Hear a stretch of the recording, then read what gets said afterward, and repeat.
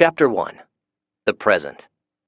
I stood on the second-floor balcony of the library, overlooking the smoldering remains of books and the overturned shelves. Soot-stained ceiling tiles told a tale of a fire which did not completely take. Nevertheless, the damage was done. Many books had survived, but they had sustained extensive smoke and water damage. Amazingly, the fire retardant system still had a little pressure left in it. The water was flowing out of the sprinkler heads at a trickle now. Tendrils of smoke were still emanating here and there. This had been set recently, within an hour. There were other acts of vandalism as well. Most of the windows were broken, and obscene graffiti had been painted maliciously on the walls of a facility that existed only as an educational facility. Heathens. It is the noun I use to describe them. Somehow, many of them had survived when so many good people had died. They roamed in gangs of various numbers, leaving a trail of ruin in their wake. They had little regard for rebuilding society, bent only on their own short-sighted, destructive desires. There was nothing for me here. Since the infection outbreak, my visits to the Nashville area were infrequent. The urban areas, densely populated back when society was normal and functional, were now populated with the infected. My thoughts were interrupted when I heard angry yelling. It was not inhuman in origin, definitely human. My survival instincts warned me against it, but I was curious. I surreptitiously exited the library through a side door. The muffled voices were now more succinct, and I could discern the direction. I crept south along Edmondson Pike toward the sounds, scanning the area warily as I walked, hugging the abandoned cars for cover. I did not have to go far. There were 3 of them. I used my rifle scope to get a good look at them. 2 of them were rough-looking men. The third one was a young girl with long dark hair. One of the men, a tall, lanky man with rounded shoulders, was loudly berating the girl, and as I watched, he hit her with a stinging backhanded slap. She fell to the ground. The other one, a shorter, dirtier version of his friend, laughed loudly.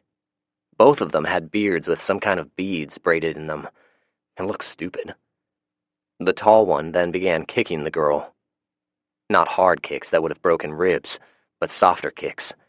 Kicks intended more for debasement and humiliation. I crouched beside an overturned car and rested my rifle on one of the flattened tires. About the time I got sighted in, the tall one picked up the girl by the scruff of her neck and gruffly yanked her pants down. Correction. Did I say girl? With the aid of my scope, I could see other things. Nope, definitely not a girl. He was skinny as a rail. It was difficult to determine his age, maybe 11 or 12. I made a decision. Kill the bastards. They were bullies. I had a special dark place in my heart towards bullies. They had been passing a whiskey bottle back and forth while bullying the little boy. The short one took a long pull from it and laughed gleefully when his friend yanked the kid's pants down. I scanned the area with my scope, then took my eye off of them for a moment and did another quick check of my surroundings. Paranoia was a positive character trait in this day and age, and I did not want to be ambushed from behind. When I looked at them again, Big and Ugly now had his captive bent over the lowered tailgate of a truck and had his own pants down. He had no idea I was watching him as he started brutally sodomizing the boy. Disgusting. His body was gyrating fervidly, too much for a clean headshot, so I put the crosshairs at the center of his shoulder blades, took a slow breath, exhaled, and gently squeezed the trigger. If I had made it past the 10th grade, I could probably give you a nice graphic description of the destruction the boat-tail hollow-point bullet caused. Every action book I've ever read does it, but I won't bother. I think you get the idea. After shooting the first one, bully number 2 stood there looking dumbfounded. His alcohol-sodden brain was slow to process what had happened. I worked the action of my Winchester and fired again. The whiskey bottle fell out of his hand and shattered on the ground. I didn't have to worry about being arrested. This was the way of the world these days. What a way to celebrate my 18th birthday. Chapter 2. 2 years ago in sophomore hell. I was in love. You know the kind of love. Teenage, goo-goo-eyed puppy love. It was exhilarating. It was excruciating. The emotion occupied my every waking thought and even my dreams. Hell, it occupied my mind even while I took my morning crap. I was currently sitting in history class, casting glances at the object of my adoration, when I was broken out of my reverie by Ms. Snodgrass, my teacher. The teacher from hell, I might add. "Zachariah Gunderson, are you paying attention?" That's me, Zachariah Gunderson. Currently stuck in sophomore hell. Imprisoned 8 hours a day in a worn-out public high school. The popular opinion is that it should have been burned down years ago. The teacher's name is actually Snodgrass, an old Nashville family name, but she had such a snotty attitude all the students called her Snotgrass behind her back, of course. I looked up at her. She was short and very stout, like a bulging beer keg. She was possibly around 45 years old, but she looked at least 10 years older. She was currently glaring at me over a pair of dirty bifocals. "Oh, yes, ma'am, I'm here." A couple of my friends chuckled. I grinned and looked over at Macy. She glanced at me without expression and turned her attention back to her textbook. Macy Kingsley was her name. She had long blonde hair, hazel green eyes, perfect white teeth, and nice teenage curves. She was on the varsity cheerleading team and very popular. I was on the track team. We'd been dating for almost 3 months, and Saturday night, yeah, just 2 days ago, she finally let me. You know what I mean. We made love. Engaged in intimate relations. Fucked like bunnies. Saturday was our 3-month anniversary, and I wanted it to be special. Macy told me to surprise her. I opted for a romantic moonlit picnic, and it had to be perfect. I planned it out with the tenacity of General von Steuben. I picked out a remote area overlooking a brook that bordered one side of the farm I worked at. It had a beautiful view overlooking a valley.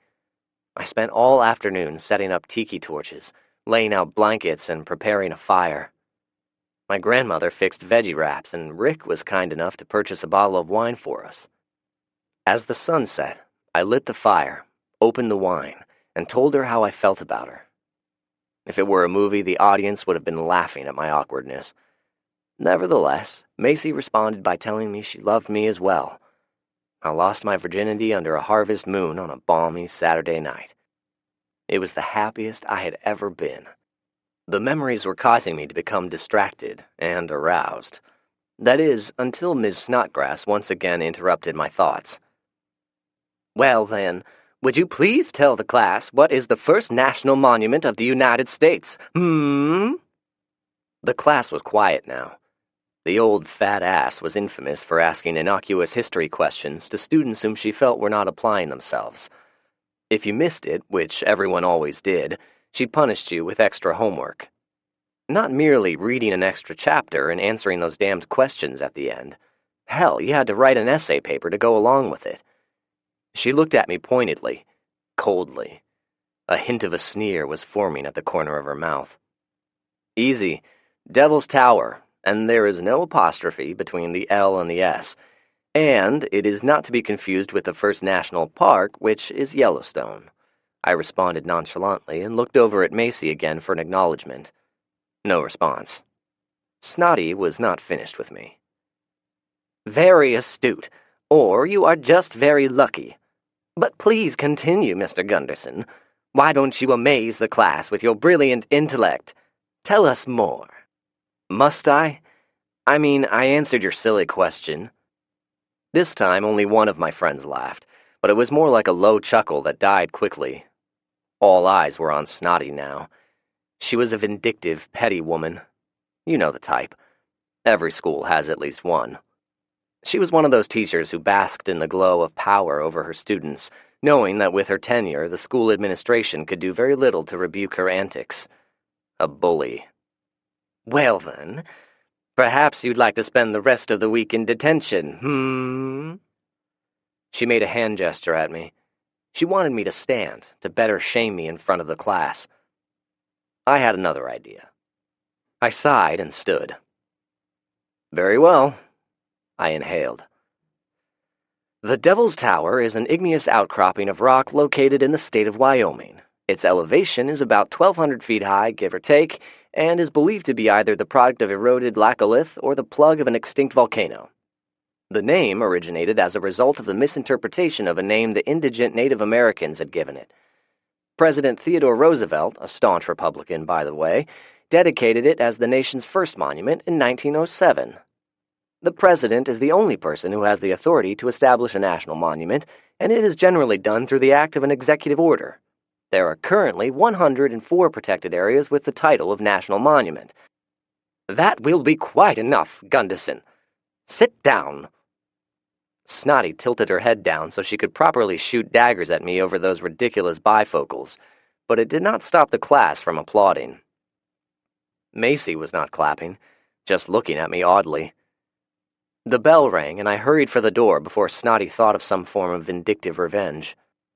I waited for Macy in the hallway. "Hey," I said to her as she exited the class. I tried to sneak in a quick kiss, but she turned her head adeptly. My lips caught a passing glimpse of her cheek. "Not here," she whispered curtly.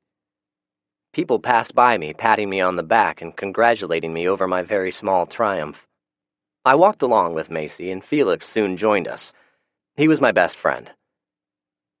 "Man, you rocked in there. Old Snotty didn't know what hit her. You've got to be some kind of genius, Zach. How'd you know all that stuff?" Macy and Felix looked at me expectantly. I shrugged. "I read a lot and have a good memory." "Well, if you don't start applying that brain to your classwork, you'll never graduate high school. Then you can kiss any scholarship possibilities goodbye." Macy punctuated her statement with an upturned nose as she turned to walk off. I hurried to catch up with her. Felix started to follow, but I looked back at him and gestured with a shake of the head. He took the hint. I caught up with Macy and walked along with her. Hey, what's up? You seem mad at me." She glanced at me sidelong as she continued to walk. "It's not you. I'm about to start. I'm just feeling irritable." She saw my obvious confusion and rolled her eyes. "My period, Zach. I'm about to start my period. God, Zach, for somebody who is so smart, you sure are naive." I could feel my cheeks turning red. She scoffed at me, but then squeezed my hand briefly. "So, you have track practice after school?" I nodded. Track and a good memory were my strong points. I was counting on a track scholarship after high school. My only living relative was my grandmother. Her only source of income was Social Security. Otherwise, it was a life on the farm with Rick, or a long indebtedness of student loans.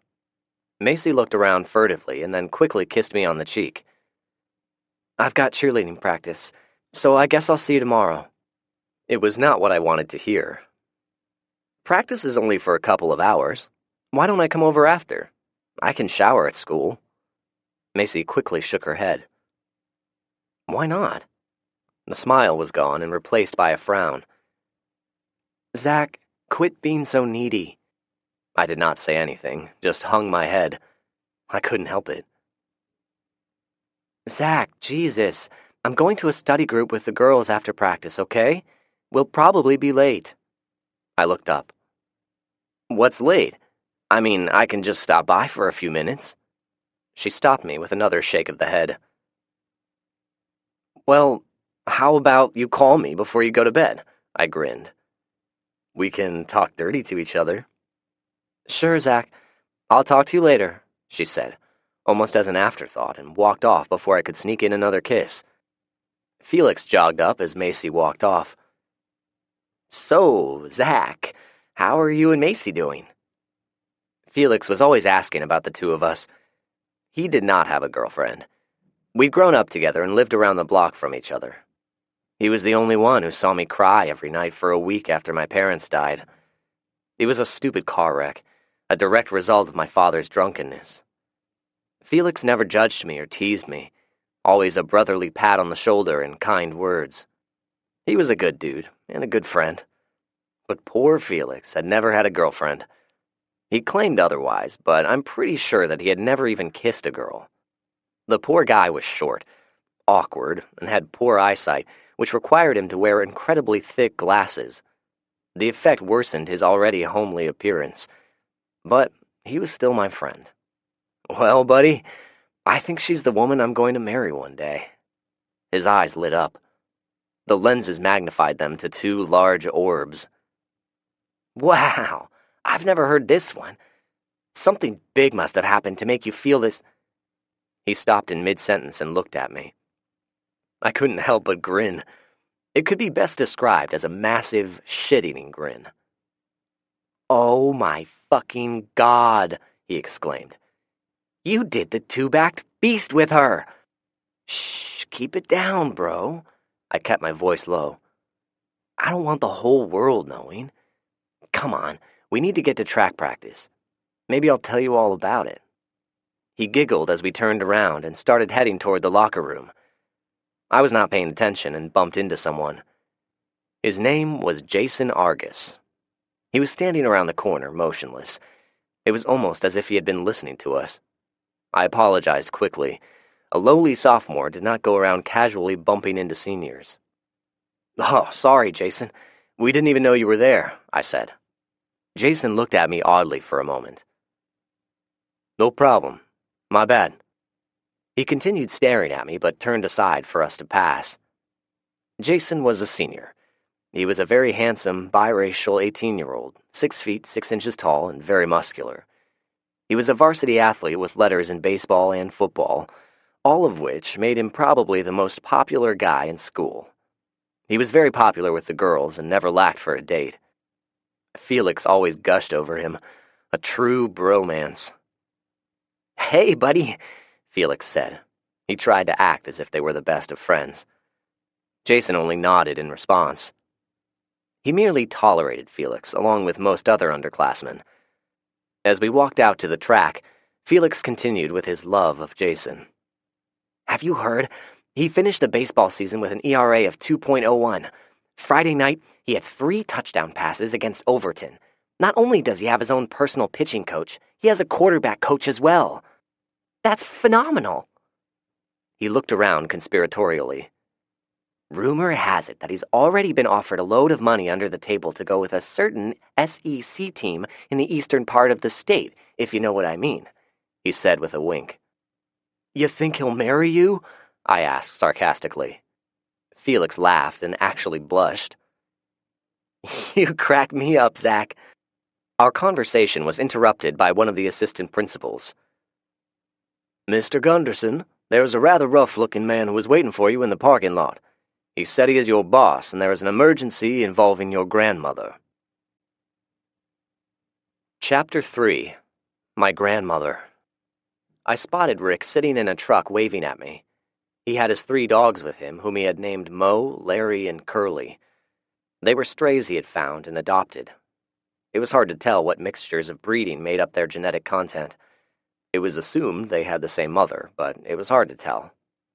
"Hey, Rick, what's up?" I asked when I jogged up. Rick was a grizzled old Vietnam veteran who worked at the farm with me. Technically, he was my boss. He was a little past 60. A hard life, along with generous amounts of alcohol and cigarettes, had etched deep lines in his sun-damaged face. It appeared he had been going on a week without shaving. Felix jogged up a short time later and said hello. Rick ignored him. "I need to get you to the hospital. Your grandmother's had a stroke." He looked over at Felix. "Your gay friend can come too." Felix started to protest, but I spoke first. "What happened?" I asked. Rick looked at me as if I was stupid. "I just told you. She had a stroke." He stared at me a few seconds more before he felt like he needed to elaborate. "The postal lady found her lying in the backyard and called 911. I don't know why they didn't call you at school, but the neighbors seemed to think you were at work and called there. I got the phone call." He looked around and took a swig out of a pint of cheap whiskey. "Look, get in and I'll give you a ride to the hospital. We'll figure it all out when we get to the hospital and talk to the doctors." Felix opted out of going with us and agreed to drive my little Ford Ranger truck home, but made me promise to call him the minute I knew more. He nodded, gave me a pat on the back, and trotted off. I walked over to the driver's side. "Slide over. I need to drive," I ordered. It was hard to gauge Rick's level of sobriety, or lack thereof. Rick snorted. "I ain't drunk, you smart-ass kid." "Come on, Rick. You just got your license back. You don't need to get arrested again." Rick snorted again, but after putting up an obligatory fuss, ceded the driver's seat to my smart and sober ass. We rode in silence. Rick was listening to a talk radio station. The host was rambling on about government conspiracies. I tuned him out. Grandma was unconscious when we arrived. I was met by the doctor before I could get in the room. "How is she, sir?" I asked tentatively. He did not answer me, at least not right away. "Are you her only living relative?" he asked pointedly. I shrugged. "You are under 18, I'm guessing." I nodded. He looked over at Rick, probably smelled the alcohol, and redirected his attention back to me.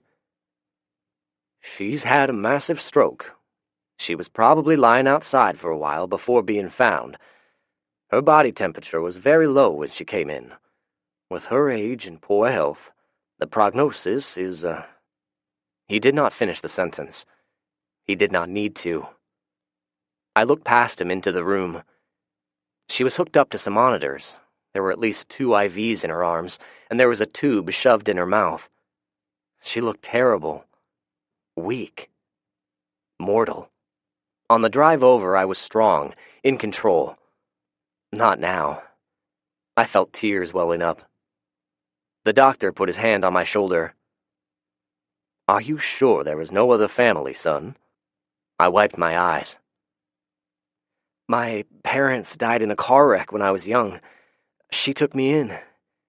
My father has family somewhere in Sweden, but I've no idea how to contact them. There might be some cousins out there somewhere, but I've never met them." I did not tell him that my dad's family had disowned him years ago before I was born. I looked at the doctor.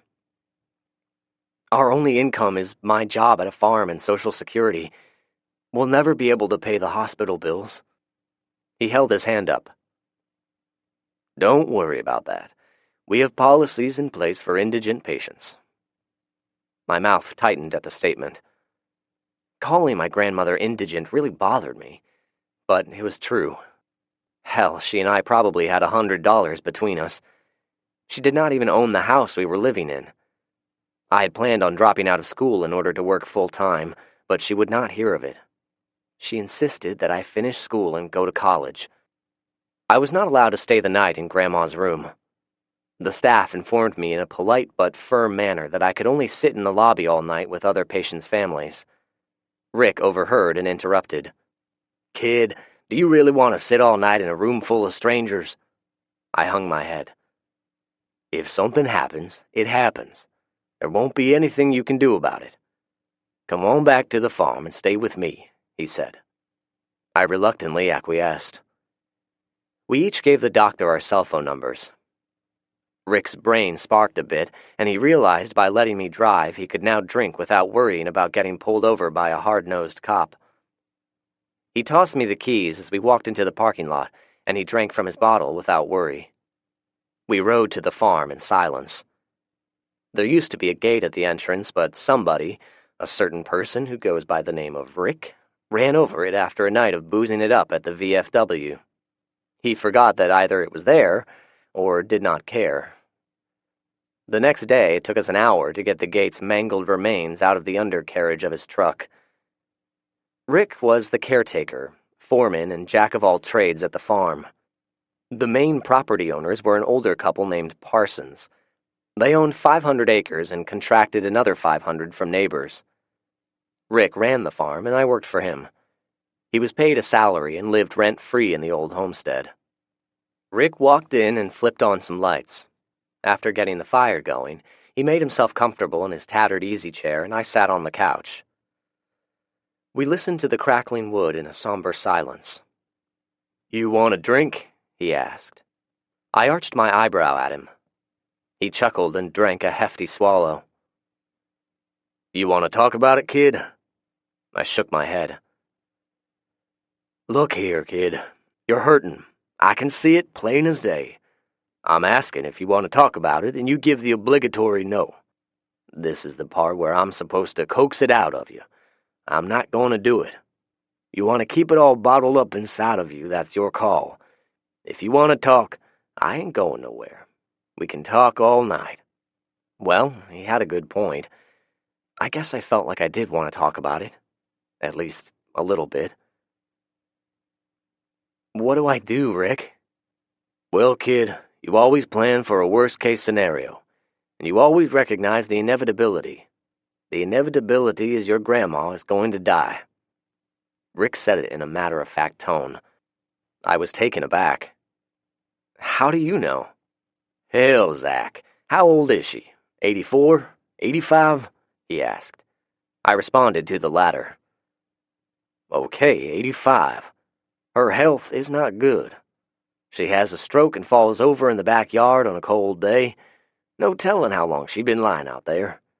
I'm no doctor, but I'm not giving her good odds, kid.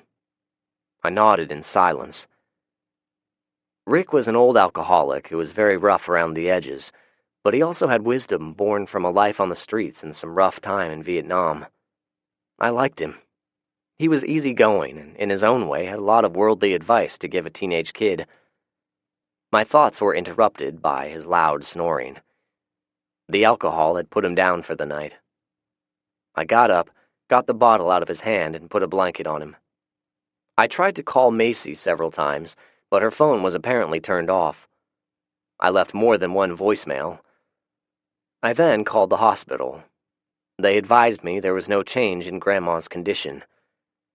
I tried calling Macy once more, and drifted off to sleep with my phone grasped tightly in my hand. Chapter 4. The Worst Day of My Life. It was the crack of dawn when I woke up.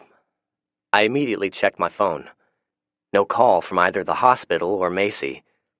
I called the hospital first. They were very vague, but said her condition had not changed. I then tried calling Macy. Her phone was still off. So I called Felix. He answered after the first ring, but he was still groggy from sleep. "How's your grandmother?" he asked. "She's not good.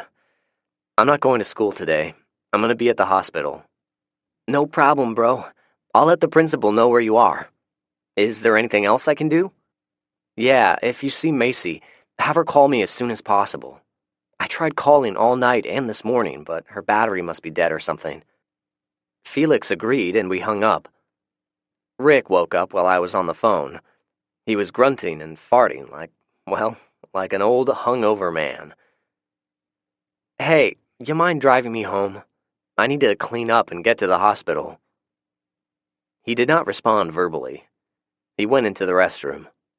A moment later, I heard the sound of him urinating, followed by the sound of the toilet flushing and the faucet running. He came out a moment later and half-heartedly grabbed the keys off of the kitchen counter. His brain wasn't ready for verbal communication. He pointed toward the door and walked out.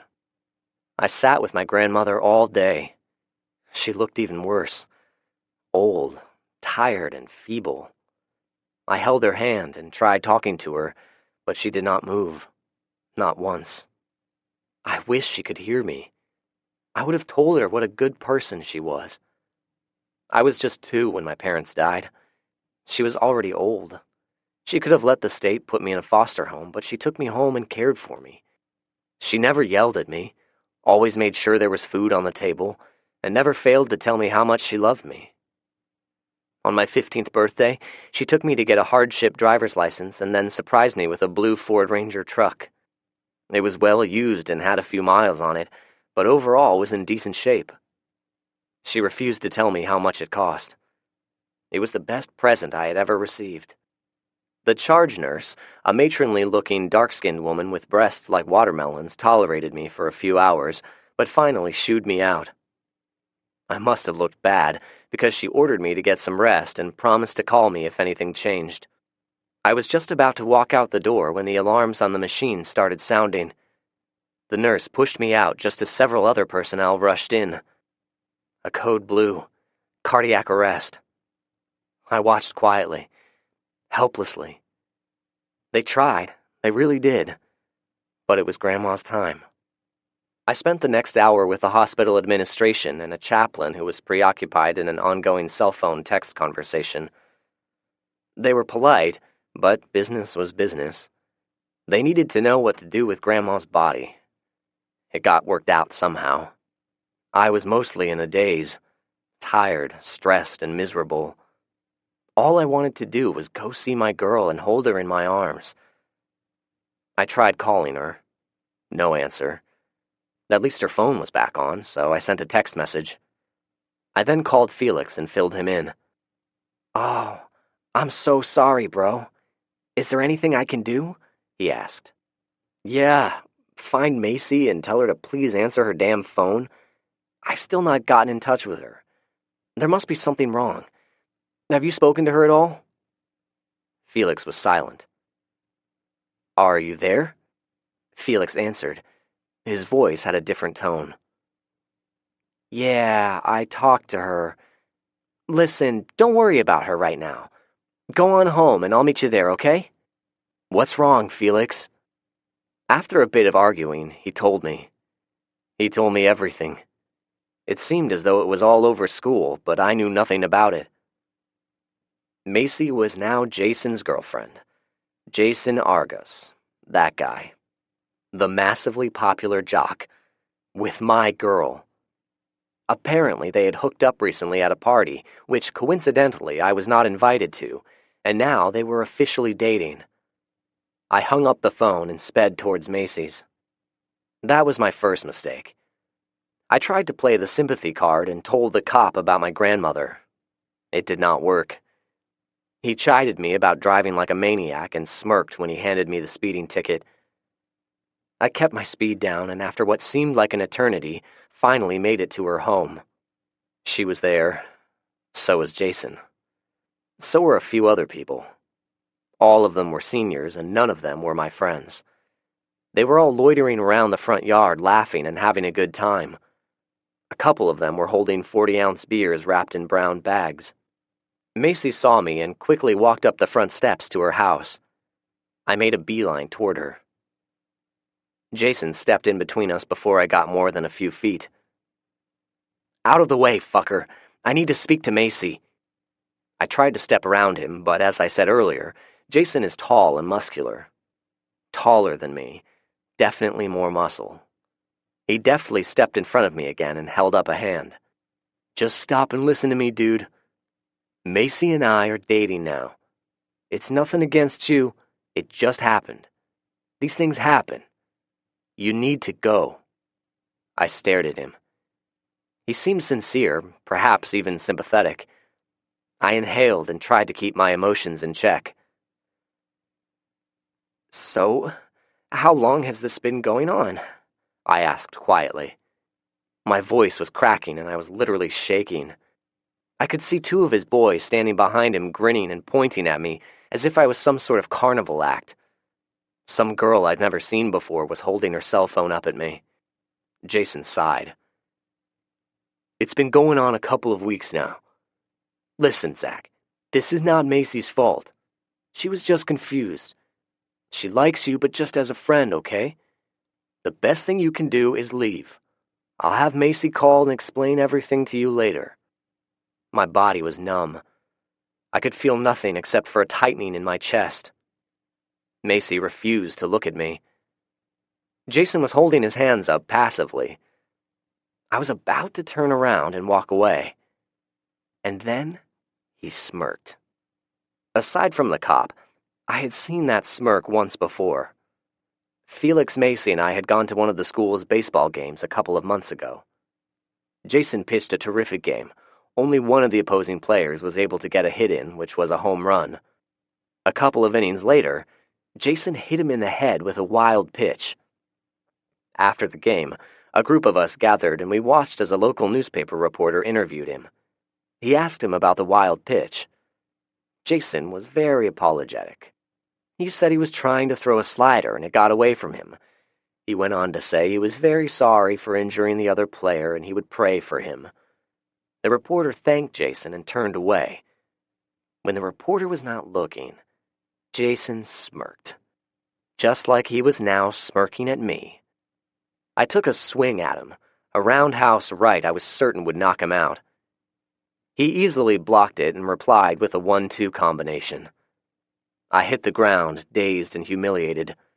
That would have been enough. I was done for. Once the stars circling in front of my eyes went away, I was going to get up and walk to my truck with as much dignity as I could muster. It was not to be. While I was lying there, his 2 boys decided to join in. They ran up and started viciously kicking me. The last thing I saw before losing consciousness was Macy looking at me. It was the day before Thanksgiving and my 16th birthday, and yes, it was the worst day of my life. Chapter 5. The Beginning. I regained consciousness in an ambulance. My mind was in a fog. I could not yet fully fathom what had just happened to me. The only thing I could really grasp was that this ambulance ride to the local ER was going to be yet another bill I would not be able to pay for. The paramedic, an attractive blonde who reminded me of Macy, was asking me simple questions. What was my name? What day was it? Did I have any communicable diseases? When she was finished, she smiled and squeezed my hand. I guess I answered to her satisfaction. The ER personnel were nice, but hurried. The place was full of patients. Even the police officer, the same one who gave me a speeding ticket, was very polite as he took a report of my assault. He was even kind enough to turn his head every time he coughed.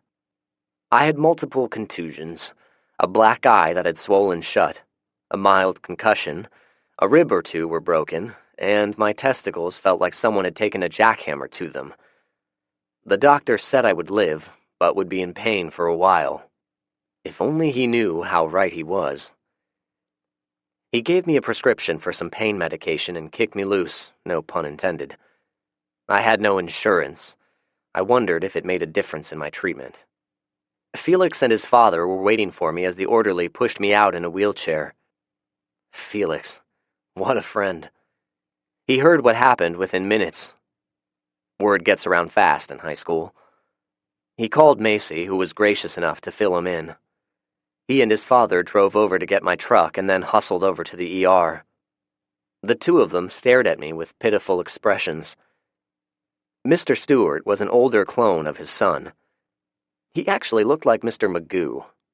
They both wore the same thick eyeglasses, they had the same build, and even their haircuts were exactly the same. They gingerly helped me to my little Ford Ranger, and Felix drove me home in silence. I kept my eyes closed to try to alleviate the pain and prevent needless conversation. Okay, buddy, we're home. Oh, shit, Felix gasped. I opened my eyes and looked. Someone had decided they needed to rub it in a little. They had spray-painted some choice graffiti on the front of my house. Let's just say there were some disparaging references to my gender, my sexual orientation, and my penis. Very nice. I guess losing one's grandmother garnered little sympathy these days. Mr. Stewart parked on the other side of the street and waited. He seemed not to notice the graffiti. Felix stared at the vandalism. Bro, that is so fucked up. Why would they do that to you? He shook his head in disgust. I would have too if my head did not hurt so badly. You want me to stay the night? Pops won't mind, and I can try to clean this stuff up. He was looking at me with those big, pathetic eyes as if he was the one who had just taken a beating. I shook my head, making the pain worse. I appreciate it, Felix. I really do. But I just want to be alone for a while. A tapping on the truck's window interrupted and startled me. I guess I was still shell-shocked.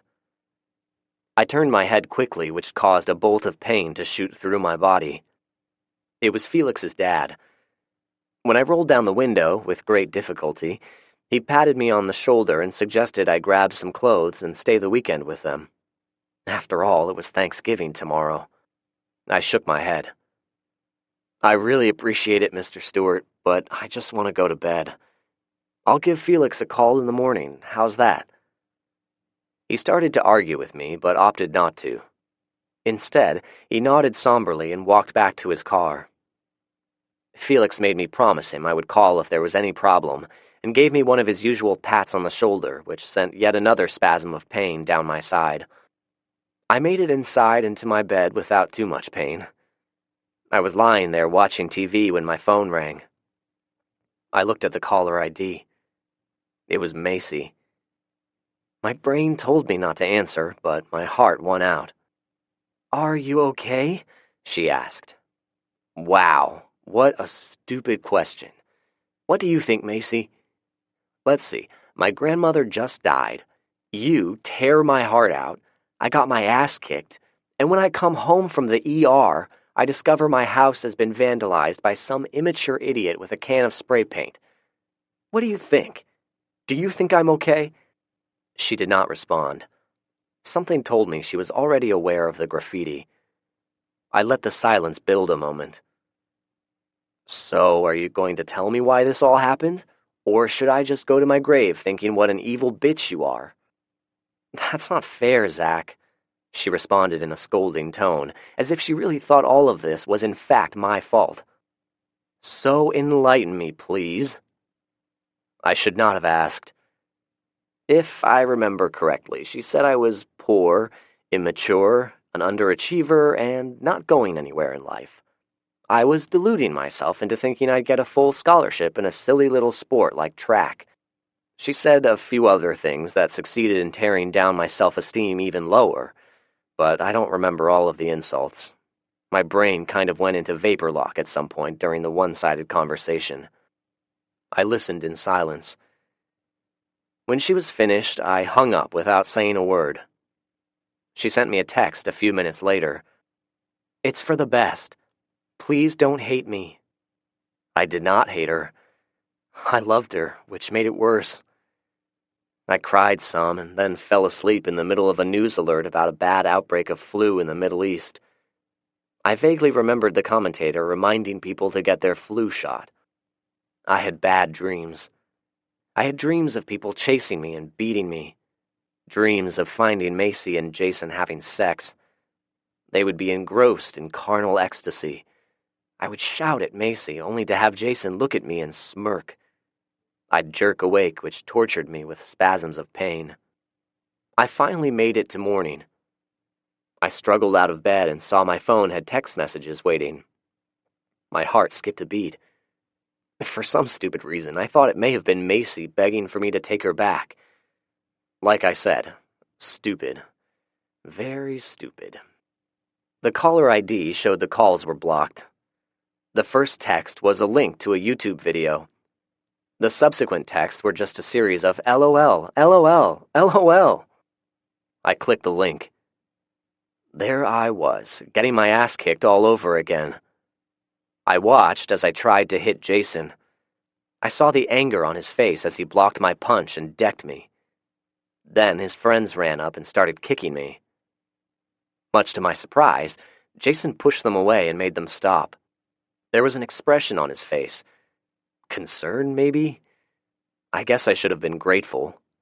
If those two had not been stopped, I would have been in much worse shape. Macy just sat there on her stoop, smoking a cigarette and watching with an air of indifference. Yeah, I cried some more.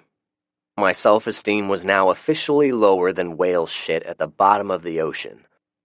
After a while, I struggled out of bed, didn't bother with a shower, and spent a futile half-hour trying to clean the graffiti off the house.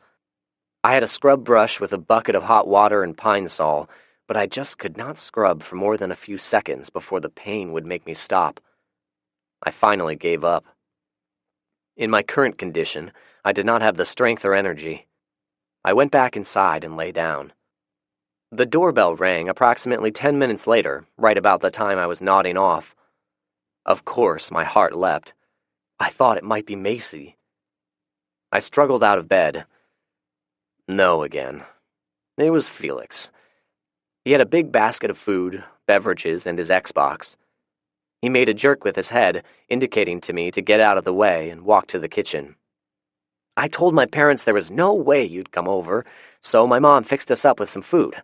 And you're not going to believe this, but Dad even snuck us some beer. Have you eaten yet?" Felix asked. I shook my head. He nodded and made a couple of peanut butter sandwiches. I normally would have smiled, but I did not have it in me. "All right, you go sit down, enjoy the sandwiches, and take it easy. I'll clean off the paint. Don't you worry about a thing. Your old buddy Felix is here." Felix labored over the paint for a couple of hours. He succeeded in getting it all removed, but now there were these off-colored spots on the siding that were lighter in color. If one looked closely, the words could still be seen. At one point, I logged on to my Facebook page. I was not surprised when I saw some derogatory comments posted. Oh, and Macy was no longer on my friends list. No surprise there. I read the comments. Some were supportive, but others were very cruel. Felix walked in as I was looking at it. He looked over my shoulder at the screen and sighed. "I'm sorry, bro. People can be really shitty sometimes."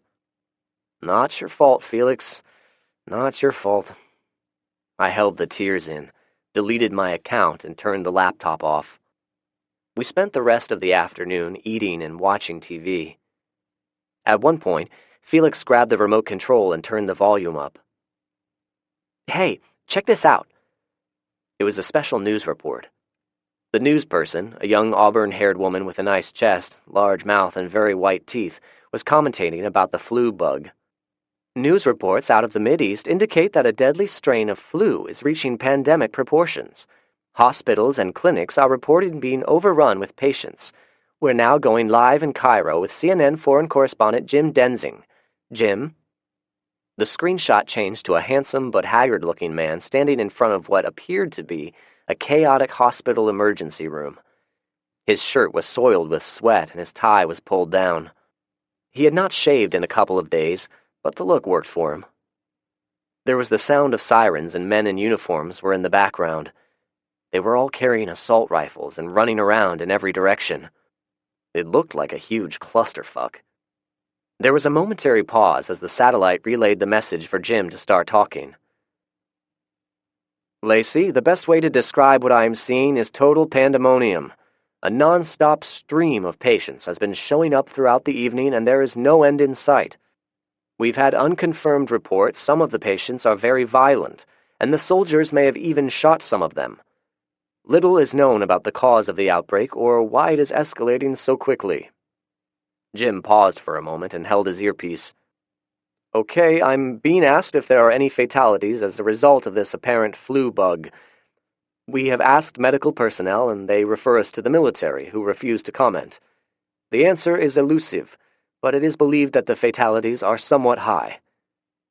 There was a sudden sound of gunfire out of the view of the camera, and Jim instinctively ducked down.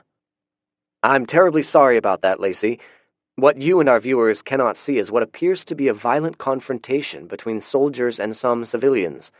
We're going to pan the camera around so you can get a view. I must caution the viewing audience that this is a live feed, and there may be disturbing images." The camera turned approximately 180 degrees. There, in living color, were soldiers being attacked. They were shooting back, but even though the people attacking them were unarmed, the soldiers appeared to be losing the battle. The live feed lasted approximately 5 seconds before it went blank. The last scene appeared to be barricades being overrun by a swarm of people. "Crazy shit, man," Felix said and turned the channel. We spent the rest of the night watching Iron Man movies or playing on the Xbox. My grandmother was buried on the Monday after Thanksgiving weekend. Her pastor officiated.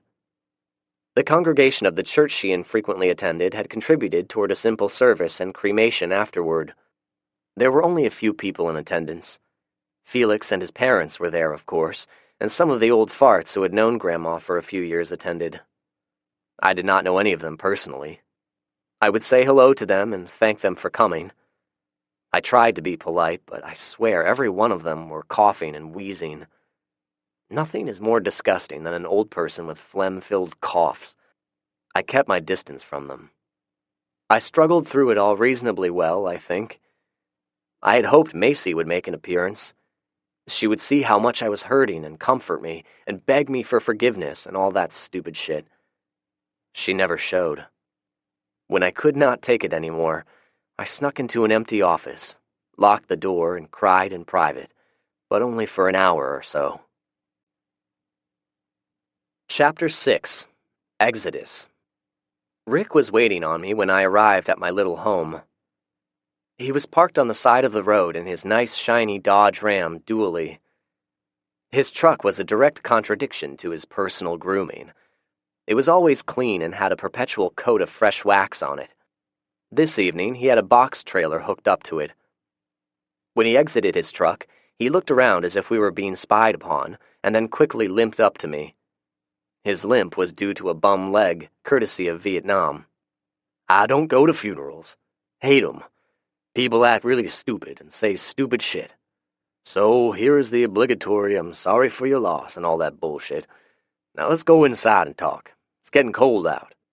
I fixed coffee and we sat in the kitchen at a faux walnut dining table. It was clean but had its share of dents and nicks.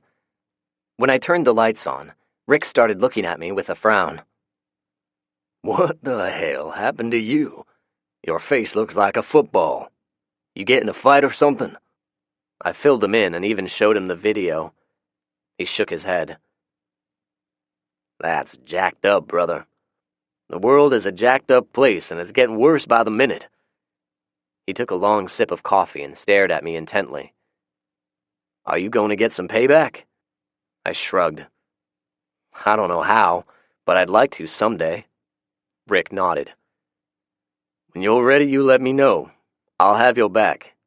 I may be an old drunk with a bum leg, but I'm a sneaky bastard, and I can still shoot. I nodded solemnly, but I did not really know what to say. Sure, I wanted revenge on all of them, including the girl who videotaped it, but I never even considered anything having to do with guns. Hell, I was thinking of stuff like slashing their tires or egging their house. Sneaky shit without any confrontation. He refilled his cup, retrieved a half pint of cheap whiskey from his jacket pocket, and laced the coffee with a generous dollop. I shook my head. He shrugged and then fixed me again with a serious stare. All right, it's time to talk about some serious stuff. Hence the serious stare. I'm going to lay it all out for you, and then you'll need to make some serious decisions. Since you're just 16, some fat, ugly heifer with the Department of Children's Services will be coming around here pretty soon. No matter what you say or do, they're going to put you in a foster home until you're 18. He paused and took a drink, presumably to let the statement sink in. Now, the way I see it, you can go talk to your friend's parents, and I think they'd take you in. You're a damn good kid, and you're that nerdy gay kid's best friend. It'd be a good home for you. But I think I got a better idea. He motioned at me with his mug. Some of its contents sloshed over the rim. Let's pack your shit right now, and you come live with me. I've already cleared it with the Parsons. I started to reply, but he held up a hand. I don't know if you've been watching the news these past few days, but there's something really weird happening. Something really bad. People all over the world are getting sick. A lot of them are dying, but there's something else going on. A lot of them are going fucking crazy, like zombie crazy. Do you know what I mean? I shook my head. I might have even laughed if I did not feel so miserable. What are you talking about? Are you saying that the end of the world is coming or something? Rick nodded his head somberly. I managed a half-hearted snort. You need to lay off the sauce. Rick arched a bushy eyebrow. Could be. Could be I'm completely loco, right? I'm sure a lot of people would agree with you. I admit I've got a few screws loose, but what if I'm right? What if this crazy old man is right? What then? He held a hand up. Don't say anything just yet, because I'll tell you what will be happening if I'm right. Total societal collapse. I see the way you're looking at me. Just because I'm crazy don't mean I've lost my mind. He emphasized each word, took a drink, and leaned forward. It's already started, Zach. He reached over and slid the remote control across the table. Turn the TV on if you don't believe me. Put it on Fox or CNN. I did as he suggested. There was a little bit of sports news, and then they started talking about the flu outbreak. The newswoman, the same perky woman Felix and I had ogled on Thanksgiving, was talking about news blackouts in various countries in the Mideast. I changed the channel to CNN. They were interviewing somebody from the CDC. The caption identified him as a doctor and an assistant director of the center. He was staring at a fixed point on the ground and saying everyone should remain calm and get their flu vaccination. The local news was talking about the full emergency rooms throughout the mid-state area. I flipped to a couple of other channels. Same thing. I looked over at Rick. He pointed at the TV. You see, there's something bad going on. Now, you're the smart one. What do you think about all of this? I thought for a minute or two while I watched another news segment. I then muted the sound. Le Grip, I stated. He frowned and narrowed his eyes at me as if to say, "What did you just call me?" That's what they called it in 1918. Le Grip, or more commonly known as the Spanish influenza. It was a worldwide epidemic. They're not sure exactly how many people died, but the estimation is as high as 50 million. Years later, the CDC did some testing with some old preserved tissue samples and determined that it was a strain of avian flu. Before that, let's see, roughly 541 BC, there was the plague of Justinian. That was in the Byzantine Empire. It was believed to have killed as many as 10,000 people a day at its peak, and in the 14th century there was the infamous Black Death. Those two were bubonic plague. There have been others. I remembered the news report from Cairo that Felix and I had watched. It now triggered a memory in me of an old book that I had read about the Justinian plague. There had been some speculation the plague originated from infected rats on grain boats arriving from Egypt. Rick slapped the table. Well, there you have it. You just used a lot of words to say a few years back somebody stepped in some chicken shit or got bit on the ass by a flea, and the next thing you know, 50 million people are dead. So, Zach, it may be just a few hundred people die, or it may be damn near the whole world. And those who don't die, well, they're going to be in a world of lawlessness and starvation.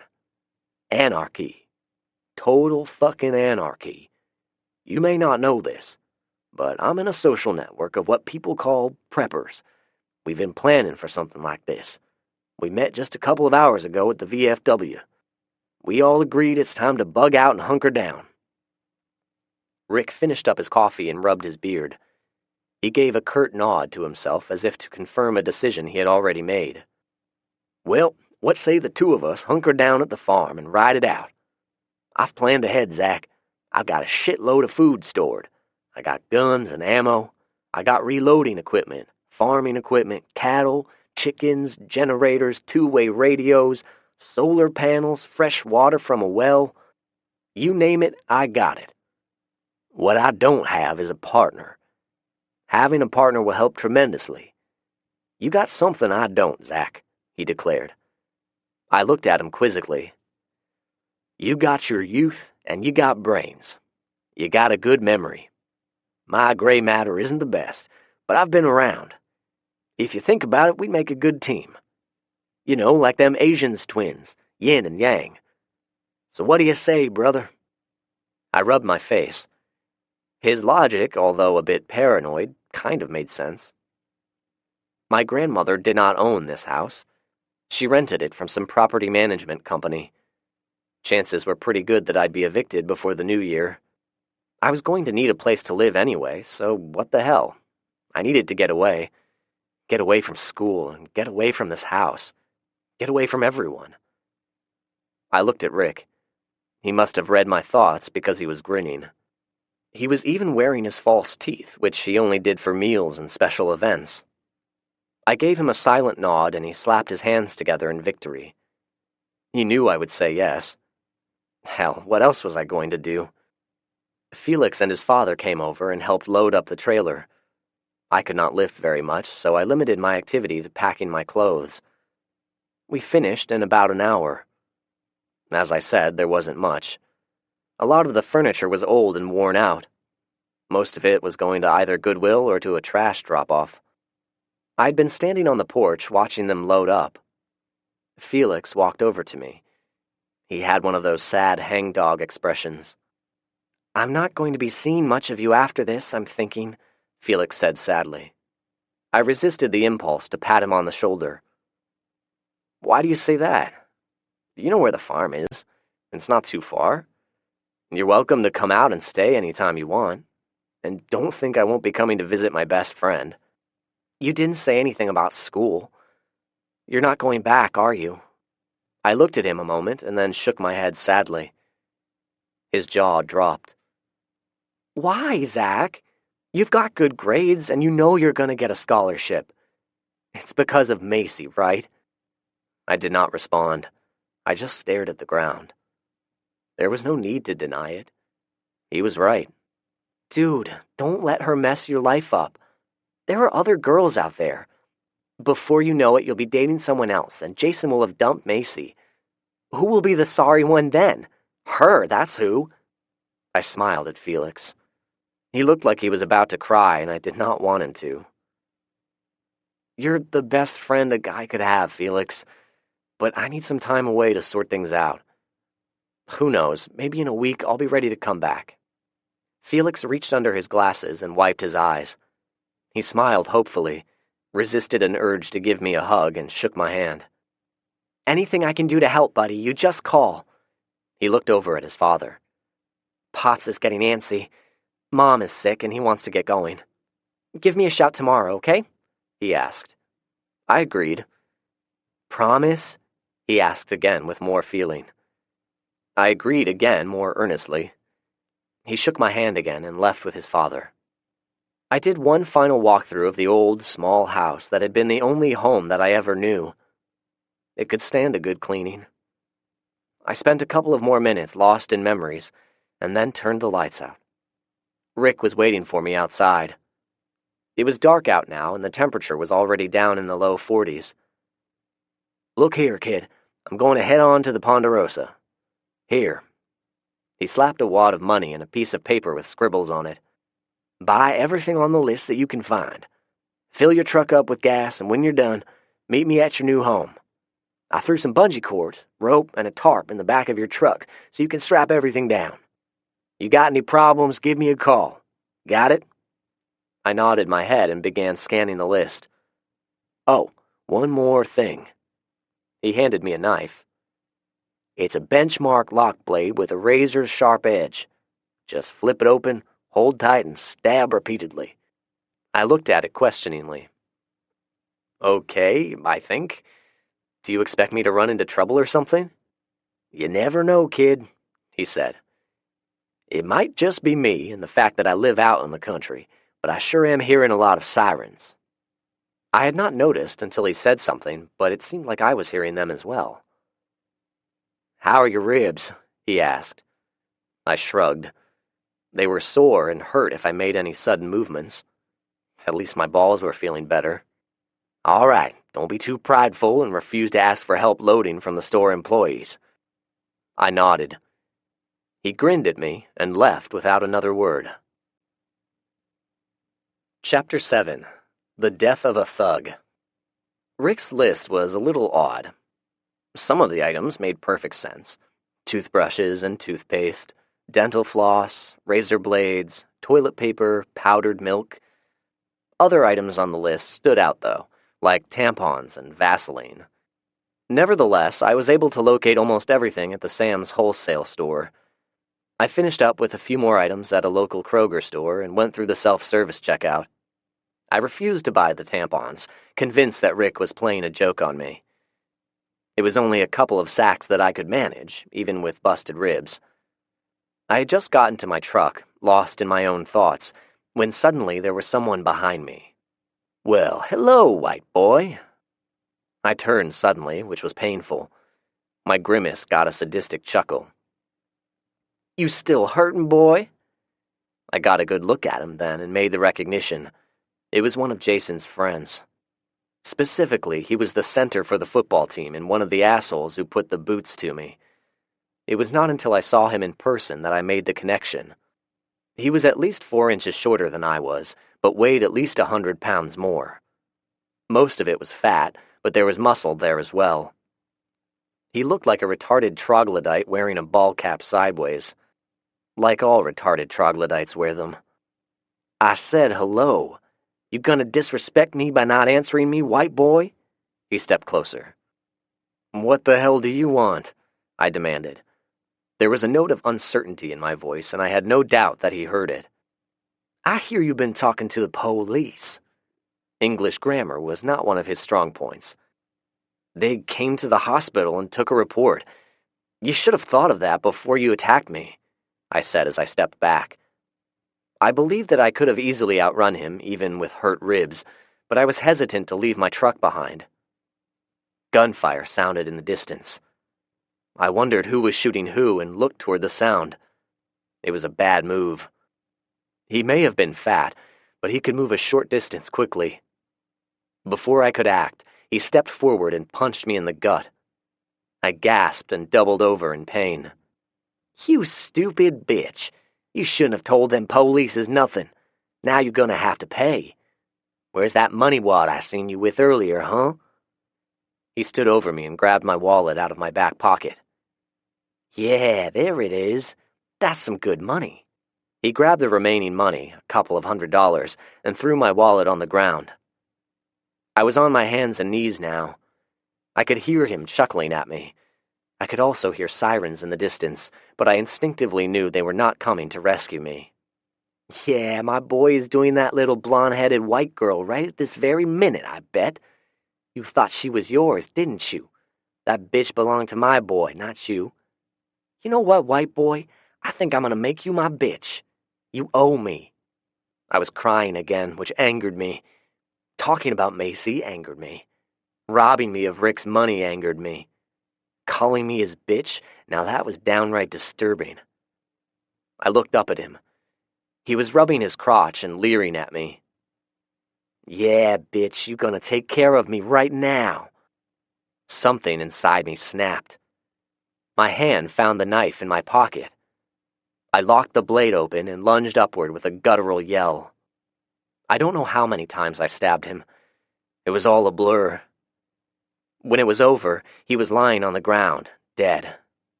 We had ended up in between my truck and another car. I was breathing hard, and my ribs hurt like hell.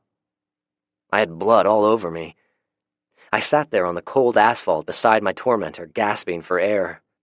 He wasn't breathing. Thankfully, my truck and the other car parked beside me kept us mostly hidden from view. I don't know how long I sat there, catching my breath. My mind was in a fog, the thinking processes going in slow motion. I did not know what to do. Rick. I needed to call Rick. The conversation went something like this. Rick, I just stabbed a guy. I think he's dead. No shit. No shit. I'm serious, Rick. I wouldn't joke about something like this. I quickly told him what had happened. What do I do? He drew in a deep breath and spoke sternly. Listen to me carefully. Only answer me yes or no. Take a look around, but don't make it obvious. Is there anyone watching you? I peeked up over my truck and casually looked around. There was nobody within close proximity, only an older couple at the opposite end of the parking lot. They had their heads down and were hurriedly walking toward their car. I relayed this information. Okay, good. Now get those groceries and money back, and then you need to get out of there as soon as possible. I started to ask about the police, but he shut me up. No, listen to me. You've got to get out of there pronto. Now do what I said and get yourself in your truck. Don't hang up. I'll wait. I grabbed the money out of his dead hand, grabbed the sacks of groceries, and got in my truck. After a moment, I got back out of my truck and retrieved my wallet off the cold asphalt. I looked around again, trying to make it look casual, and then got back in my truck and locked the doors. It seemed like the proper thing to do. I relayed this to Rick. All right, you're doing good, kid. Now slowly drive away, just like you would if nothing at all happened. But I want you to kind of keep one of your hands over your face and look up at the light poles with your eyes only. Don't tilt your head up. Do you see any security cameras? I looked up through my windshield. I spotted one at the far end of the parking lot near the main entrance. Rick directed me to drive away from it and choose an alternate exit. He stayed on the phone with me the entire time until I got back to the farm, talking to me and calming me. It did not help very much. I was certain at any moment there would be blue lights flashing in my rearview mirror and I would be arrested. But it never happened. Several minutes later, I drove over our gateless bridge to the farm. I saw Rick waiting by the barn with the mutts. They wagged their tails appreciatively as I drove up. When I got out of the truck, Rick looked me up and down. "Lord Almighty. Strip all of those clothes off right here, and go get in the shower and scrub yourself down good." I looked down and remembered that I was covered in blood. Curly kept trying to lick me, and I had to push him away. I did as Rick told me without complaint. The shower was hot and soothing, but I could not stop shaking. My brain told me it was a natural response to the adrenaline dump, but knowing why did not alleviate any of the symptoms, nor did it calm my nerves. 30 minutes later, I was showered and wearing clean clothes. Rick had a fire going. He had thrown my clothes in the fireplace, including my shoes. As they burned, they filled the house with a smell of burning rubber. He looked up at me and handed me his ever-present pint of whiskey. I tentatively took a swallow and nearly choked. He grunted and took it back. "I've got to get your truck unloaded. You feel up to a little work?" he asked. I nodded. The truth was, I hurt like hell, but I needed to do something. Rick nodded. "Under the kitchen sink, there was a pair of those rubber dishwashing gloves and a big sponge. Get them and a bucket of hot water, put a little bit of bleach in it, about 2 cups, and wipe down every square inch of your truck, inside and out. Then we're going to run it around in the dirt and mud and get it all dirty again." "Why am I doing that?" I asked. "Hell, hoss, you know why. We don't want any of that boy's blood and DNA on your truck. Now, don't get any false hopes. We're not out of the woods yet. There may be witnesses, and a security camera may have recorded the whole thing. But, and it is a big but, we may get by. If the police come and visit, you're going to admit you were at Kroger, and yes, that boy was probably one of the boys who attacked you, but you did not see him, and you did not have any kind of confrontation. Got it? If they get to asking any more questions that sounds like they know you did it, you lawyer up and dummy up, okay?" I nodded. It seemed to make sense. He looked at me, not unkindly. "You're thinking about what you did. You're thinking you just murdered someone, aren't you?" he asked. I nodded again. The shakes made a sudden reappearance. "Okay, kid, let me tell you something. If you want to turn yourself in, good luck to you. I'll write you if this flu thing is just a passing bug, that is. But think of it like this. That boy deserved what he got. If you hadn't have stabbed him, there's no telling what he would have done to you. You did what you had to do. I don't want to hear any whining about it. Right, boys?" He looked at the dogs. They kind of just sat there with blank dog-like expressions. "See? The boys agree." I silently assented and spent the next hour wiping down my truck. After I finished, I drove it around the farm, getting it good and dirty. I was relying on Rick's advice. I certainly did not want to go to prison. I'm skinny, blonde-headed with Nordic features, blue-eyed, and a big, toothy smile. I'm fairly certain my prison buddies would change my name to Susie and have me wearing lipstick and a short dress for my duration. Not a pleasant thought. On Rick's advice, I had a couple more shots of his rot-gut whiskey and went to bed a short time later. I thought I would never fall asleep, but sleep did come. I awakened more than once due to nightmares. Rick and the mutts never noticed. Chapter 8. Wildfire. The police never came. Rick was right. They apparently had their hands full with another crisis. We watched the news on TV. Video footage from around the world was shown of people going crazy and attacking other people. The graphic stuff was blurred out at first, but it soon gave way to raw, uncensored footage. We watched as sick, maniacal people would launch themselves upon hapless victims, tearing at them and sinking their teeth into flesh, gnashing and gnawing. We watched as police and soldiers stood side by side, shooting over and over at approaching hordes, only to be overrun by the sheer numbers. Gunshots other than headshots did not seem to affect them. We monitored blog sites, Facebook, Twitter, Jabber, Steambox, and a couple of other social network sites that I had never heard of before. Rick had his ham radio going, talking to his fellow preppers. He was in some sort of club comprised of ham radio operators from around the world, and they spoke to each other in that peculiar ham radio operator lingo. Some of the items he had me buy were large maps and a box of thumbtacks with multiple colors. We hung the world map on the wall and inserted thumbtacks on the cities where outbreaks were being reported. The color coding represented the number of reports. The red thumbtack represented the highest number of reports. At the end of 2 days, the entire Middle East region was festooned with red. Southern Europe and most of Africa had a number of yellow. The good old USA was starting to gather a number of blue tacks. I wanted to use green like the colors on a traffic light, but Rick outvoted me. He thought green would be misleading. I reminded him it was only the two of us viewing the map, and I doubted there would be any confusion, but I just got a withering stare. So, blue it was. Blue, of course, represented minor reports. On the third day of this endeavor, we had all of Africa red. Most of Asia was yellow, but the reds were creeping in. Europe was completely yellow, with the red starting to creep north. Most of the cities in North and South America had blue tacks, with the exception of the major cities like Rio, New York City, and Los Angeles, which had yellow tacks. I pointed out one blue tack to Rick. "What is this one all about?" I asked. It was stuck on a spot in Antarctica. Rick turned away from the computer monitor and looked at it. "There's a research base down there. Fox News reported that a scientist was very sick and there was trouble with bad weather keeping a rescue plane from flying down there. Since then, they've lost radio contact with them. Probably should replace it with a red tack." His cell phone rang.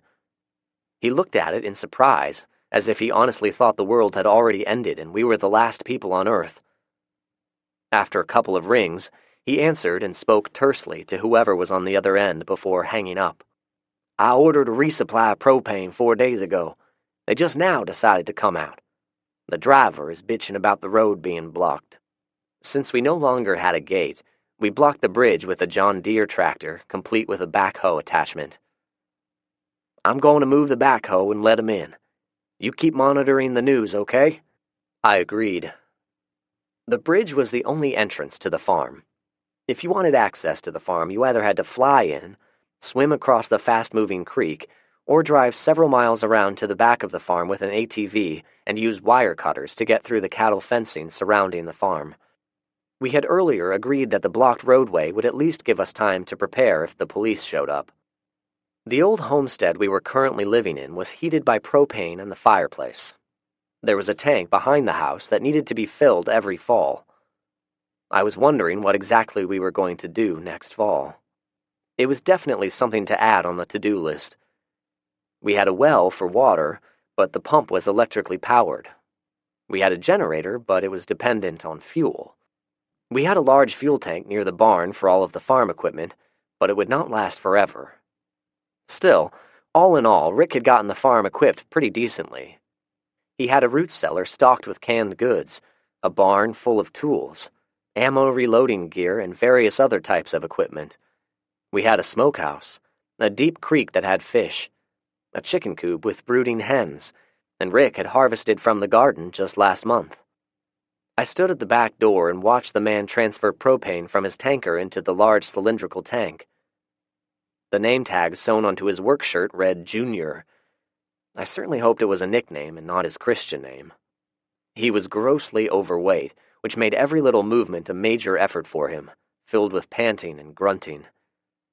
He had to wear suspenders because I don't think they made a belt big enough for him. I noticed Rick was keeping a fair amount of distance from him. He was also wearing a handgun in a holster attached to his belt. Junior either did not notice or did not care. We all paused in our thoughts and actions to look skyward as a sortie of military aircraft flew overhead. Junior pointed at them. "My brother-in-law is in one of them planes. He's a staff sergeant in the National Guard. They got called up this morning. He wasn't supposed to, but he sneaked a call to my sister." He looked over at me. "You see, we're not related by blood. He's married to my sister. That's what makes him my brother-in-law." Well, no shit, Junior. Thank you for the edification.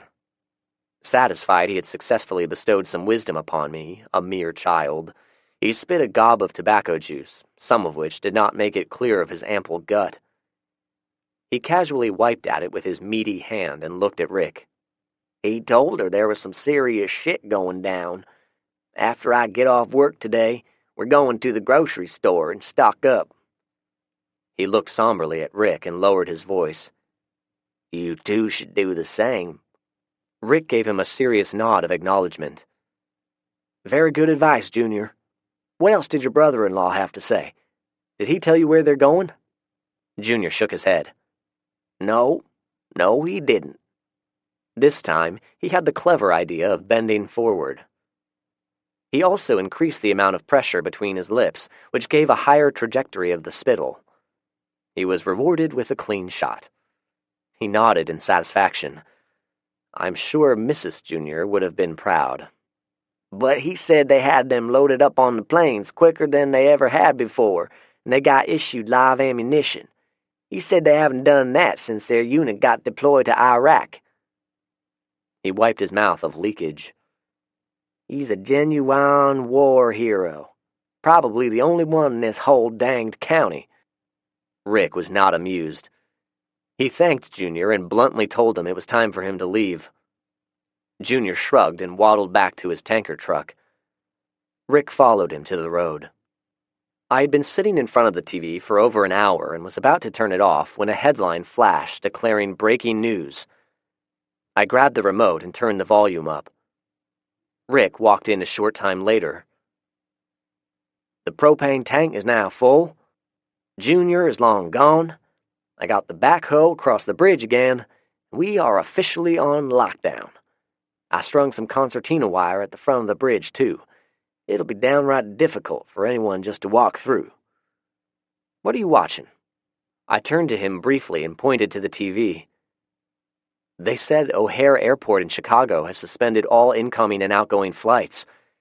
No official reason has been given, but the newswoman is speculating the flu outbreak has caused a shortage of employees. Rick scoffed. "Yeah, right. They didn't say anything about zombies, but what do you bet they've had some attacks? All right, Einstein, what's so important about O'Hare?" "Well, it's an international airport. They have flights incoming from all over the world. About 70 to 75 million passengers a year go through the airport, along with over 1 million tons of freight. If they've suspended all flights, it must be quite serious," I declared. Rick nodded thoughtfully. He walked over to the map and replaced the blue thumbtack over Chicago with a red one. "I don't know how you know all these little facts about everything, but it's damn helpful." He scratched at his beard. "When something major like this happens, it can only mean one thing, Zach. It means it can't be contained." My skepticism about Rick's theory was long gone. All I could do was nod in agreement. He sat down in front of his ham radio and grabbed the microphone. "WA40EQ, QTH, Middle Tennessee, calling any listening station. Chicago is now in condition red. Chicago is now in condition red. Over." After a moment, there was a response. "WD5KZZ to WA40EQ. My QTH is Tulsa, Oklahoma. QSM, please, sir. Over." Rick looked over at me. "QTH means the location you're at, and QSM means to repeat your last message. I need you to learn all this." He looked at me seriously. "You need to know what a brother-in-law is, too." Rick turned his attention back to the radio before I could retort and repeated the information, going into more detail. After a few minutes of conversation, Rick bid the man 7s and 3s, radio lingo for good luck, and signed off. "Okay, you heard what Tulsa said. Put a yellow tack on Tulsa, Norman, Oklahoma City, and Kansas City." I did as told, and we looked at the map together in silence for several seconds. Rick began pointing at the various tacks and making lines from each one. All of the major cities on the map were now covered in thumbtacks. "In just 2 days, We have some reds and a whole shitload of yellows across the U.S. alone." He said it quietly, as though he did not believe it, even though he is the one so certain it was going to happen. "It's spreading like wildfire." I looked over at Rick's dogs. They were looking at the map also. In the ensuing hours, all of the airports and seaports closed. The interstate system became a massive traffic jam with people frantically going to some place they believed to be safer than where they were. Grocery stores were emptied of their wares. Convenience stores, popular for the ease of purchasing gasoline and minor food products, were overrun with impatient customers. It inevitably led to short tempers and fights. Spontaneous riots were breaking out, as people could not seem to grasp what was happening. It was the government, they'd shout. Somehow it was always the government's fault. The president gave a live speech promptly at 6 o'clock. I turned the volume up on the TV. "My fellow Americans," he began. "Oh shit, here it comes. Get ready to bend over, fellow Americans. Bohica," Rick yelled. "I am speaking to you this evening from the confines of Air Force One. As you may now know, the world has been beset upon by a deadly illness of pandemic proportions. Well, no shit, Sherlock. I have activated all military units, personnel with FEMA and the CDC. You should have done that weeks ago, numbnuts. This morning, I called upon Congress to join with me in enacting martial law." Rick looked at me. I nodded in understanding. "We must have faith, perseverance, and work together if we are to survive." "Oh, I believe you, pal. You've helped out so much already." Rick's running commentary prevented me from hearing the majority of the speech. It was irritating, but I guess it did not really matter. "May God bless you, and may He have mercy upon us." The map was completely covered in red by the end of the week. Chapter 9. Our First Zombie. Rick folded his arms, sighed loudly, and climaxed with a loud belch. We had just finished a breakfast of eggs, sausage, and lard biscuits. I asked Rick once why, in all of his planning, he never bothered getting any dairy cows. I never got an answer, just a surly stare. We were absorbed in our thoughts as we finished off the last of the fresh orange juice. "I have made a grievous tactical error," Rick said. I looked at him. He looked at me. The dogs looked at both of us. "If everyone is going to die off, we should have gotten us a couple of ladies to shack up with us." He scratched his whiskers. "It's going to be hell without getting some pussy every once in a while." "But you hate women. You said so yourself," I said. He glared at me indignantly. "Not true. I like women. I like the way they look, the way they move, the way they feel, and I like the way they smell. Hell, I like the way they taste, if you know what I mean. But I can't stand to be around them for any length of time. It doesn't matter anymore, I guess. They're all dead."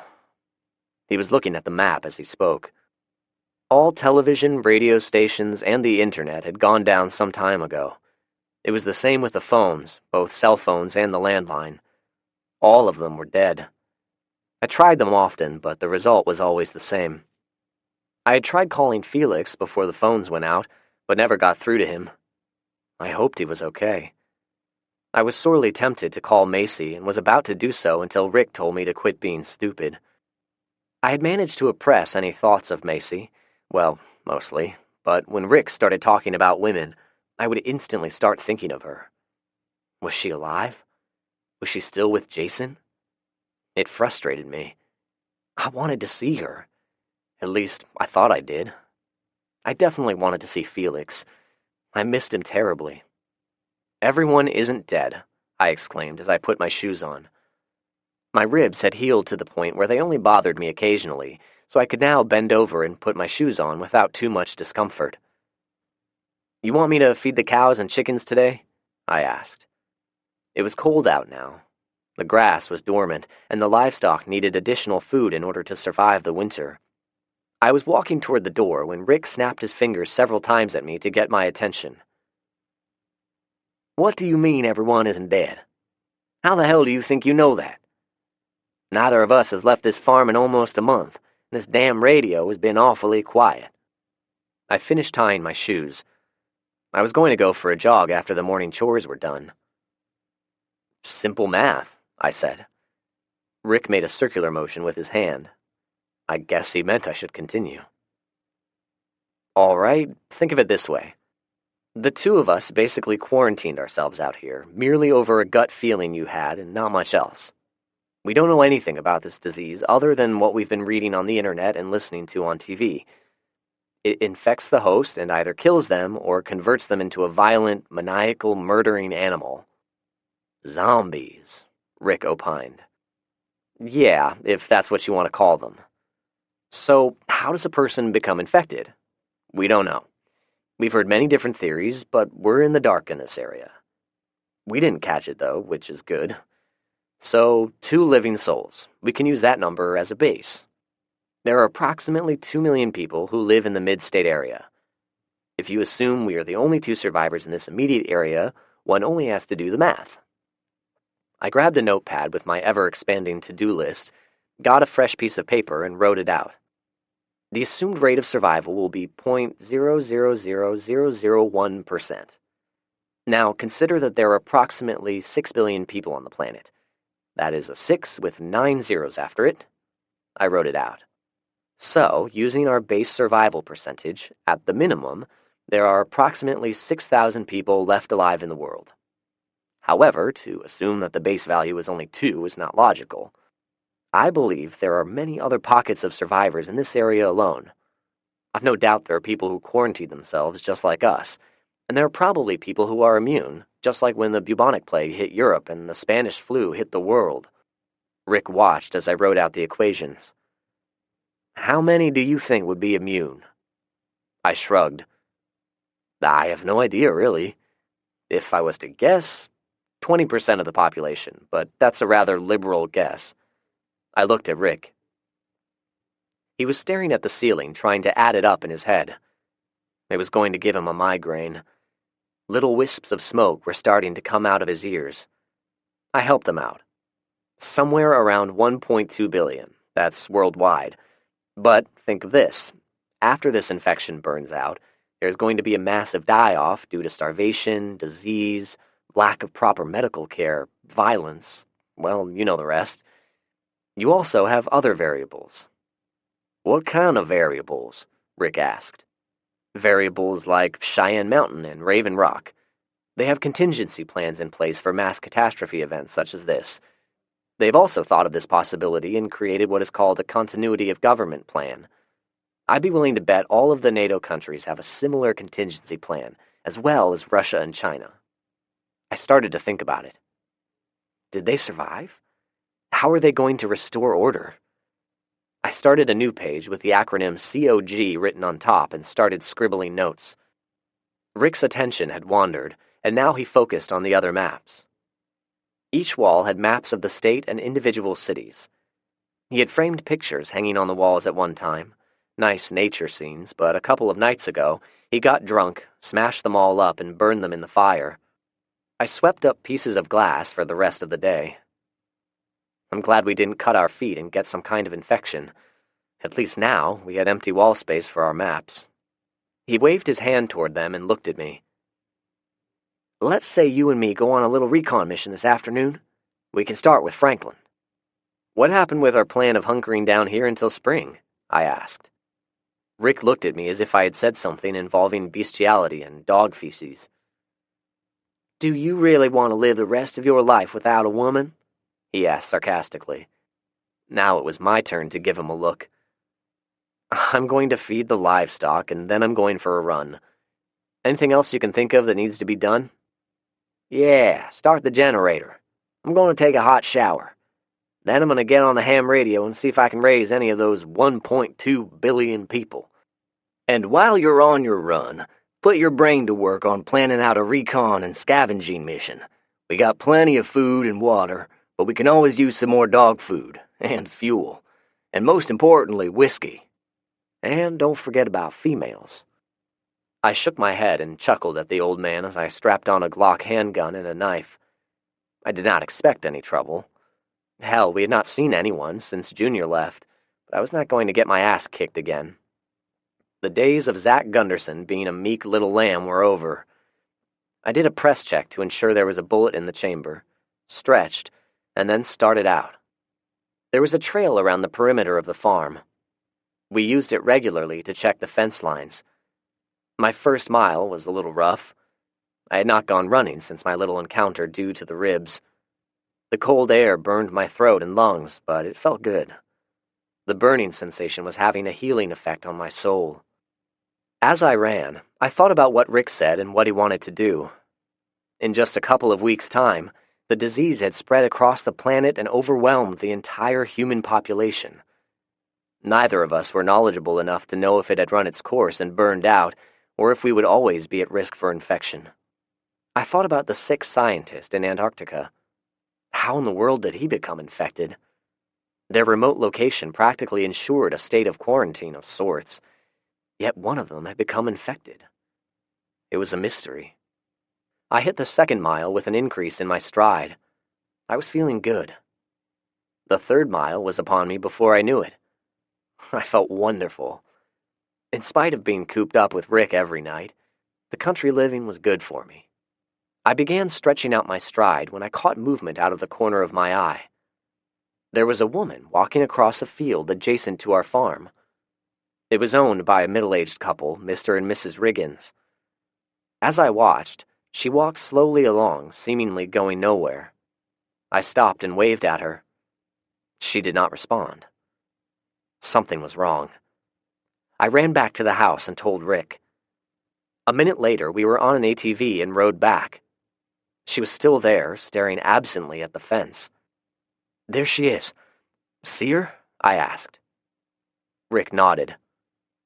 "Watch this." "Hey!" I yelled out to her and waved. She was about 100 yards off, and naked. When she saw us, she started a weird loping walk, not quite a trot, toward us. Rick picked up his rifle. "There's something wrong with that one, kid. Look at her face. It's been torn all to hell or something." He was right. There were several deep gouges in her face, and the wounds were filled with pus. Only her eyes seemed to have any life. They were darting back and forth, first on me, then on Rick. I looked at him in mock surprise. "But you said you wanted a woman," I pointed out earnestly. "Well, there you go." She was about 50 yards away from us now. It was obvious she was diseased. Rick tried yelling at her, but she just moaned, screamed or something. She hit the fence and bounced off of it as if she did not even know it was there. We watched her for a few minutes as she tried to walk through the wire. "She doesn't know how to climb, does she?" Rick shook his head. "Try talking to her," I said. Rick gave me a cockeyed look. "Are you serious?" I tried to look serious. "I need to observe her. You talk, I'll observe." Rick shrugged and walked closer to the fence. He wrinkled his nose. "Whew, she stinks to high heaven. Her skin is all rotted. Hey, baby, aren't you cold? Where are your clothes? Oh, sure are some saggy-looking titties you got." He glanced over at me and grinned.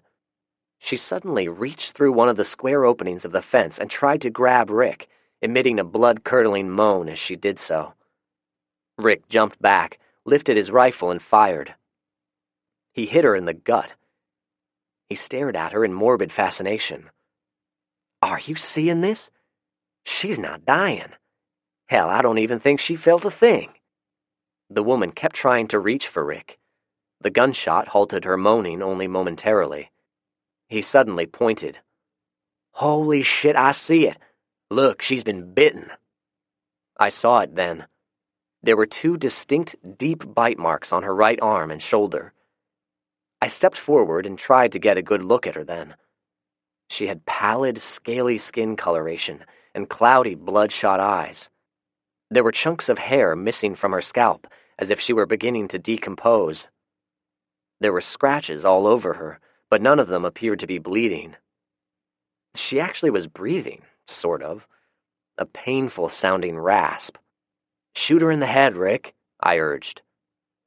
He glanced over at me, grinned, and put a 30-06 round between her eyes. The kinetic energy of the bullet, coupled with the close range, caused the back of her head to explode outward. She dropped instantly. Rick stuck his rifle through the fence and poked her several times with it. I'd say the blogs were right. Only a headshot will stop them.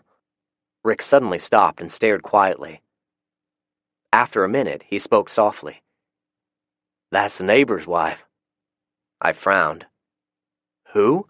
I asked. "That's Susan Riggins, Henry's wife," Rick said. I stared at the woman. With most of her face missing, I could not recognize her. Rick realized my consternation. "One afternoon back in June, she stopped in.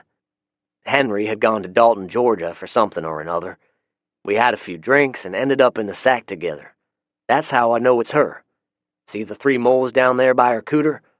It's her, all right." I looked. Yep, 3 moles, each about the size of a dime, together in a cloverleaf shape. They looked swollen and cancerous, but I guess it did not matter now. She looked awful. The old phrase, "death warmed over," was an apt description for her. I had only met her once. I recalled she did not look much better in real life. I patted him on the shoulder. "I sincerely doubt it's as good as it was back then, but if you need some time alone with her, I understand." Rick reached out and goosed me in my sore ribs. "Did she smell that bad when you banged her?" He tried to goose me again, but I was too quick. We loaded the body onto the back of the ATV, carried it to a nearby sinkhole, and set it on fire. Chapter 10. A Trek into Franklin. After much haggling, Rick convinced me to go along. I think he was more worried about running out of whiskey than he was about picking up women, but we certainly could use some more dog food. Those little bastards sure could eat. "If you knew this was coming, why didn't you build a still?" I asked. "I did," he responded sheepishly. "It blew up. Damn near killed me. I was going to build another one, but never got around to it." I laughed. He glared at me. "Shut up," he quipped. We worked the rest of the afternoon preparing the farm truck. We took some spare wood and made frames around the windows. We then stapled hardware cloth to the wooden frames, much like we had done to the windows of the house weeks before. The idea was to keep anyone, or anything, from breaking out the windows and getting to us. It was not bulletproof, of course, but we did not have anything for that issue. We cut out holes in the middle of each door window so we could stick our guns out. Murder holes. "Why don't we just go up to Fort Campbell and steal a tank?" Rick pondered while we were working. "Might be a good possibility in the future.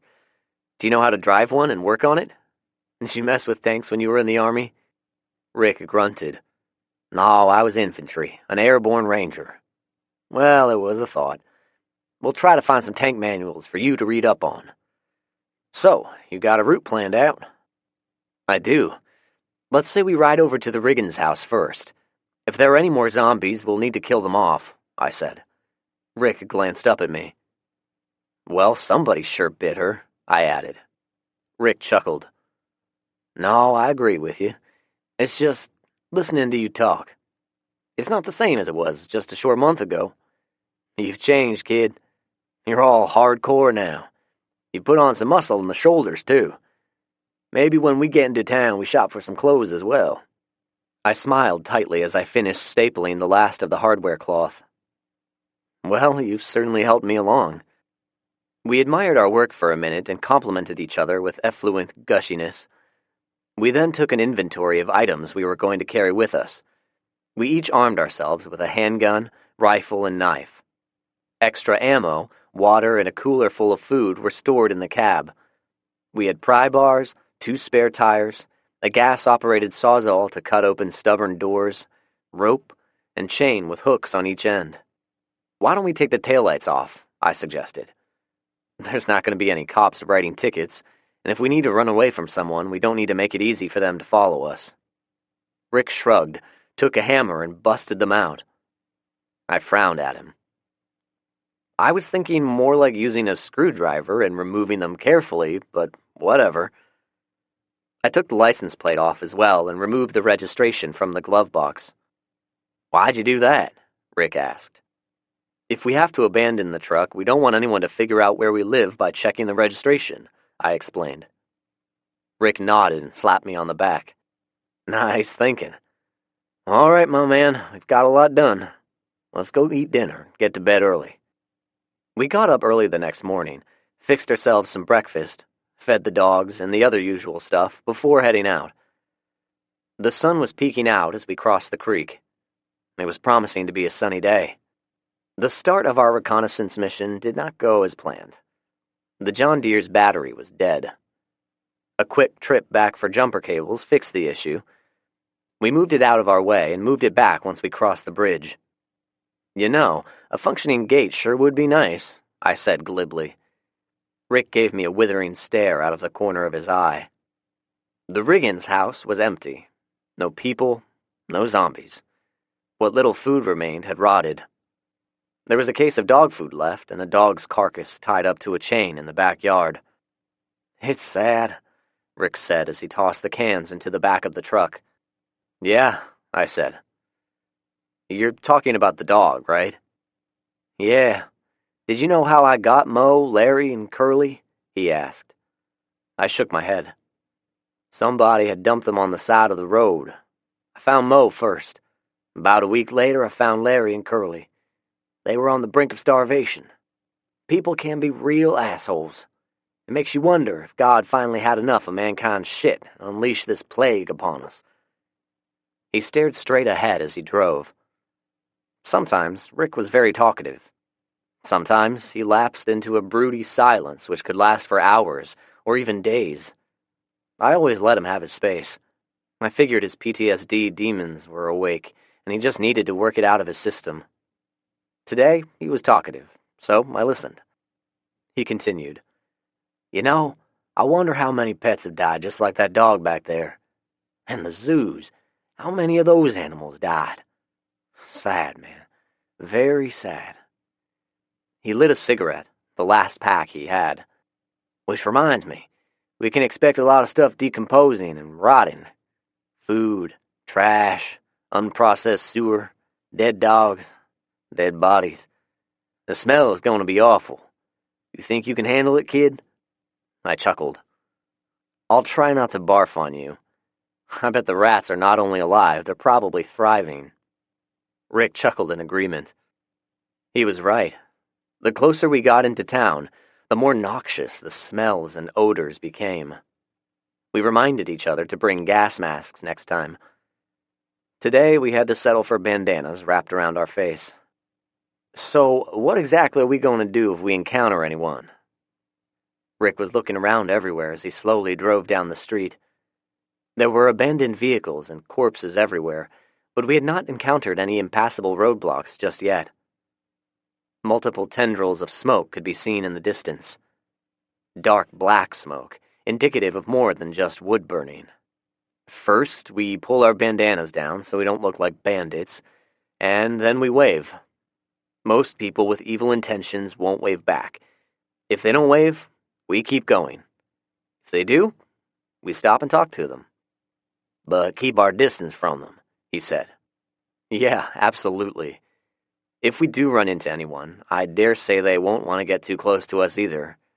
In fact, anyone trying to get close to us would make me suspicious." Rick nodded. "I agree. Zombies, on the other hand, we kill on sight." I shook my head. "We don't want to be making a lot of noise, do we?" "You make a good point, my friend. But I have to warn you, I may have to kill a few just on principle. So, where to first?" I looked at the street sign and down at the map. "Hang a left at the next street. There should be a liquor store on the corner." "Now you're talking," Rick said gleefully. His elation was short-lived. When we drove into the parking lot, it was readily apparent the liquor store had been ransacked. The plate glass windows were broken out, and the shelves had been emptied. We went inside, anyway. The only thing left was a half-empty bottle of pure grain alcohol. "Better than nothing," Rick mumbled as he picked up the bottle. The next stop was a car dealership. It was also obvious that it had been broken into, as was most businesses, but it seemed like the only thing that interested people were the cars. We made our way back into the shop and broke into the supply room. We found several spare parts for our trucks. "I like your thinking, kid. Long term. Always think long term. I would not have even thought of spare parts and fan cables. Let's get some synthetic oil while we're here." We stocked up and made our way to a vet clinic for dog supplies. It, too, had been ransacked, but it looked like whoever broke in was looking for drugs. We found an ample supply of heartworm pills, flea shampoo, and other antibiotics intended for house pets. We also found the kennel in back. We suspected what we'd find, but we looked anyway. The cages contained the carcasses of several pets. Rick swore silently and took a swig of alcohol. There were dead and decaying bodies scattered around. On one street there would be none, or just a solitary corpse. Turning the corner, there were dozens of decomposing bodies stacked like cordwood. Several houses and buildings had burned to the ground. We were getting accustomed to the chaos and carnage. One house had a fire truck parked in front of it. There were some firemen lying supine. It looked like they had been ravaged. "Stop here," I shouted excitedly. Rick hit the brakes. "We can use the fire hose, and the truck probably has some good tools on it, too," I explained. Rick looked around. "I don't see anyone lurking about, but let's make it quick." I agreed. We gathered up a couple of fire hoses and the tools that firemen always carried. Rick pointed at one of the dead firemen. They had oxygen gear, but the oxygen was depleted. As he approached, one of the firemen started moving. "Holy shit, they're zombies!" I walked up and buried my newly acquired fire axe into his head before he could stand up and bite one of us. "Bada boom!" Rick shouted gleefully. I held my finger over my lips. Rick smiled mischievously and pointed at another fireman that was struggling to stand, even though he had a missing leg. I walked over and dispatched him as well. Rick grinned. We gathered up anything we thought we could use, including the empty oxygen tanks. I pointed at the dead firemen. This turnout gear could come in handy. Getting the protective helmets off of their heads was pretty easy, but we had to wrestle the corpses to get the jackets and pants off. Both of us dry-heaved a couple of times. "I don't know, kid. If we can't get the smell out of the gear, there's no way in hell I'll wear any of it." I agreed. We threw all of it in the bed of the truck anyway and drove on. Rick started as we drove into the parking lot of a Lowe's. "Heads up," he said as he stopped at the entrance. He nodded toward the front of the store. There were two men standing there looking at us. We had about 100 feet between us. They did not look very old, maybe early 20s, and they were armed with handguns. They had them stuck in their waistbands like they were street gangsters. We pulled our bandanas down. I stepped out of the truck and waved. They did not wave back. I got back in the truck. "So what do you want to do?" Rick asked. "Drive on. We don't need any confrontations. We need to survive. We can revisit this store later." I looked at him seriously. After all, who's going to take care of all the pussy out there if we're dead? He grunted in agreement and made a U-turn out of the parking lot. I looked behind us as we left. The two men ran to a parked car. "They're going to follow us. I guess we should head back." Rick glanced over. "Not quite, Zach. We're going back to the liquor store. The big car wreck and all those abandoned cars around it form a perfect bottleneck, a perfect kill zone. We're going to be waiting for them on the other side. They ain't going to like what happens next." Rick punched the gas. You had to slow down to a near crawl to get through the mass of wrecked cars and make a sharp left into the parking lot. We left the truck parked in front of the liquor store with the doors left open. It worked exactly as Rick had planned. They were in a baby blue BMW, Not the kind of car I'd be riding around in post-apocalypse, but whatever. They entered the bottleneck and slowed to a crawl. Once they made the left turn, they spotted our truck and stopped suddenly.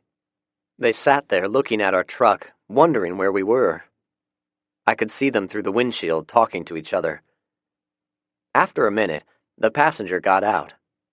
He slowly approached our truck and peeked inside. He looked toward the liquor store, looked back at his friend, and pointed toward the store. His friend got out of the car and walked up. The tall one looked in our truck again. I heard him say, "No keys," in a hushed voice. Apparently, it meant something of significance. Maybe they intended to steal it. I was crouched down behind a car. Rick was in the back of a minivan on the opposite side of the wreck. If they'd just looked around, they would have probably seen me. They both focused their attention on the interior of the liquor store. The shorter of the two was pointing his handgun toward the entrance. The other one finally yelled out, "Hello?" Rick must have grown impatient with them. He answered, "Why, hello, bitches. Now drop those guns if you want to live." He growled out the last as he stuck the barrel of his Winchester out a broken window. I must admit, it even frightened me a little bit. The two men turned toward Rick, but did not drop their weapons. The short one spoke. "You don't understand. We're friendly. We just wanted to talk." There was no friendliness in his eyes. "If you still have a gun in your hand by the time I close my mouth, you'll be talking to God. Now drop those weapons." The taller one dropped his gun immediately. The other one just stood there and stared at Rick. He started to say something and then tried to bring his gun up. He did not get a chance. Rick shot him square in the chest. The other man dropped down in a crouch beside our truck and looked at his weapon lying a mere foot away from him. He was temporarily hidden from Rick. He knew it and started to reach for it. I stood up then. He jumped when he saw me and immediately raised his hands. I ordered him to stand up as Rick walked around and faced him. "Who the hell are you, and why did you come after us?" Rick demanded. "I'm Chad. Chad Smith. Why'd you kill Frodo, for Christ's sake? We just wanted to talk to you guys," he lamented. His whole body was now shaking, and he was having trouble talking without stammering. Rick poked him in the chest with his rifle. "You are a goddamn liar, is what you are, Chad Smith. You two came after us with weapons. You jumped out of your car with guns in your hands, and then your stupid friend chose to point a gun at me. By the way, Frodo is a character in The Lord of the Rings. He was an honorable and heroic man, one of my favorite characters of all time." Rick nodded toward Frodo's lifeless body. "Your friend was neither honorable nor heroic." Chad looked at his recently deceased acquaintance. "His real name was Francis," he said. Rick snorted in contempt and spat. He reached over and pulled a pack of cigarettes out of Chad's shirt pocket. He lit one and blew the smoke in Chad's face. "Are you gonna kill me?" he asked weakly. "Any reason why we shouldn't?" I asked. "You were going to kill us." "No, sir." I think he directed it toward me, although it was obvious he was a couple of years older. "I swear to God we weren't. We're just hungry. We haven't had anything decent to eat in a while. Just scraps of food that's past its expiration date." Tears started rolling down his face. "What's your story?" I asked. He looked at me blankly. "How did you guys survive? Where did you come from?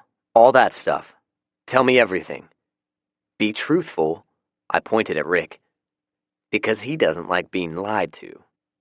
Chad hastened a glance at Rick. Rick stared at him without emotion.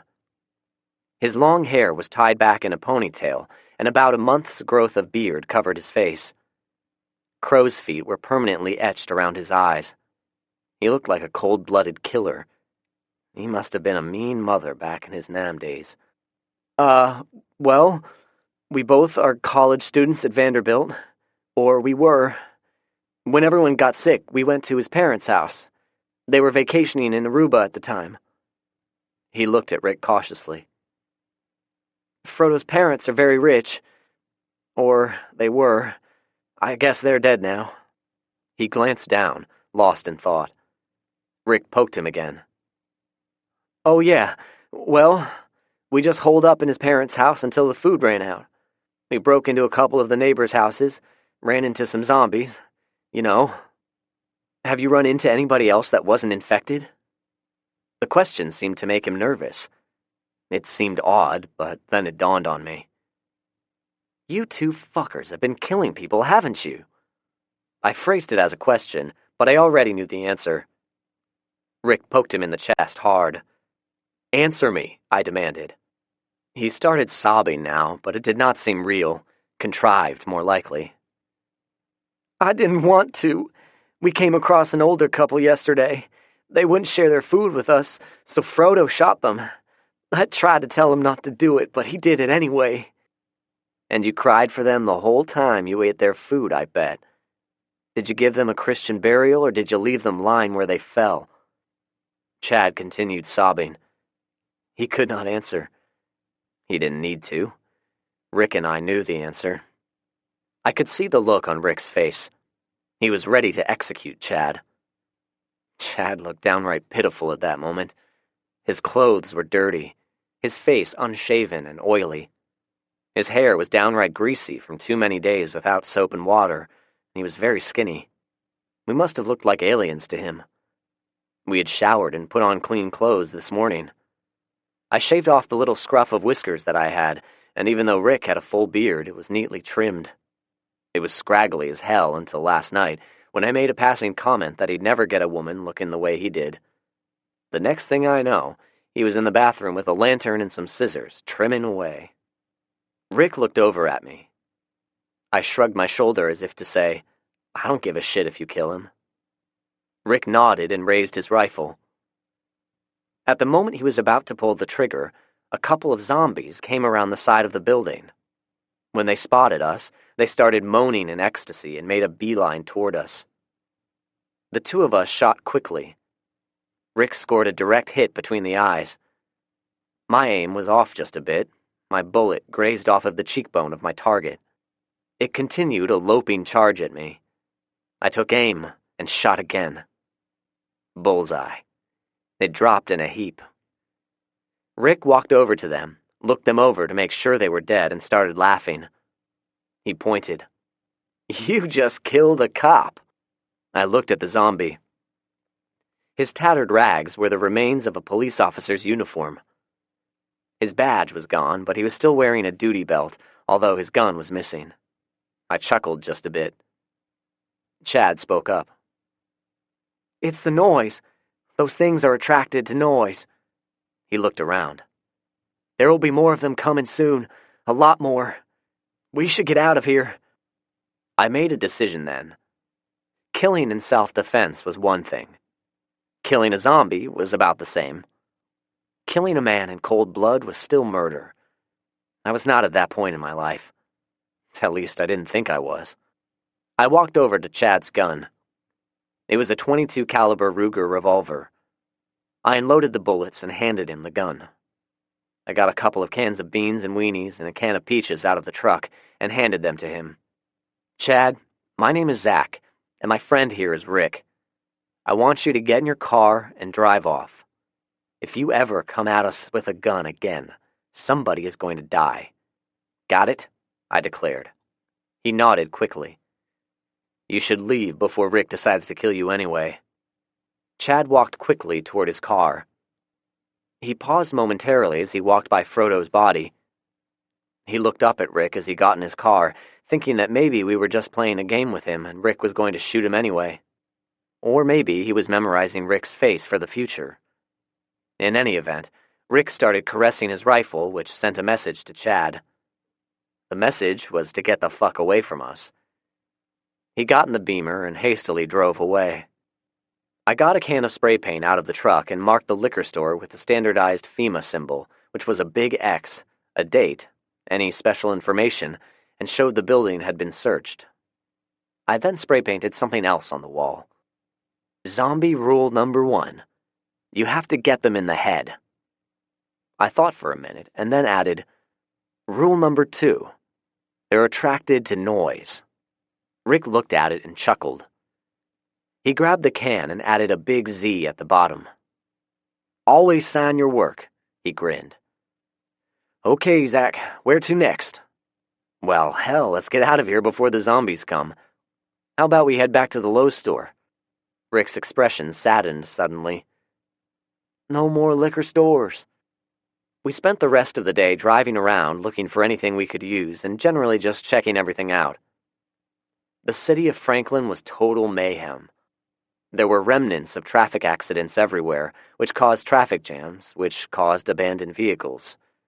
There was plenty of evidence of zombie attacks, and there were zombies aimlessly wandering everywhere. Our protected windows kept them from getting to us, although they tried. It was morbidly amazing. They would try to claw their way through the thick hardware cloth. The skin and nails of their fingers would be ripped and torn, but they seemed oblivious to any pain. Rick would drive slowly, checking each one out. Sometimes he would drive over them, giggling gleefully when he heard the sound of a skull being squished, but he also used the opportunity to test fire a Kimber 45 caliber handgun he had taken off of Frodo. He would drive up to a zombie and shoot them. Then he would exclaim, "Man, this is a sweet gun." After the fourth or fifth time he did that, I begged him to quit. Firing that large caliber handgun within the confines of the truck made it very loud. I managed to stick my fingers in my ears a few times before he shot, but they were still ringing. "Did you see that last one I shot?" Rick asked. He had earlier found a bottle of Jack Daniels under a back seat of the fire truck and had eschewed the pure grain alcohol in favor of the sour mash whiskey. "If she weren't a zombie, she would have been a good-looking piece of tail." I chuckled. "She was certainly admiring your beard." I checked my watch. It was a little after 3. "We should head back. We want to give ourselves plenty of time to get home before dark, which reminds me, we need to find some night vision equipment for any low-light work." Rick belched and scratched his beard. I hoped he didn't have lice. "I already have night vision equipment. Give me something to eat." I got one of his infamous lard biscuits out of the cooler and looked at him. "Why didn't you say so? What else are you holding out on?" Rick glanced over and chuckled mischievously while scarfing it down. Rick was starting to get into his cups, so at my insistence, we swapped seating positions. About 3 miles into our journey back, I started picking up glimpses of a vehicle following us in the rearview mirror. I have to make an admission. Rick had taken the jug of tea I had made and poured the contents of the pure grain alcohol into it. I tried it. It tasted awful and handed it back to him. He took a sloppy swallow and looked at me questioningly. It would seem as though there are more survivors than I had previously estimated, in addition to Chad and the recently deceased Frodo. Rick frowned at me. "I mean, Francis, it seems as though we now have somebody else following us." "No shit," Rick exclaimed while looking back. "Well, I believe you're right. I wonder what they have in mind." His brain activity was in slow motion now due to drunkenness, but I learned never to underestimate the old man. He pointed at a boat on a trailer on the side of the road. I looked at it incredulously. I could not help but think, why in the hell would someone be hauling their boat when they were fleeing for their lives? They must have apparently realized the absurdity of it at some point and opted to park it on the side of the road. They had covered it with a tarp, as if they were going to come back for it later. "Pull over about 20 feet in front of that boat," Rick said. "See if you got enough room to hide inside it with your rifle." I parked and quickly ran back to the boat. I climbed up, checked for any sailor zombies, and climbed inside it shortly before our tail came into view. Rick got out and raised the hood of the truck. He hid the Kimber in his waist under his jacket and put his rifle under the truck. Now it was just a matter of time. They came into view within a few seconds. Rick gave me a running commentary while I lay hidden under the tarp. "The dumb shits just drove up. They're about 200 yards away. When they spotted the truck, they parked on the side of the road. I guess they think they're invisible or something. Well, we'll see who has the most patience. We can't let them follow us back to the farm, Zach," he stated. I agreed silently. Well, it didn't take long. Rick spoke silently. I heard their car creeping along the asphalt. Oh, shit, Zach. There's a couple of women in the car. A man, too. Along with a little kid. Damn. I heard the car stop, probably close to Rick. Howdy, Rick said with an exaggerated slur in his speech. There was a muffled voice reply, and then a car door opening. Well, I'll be. I haven't seen any live people since I don't know when. Where the hell have you folks come from? I slowly raised my head just enough to see through a gap between the tarp and the boat. An older man had exited the car, a dirty gray minivan. Chrysler, I believe. Well, sir, we're from Fayetteville. Tennessee, that is, not Fayetteville, North Carolina. We were told there is a FEMA camp in Nashville. It's supposed to be set up in the Titans football stadium. Do you happen to know anything about it? I could see Rick scratching his beard. A refugee camp, huh? That's the first I've heard of it, but like I said, I haven't seen any real people in quite a while. Have you people seen any zombies? I could see the old man look back at the people still sitting in the car. We have, sir. They're everywhere. Fayetteville's full of them. We barely got out with our lives. We were making our way along I-65 when we saw you in your truck. We thought we'd take a chance. The old man looked around. I could have sworn there were two of you. Rick chuckled. Might have been two of us. I tend to see people who may or may not be there when I get to drinking. Rick leaned toward him. I'm sure he did it so the old man could smell the liquor on his breath. Say, do you guys have any fresh gas or food? I think I got some bad stuff in my truck. She's not running worth a shit. The old man quickly shook his head. And I keep saying old man. He was actually close to Rick's age, maybe a couple of years older. He was about an inch shorter than I am, with dark black hair, but the roots were almost white. The mustache had the same color scheme. He had run out of that Grecian Formula 44 about a week ago, I'd guess. I'm sorry, sir, we don't have much gas left, and as you can see, I've got several mouths to feed. Rick changed the subject quickly. He was no longer exaggerating with the slurring. You have a military bearing to you. What unit were you in? The man dropped his jaw open momentarily, but recovered quickly. The 2nd of the 502nd Charlie Company. What about you? 2nd of the 75th Bravo Company. I thought you had the look about you. Rick turned to me. Zach, come on out. I heard most of the conversation. If he passed Rick's inspection, it was good enough for me, I supposed. I jumped out of the boat and walked up warily. I was holding my rifle casually, but kept it pointed in the direction of the occupants of the car. The stranger held a hand up. There's no need for that, son. He looked over at his family, who were still sitting in the car. It's okay. Come on out. There were two women. One was in her late 30s. One girl was a teenager about my age, and there was a boy about 10 years old. This is my daughter and her two kids. His face clouded momentarily. The rest of the family did not make it. This is what is left of the Frierson family. I'm done. He shook hands with Rick and me. This is Janet, her daughter Julie, and her son Tommy. They were a sorry-looking lot. They looked and smelled as if they'd been riding in their car for a few days without bathing. Rick and I introduced ourselves. Rick took a particularly long time shaking Janet's hand. I did a pretty good job of hiding my grin until Rick looked at me and winked. Are y'all hungry? We've got some food with us, I said. They all nodded, and I thought that they were actually going to start salivating at the mention of food. I retrieved the cooler out of the truck and set it on the road in front of them. We've got an assortment of snack foods, and Rick made up a big batch of biscuits. We had to use powdered milk, so they may taste a little funny. In all, not very high in nutrition, but it'll fill you up. There was a collective gasp when I opened the cooler and they gazed at the food in stark wonder. I guess they had not eaten much in a while. Dawn went around to the back of the minivan and came back with a case of 12-ounce cans of Coca-Cola. I found these in an abandoned car this morning. I'm afraid we've had the heater going, so they may be a bit warm. He grabbed one and popped it open. It spewed on him. Rick burst out laughing, which caused me to start laughing. Dawn looked at us, as did the rest of them. I don't think they had laughed or heard laughter in quite a while, but the laughter was contagious, and soon everyone was chuckling. We sat in the middle of the road, eating and drinking and asking questions of each other.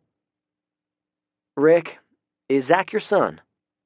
Rick shook his head and reluctantly offered his jug of laced tea to Dawn. Dawn took it, wiped the mouth of the jug, and took a swig before handing it back. "This here is the famous Zach, killer of zombies, hither and yon." Rick looked wistfully off into the distance. Oh no, I've seen the look before. I always called it the here comes the bullshit look. "One day I was minding my own business, when suddenly I was beset upon by a whole slew of zombies. Must have been at least 50 of them." He gave Janet and Julie a wide-eyed stare. "I tell you, ladies, I was a goner for sure. Then Zach came along, armed with the same rifle he now has. He killed every one of them with extreme prejudice." Rick looked at Julie, who was casting glances at me. I was feeling a little embarrassed at the sudden attention and wanted him to change the subject. "He saved my life. We've been partners ever since." He started to take another swig, but suddenly remembered that Janet, a real live female with an impressive rack, was sitting nearby. He offered her the jug. She hesitated a moment and then took it. She took a tentative swallow and handed it back to Rick with a quiet thank you. He beamed. Even I could see a shit-eating grin through his thick beard. Dawn chuckled. "No offense to you, Zach, but I find it hard to believe a teenage boy saved the life of an airborne ranger. Rick, we might have bumped into each other a time or two back in Nam. When were you there?" Rick started to belch, but held it down. "Just a few months in the summer of '68.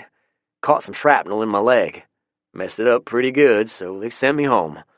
If I had to do it over again, I'd have joined the Peace Corps." "Was it a booby trap?" Dawn asked. Rick nodded once. Dawn looked thoughtful. "Those things killed a lot of good men," he said quietly. You could tell the two men had triggered some past memories. I glanced over at Julie. I caught her staring at me, and she quickly looked away.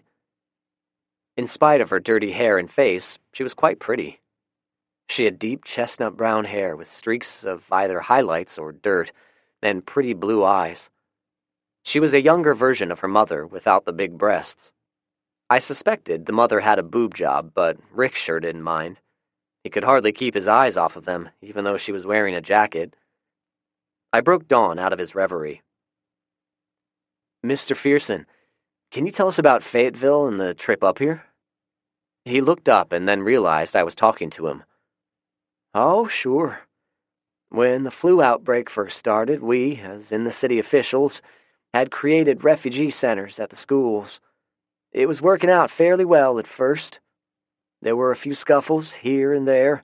It was pretty crowded, but overall it wasn't too bad. But within a few days, things got ugly. The sick, and there were a lot of sick, started turning into these things." "Zombies," Rick piped in. "Yeah, whatever you want to call them. They started attacking people. The police were forced to start shooting, but it didn't seem to stop them." "Zach's zombie rule number 1. You got to go for the head," Rick said smugly, and took a big swig. I saw Julie looking at me again. So, yeah, I'm a teenager and have raging hormones. I haven't even been near a female since before Thanksgiving. Her attention, no matter how innocent it was having an effect. I hunched forward and crossed my arms in front of my lap, lest someone would spot the particular effect it was having. "What's that?" Dawn asked of Rick. Rick smiled and pointed over to me. "Are there some kind of rules or something?" he asked me. I hunched over a bit further. "Well, not really," I replied. "I'm kind of making them up as I go along. I've been trying to analyze them with the scant amount of information we've got. For instance, we don't know how it started, its genesis. From what we've seen on the news reports and the internet before they went down, it started out as some type of flu bug. It quickly grew to pandemic proportions, apparently faster than any other flu outbreak in modern history. I looked around and continued. It appeared to have originated in the Middle East, maybe Egypt. Rick and I tracked it as it spread across Africa, Europe, Asia, and the Americas. It had no predictable pattern, which is probably due to the modern age of travel. You know, a person can hop on a plane and travel from Cairo to France to New York in 24 hours or less.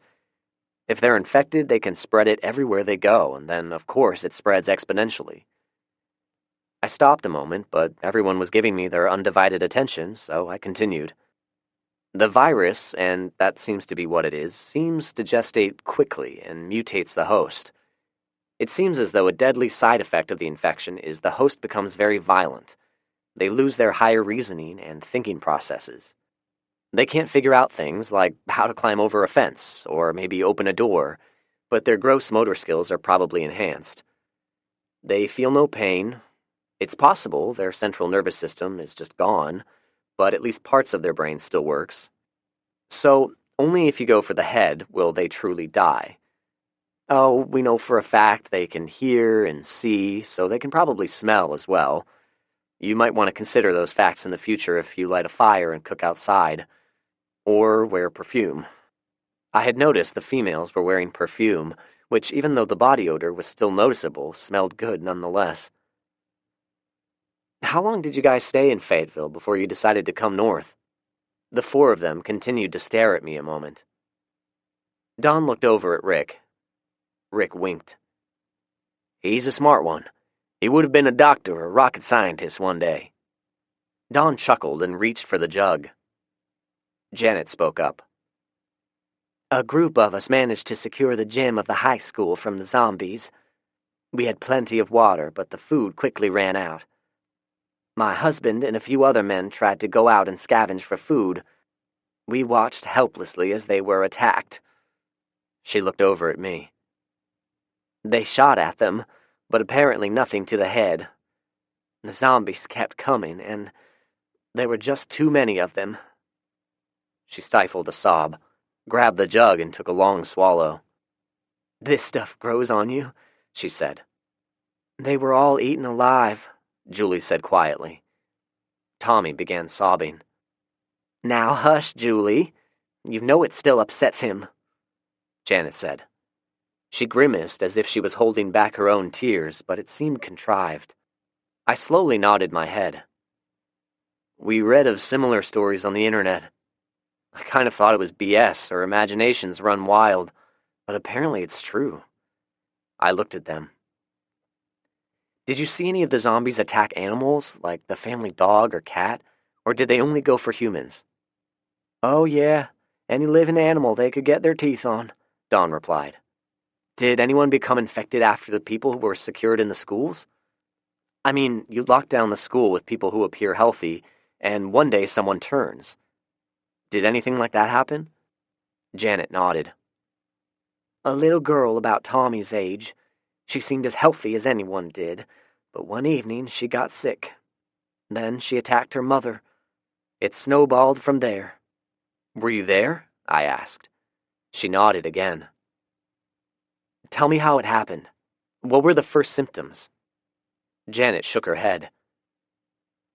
The little girl's mother probably saw the first symptoms, but hid them from everyone else. The first time anyone noticed, the girl was sweating, incoherent, and her body was having spasms. It's hard to describe, but it wasn't really a seizure. They were odd muscle tics. Her skin became pale and splotchy. Oh, and she had a lot of phlegm. About an hour after we first became aware the girl was sick, she opened her eyes and latched onto her mother's neck. She had bitten a hunk out before anyone could act. It was horrible. Janet snatched the bottle out of Rick's grasp again and took another long swig. I'm fairly certain the grin on Rick's face indicated he was elated because he had a new drinking buddy with big tits. I could already tell he was planning on more trips into town to find liquor stores. What happened next? I prodded. How long was it before the mother turned? It was less than an hour. She began having spasms, and when a couple of women tried to comfort her, she went on a biting rampage. She was ultimately shot. She looked at me. It was a headshot, but we still didn't know that was required at the time. He did it as an act of humanity. In any event, the damage was done. It was a lot of information to digest. I desperately wanted to get back to the farm and review my notes. I checked my watch and confirmed the time with the sun setting. Ms. Frierson. I paused. I did not know what her married name was. Call me Janet, please. She smiled at me coyly, which made me nervous. Janet, would y'all excuse Rick and me for a moment? Dawn nodded. Of course, Zach. Janet looked questioningly at Dawn, but said nothing.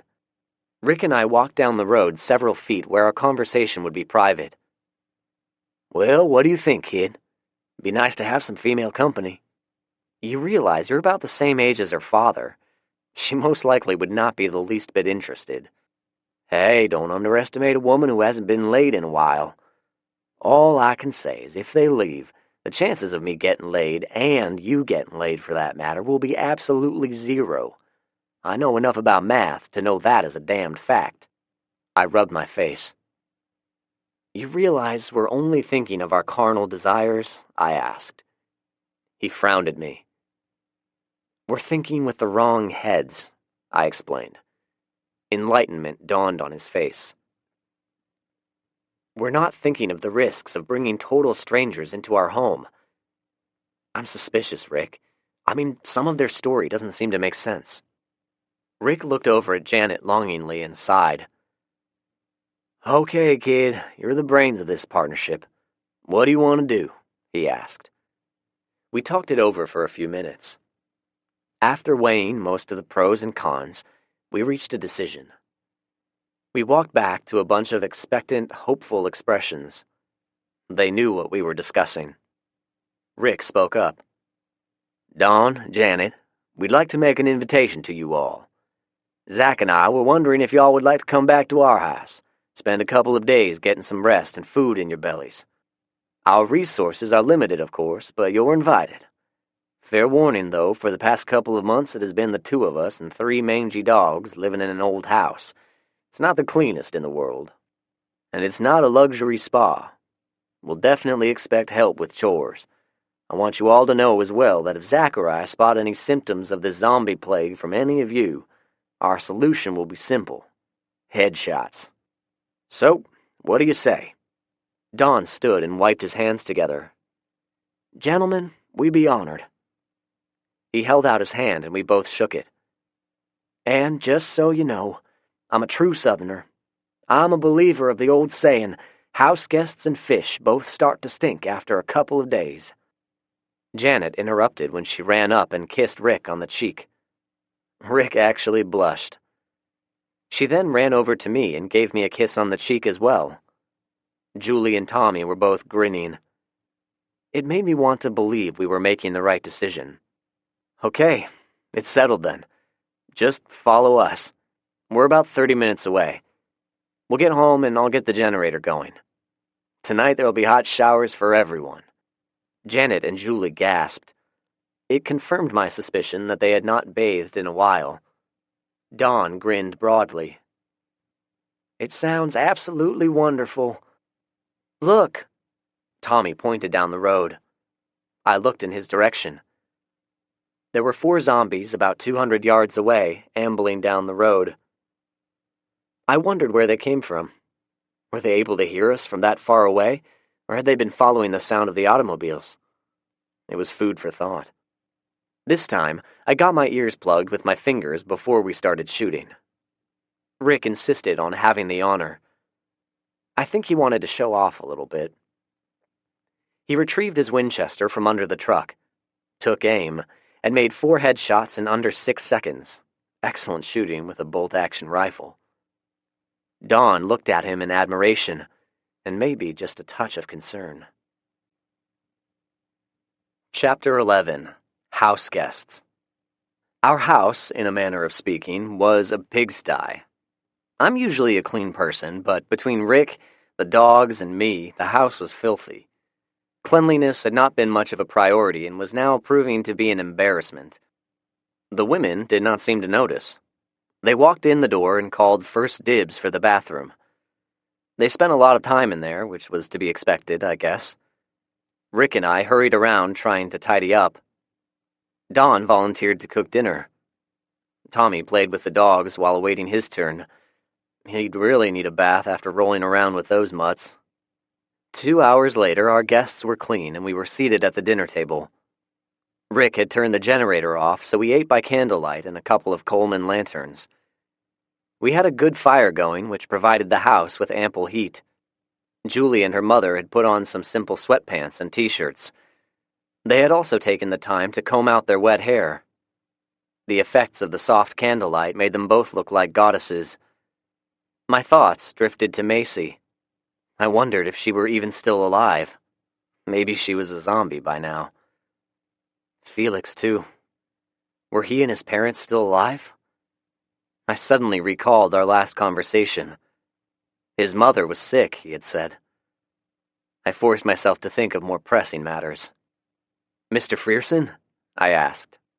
Don stopped with a forkful of green beans halfway to his mouth and glanced at Janet. What's on your mind, Zach? And please, call me Dawn. Of course. Dawn, Rick and I never seem to have enough time to get everything done. One of our items on the list is to check all of the houses in the area. You know, check for survivors, search for food, those things. We've checked a few, but there are literally hundreds left to go. With your help, we could make some significant headway. Perhaps, I made a conscious effort not to look at Julie, you guys might find a home which will be suitable for you all to live in. That is, if the FEMA camp does not work out. We can help set it up and fortify it, much like we've done here. I think I can speak for Rick. We'd love to have some good neighbors. Don nodded thoughtfully.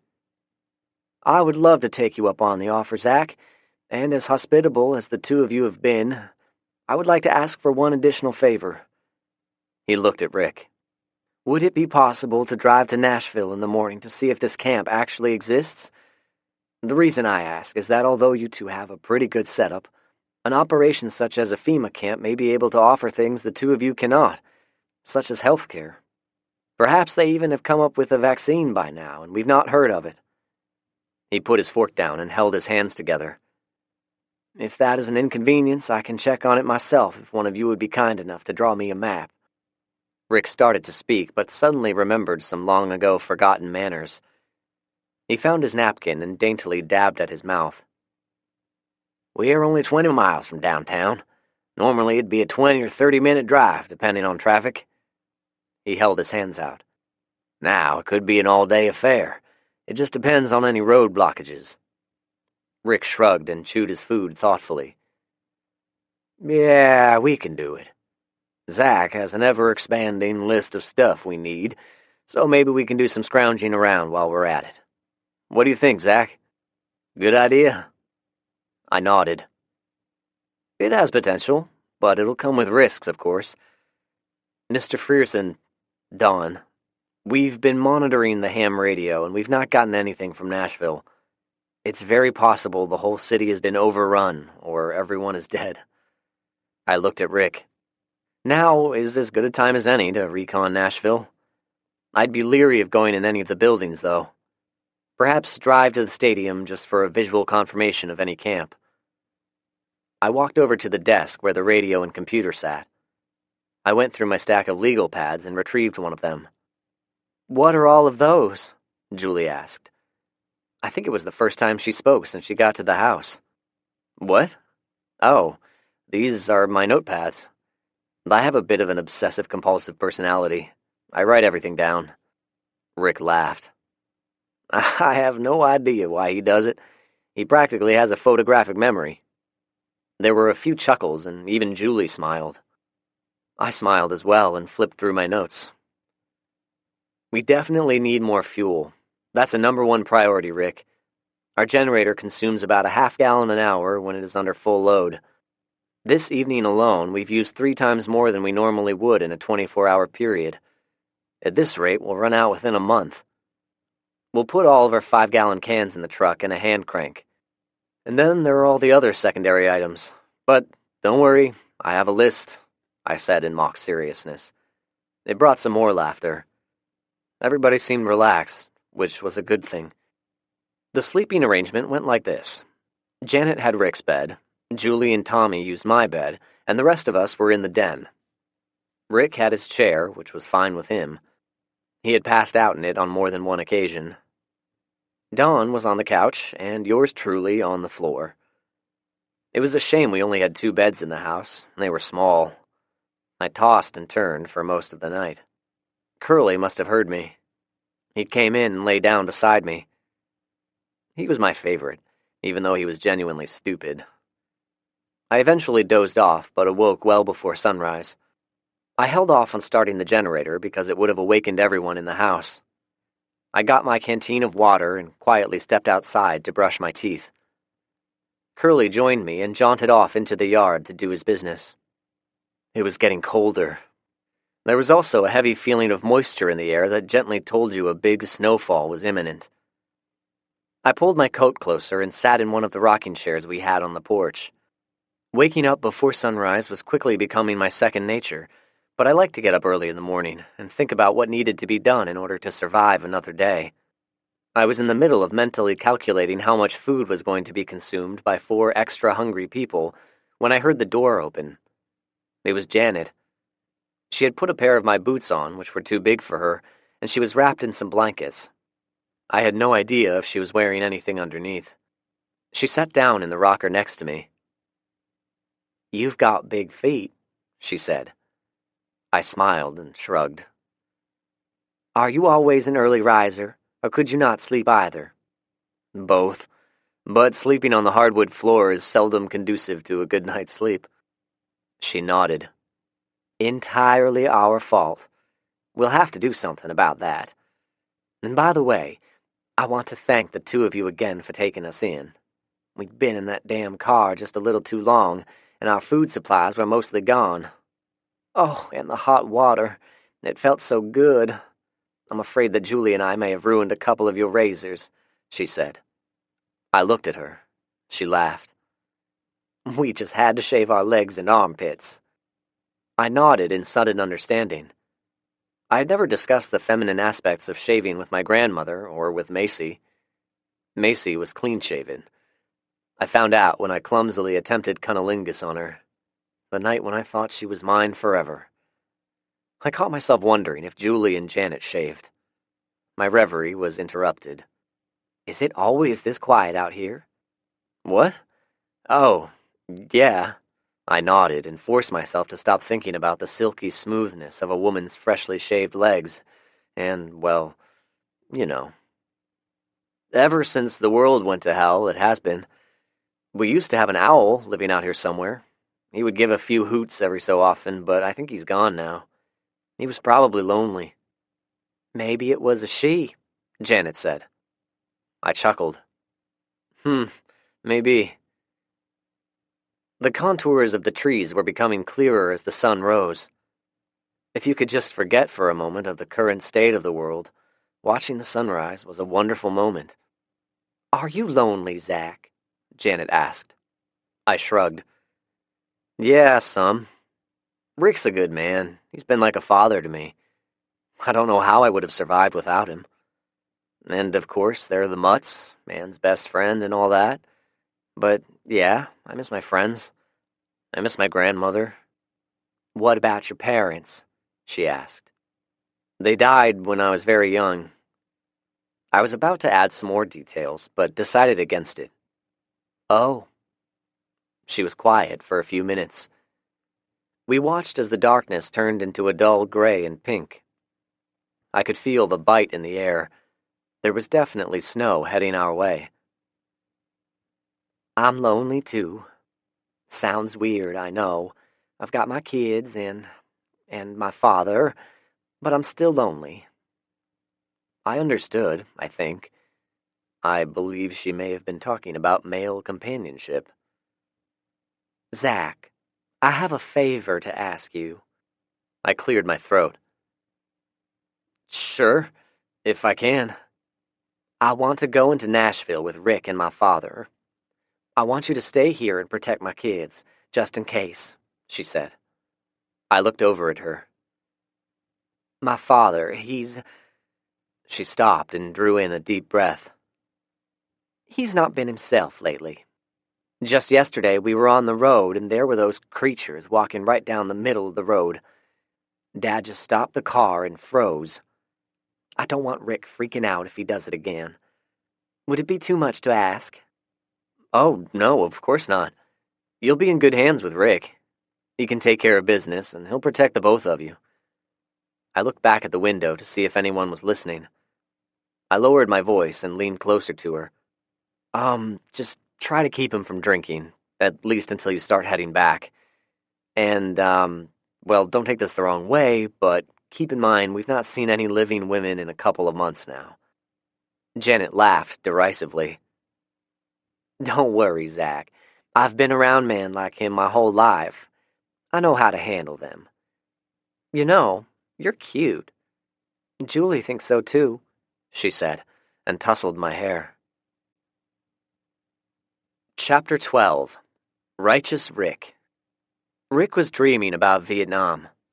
They called him Righteous Rick back in those days. It was a testament to his character.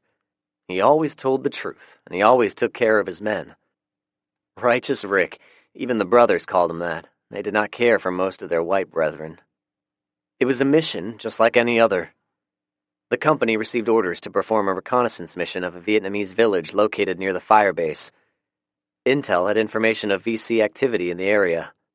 The company commander, a captain who drank too much and thought too little, ordered a solitary squad to conduct the mission while the rest of the company was held back in reserve.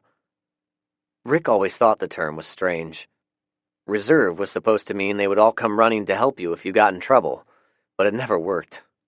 By the time they actually did come running, the shit was already too deep.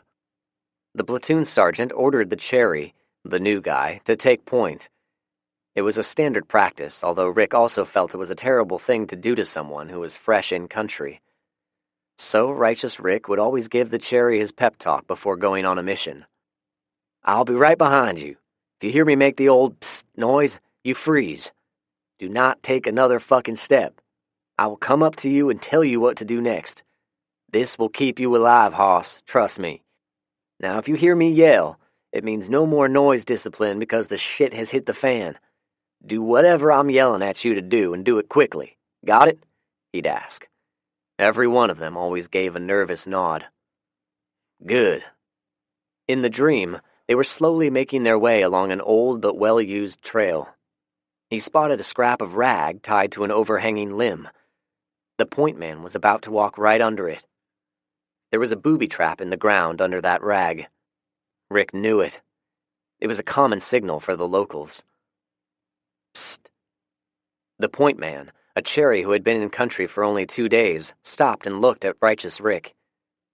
Rick held his hand up and slowly started approaching. There. He saw it. A tripwire. Rick pointed at it as he walked up. Then something really, really odd happened.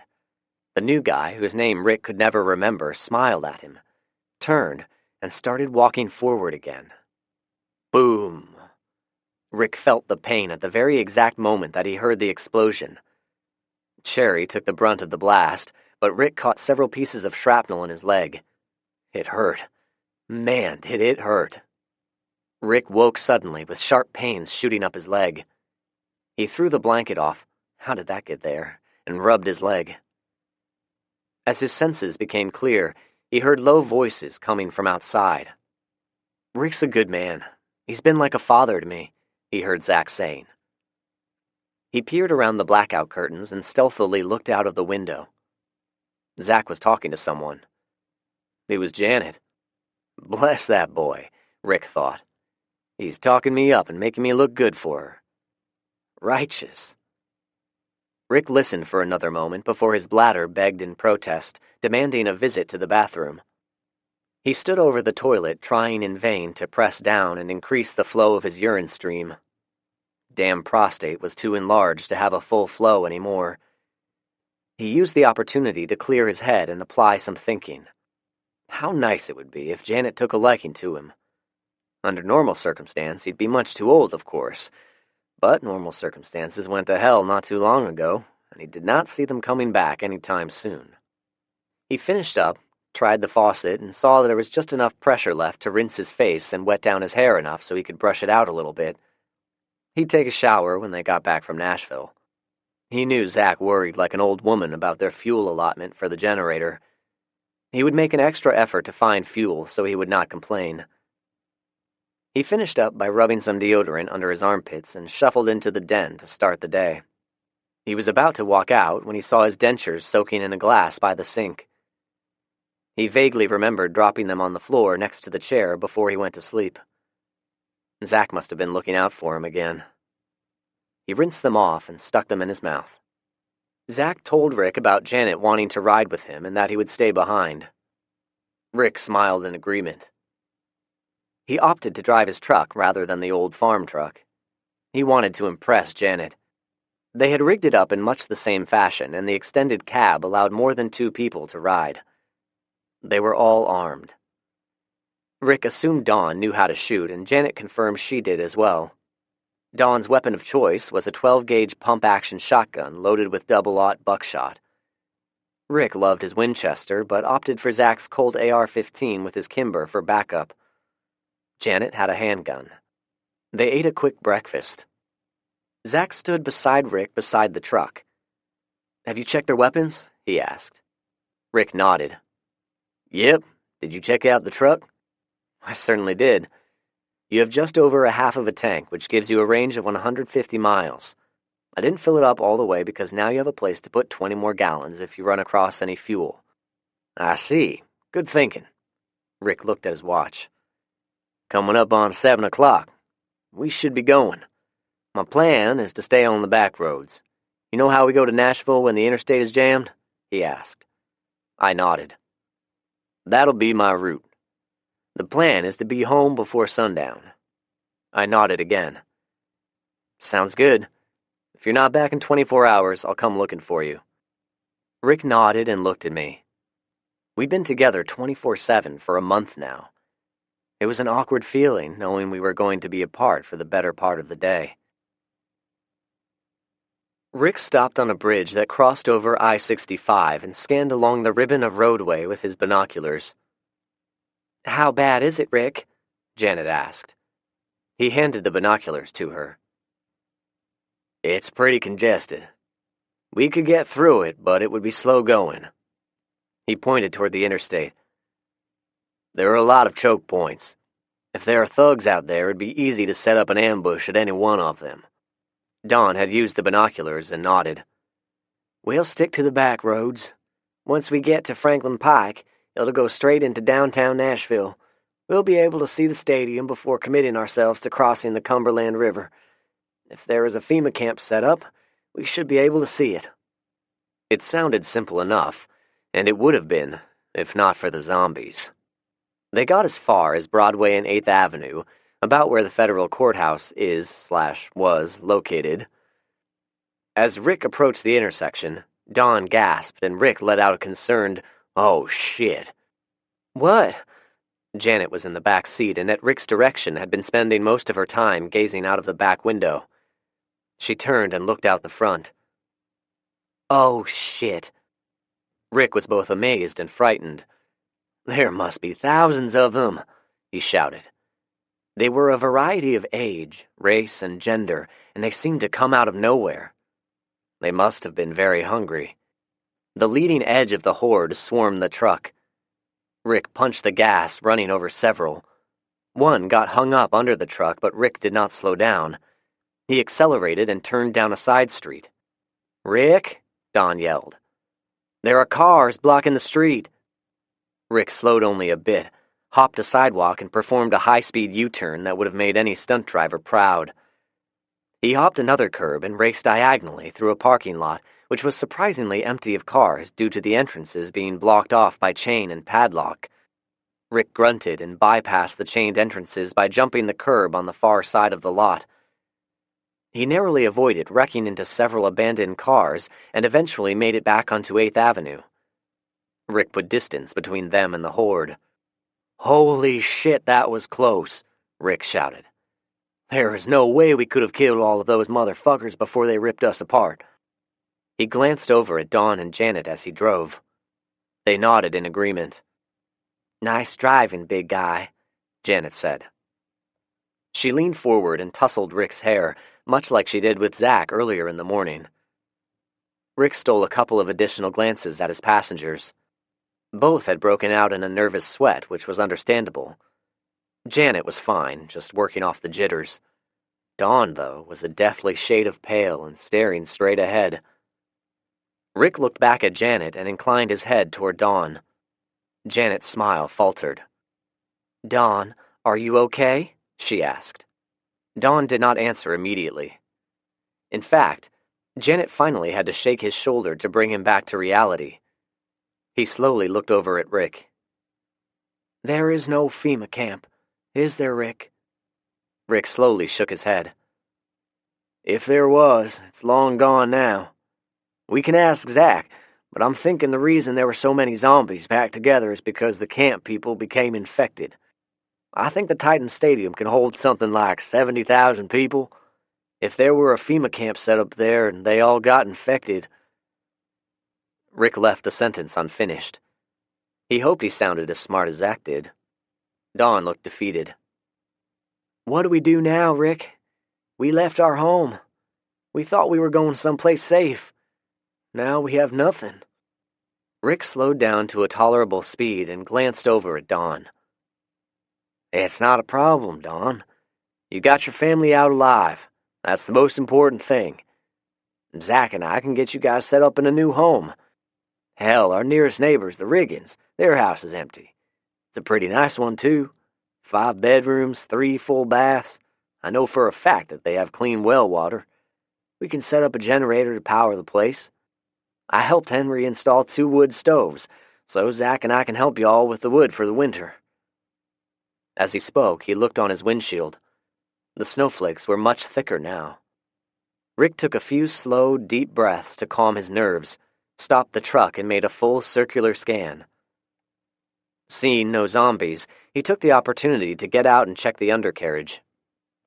The carcass of the zombie was lodged in the wheel well. Fortunately, most of the body had been ground down from being drug along the asphalt. Rick had Dawn turn the wheel in one direction, and he was able to work the upper half of the torso loose. As he pulled it out, the zombie's head turned toward Rick and attempted to bite him. Rick quickly dropped the torso and kicked it away from him. "Holy shit! Did you guys see that? The fucking thing is still alive. There's nothing left from the waist down, but it's still alive. Fucking amazing," Rick thought. He got back in the truck and locked the door. "All right, you two, downtown Nashville is definitely a no-go. The snow is getting heavier and will probably drop a couple of inches before the day is over. We need to start heading back, but there's no reason why we can't make this work for us." "What do you have in mind, Rick?" Janet asked worriedly. "We scrounge around to try to find stuff. We've been on the road 2 hours now and have nothing to show for it. Let's at least attempt to round up some supplies," he said.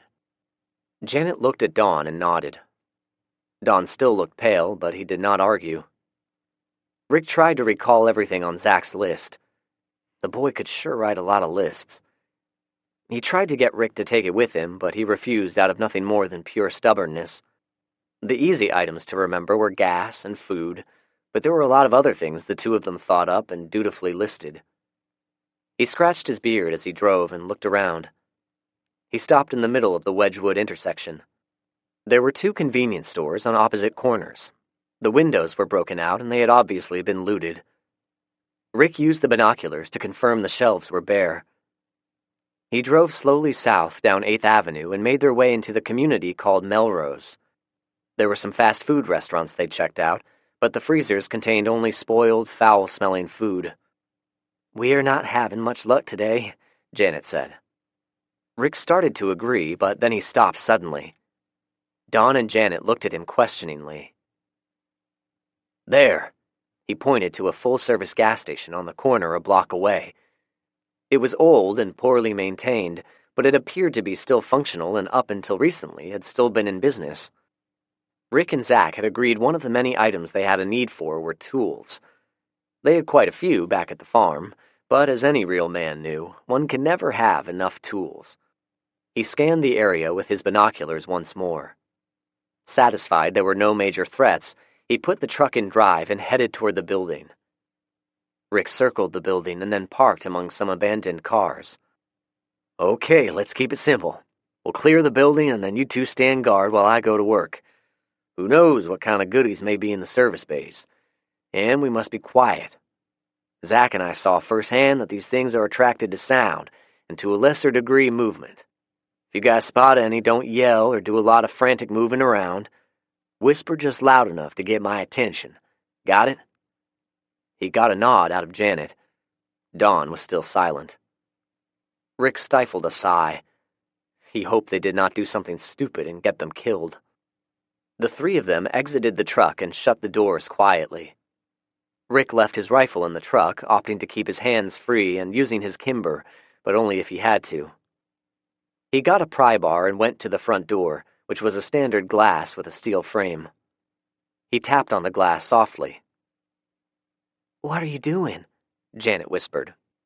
"Remember what I said? They're attracted to sound. If there are any of them in there, they'll come see what the noise is. If there's anyone living in there, and if they're halfway smart, they'll know zombies don't knock on the door before breaking in."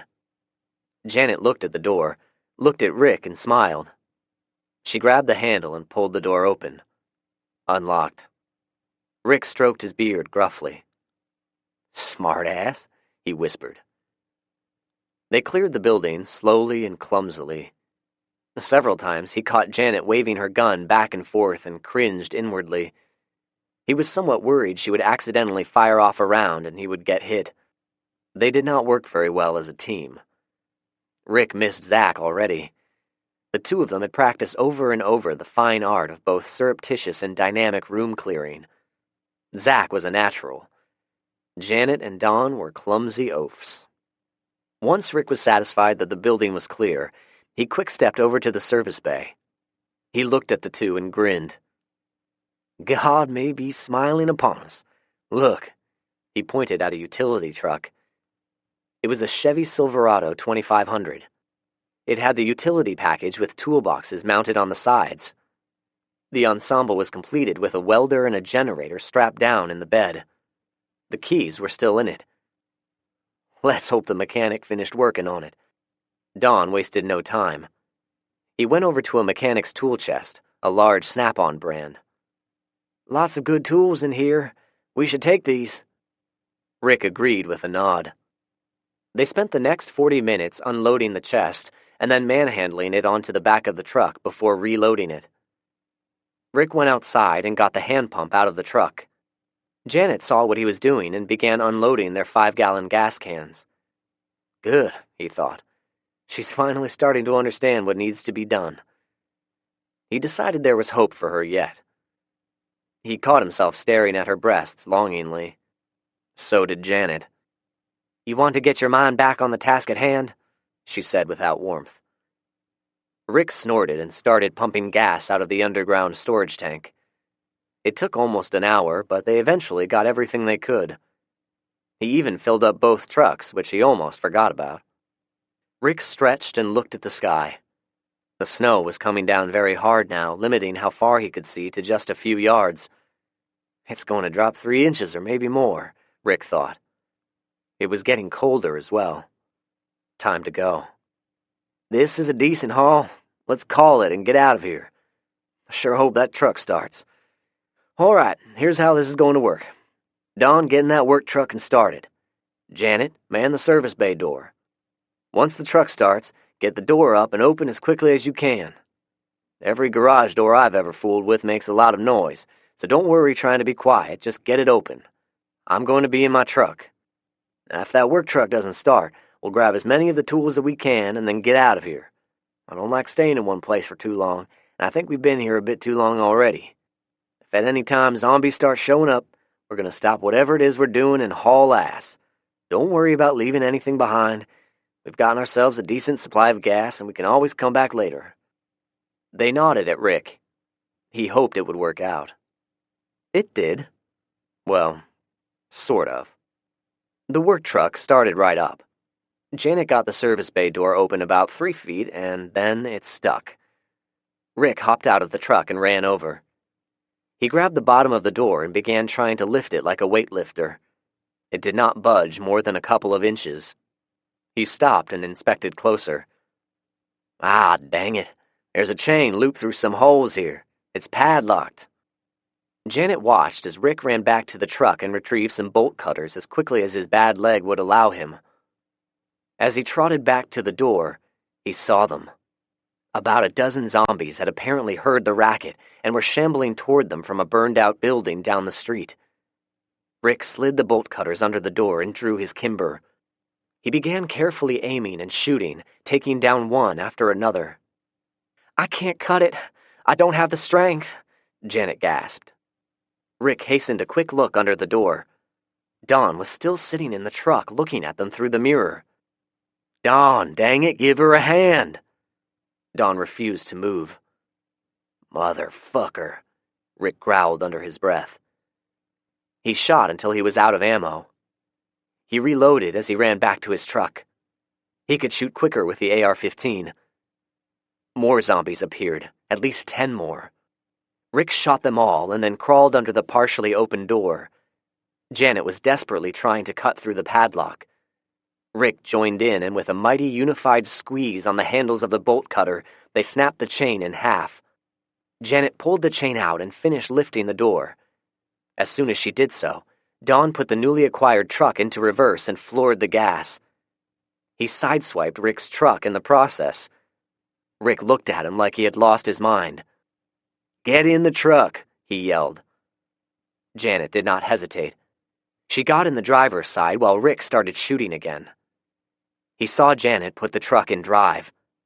He was suddenly alarmed. Was she going to leave him?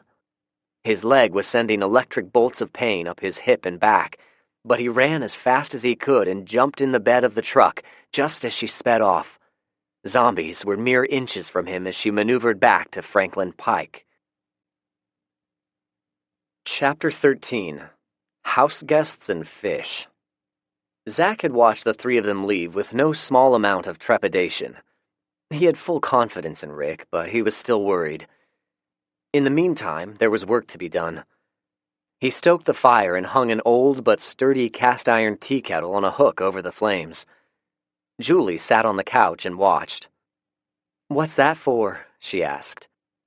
"I'm heating up some water to wash the dishes," I said.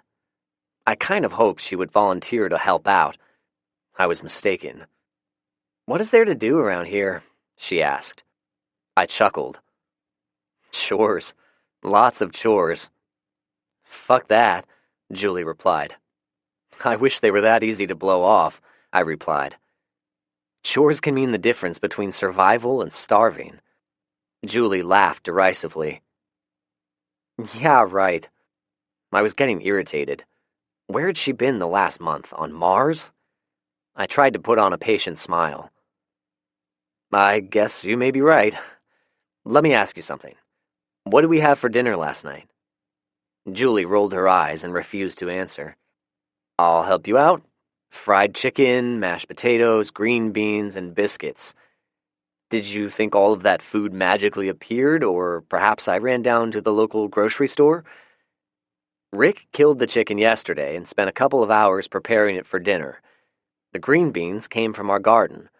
The biscuits, well, you should get the idea by now, unless you're just plain stupid." I got a sullen, angry glare in response. "I don't know if you have just repressed the memories of the past few weeks, but when Rick and I met you guys, you were a pitiful-looking bunch. Hungry and dirty. You certainly didn't turn that meal down, now did you?" Julie tried to maintain her angry sneer at me, but could not accomplish the feat. She stared at the fire instead and crossed her arms. "One would think after nearly starving and going without a hot bath for as long as you did, you'd be more appreciative. Anyway, I'm through with the sermon. I've got a lot of work to do. I could use your help if you would be willing to give it." Julie glared at me. "You're not my dad, and I'm not your slave. You're acting like you're all badass and better than me. You're not. In case you've forgotten, we're the same age, so quit thinking you're so special. And besides, all of this shit going on right now is just temporary. I shrugged my shoulders. Hey, you may be right. For all we know, the government may be getting everything up and running and we'll be back to normal in no time. In the meantime, we've got to help ourselves, and the time is long over to be acting like a petulant brat. Are you going to help out or not? The only response I got was a dramatic display of her middle finger. I'll help. What are we going to do, Zach? Tommy had come in during our little conversation and had been listening quietly. I'll be glad to have you help me, Tommy.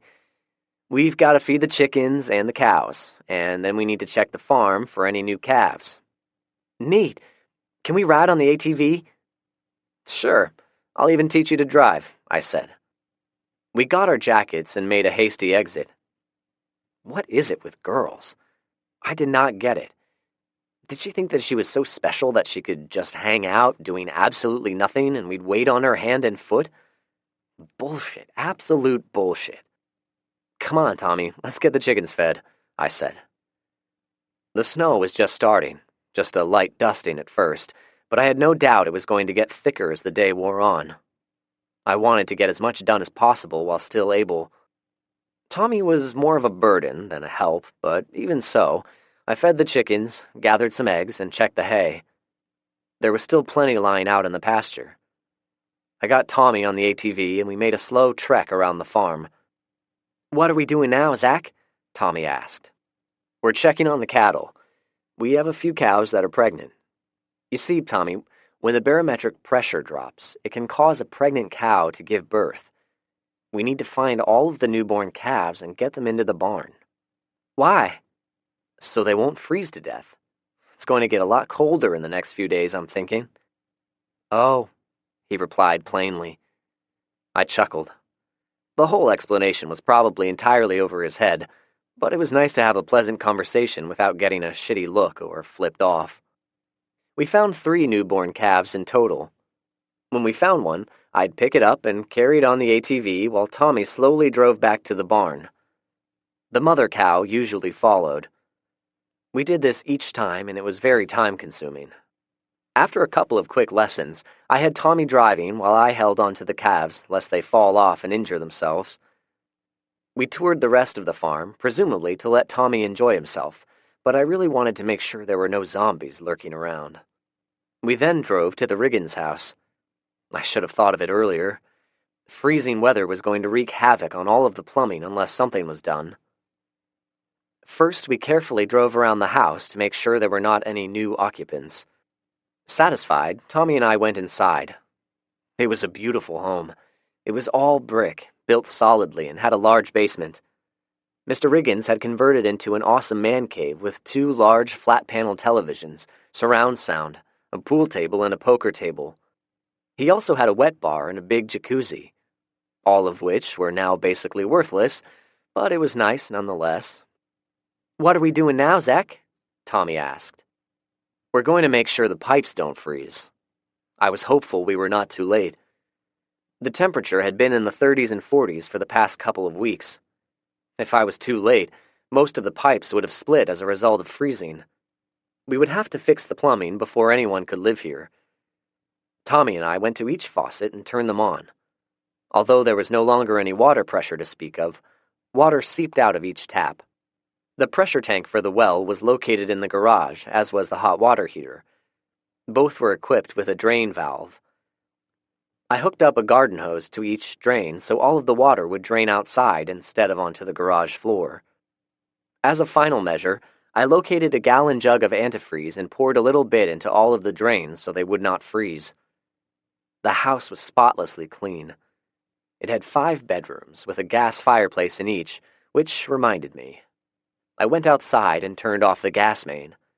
I had no idea if there was still pressure in the lines, but I did not want this nice house going up in flames. I wanted to either move into it myself one day or get a good family to occupy it and start working the farm. Rick and I had talked it out and were convinced it would be very beneficial for 2 or more families working the farmland as a collective community. I thought of the possibility of the Friersons moving in this house, and I caught myself specifically thinking of Julie. Damn, she could be a bitch. In spite of her attitude, I found myself thinking of the two of us being together. She was really nice looking.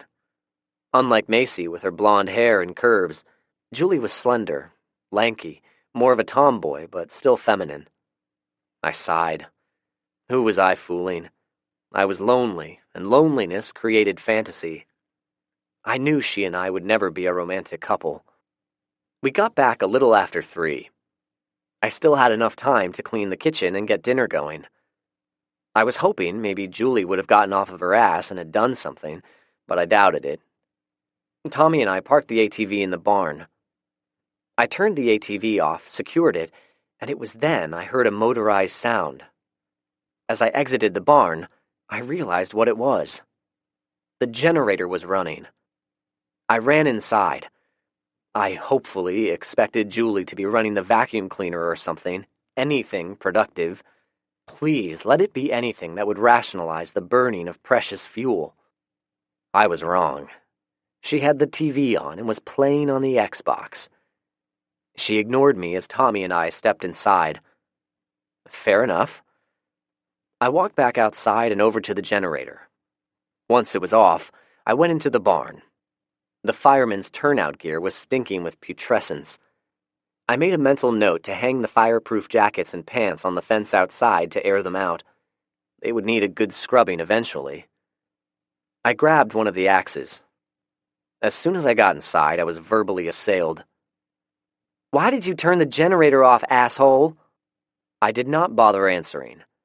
If she thought I was an asshole, I wondered what she was going to think in a few seconds.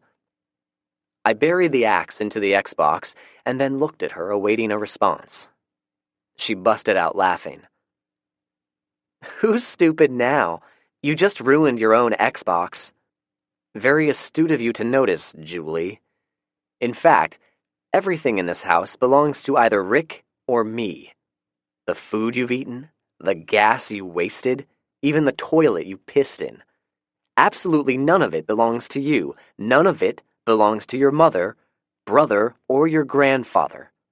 I hope you enjoyed it." Her laughing stopped. She crossed her arms in defiance. "What's that supposed to mean?" "It means, just as soon as they get back, you're out. All of you." I had not even gotten my mouth closed when I heard the sound of an approaching automobile. "Ah, perfect timing," I said with a glare directed at her. Julie's eyes burned into the back of my head as I walked outside and watched them approach. There were 2 trucks driving up. Dawn was driving the second one. Both trucks had fresh body damage, and Rick's truck had dried black stuff all along the driver's side. Blood? That was interesting. I'd ask Rick about it after he heard me out. Rick jumped out before he had it in park. Uh-oh, I could tell he was mad about something. He pointed at me and then jabbed his finger at the barn.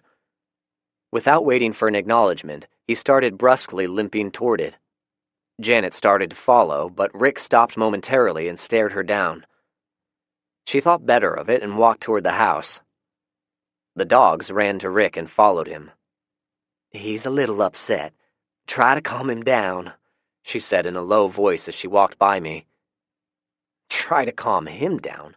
I was ready to throttle that spoiled little brat of a daughter she had. Maybe someone should try to calm me down. He started as soon as I walked through the doorway.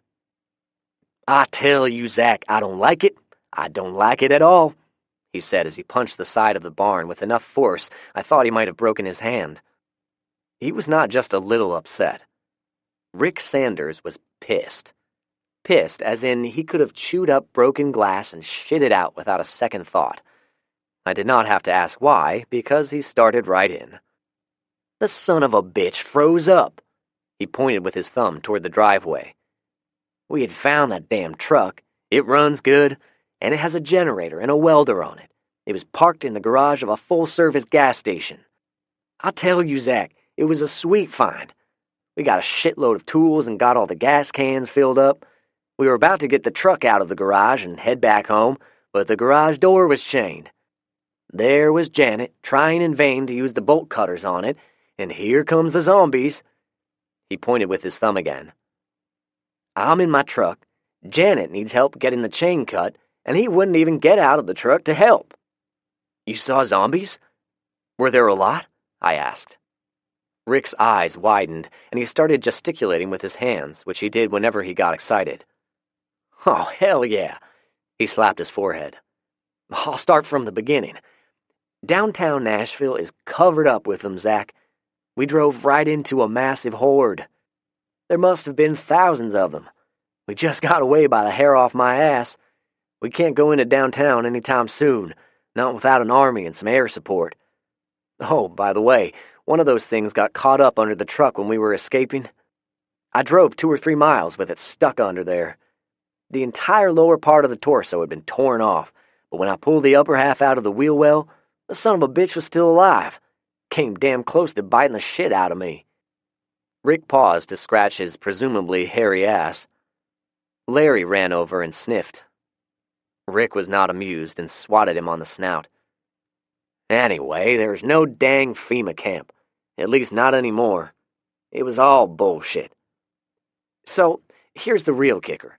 We're heading back and we're in the Melrose area. I don't see anyone or anything around, so I tell them we need at least to do a little scavenging while we had the chance. We find this garage right there on 8th, just a couple of blocks from Wedgwood. But sure enough, we make all kinds of racket trying to get the dang door open, and here they come. I shot a few, helped Janet bust the lock, and shot a few more so she could escape. You know what she did? She jumped in the driver's seat of my truck. My damn truck!" Spittle flew as he yelled. I looked around to see if anyone had walked in the barn. Rick noted my concern, took a deep breath, and lowered his voice. "Zach, I think she was going to drive off without me." Oh, man. Warning alarms were sounding in my head. I had him repeat the details. He told me about having to jump in the back as she was driving off. He was not suspicious at the time. He thought they would stop once they got to a spot without zombies. He'd jump into the cab of the truck and off they would go. When it did not happen, he actually had to threaten to shoot her. "Zach, I would have, too. I don't care if she was the last woman on the planet. I would have shot the bitch dead if she hadn't stopped right then and there." "What did you do then?" I asked. "I was going to make her get in the truck with Don, but he parked about 100 yards down the road and refused to drive back to us. So I gave in and made her move over to the passenger side, but not before I took her gun away from her." "Did she say anything? Try to rationalize her actions?" I asked. He snorted. "She just said shit like, 'Close call,' and 'You really saved our bacon.' Disingenuous shit like that." He snorted again, which Larry decided was a cue for him to snort as well. I was amazed. Amazed he knew what disingenuous meant. Rick looked forlorn at Larry. He must have felt bad about swatting him, so he bent down and scratched him behind the ear. Larry returned the favor by licking his hand. "She never mentioned the fact I had to point my gun at her. Like, if I don't mention it, it never happened. God damn it all, Zach, this is fucked up." Rick was not a deeply religious man, but he never used the Lord's name in vain unless he was really agitated. I waited a minute for him to calm down a bit. Then I inhaled and filled him in on Julie's antics. He worked his leg while I talked. I could see it was hurting. The pain and his current disposition meant the whiskey was going to flow tonight. When I finished, he and Larry did a double snort. "Spoiled little brat," he said. "All right, I think we agree. This group has got to go," I said. He nodded his head vigorously. "You got that right. There ain't no woman this side of hell worth this kind of shit." Rick looked out of the open barn door. He smacked his forehead and gasped. "They got guns inside. You don't think—" I did think. From the barn door, we could see the kitchen window. There was light coming out. Someone had lit one or more of the lanterns. Good. They were not savvy to tactics. If they left the interior of the house dark, they would have a good tactical advantage over anyone walking through the door. I watched the windows while we devised a plan. I walked inside a few minutes later. My feet left tracks in the snow. It was coming down hard now, and the dirty gray sky was quickly turning dark. The interior of the house became brighter.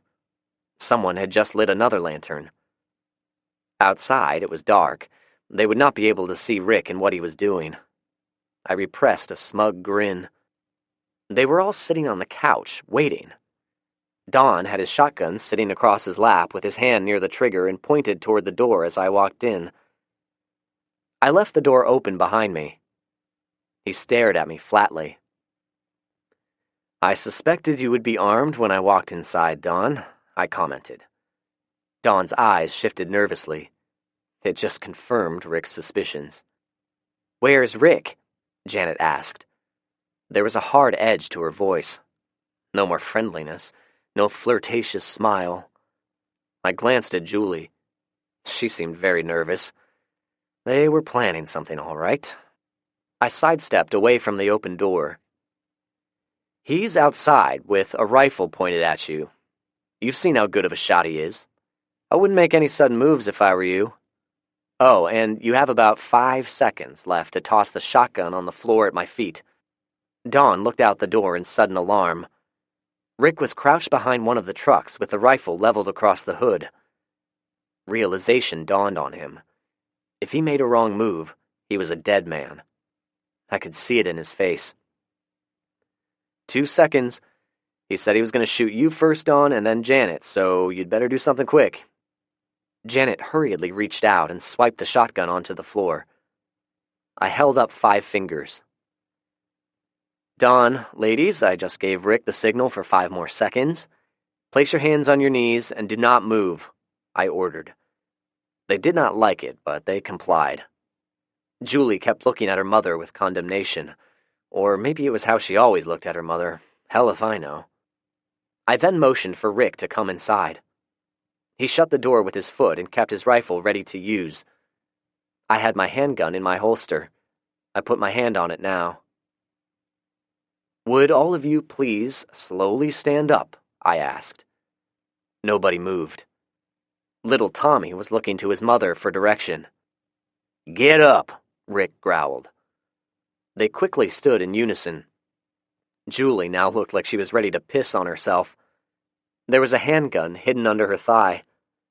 I walked over and grabbed it. "They were gonna kill us, Zach. They were gonna kill us and take everything we worked so hard for." Rick's tone was murderous. I agreed. "Sure looks that way." Dawn was pale. Janet pleaded, "No, you got it wrong.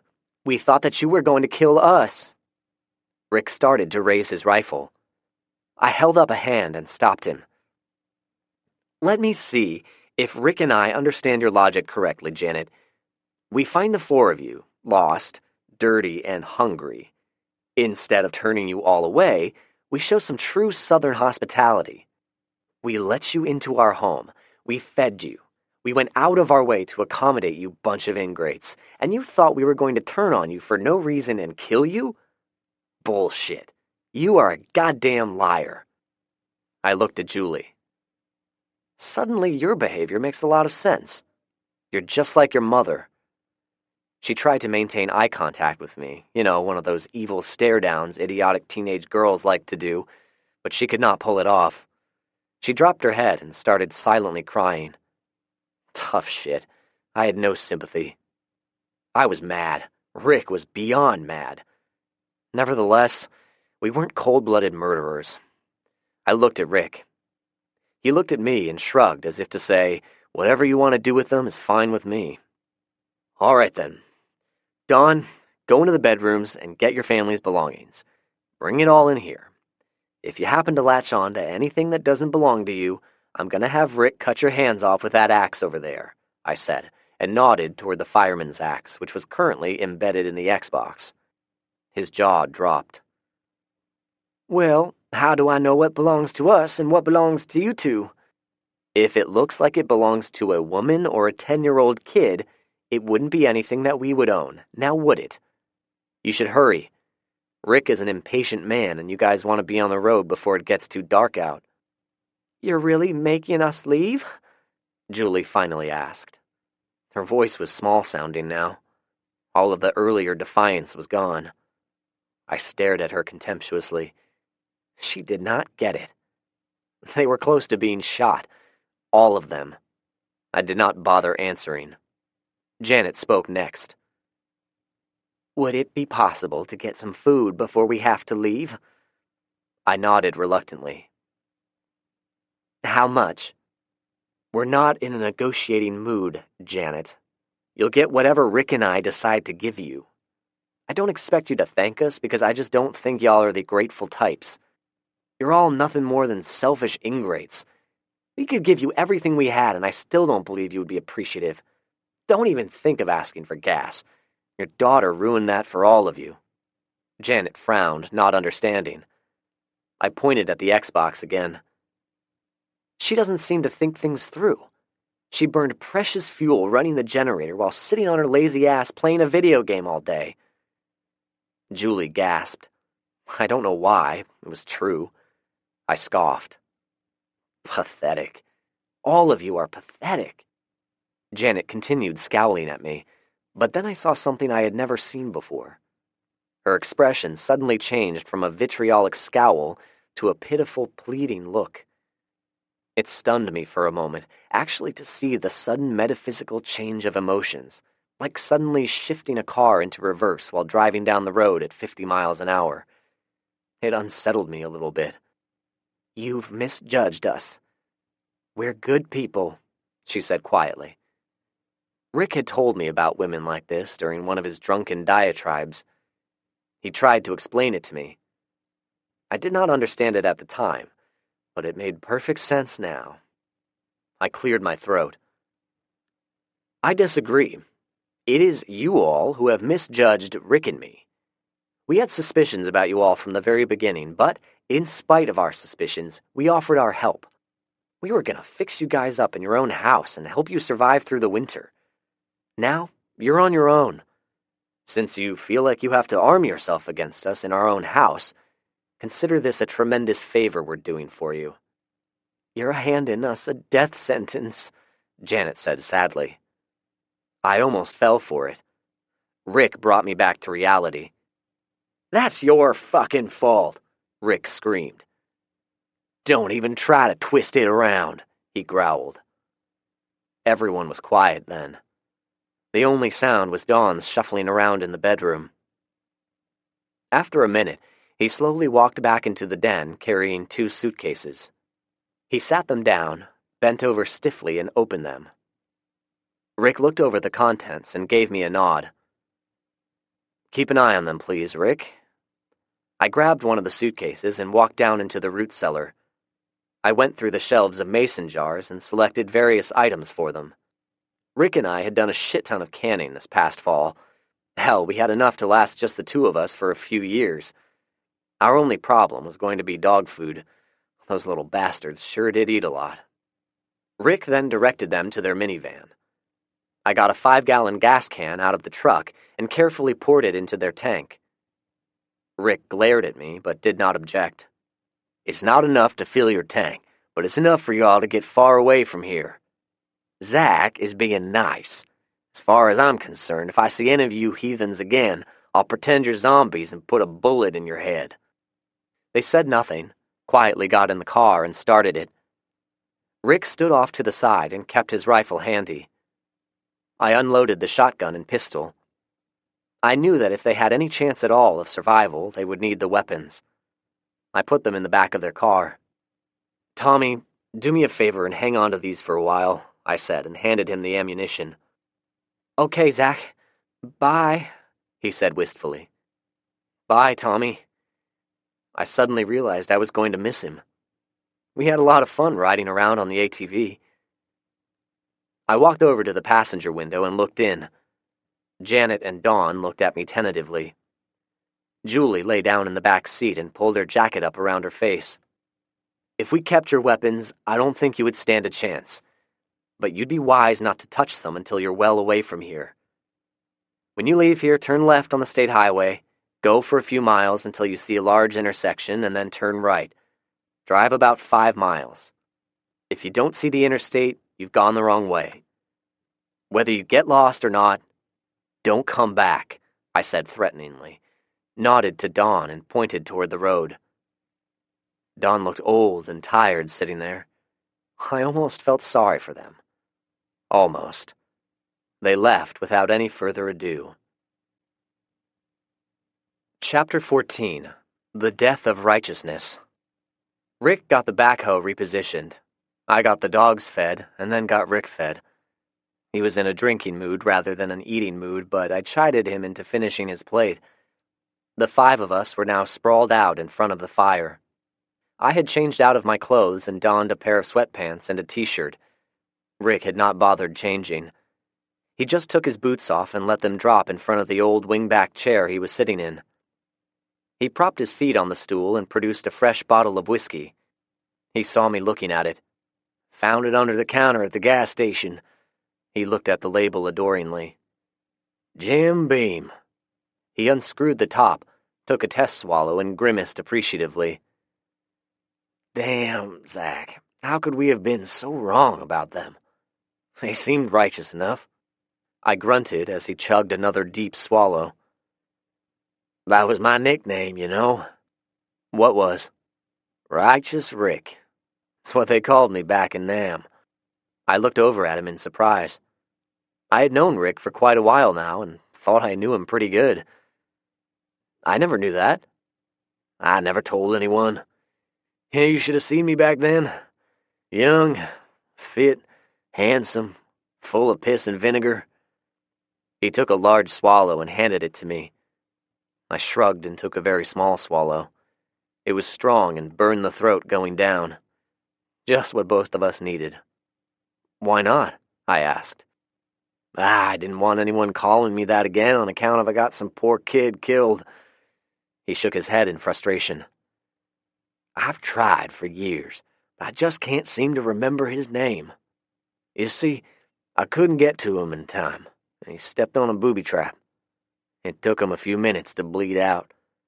He died in agony, screaming for his mother and wanting to go home. There was nothing I could do." He looked over. "That's how I got hit in my leg, when the booby trap exploded. I caught some shrapnel. Might have been okay, but infection set in, caused a lot of nerve damage. I got a Purple Heart and sent home because of it." He took a long swallow. "You see, according to the therapist over at the VA, I have a lot of what you call survivor's guilt, in addition to PTSD. So, when I got back home, I didn't tell anyone my nickname. If everyone went around calling me Righteous Rick, all I'd ever be doing was thinking about Nam and the kid whose name I can't remember, dying in my arms. I'm fucked up enough as it is." "Well, I don't think you're fucked up. You knew this zombie shit was going to happen and you planned for it. You got us to where we are today. We're gonna survive this because of your foresight." "Yeah, but without any pussy." It was a crass statement, but I started laughing anyway. Soon both of us were in stitches. It was a good stress reliever. The dogs looked at us as if we were crazy. Instead of going to my bed, I climbed up on the couch and pulled a quilt over me. I wanted to be near Rick and talk with him. Curly jumped up beside me and made himself comfortable. "Don't forget to soak your dentures." "Right." Rick unsteadily stood up. "I'll do it right now." He came back a minute later and turned the lantern out. The fire was now our only light source. "Where do you think they're going to go?" I asked. Rick grunted. "Don't know, don't care. If they're smart, they'll park under an overpass or find a secure building for the night. The snow is really coming down hard. The streets will be pretty slick." "You're worried about them," Rick said. "Yeah, I guess so," I replied. Rick grunted again. "I know what you're thinking, and I agree. They were up to no good, and good riddance to them. I can't help but think Janet was behind it all. What a psycho bitch." "You got that right, brother," Rick said. I heard him taking slow sips from his bottle. He was going to finish it off before he would be able to sleep without the nightmares. "Zach, I'm glad we're friends," he said quietly. "Me too, buddy. You may not realize it, but you saved my life. I don't think I've thanked you properly.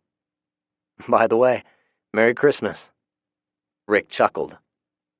Hell, I'd forgotten what day it was. Merry Christmas to you too, kid. Oh, wait, I've got your Christmas present, Rick said, and delivered a long, noxious fart. It sounded like a hippopotamus dying. Mo took offense and snorted. In spite of the fetid odor, I laughed. We talked some more before I eventually drifted off to sleep. There was no way of knowing, no indication, and no omen of what was going to happen next. Sometime during the night, Righteous Rick died. Chapter 15. A Proper Burial. I shot Rick in the head before breakfast. It was a no-brainer, no pun intended. When I finally accepted the fact he had died in his sleep, I carried him to the barn and laid him on a tarp. I sat on the cold ground, looking at him for at least an hour. I thought of all the good times I had had with the old man and how much he had taught me. I did not wonder so much about how he died. Bad heart? Too much whiskey? Lack of pussy? I did not know, and it did not really matter at this point. He was the father figure I never had, a good man. I was going to miss him terribly. He was the last person on earth who cared about me, and now he too was gone. He did not turn.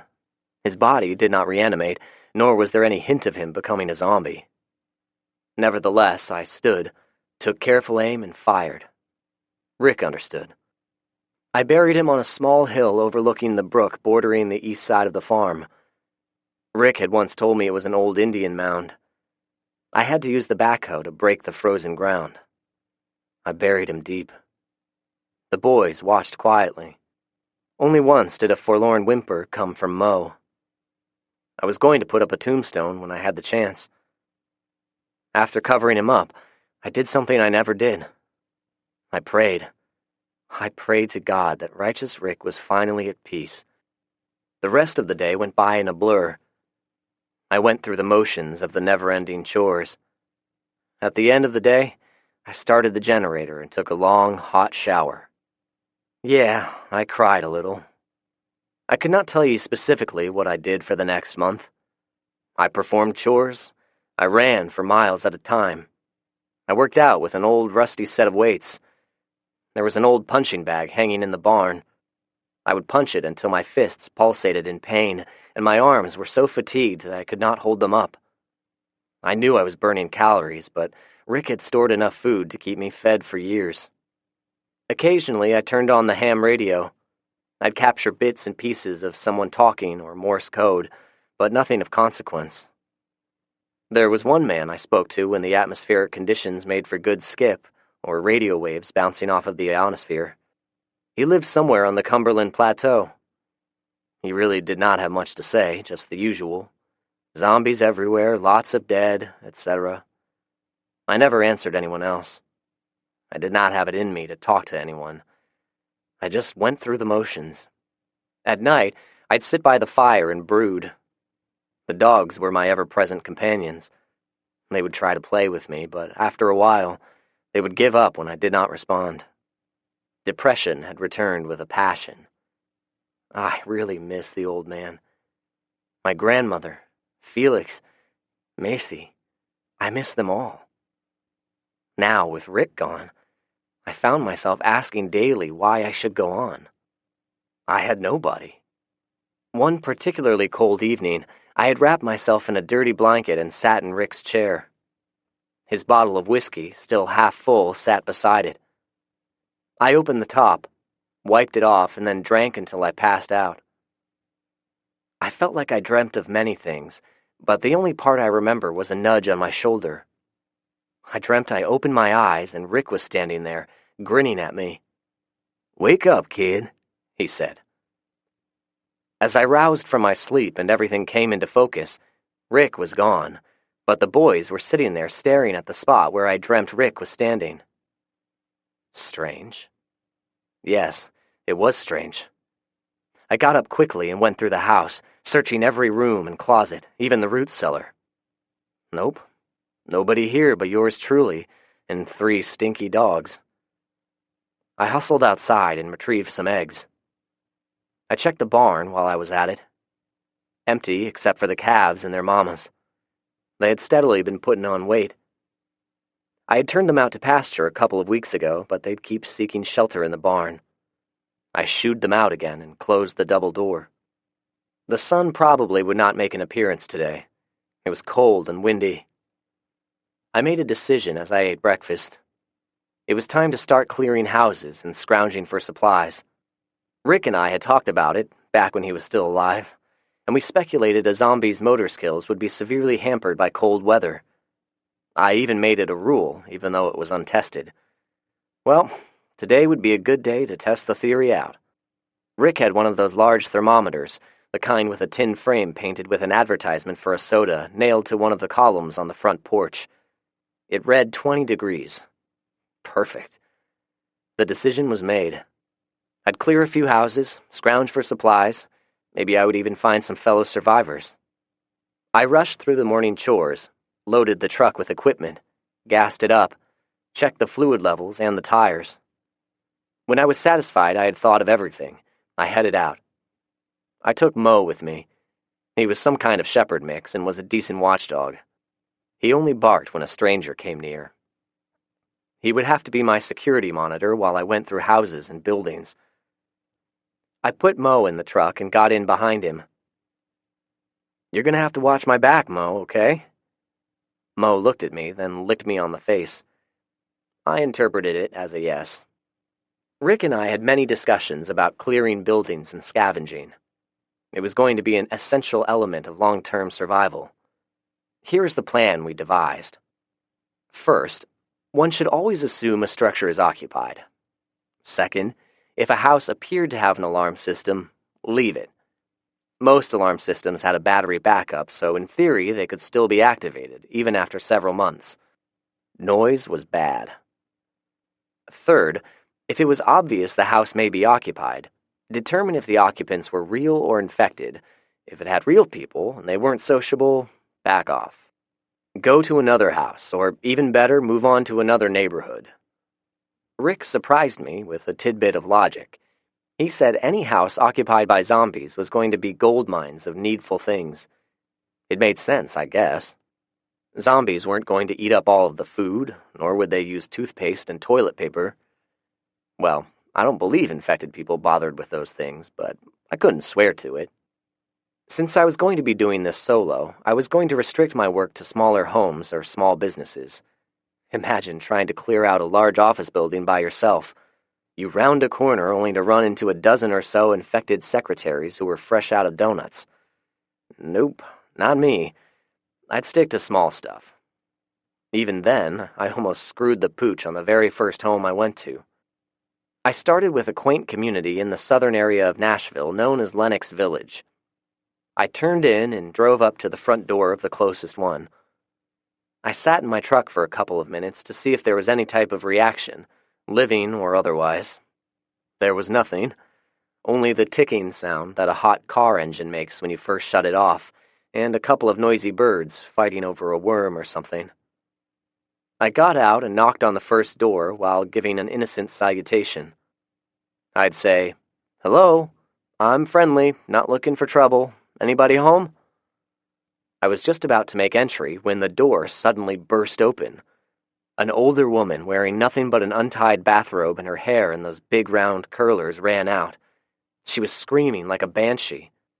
The suddenness of it startled me. Even more unsettling was the visual image of her open robe. I stumbled backward while pointing my handgun at her.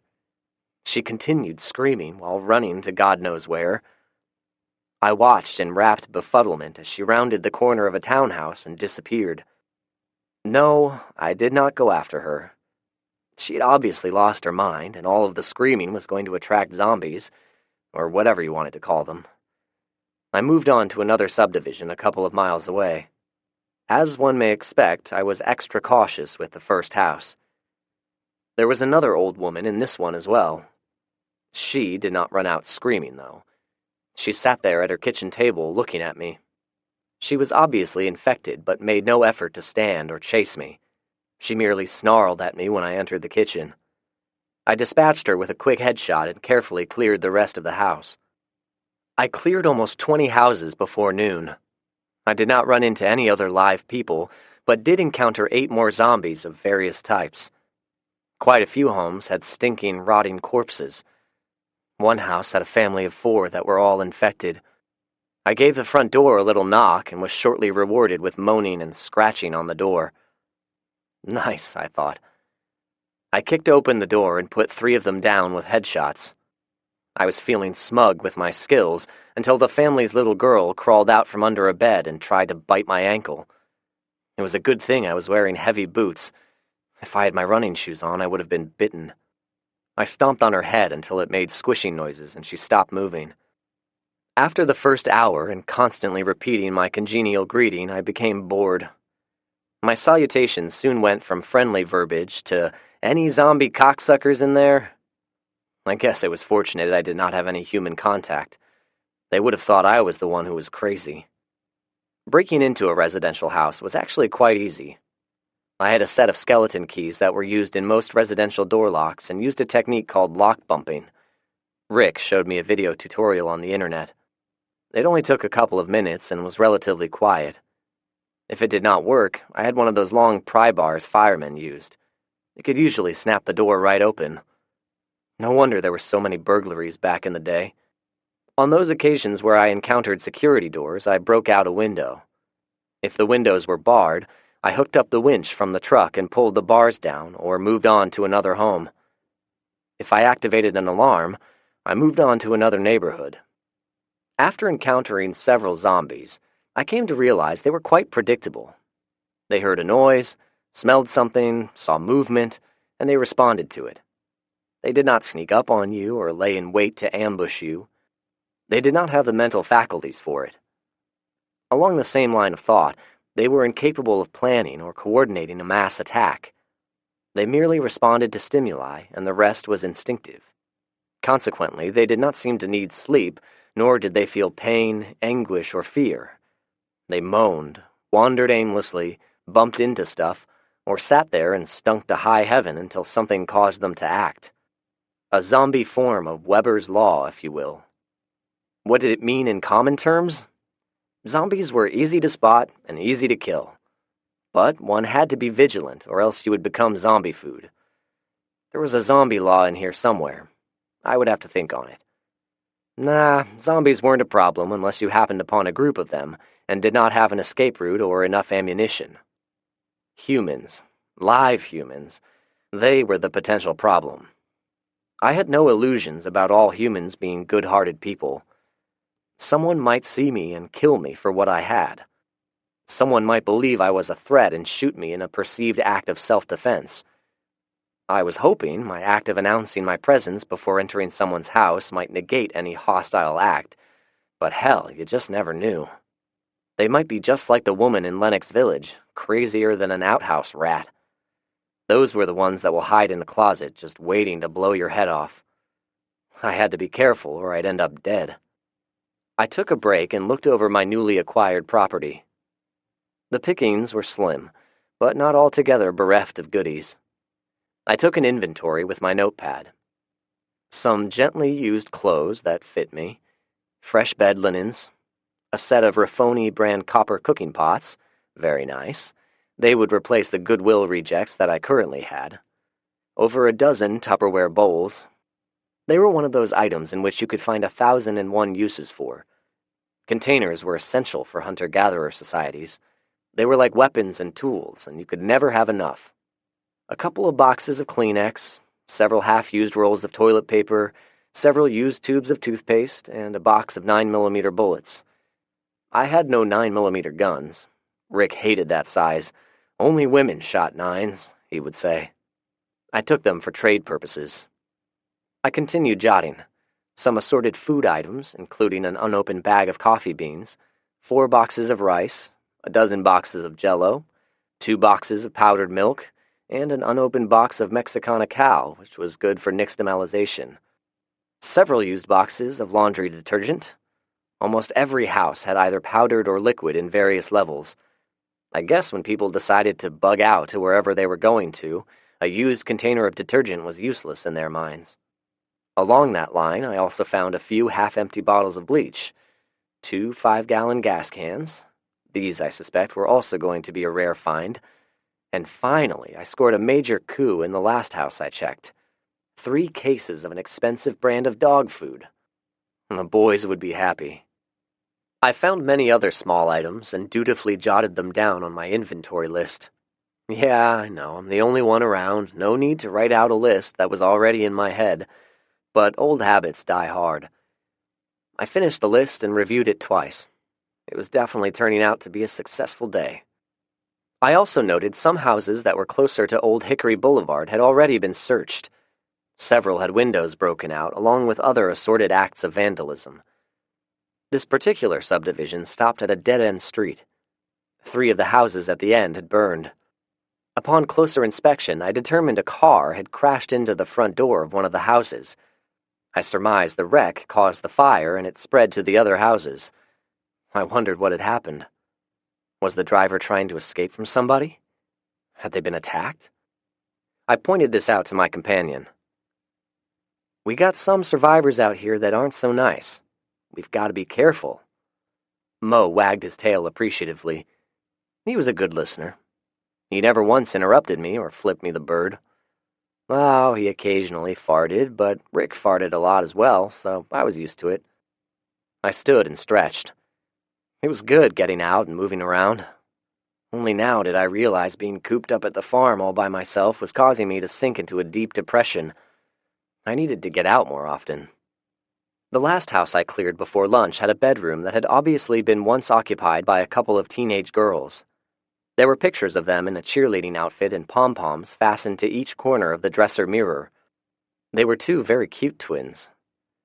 I went through their dresser drawers. It looked like most of their clothing was left behind. I wondered what had happened to them. Were they twin cheerleading zombies now? I opened one drawer and found a bunch of bras and panties.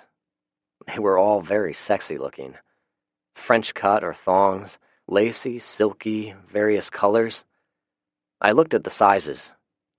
Very petite, but the bras were C-cups. Nice. I held up a pair of panties and felt the silky smoothness. I realized I was becoming aroused and had the sudden urge to masturbate with them. I looked at the picture again. They were blondes, with pretty hazel eyes, cute little butts, and nice muscular legs. They were wearing sweaters, which prevented me from assessing any opinion about their breasts. They reminded me of Macy. I thought about her too much. I muttered a curse and threw the panties back in the drawer. I had almost gotten myself in a good mood. Now I was getting depressed again over a woman who had hurt me deeply. It seemed like I've met a couple of those lately. I should have bent Julie over and diddled her brains out when I had the chance. Or Janet. Nah, scratch that idea. Not Janet. If I had made a pass at her, Rick would have been hurt. The thought reminded me of something I needed to do. Anyway, I squashed any teenage urges and walked out in front of the house. It was a fairly large 2-story with white vinyl siding. I spray-painted the standard FEMA symbol on the front door and then affixed rule number 3 on the white siding in large block letters for everyone to see. Rule number 3. There are no righteous zombies. Z. That one's for you, Rick, I said sadly. I admired my work for a minute and then headed on to the next street. Mo and I worked through a few more houses. The results were limited. Several of the houses had decomposing bodies. Those were the houses that had no food, but they still had their most prized possessions hidden. You know what I mean. Expensive jewelry hidden in the freezer, guns stored in the attic with insulation piled on top of them. Sounds good, right? All I found were a couple of diamond necklaces and a .22 caliber revolver with a suppressor attached to the barrel. I thought the necklaces were basically worthless, but took them on the chance I could use them for barter.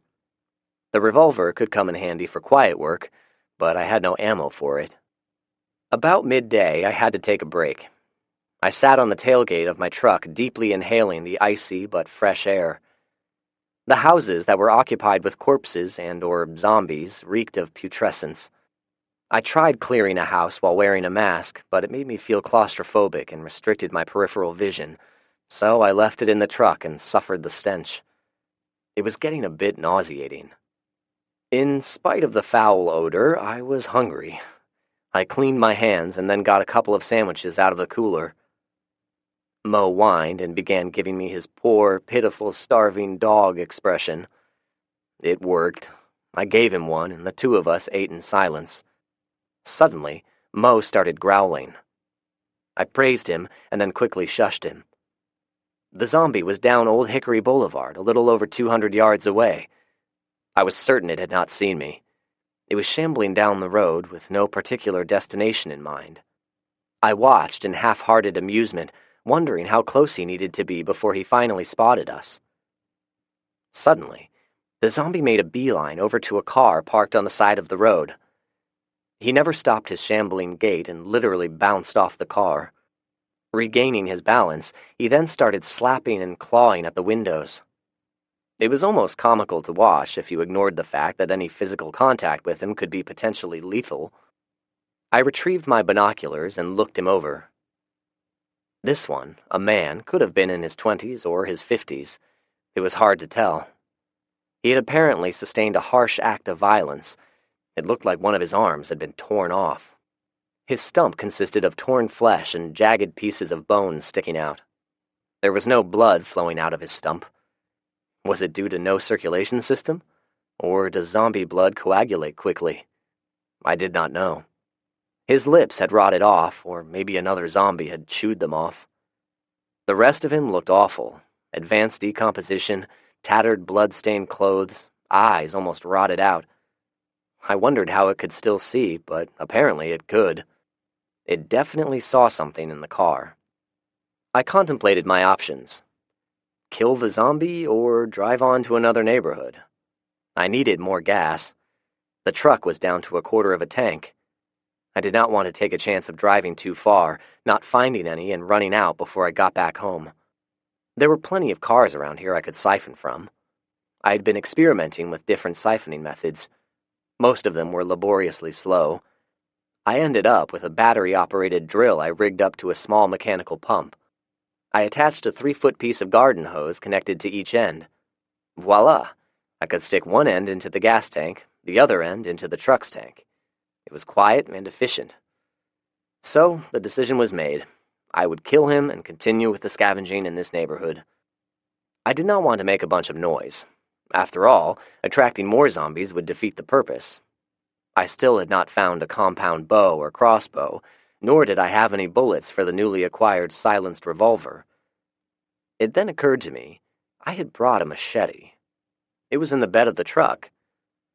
I quietly opened the door and put Mo inside. He would probably attack the zombie, and I did not know if he would become infected. Getting the machete, I started walking and approached as quietly as I could. I got to within 10 feet before he heard me. He turned and looked at me as if I were some type of apparition. Imagine a zombie with a decomposed face and rotting eyes looking frightened. It was so odd, I laughed. I then lunged forward with a sweeping arc of the machete. A skilled martial artist could have easily ducked or moved out of the way. But zombies aren't martial artists. His head came off somewhat cleanly, fell to the ground, and was still rolling when the rest of the body collapsed. I checked myself quickly for any harmful fluids that might have gotten on me and retrieved my ever-present bottle of waterless antibacterial soap. I cleaned the machete first and wiped it down in the snow before cleaning my hands and face. It reminded me back to when I killed Jasper. I had been splattered with blood from head to toe. If a police officer had stopped me, I would still be sitting in a jail cell. Whether or not I would have been alive, dead, or zombified was anybody's guess. I guess I was lucky. I was still smiling at the thought when I peered in the car to see what had captivated this thing's attention. There was somebody lying down in the back seat. Chapter 16. A reunion of sorts. I recognized Julie immediately. Skinny, petulant Julie. Even though she had her oversized coat zipped up and the collar pulled up to her face, there was no mistaking those blue eyes with the green speckles, the splash of freckles across her cheeks, and her tousled chestnut brown hair. She was looking up at me in sheer terror. Shit, this was not good. I dropped the machete and drew my Glock as I backed up and looked around. I scanned every nook and cranny, but did not see anyone else. If Julie was here, Dawn and Janet had to be nearby. I walked back to the car and watched her hands as I tried to open the back door, but it was locked. I motioned for her to come out. She shook her head. "Come on out. It's okay." She shook her head again. I was not going to break out the window, nor was I going to beg. I shrugged. "Have it your way." I had too much to do, and she was not on the agenda. I retrieved my machete and got about halfway back to my truck when I heard the car door open. She ran toward me until she saw the gun. She stopped suddenly. "Where's Dawn and Janet?" I demanded. "Dawn's dead," she said. How many teenagers do you know call their grandfather by their first name? I suddenly recalled Janet calling him by his first name as well. I did not find it odd until now. I filed that tidbit away. "Where is your mom?" Julie's lower lip quivered. "She's not here. We met some people. Mom said we should join in with them." She looked at me. "They're not very nice." I walked closer to her and suddenly reached out to frisk her. "You got a gun on you?" I demanded. She shook her head quickly. I squeezed the pockets of her jacket, felt around her waistband, and wasn't shy about grabbing her crotch for any indication of a weapon. She flinched, but did not protest. Satisfied, I stepped back. "Tell me about Dawn. What happened?" She had a familiar expression on her face, as if she was about to say something smart about me grabbing her crotch, but then thought better of it. "Zach, it was so weird. After we left you guys, Dawn started acting really strange. We drove around in circles for half the night before Mom finally convinced him to stop until daylight. He'd mumble stuff to himself and was just kind of zoning out. He kept insisting we go back to downtown Nashville. He said he saw real people and there had to be a FEMA camp around there somewhere. When the sun came up, Dawn somehow figured out how to get to Nashville. We got to somewhere around Vanderbilt. Dawn got out of the car with the shotgun and started looking around. A zombie came out of nowhere. He actually ran up to Dawn and jumped on his back. He started biting him and clawing at his face before any of us could do anything." I held up a hand. "Wait, the zombie was actually running? Are you sure?" I asked. She nodded. Wow.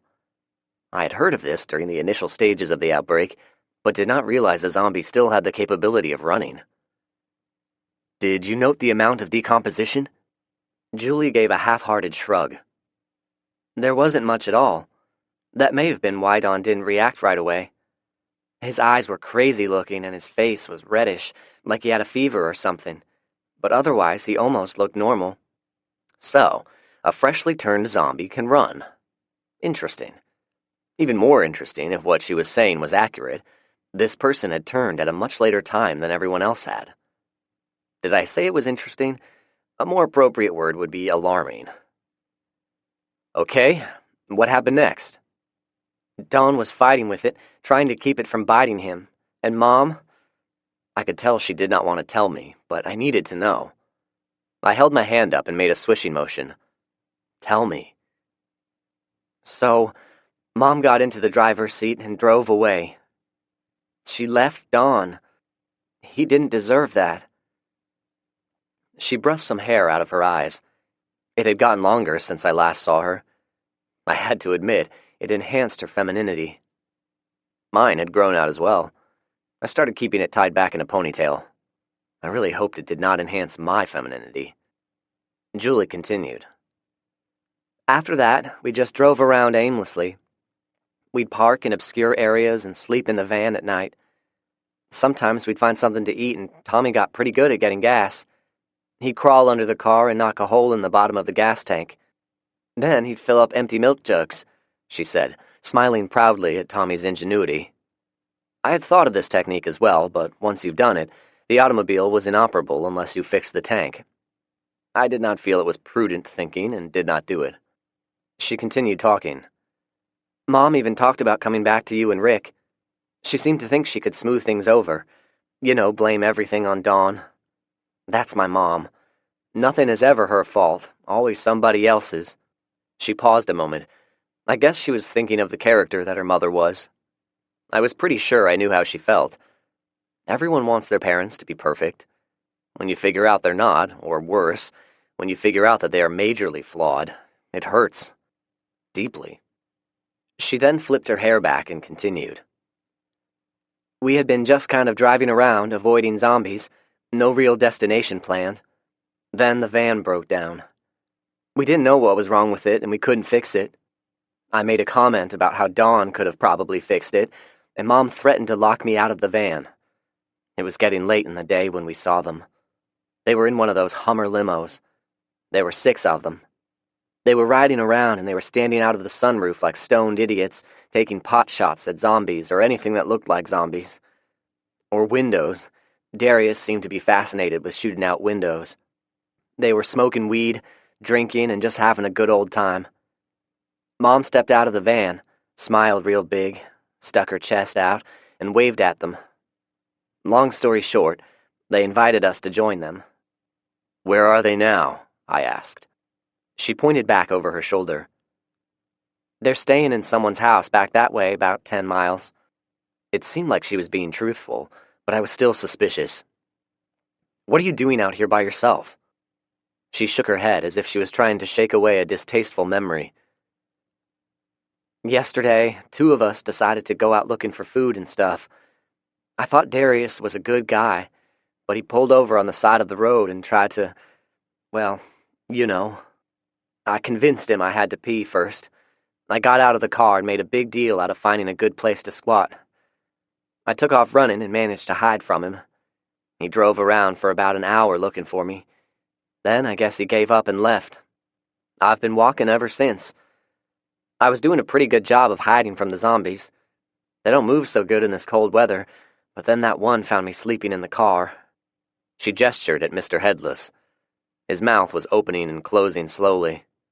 It still was not quite dead, even without anything below the neck. That was pretty cool, what you did with the machete. She reminded me of the zombie. I walked over and looked at his neck where the head used to be. There was some kind of black goo slowly oozing out of the neck. It may have been blood, but it did not look like any blood I had ever seen. Okay, so if there is no blood, or I guess I should say no red oxygenated blood, the circulation system must be compromised.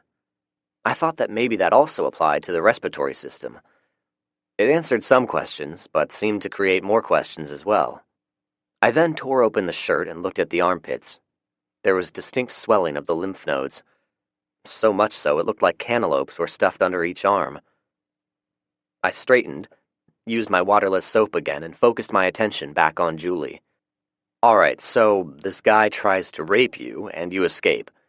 Where did you think you were going to go? She shrugged and stuck out her lower lip. I was not sure if it was a natural mannerism or if she were putting on an act like her mother had. I was hoping you and Rick would let me stay with you. I scoffed and started to shake my head. Please? I'll be good, I promise. I'll cook, clean, feed the chickens. You name it, I'll do it, she proclaimed. I had several responses on the tip of my tongue, but we were interrupted by Mo barking. I looked down the road. There were 3 figures. They were kind of standing there. Well, that was being a bit subjective. They were hunched over, definitely not standing erect. Wave at them, I said. Julie looked at me as if I was crazy. You said you'd do anything. Was that a lie? Much to her credit, she immediately started waving vigorously. No response other than the distinctive shambling walk. Zombies don't seem to wave back, so that one you saw running, he wasn't doing that? I pointed at the trio. She shook her head. The one that attacked Dawn, he definitely ran, and he was pretty fast, too. I thought about what she said. I wondered if one of them would still be able to run in cold weather. They were still a good distance away, but getting closer. "Are you going to shoot them?" she asked. I shook my head as I holstered my weapon and retrieved my machete. This is a scavenger mission, not a go out and kill zombies mission. I've got to get at least 20 more gallons of gas and anything else I can find. Time to leave. Are you coming? I trotted back to my truck without waiting for an answer. She followed. Did you bring any clothes with you? Food, toothbrush, female stuff, anything? She shook her head. I didn't think that I'd be running away. Well, let me change that. I had planned on running away when the opportunity was right, just not right then. So it was either get raped or take off empty-handed, and that's exactly what I did. I think I could eat a horse right now, I'm so hungry. I nodded my head in understanding as I retrieved the spray paint can. I still had time to paint some rules. Rule number 4. Fresh zombies can run. Old zombies can't. Big block letters so everyone could see it. I added 2 more. Rule number 5. The cold slows them down. Rule number 6. Don't let their blood get on you. Rule number 7. Higher brain functions are diminished, but they're still dangerous. I finished it off by signing a Z underneath. Julie looked at it and smiled. Nice. Are you putting these everywhere? She asked. I nodded. Everywhere I can. Maybe it will help other survivors. When we got to the truck, Mo instantly attacked Julie with devastating licks to the face. He barked, jumped, and spun around in the truck the way excited dogs will do. I had no idea that the 2 of them had bonded in the short time that she had been with us. He apparently missed female company too. Julie hugged him and shortly spotted the cooler sitting in the back seat. I had no doubt she was as hungry as she claimed. I cocked my thumb at it. I got some food and a jug of water in there. Help yourself. Now, let's see if we can get you some clothes. She quickly turned in the seat and dove into the cooler. Whoa, hang on. I reached into my jacket pocket and retrieved the waterless hand sanitizer. Always use this or some equivalent. We don't exactly have ready access to antibiotics and doctors. She looked at me funny. I never thought of it like that, she said, and squirted her hands liberally and rubbed them together before looking in the cooler. I made a U-turn and headed back to the cheerleader's house. I ignored all of the stop signs and we arrived in short time. I parked and pointed. Julie had already finished the sandwich and was wolfing down a Twinkie as I parked. I cleared my throat. She looked at me with a dirty mouth. I've already cleared this house. There's a bedroom upstairs that looks like 2 sisters lived in. There's some clothes that I think will fit you. Go up and grab what you want. Don't waste your time on the frivolous crap like high-heeled shoes. Focus on the practical. I handed her some of my newly acquired trash bags for her to put her clothes in. She nodded, and I watched as she tore into a 3 Musketeers candy bar. Damn, I was saving that for dessert. Aren't you coming with me? She asked between bites. I remained seated. I'm going to watch for zombies. She stared at me with those bright baby blue eyes. The chocolate-smeared lower lip stuck out for a moment. Are you going to leave me? She had me on that. I must admit I had considered it. I considered it strongly. Something about the way she looked at me, though, caused me to make a decision. No, but we might have to have a little talk in a minute. Now, go get some clothes, and don't forget feminine hygiene stuff, I directed. She smiled tentatively and jogged to the front door. While I waited, I let Mo out so he could do his business on the snow-covered lawn. He sniffed a bit, dug at the snow, and then dropped a big steaming turd. He sniffed his creation and then looked at me for approval. I gave him a thumbs up. One less pile I would have to shovel out of the yard back home. A couple of minutes later, Julie came running out of the front door with 2 overstuffed black plastic bags and put them in the back of the extended cab. Just 1 or 2 more loads, she said breathlessly. I handed her some more trash bags. She nodded gratefully and ran back inside. She came back out 2 more times. The last time, she showed me a bag full of bras and panties and then put them in back with the rest. I found some shoes and socks, too. I hoped she chose something like running shoes or hiking boots. Her brow was glistening with perspiration. All of that running got me hot. She laughed as she unzipped her jacket. She was wearing a plain t-shirt that offered me an occasional glimpse of her breasts pushing out. They were not as large as Macy's, but they were still nice. You know, it was a stupid thought. I'd not seen any breasts from a living woman since the fateful night with Macy. Almost any breasts would look nice right about now. I waited for her to get settled in the truck.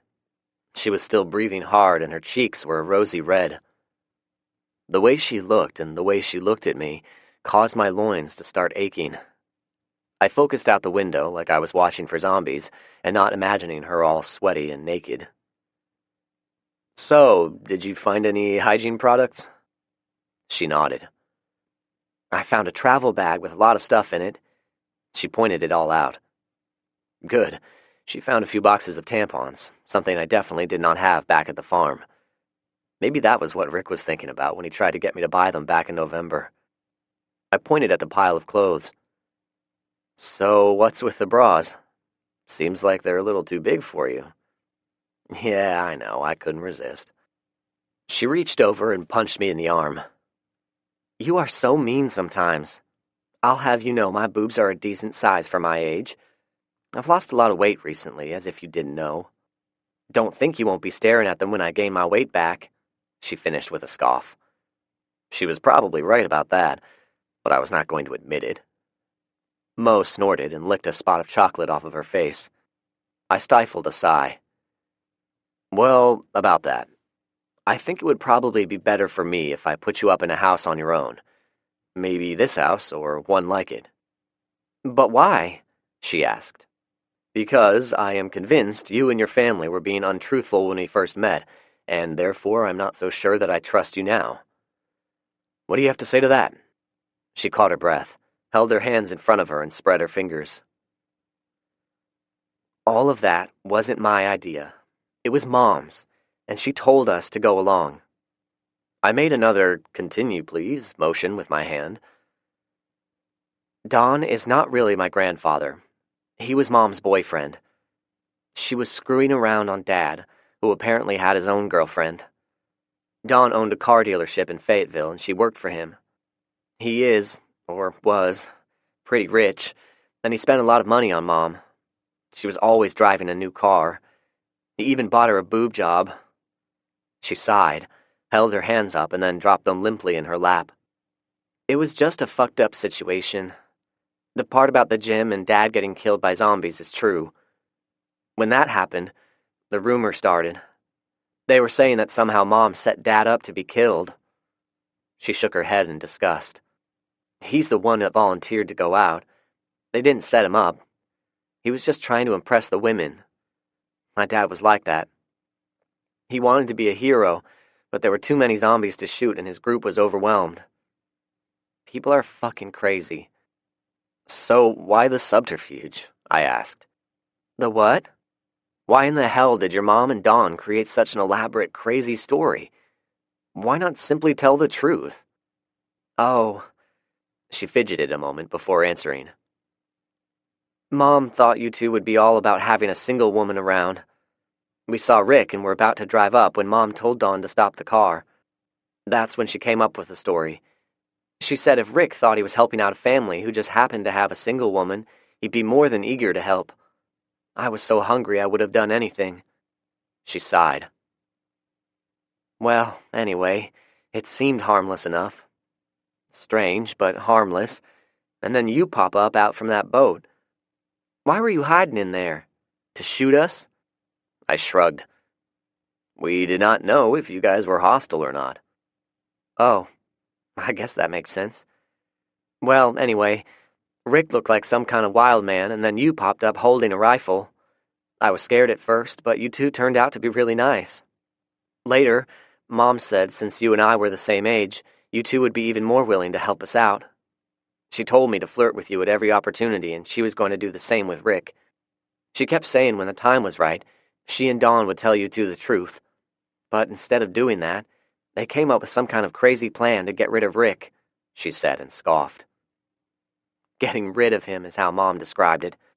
I guess it was a kind way of saying they were going to murder him. I started. So Rick was right. Your mother was planning on driving off and leaving him for the zombies. She squirmed uncomfortably and glanced back at the cooler. I didn't know she had planned it to happen exactly the way you said, but she told me about it after they got back when you and Rick were in the barn. I asked her why. She said Rick was leering at me and she thought he was going to try to rape me. Then she had me hide the gun. She and Dawn didn't think you two would find it if I were the one hiding it. She shook her head at the logic. I think she was planning on using it against you two when she had a chance. Her voice lowered. Y'all found it anyway and still gave us food and gas. I guess she was lying about Rick. I clenched my teeth. You're damn right she was lying, I barked. Rick was the consummate gentleman. He would have never raped anyone. His nickname was Righteous Rick for a reason. She did not respond. I took a deep breath. To think that bitch was talking about Rick like that after all we did for them. It pissed me off. I took a moment to calm down. Okay, is there anything you left out? She slowly nodded her head. The group of people we hooked up with, they know you.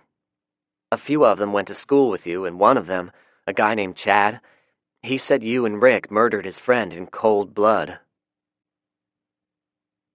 Chapter 17. Friends and Foes. Who are they? I asked. She held up her fingers. Jason and Macy, Tay, Darius, Chad, and Trina. So Macy and Jason were still alive. There were a million things that I wanted to know about them. How are they doing? Are any of them sick? Do they have plenty of food and water? She held up a hand. Whoa, slow down. Okay, so the answer to your first question is they're just getting by. Nothing special. How are they doing with food and water? She made a flippant gesture with her hand. They just go out breaking into houses and stores looking for anything to eat. Canned sodas are usually what we've been drinking when we can find them. We went a couple of days without finding anything to drink, so one of them got the bright idea of boiling creek water. It didn't work out so well. Everyone got a bad case of diarrhea. Oh, and they have some guns. I needed to know more. Tell me what they're doing to ensure their future. Are they distilling water, growing gardens, anything like that? She shook her head. They don't have anything stored, or a garden, or any semblance of planning. So when everyone got sick off of the water, Mom told them about all of the food you two had in the clean well water. Wonderful. It was now a matter of time before they worked up the courage to come and visit. When the hunger pangs got strong enough, they would find the courage. It deserved careful consideration. I would need to think it over more when I got home and got a hot meal in me. If I were to guess, they could be considered foes, enemies, even Macy. I was not sure what to think of Julie or if I could even trust her. It had been so long since I had actually talked to a live person, though. I was just not going to kick her out of the truck. At least, not yet. I started the truck and soon came upon a business park just off of Old Hickory Boulevard. There were quite a few cars in the parking lot.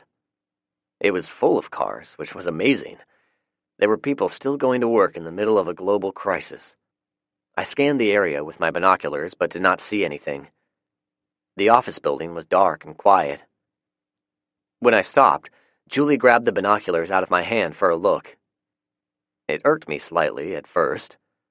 She made slow, methodical scans back and forth. Impressive. You see any zombies? I asked. Nope. You see any indicators that there are live people around? She looked at me and then back into the binoculars. I don't think so. Look at the parked cars carefully and tell me what is significant about them, I said. She looked them over. I don't see anything that jumps out at me. They're just all covered in snow. Then it hit her. That's it, isn't it? The cars are covered in snow. If they were being used, they wouldn't have snow on them, right? Right you are. Also, there are no tire tracks in the snow or footprints. All right, here's where you start earning your keep. We need fuel. Regular gas. We have plenty of diesel fuel at the moment, but we need gas. Most of the tanks at gas stations and convenience stores were emptied out when people started panicking. Also, cars abandoned on the road are probably going to be empty. So, instead of wasting time, we apply some logic. Here are a bunch of cars parked in a parking lot. When people fled for their lives, did they drive all over, run out of gas, and then park their cars in an orderly fashion in a parking lot? No, of course not. So the odds are they still have gas in them. Julie nodded in understanding. Yeah, it makes sense. Do you want me to crawl under them and drain the tanks while you keep guard? I shook my head. We're going to do it differently. Come on, I'll show you. I parked near some cars and retrieved my pump. This way, we're not ruining any gas tanks. It may or may not matter, but you never know. Now, when we're done, just leave the gas cap cover open. So we know we've already drained the gas, she said. Exactly. And don't forget to look inside every car you can. We might find a present or two. Just be careful there isn't a bad surprise waiting to sink their teeth into you. She smiled with nice, white, straight teeth. She'd been brushing regularly. Does this mean I get to live with you and Rick? She frowned suddenly. Where is Rick? I kept a poker face and tried to sound nonchalant. He's out on a recon mission. He's going to be gone for a while. And, yes, you can stay with us. I certainly hope you're not the same impetuous brat who I met a month ago, I proclaimed. To my surprise, she squealed and grabbed me in a hug. You won't regret it, Zach. I promise I'll be good and I'll do anything you say. I allowed myself to smile. I hoped I was not making a mistake, again. I checked my watch. Let's get some gas and then we'll head back. We started at the back of the parking lot and worked our way up. We had the truck's tank filled in under an hour, and now only needed to fill the 5-gallon cans I had. Julie pointed at a utility van. I bet that one has a big tank. I nodded. Absolutely, let's do it. We trotted over to it. Julie tried the door handle. It was unlocked. She started to jump in. Careful, I chided. She stopped and peered in carefully. Satisfied nobody was inside, she checked it out. I looked around for any company. Paranoia kept you alive, Rick would say. Whoa, hey, look, she said. I instinctively reached for my Glock. What is it? She stuck her arm out the door and held up a set of keys. They were above the visor. You want me to see if it will start? Sure. This thing will be a gas guzzler, but we may be able to use it. To our surprise, it started right up. How much gas does it have? She looked at the gauge. Almost a full tank. Awesome. Can you drive it? She grinned. It was a grin I was quickly beginning to like. One way to find out. What do you have in mind? Let's take it home with us, I said. Julie followed me closely. I bet she thought I might try to speed off and lose her. The truth of it was, I was lonely. Very lonely. Achingly lonely. I could have done without a woman, I suppose, if Rick were still alive. He and I were a good team. We worked well together, and I enjoyed his company. I was no hermit. I needed a friend and a partner. Being an incredibly cute female the same age as me might work out very nicely, I hoped. We neared the intersection where the road to the farm intersected with the state highway. I pulled over and stopped about 100 yards away. What are we doing? Julie asked when she got out. Let's park this van off the side of the road right here. It'll be a backup vehicle, I said. She gave me a confused look. I don't understand. We have plenty of vehicles at the farm, 3 automobiles, 2 tractors, and 2 ATVs. We need to spread it out.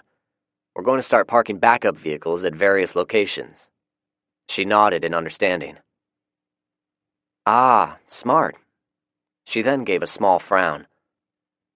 We should disable it somehow, so nobody else can take them. But it needs to be something that we can fix quickly. I nodded in surprise. I had not thought of it. That's a good idea. I pondered it over for a minute and then opened the fuse panel located on the side of the instrument panel. Sure enough, There was one fuse I could take out, and the van would not start. Okay, you see which one I've loosened? Julie pressed up against me and looked closer. Macy was the last girl who had pressed up against me. Even though both of us were wearing heavy coats, the close contact was making me nervous. I cleared my thoughts and explained.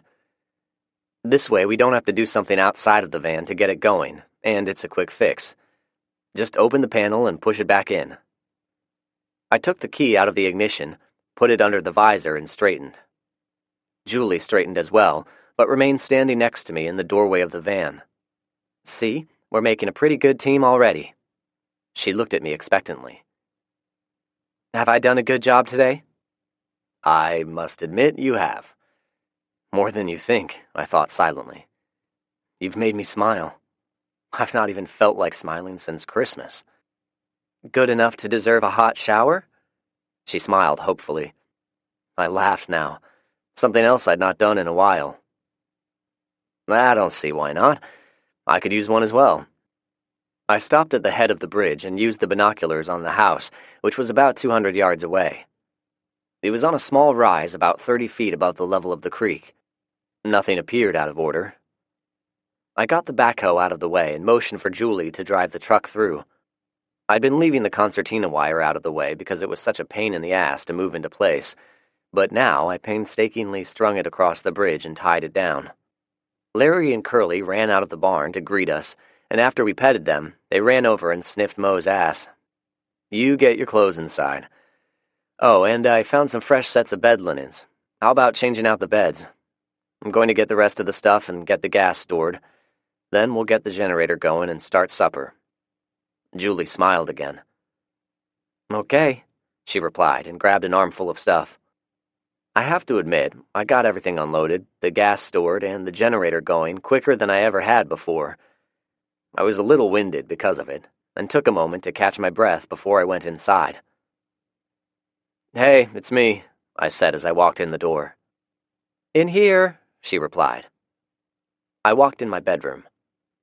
She had taken her jacket off and hung it up in the closet. The t-shirt advertised the Fayetteville High School. She had lost even more weight since I had last seen her. Still, my loins were awakened. Oh, I guess I should have asked first. Can I share drawer space with you? I don't have anywhere to put these clothes. They won't take up much room. Oh, I didn't think of it either. Sure, no problem. You'll be using Rick's bed while he's gone. On our next scavenging trip, we'll see if we can find a suitable bed for you. We have an extra bedroom that's full of stuff at the moment. We've just been using it for storage, and I can clean it out and fix it up. There was a moment of awkward silence while we stared at each other's feet. I got the generator on. Usually takes about 15 minutes for the water heater to warm up. I was planning on fixing up a casserole dish. I kind of just mix different stuff together and cook it up. Does it sound okay? It sounds wonderful. Let me wash my hands and I'll help, she said eagerly. I nodded appreciatively. I did not want to be constantly chiding her about hygiene. I washed up in the kitchen and went to work with the newly acquired copper cookware. Julie joined me a few minutes later. Those are nice.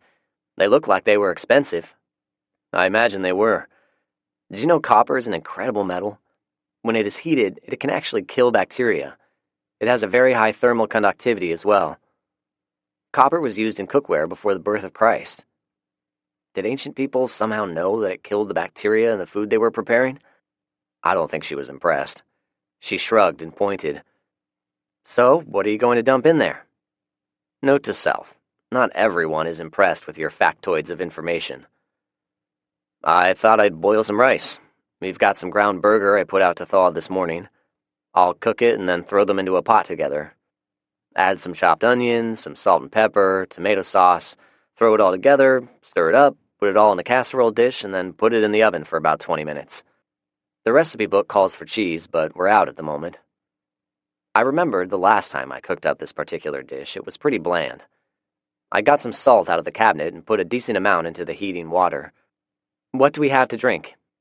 Right now, just grape Kool-Aid and coffee, I said.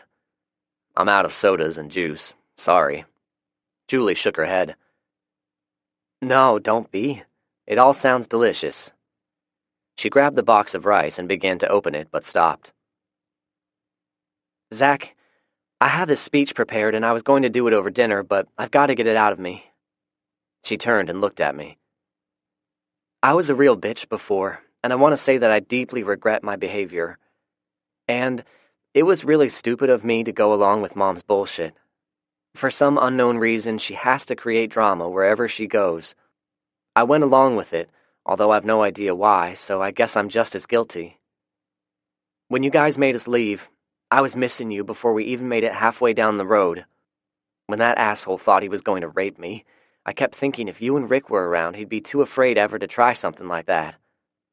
And I kept watching all those so-called men. It was like the difference between night and day. You two plan, organize, and take action. You've got your shit together. Those idiots don't do much but sit around smoking weed and talking in one-syllable words about their glory days in high school. You would have thought Jason was the next Peyton Manning or something the way they talked. Yeah, he was going to be a superstar, but it did not matter anymore. I really did not want to talk about them at the moment. Maybe later I'd fully debrief her about them. She continued.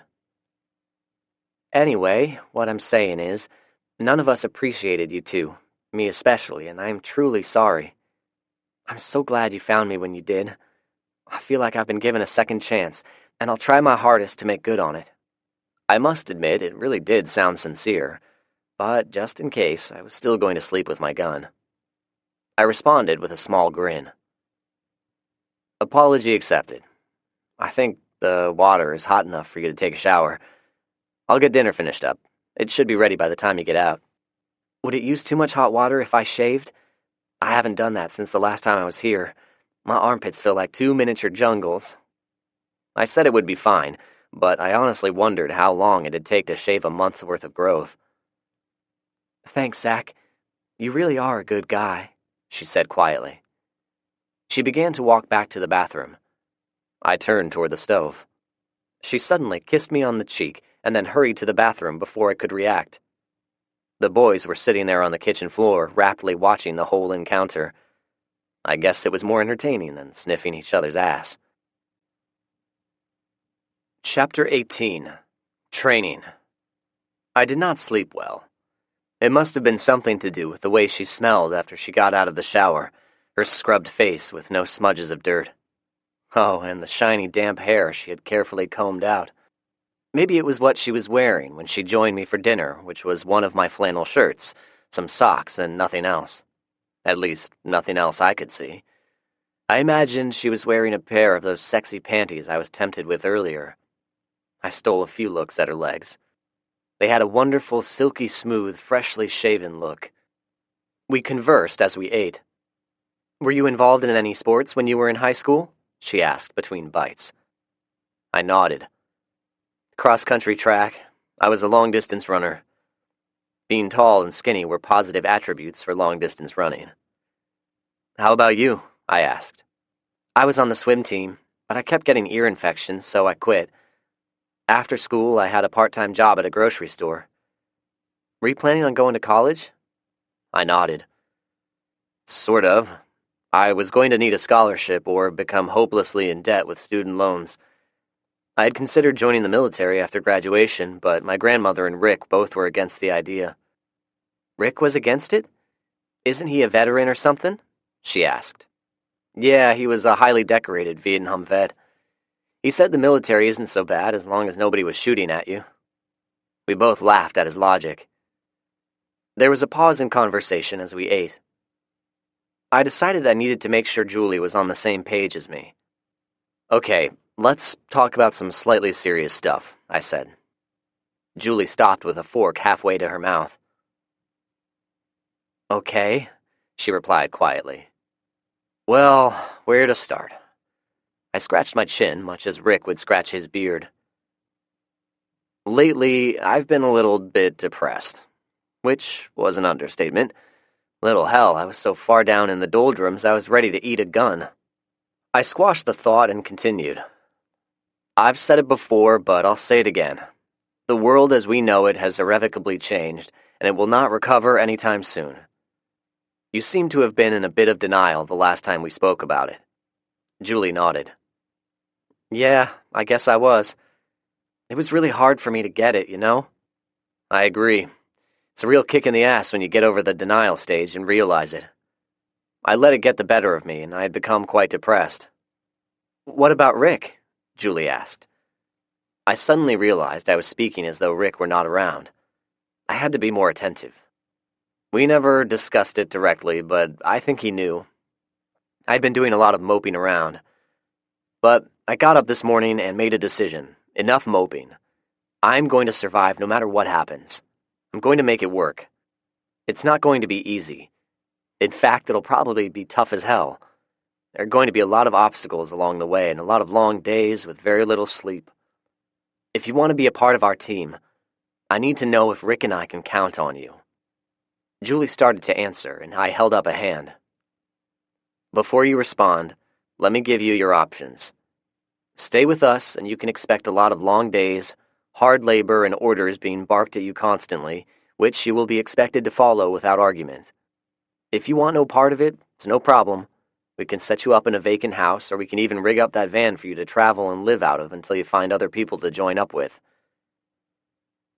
I took a breath and was about to continue when Julie stopped me by tapping her glass of water with a fork. She fixed me with those beautiful blue eyes. "Treat me good, Zach Gunderson, and I'll be with you until the end," she said quietly. I did not know how to interpret her statement correctly.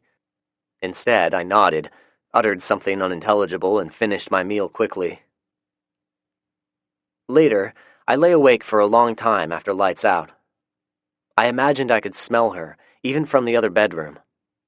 I drifted off to sleep, wondering what it would feel like to have her in my arms. I tossed and turned most of the night. When I realized I was not going to get any sleep, I rolled out of bed and stretched the kinks out. It was still dark out. I dressed quietly, grabbed some night vision gear, an AR-15, and some other stuff.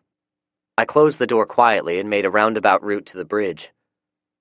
I was probably just being paranoid, but I was certain Jason and his group would be paying us a visit sometime soon.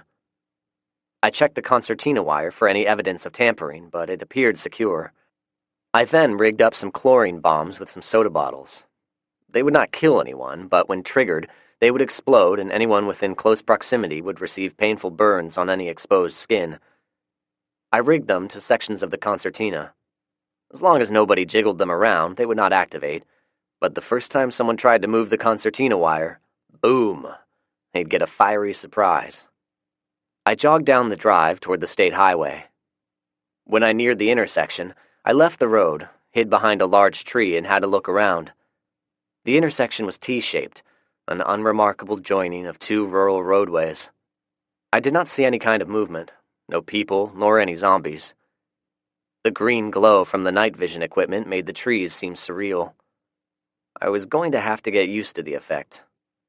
I went back into the woods for 25 yards and walked back and forth until I found a spot with a good view of the intersection. Satisfied, I went to work preparing a sniper position.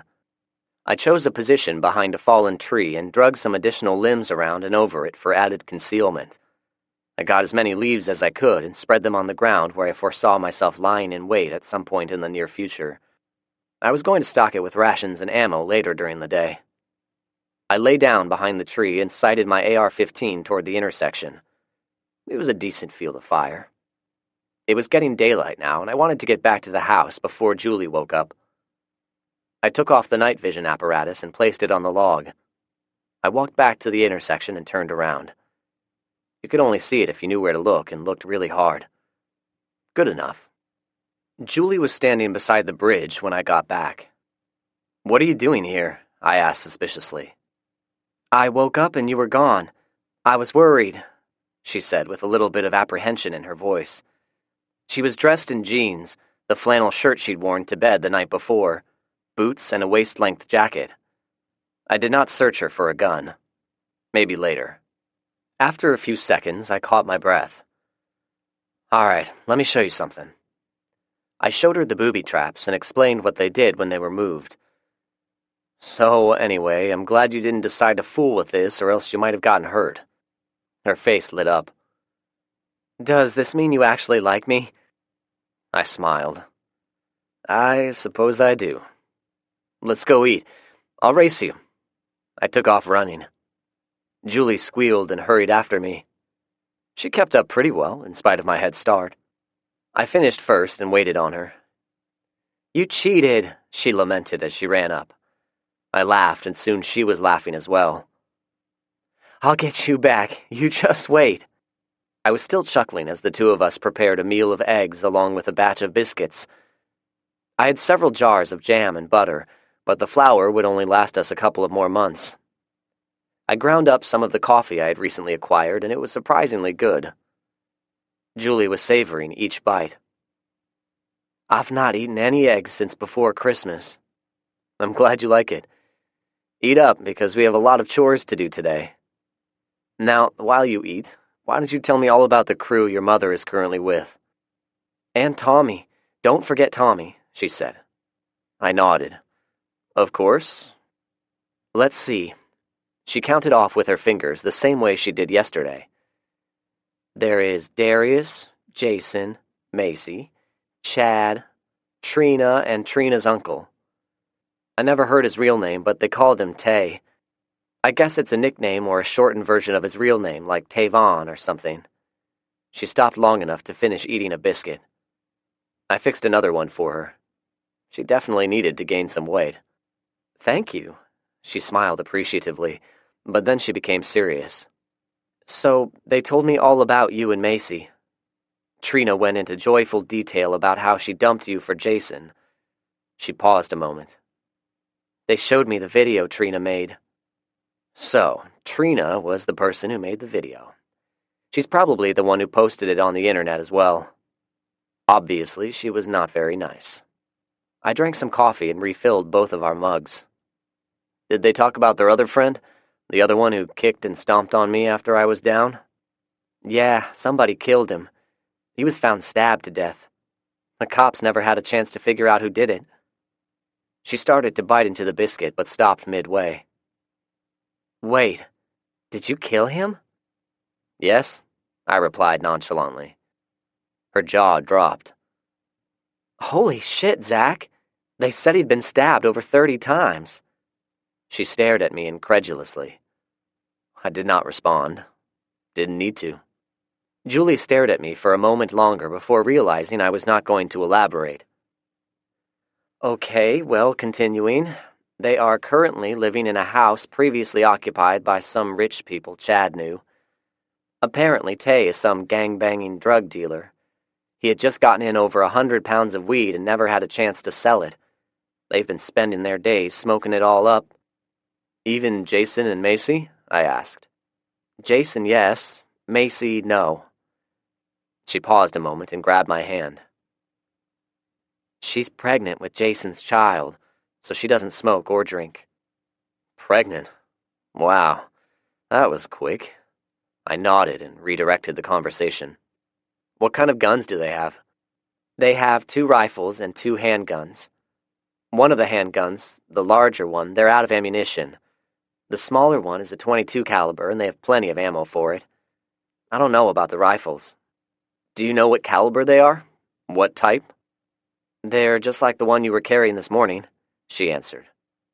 "Ah, AR-15 assault rifles," I said. "Are those dangerous guns?" Julie asked. "They're dependable and accurate if they're kept clean. 300 meters is about the best you can hope for, but an expert marksman can hit a target up to around 400 meters under good circumstances. If they're not automatics, they have a sustained rate of fire of 12 to 15 rounds a minute. Any faster and they'll overheat. But they've got to be fastidiously maintained, otherwise they're prone to jamming. Did you notice if they cleaned them?" Julie snorted. Well, it may have been a laugh, but it came out as a snort. "Not at all. Well, let me rephrase. Tay cleaned his one day, but it didn't seem like he did a very good job. He just rubbed an oily rag over it." She covered her mouth and burped. "Excuse me. I've eaten more in the last 12 hours than I've eaten in a week. I feel like I'm going to bust."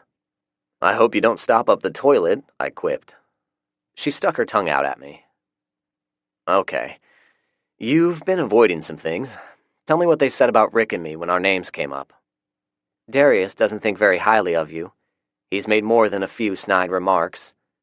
She wrinkled her nose when she spoke about him. He would act nice, but when he looked at me, it was always a dirty leer. I should have known better than ever be alone with him. Trina is basically stupid. I'm talking like she's borderline retarded or something. She goes along with whatever anyone else says and laughs at things that aren't even funny. Tay's mostly high all of his waking moments. He sits around, smokes his weed, and talks about what a big-time gangster he is. Chad seemed to both like and fear you at first. Now he says he's going to kill you and Rick. Whenever they retell the big fight, Jason grins and looks all smug. Macy doesn't say much of anything. She paused a really long time before talking again. My mother, good old Mom. She told them they ought to come out here and take over. She scoffed. Don't worry, though. She doesn't remember how to get out here. One night, they sat around a map half the night smoking weed and trying to get directions out of her. It would have been funny if what they were planning wasn't so terrible. But you remembered where we live, I replied. Julie shook her head. I was so turned around I only remembered the interstate and the road where we first met. I was totally lost. It was a pure stroke of luck we bumped into each other again. I suddenly remembered my dream of Rick. You old fart. Were you taking care of me, buddy? Julie did not notice my change in expression and continued talking. Don't worry. My mom has been smoking weed like there's no tomorrow. There's no way she'll remember. She finished the last biscuit and began cleaning the table. I sat there in silence. There was one small problem. Macy had been here. She may be a lot of things, but she was not stupid. She would remember, and I could not rely on the late, great, righteous Rick to protect me from everything. When they talked about it, what did Macy have to say? I asked. Julie shook her head. Not much of anything. She's very quiet. Was she like that in school? I smiled half-heartedly. Macy was very gregarious and popular in school. It seemed like everyone liked her. If they do show up, it sounds like your mother is going to be one of the primary agitators, I opined. Julie snorted again. You got that right. She's got Tay wrapped around her finger. I don't get my mom. She calls him a nigger behind his back, but still sleeps with him. She sat back down and frowned. Once, about a year ago, they were having a birthday party for Dawn at the car dealership he owned. I overheard some of the salesmen talking about her. One of them said she's had more cock in her than a used pair of Hanes underwear. They all laughed. I was furious at them at the time, but the more I get to know my mother, well, you know. Anyway, Darius says Tay has killed some people, so if it's true, he might be dangerous. Was it true, or was it just a punk trying to improve his street rep? I did not know, but it was still good information to know. Hey, Julie, I forgot to ask, but did you guys ever see anyone else, or did they talk about seeing any people who weren't infected? I haven't. Macy said she saw a plane in the distance one day. Everyone laughed at her, so she shut up. They claimed they shot at some people, but there's no way of knowing if it's the truth or if they were full of shit. She got up and stretched. I'm stuffed. It was a lot of information to take in. I must have sat there lost in my thoughts for several minutes, because Julie had come up behind me without my noticing. She started rubbing my shoulders. It felt really nice. I think it was the first time anyone had ever rubbed my shoulders. Are you okay, Zach? She asked. I'm sorry about telling you all of those things. It must have been really hard to hear. I reached up and patted one of her hands. Not at all. Thank you for being truthful with me. She leaned down and rested her chin on the top of my head. We're a team, right? I squeezed her hand now. I did not want to let go. Yes, we are, I sighed. I think you should know that Macy knows where the farm is located. She's been here before. When they get hungry enough, they'll show up. She gasped and stood. What are you going to do? She asked. If it's just Macy and Jason, I'll try to help them out, I replied. She gasped again. Really? After what they did to you? I shrugged one shoulder. Macy can't help it that she fell in love with someone else. It hurts, sure. It hurt like hell, but I'm over it. But what about Jason? He beat you up, she said. I laughed without pleasure. I swung at him first, remember? I lost fair and square. It's the other one I have an issue with. If Darius shows up, I don't know. I doubt it will be pleasant. Julie moved from behind me and refilled our mugs before sitting back down. Are you going to kill him too? I don't know. I don't like him, but I don't know. Why would you help any of them? She asked. She was looking at me somberly. My logic for helping them is a little complicated, I said. She grinned. So try me. I grinned back. Okay, I'll try. Think of it from this perspective. It all centers on the collapse of our society. It's up to the survivors to rebuild. Old grudges and differences of opinion should be set aside. It's essential for people to work together. If everyone pitches in, we can slowly rebuild our civilization. Or, if we don't, we'll quickly revert back to how we lived a few thousand years ago. It's up to people like you and me, Julie. Everyone we come into contact with, we have to try. Otherwise, mankind is more than likely doomed. I took a few sips. Here I go rambling on again. The first thing we need to do is maintain a suitable life for ourselves. We've got a lot of work to do, and I've got some training for you. Come on, you're helping out. No Xbox for you today. Her mouth fell open. Oh, you smartass. I got up and Julie smacked me on the butt as I walked away. I jumped and she giggled. I couldn't help but grin. I've been doing a lot of grinning lately. It felt good. We finished up the day in the barn. I'd cleared off one of the workbenches and had all of our weapons laid out. I think I remember you saying you've shot a gun before. Yeah, I had a boyfriend who liked to skeet shoot with his father. I tried it out a few times.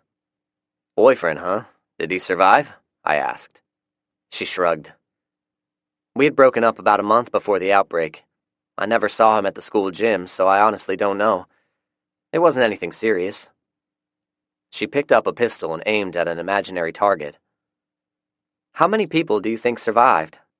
It's difficult to make an accurate estimate. There are a lot of variables to consider. If it is a 1 in 6 survival ratio, that's a little over 1 billion worldwide. 1 in 10 ratio, about 600 million. You get the idea. And then there are the zombies, she added. Yeah, the zombies are a major variable. A lot of people are going to be killed because of this plague and the ensuing chaos. I've got a working theory about the zombies, but right now I'm going to teach you about firearms. Let's get started. I spent the next 2 hours going over the various firearms in our inventory. We started with the shotguns, which she already knew the basics of. The 12 gauge is a natural man killer. There are larger bores like the 10 gauge, 8 gauge, and I believe there is even a 4 gauge, but those are meant to be used on large game. We don't have any of those, so don't worry about them. This one here, I picked up a shotgun, is a Remington Model 870 12 gauge shotgun. I pointed to another shotgun. His brother here is a Remington Model 1100. The 870 has a pump action, see? I demonstrated and worked the action. The 1100 is a semi-automatic. That's the only real difference. Both of them are 12 gauge. I continued with each weapon, going over the advantages and limitations of each. Julie bit her lip. I hope I can remember all of this, she said. Don't worry. I'm going to be repeating all of this info over and over until I'm blue in the face and you're sick of hearing it. But you'll have it all memorized before I'm done. Now, I'm going to show you how to break each one of them down and how to properly clean them. I spent the next 2 hours going over 3 weapons, the 870 shotgun, the AR-15, and the Glock Model 23. I only worked with her on those 3 because I wanted her to be proficient in as short a time as possible. Where did you learn all of this from? She asked. I smiled. From Rick. He taught me the exact same way I'm teaching you. The man is amazing. When he gets back, is he going to be okay with me being here? Julie asked. I mean, he seemed ready to kill all of us the last time I saw him.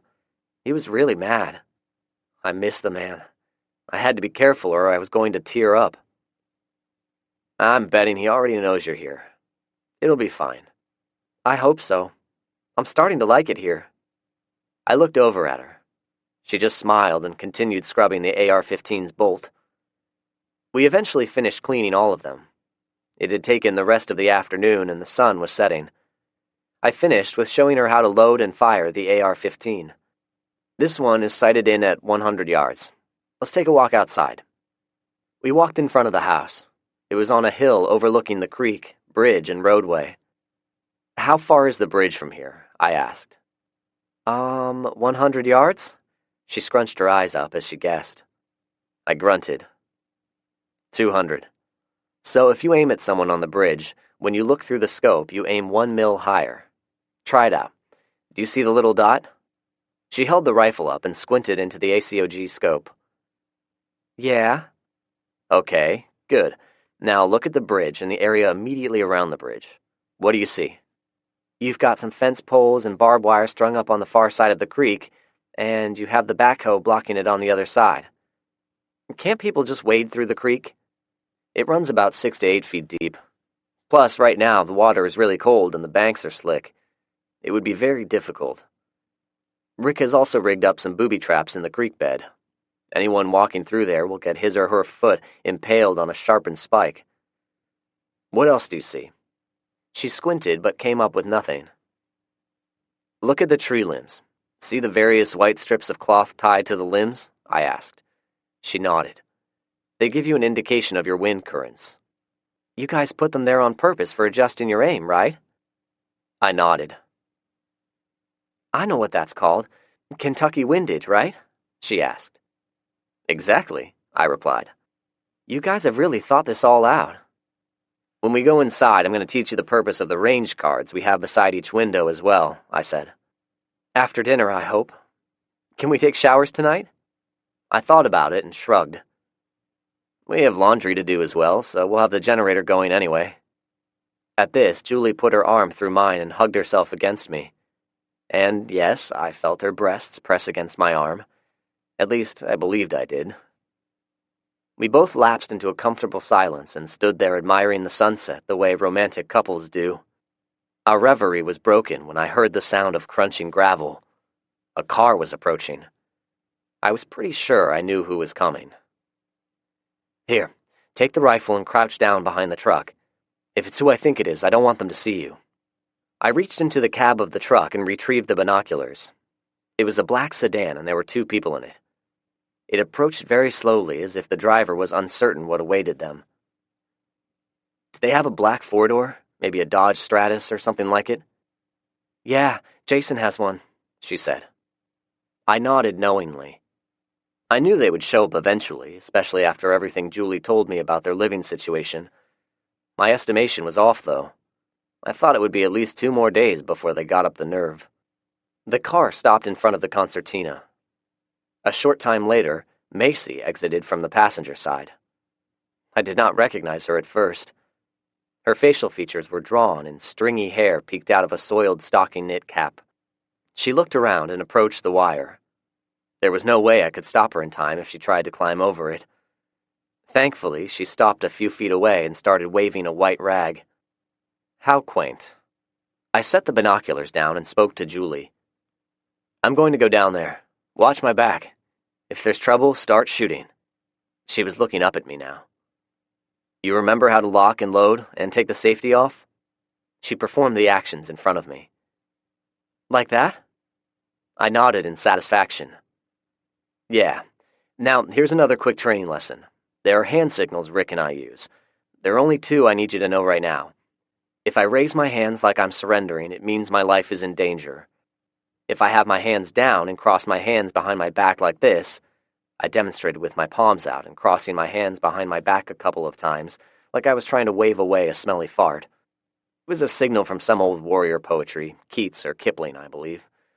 One thing was for certain. None of them read poetry, not even Macy. Okay, if I make this signal, it means all is well and to hold your fire. Got it? Yeah, okay. Zach?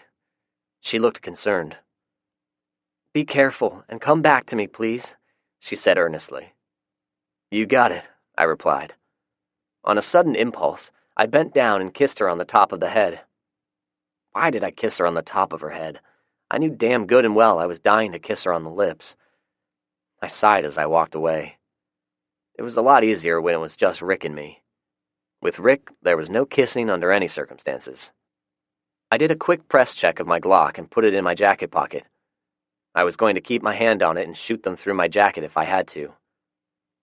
Rick had some cases of army rations called MREs, or meal ready to eat. I hated them and swore I would only eat them if I were on the brink of starvation. I retrieved 2 cases and put them on the back of the ATV. Macy waved the white rag again as I approached. I parked the ATV on the opposite side of the concertina wire and sat there a minute looking them over. They were certainly a sorry-looking pair. Their clothes were looking rough and stained. It was hard to see their physiques because they were both wearing loose-fitting heavy clothing, but their faces were thin and drawn. Their car did not look much better. The windshield was cracked in a starburst pattern, and there appeared to be hair and small pieces of flesh embedded in the cracks. The hood was dented also, along with a broken headlight. "Hello, Macy," I said lightly. She was wearing a black turtleneck sweater, which, like the jeans she was wearing, had gone a few days without being washed. I noticed a small bulge to her tummy, but otherwise she looked emaciated. Like one of those anorexic runway models, or maybe one of those starving African kids with distended bellies they show on late-night TV commercials. She was still beautiful, though. Jason was standing beside the car when I drove up. As I spoke to her, he walked over beside her and put an arm around her possessively. He still had his height and broad shoulders, but his neck was now ultra-thin and his once handsome face was pockmarked with blackheads. I could not see his ribs, but I bet they were poking through. He had bloodshot eyes, also. I could not tell if he was sick or had been smoking marijuana. Dirty jeans and roughly scuffed boots completed his ensemble. He may have been armed, but if he was, it was in the car or hidden under his clothing. Macy started the conversation. "Hello, Zach. I know we're probably the last people that you want to see." And yet, this knowledge did not stop the 2 of you from showing up anyway. "What happened to your car?" I asked. Jason spoke up. "One of those zombie creatures ran out in the roadway. I ran his ass over." He smirked, like it was some kind of amazing feat. I remembered that smirk. I nodded but said nothing. An awkward silence ensued for several seconds. Well, it wasn't awkward for me. I guess they thought I would be interested in hearing the story of the mighty Jason Argus smiting an evil zombie. Not. Macy broke the silence. "Well, I'm glad you're alive, Zach." I scoffed. "If you say so," I said, to which there was more awkward silence before I spoke again. "Anyway, I guess I am glad the 2 of you have survived as well. I mean it. But you 2 did not drive all the way out here just to convey your heartfelt love. What's going on here?" She looked down a moment and then inhaled before answering. "We were hoping you would provide us with some food," she said. Now, why in the world did you think Rick and I, of all people, would have enough food to go around? I was met by downcast stares.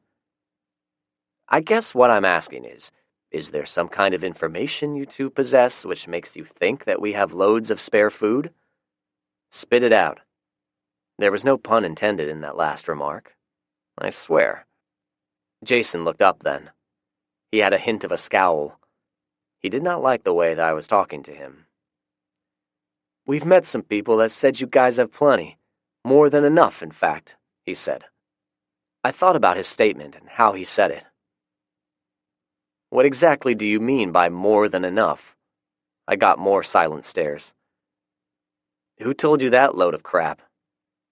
I tried to sound casual. I knew who they were referring to. I just wanted to see if they would give me an honest answer. "Janet, Julie, and Tommy Frierson," Macy answered. Jason cut his eyes at her but said nothing. I slowly nodded. "They were here a while back, along with a man named Don, but they're exaggerating a great deal. We have some stuff Rick and I canned back this fall, but quite a bit of it is gone, thanks to the Friersons. All they ever did was sit around and eat." I acted as though I were thinking it over. I kicked a pebble with my boot. "I suppose we can spare a small amount. What do you have to trade?" This earned me a stupefied look from both of them. I frowned. Wait, am I to understand the two of you rode up here expecting a free handout? Jason could not hide his scowl any longer. Look, Zach, we aren't looking to bother you or anything. It was a lie. He suddenly squinted up toward the house. I bet he was wondering where Rick was and if he was about to be shot. Good. As you can see, Macy is pregnant. She needs food. Not just food. She needs sustenance. Nutrition. Have you two even bothered to determine the daily nutritional needs of an average person? Calorie intake? How about the daily amount of water the average human needs? I did not get a verbal response, only silent stares. I sighed and shook my head. Yeah, I was being a smartass, but so what? So, you two didn't answer me. Do you or do you not have anything to trade? Macy actually hung her head now, like a puppy dog being scolded for crapping on the carpet. A part of me hoped I had punched some buttons with her self-esteem, much like she did to me not so long ago. Jason, on the other hand, narrowed his eyes and rubbed his hands together as if he wanted to hit me again. He took a slow breath and spoke. No, Zach, we didn't think to bring anything. I have no idea what you would want anyway. I clenched my teeth together and forced myself to be silent for a moment. My emotions and my aforementioned logic of putting aside old grudges were contradicting each other. I got my thoughts in order before responding. Okay, fair enough.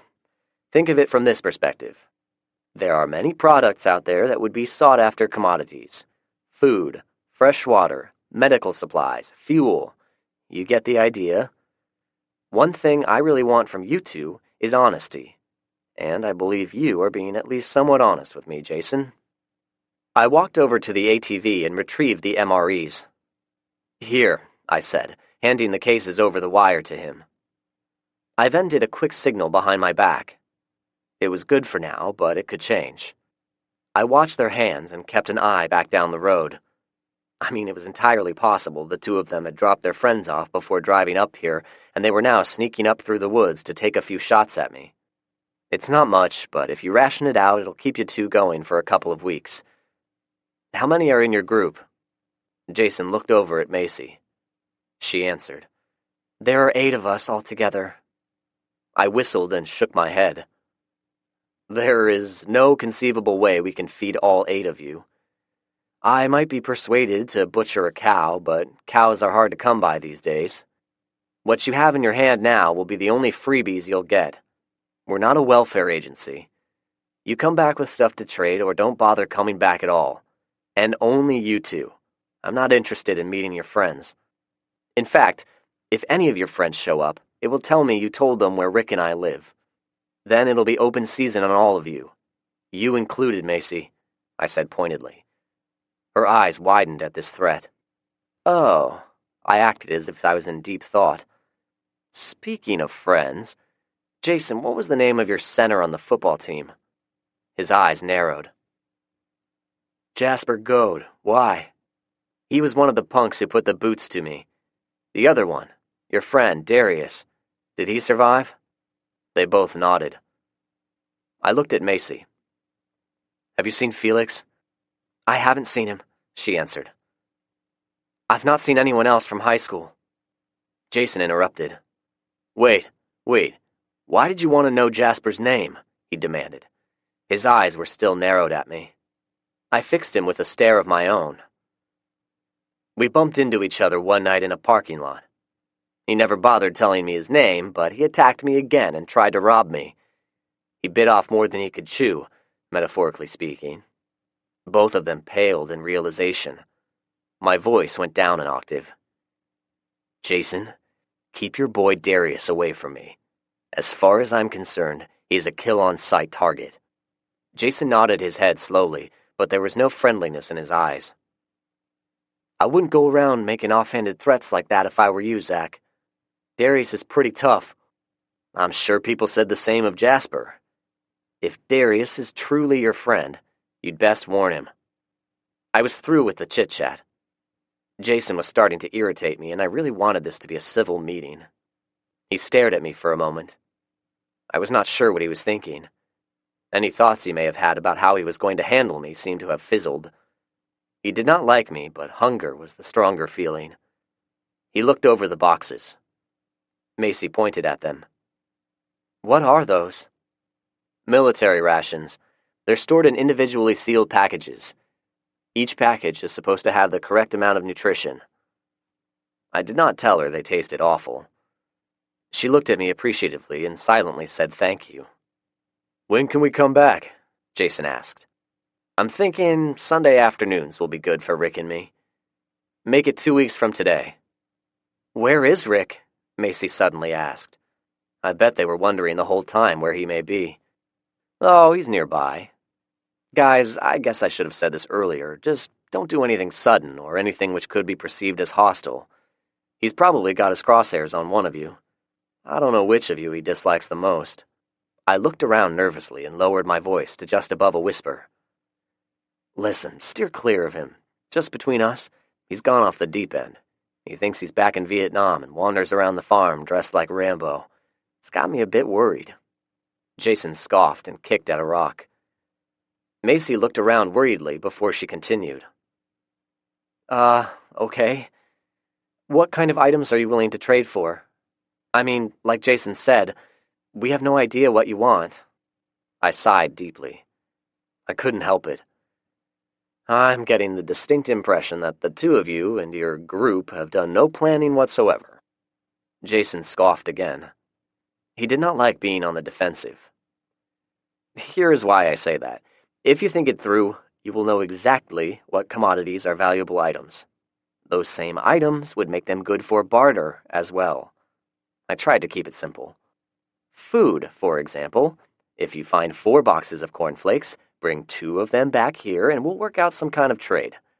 And of course, there are many other items that would be considered valued commodities like gasoline, hygiene products, toilet paper, toothpaste, dental floss, weapons, ammo, and any type of medical supplies. Come on, you two, think it through. Put together a plan with your friends on how you can most efficiently gather supplies. You get the idea, right?" They looked at each other and nodded grudgingly. "Good, because we only have a limited supply. Rick and I will be lucky if we can last until summer, but I'll try to work with you two." I looked at them. They seemed to be accepting the advice that I was offering them, but you never know. I glanced at my watch.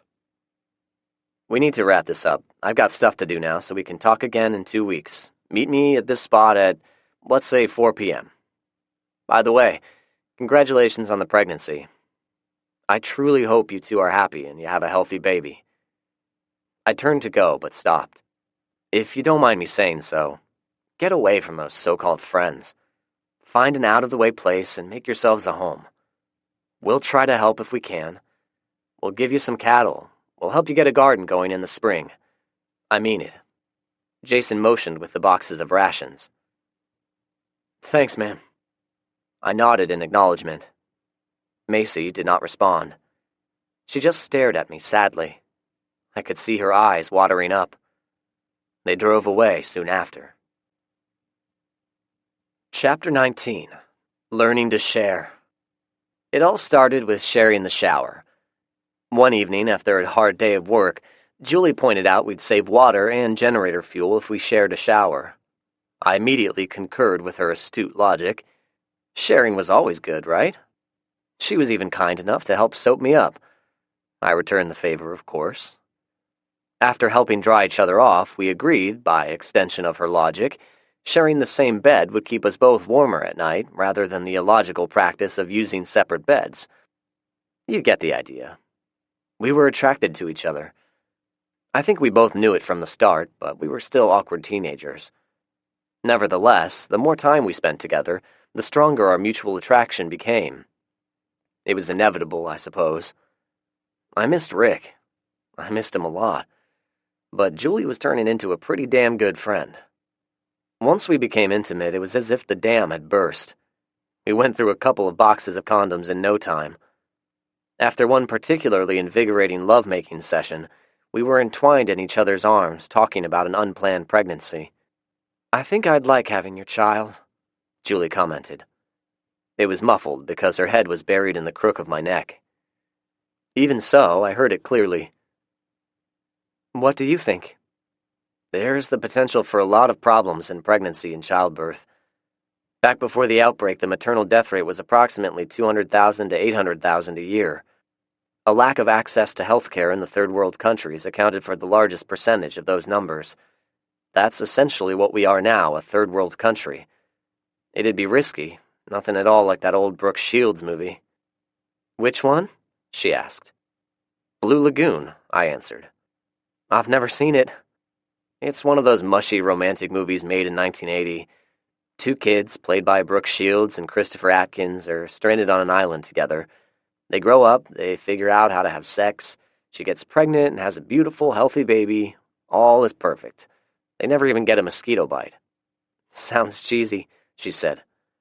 I grunted in agreement. "So, what will we do?" I shrugged. Out of all of these survivors, one would hope there are a few doctors and nurses out there. "I need to get on the ham radio more often and reach out to these people," I said and chuckled. "Maybe you should be the one on the radio. If it's your voice, some old, lonely, horny doctor will surely come out of the woodwork." Julie giggled. "I guess in the meantime I should learn how to give a blowjob. Maybe I should start right now." She moved her head off my shoulder. I soon let out a long, involuntary moan. Afterward, I got up and checked on the laundry. We had clotheslines strung up inside the house due to the freezing temperatures outside. I retrieved the clean clothes from the washer and handed them to Julie. She started hanging them to dry. "I need to turn the generator off before bed. I'll be right back." "Okay, handsome." She smiled warmly at me. She was wearing nothing but a pair of silky, white, lacy panties. When she raised her arms to hang the clothes, it caused some kind of change to her physique that was just erotic. It reminded me of a lithe ballerina. She had gained weight in all of the right places. I think I could have watched her all night. She caught me looking. "What?" she asked. "You're beautiful," I said simply. She smiled warmly. "The sooner you get the generator turned off, the sooner we can go back to bed." She smiled again and went back to hanging up clothes. I started to don some clothes, but figured why bother. I'd put my heavy parka on and sneakers. Nothing else. Hell, I was only going to be outside for a second. I turned the light off before opening the door. It was a habit instilled upon me by Rick. You never wanted to be silhouetted in a lit doorway, an easy target for your enemy. It was cold out and there was a full moon hanging in a crystal clear sky. The icy air felt invigorating, but I definitely did not want to be outside for more than a minute or two. I trotted to the back of the house. We had a lean-to built around the generator that was closed in on 3 sides and insulated in order to keep the sound down, but it wasn't completely soundproof. The generator needed air circulating around it. Otherwise, it'd overheat and it needed somewhere for the exhaust to go. As I walked in the open portion of the lean-to, I quickly realized I was no longer alone. The reeking stench was my first warning. Standing in front of the lean-to was a massive, rotting hulk, clad in gore-encrusted bib overalls. He was well over 6 feet tall, maybe closer to 7 feet, and had to weigh at least 300 pounds. Either he was attracted to the sound of the generator, or perhaps he was admiring Rick's handiwork. Hell, maybe he was planning on stealing it and taking it back to his zombie house. He was certainly big enough to carry it over one shoulder. I stood there confused. Where the hell had he come from? How did he get past the fences in the creek? Somehow he heard or sensed me and turned around. I stumbled back. A portion of his face was completely rotted off. He had a long beard on his good side that had pieces of putrid flesh stuck in it. Whether it was his flesh or someone else's, I had no idea. He emitted a raspy, phlegmy howl and lunged toward me. I tried to back up, but stumbled over something in the yard, probably a big frozen pile of dog shit. I managed to catch myself from falling, but it allowed the Hulk to close the distance between us. He grabbed my arm, pulled it to his mouth, and chomped down. He was amazingly strong for someone who was decomposing. I felt the crushing pressure of his jaws clamping down on my forearm. I thought he was going to snap it in half. Fortunately for me, I had my parka on. It was thickly insulated. The padding allowed me just enough slack to wiggle my arm out of danger. So now I was totally naked, except for a pair of shit-covered sneakers, in a life-or-death struggle with an abnormally large zombie. I ran backwards and bumped up against the woodpile. I suddenly remembered I had a nice pile of kindling split up and lying at one end. They were a mixture of seasoned hickory and oak, nice and hard. They were about 2 feet long and just small enough in diameter for me to get a good grip. I grabbed one in each hand. Big Boy had realized there was now nothing edible in my parka and dropped it. He stretched out his arms and made his way toward me. It was time for a little bit of Muhammad Ali. I danced around him, slipped in and hit him in the head with one of my pieces of kindling, and then would dance back just out of his reach. Mr. Ali would have been proud. I kept this up for what seemed like several minutes. The big behemoth had a head as hard as an anvil. I was knocking pieces of flesh off each time I hit him, but it did not seem to matter. He would stagger with each blow and then start shuffling toward me again. I finally knocked his arms away with one swing and got in one terrific blow to the top of the head. Big Boy went down to his knees. I moved in, dropped one of the pieces of wood, and used both hands to launch a grand slam home run against his head. Mr. Ruth would have been just as proud as Mr. Ali. The zombie's head cracked open like a ripe watermelon and putrid brain tissue flew out. It was about this time Julie ran up. I had no idea how long she had been standing there. She pointed a shotgun from about 6 inches away and put some double-aught buckshot into his head for an elegant but needless coup de grace. He was finished. I must confess, though, I did not even see him fall because at the moment I was staring at Julie's jiggling breasts and very erect nipples. She had not bothered with clothes either, not even sneakers. She was only clad in a pair of those incredibly sexy panties. She looked over at me, wide-eyed, breathing heavily. "I forgot about the safety." I smiled nervously and slowly pushed the barrel away from me, as it was currently pointed at my nether regions. We made sure Big Boy was truly dead, and then made a quick walk around the yard looking for any other possible threats. It was quite cold, so we made it a quick search, hurried and went inside. We were both shivering quite a bit now. The cold, combined with the adrenaline dump, was having an effect. I motioned outside as I looked over at Julie. "We'll drag him to the sinkhole and burn him, but not tonight. The first thing in the morning." Julie nodded. She then leaned the shotgun up against the wall and jumped on me, wrapping both her arms and legs around me. "Oh my God, that was a rush. I was watching you fighting that thing and all I could watch was your dick flopping around, and when I shot him, I think I had an orgasm." We had slept later than usual. It was already past 6 when I opened my eyes. The Three Stooges were all lined up with their muzzles on the bed, staring at us expectantly. I nudged Julie. She moaned and pulled the covers over her face. She was definitely not a morning person. "Come on, we need to get the body disposed of. Afterward, we'll have some breakfast. I've got a hell of a lot of things to do, and I've got a lot to talk to you about," I said with another nudge. Larry gave a small whimper. I suspected he needed to visit the yard badly. I got no response until I pulled the covers down. Julie groaned. "You always have this sense of urgency thing going on. Can't we just have one lazy day?" "Maybe one day, but not now. We have so much to do in a limited amount of time, so you've got to work with me. You must trust me. I've got our best interests in mind." Julie groaned again, but threw the blankets off and shuffled to the bathroom. She stopped, yawned, and rubbed her eyes. "I do trust you. You know that, right?" She looked at me sleepily. Her face was puffy and her hair was disheveled, but she looked beautiful. I smiled with the realization I was falling for this girl.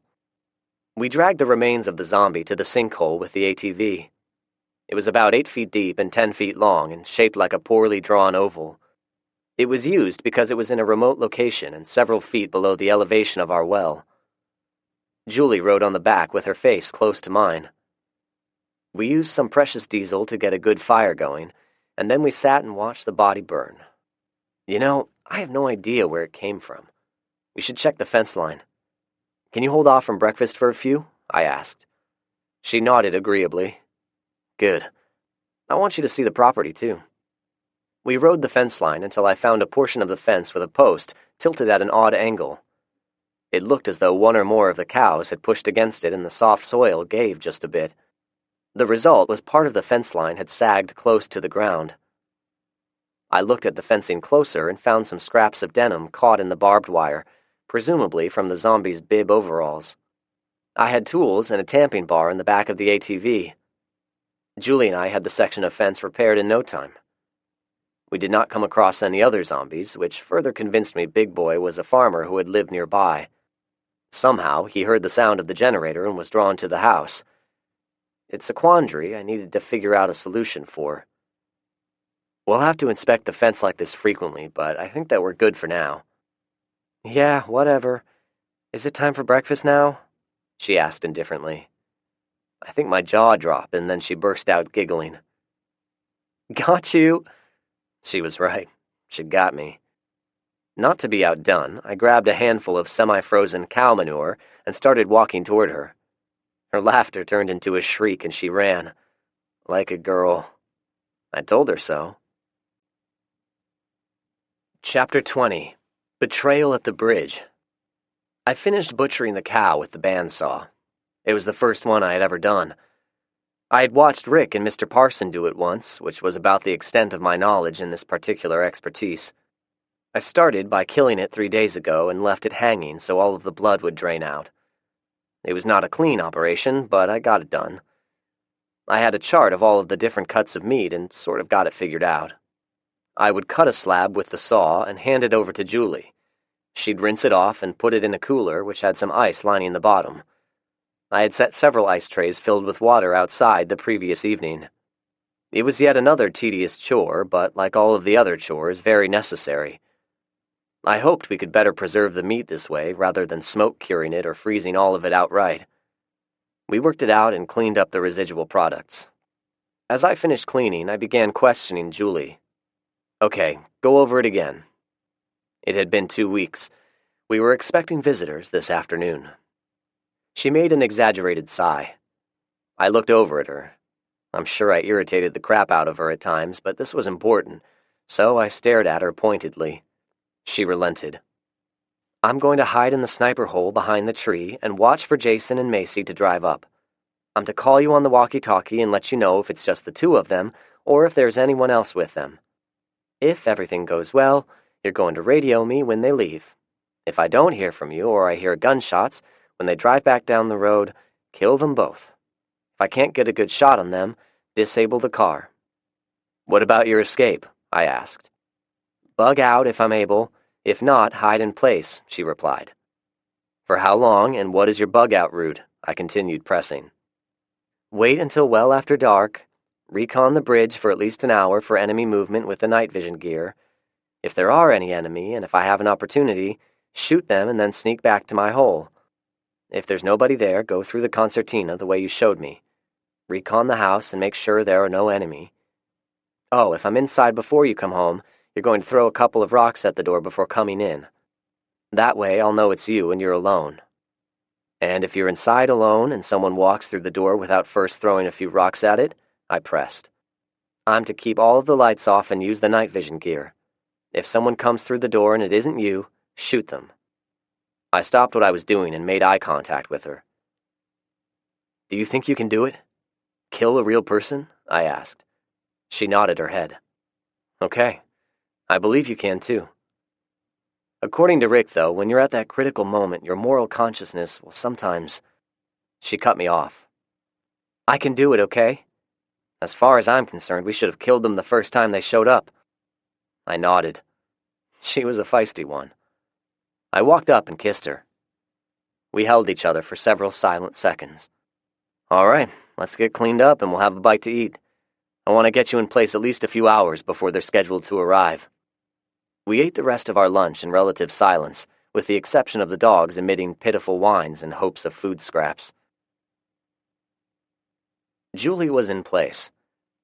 Zach had placed her there with instructions only to sip her water when absolutely necessary. Otherwise, she would have the urge to urinate every 10 minutes. He had fashioned a pseudo-camouflage outfit made out of strips of burlap bags. Hopefully it provided adequate camouflage.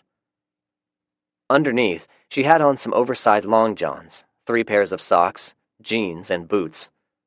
It was quite cold out. She got in the hole he had dug out behind a fallen tree, and then put branches and leaves over her. She checked her watch that Zach had given her. It was a tactical 5.11, just like the one Rick and Zach were wearing when she first met them. It was just before 4 p.m. She'd already been sitting there for 2 hours. There had been no sign of life, and she had drunk more water than she had intended to. She did not fully understand why Zach had wanted her in place so early, but did not question him. She had realized early on that he was smarter than most people were, and he was her boyfriend. She liked thinking in those terms. Just as she thought of him, his voice softly came out of the walkie-talkie. "It's getting close to 4 now. How are you doing?" he asked. "I'm fine," she whispered. "Nothing here but the trees so far." He acknowledged, and the radio became quiet. Her thoughts soon wandered. She liked Zach. No, it was much more. She was in love with Zach. The first time she met him, he seemed a bit arrogant and bossy. She was attracted to him, but at the same time she was put off by his attitude. He acted as if his opinion was the wisest in the group. It was a turn-off, and Rick, who was old enough to be his grandfather, always seemed to defer to him. But Rick knew how smart Zach was. Julie realized it now. She also knew Rick must have died or something. She did not say anything, but one day she would ask what happened. Zach would tell her the truth, but she knew it was not the right time.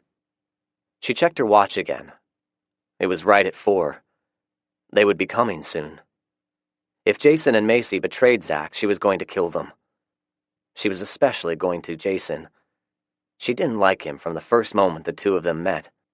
Macy was not much better. When they first met, she had barely said hello. She had whispered to Jason, but it was loud enough for Julie to hear. Macy did not want them there. If it were not for the fact Tay was practically eye-fucking her mom from the get-go, she was sure they would have been turned away, maybe even shot. After their first encounter, Macy was always aloof. The only nice gesture she ever extended to her was to hand her some napkins when she was on the toilet with diarrhea and had run out of toilet paper. Julie had watched the video. Her mother had cackled in laughter. Julie did not, and in fact, she immediately became angry. Her feelings confused her. Why was she angry over somebody getting beaten whom she did not like? It was then she realized that maybe she was attracted to Zach more than she wanted to admit. The video made little Tommy cry. He liked Zach as well. God, how she missed her pesky little brother. Zach did not look the same in the video.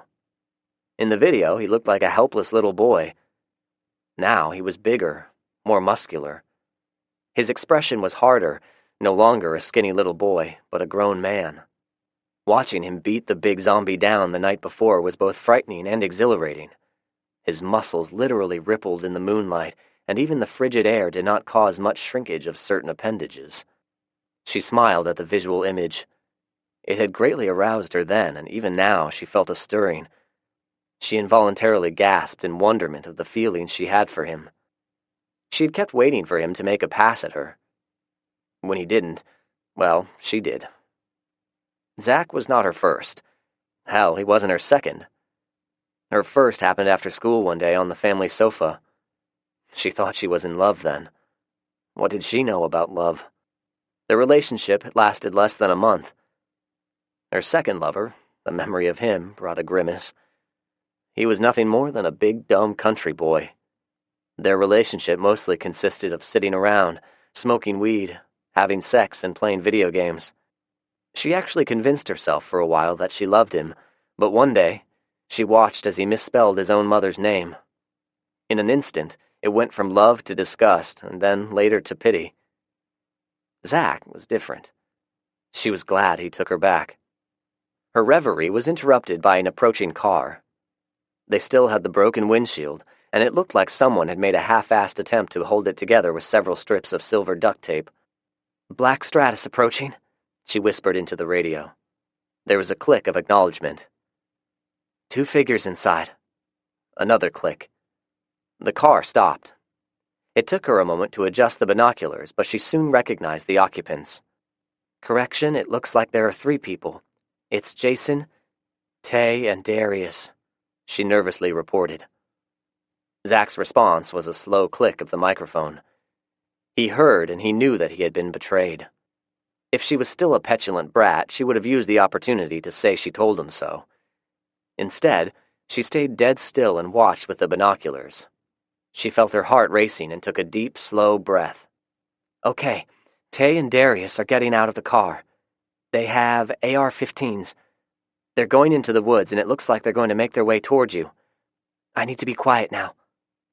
There was a quick click of acknowledgement. She listened as they noisily made their way through the woods. City boys.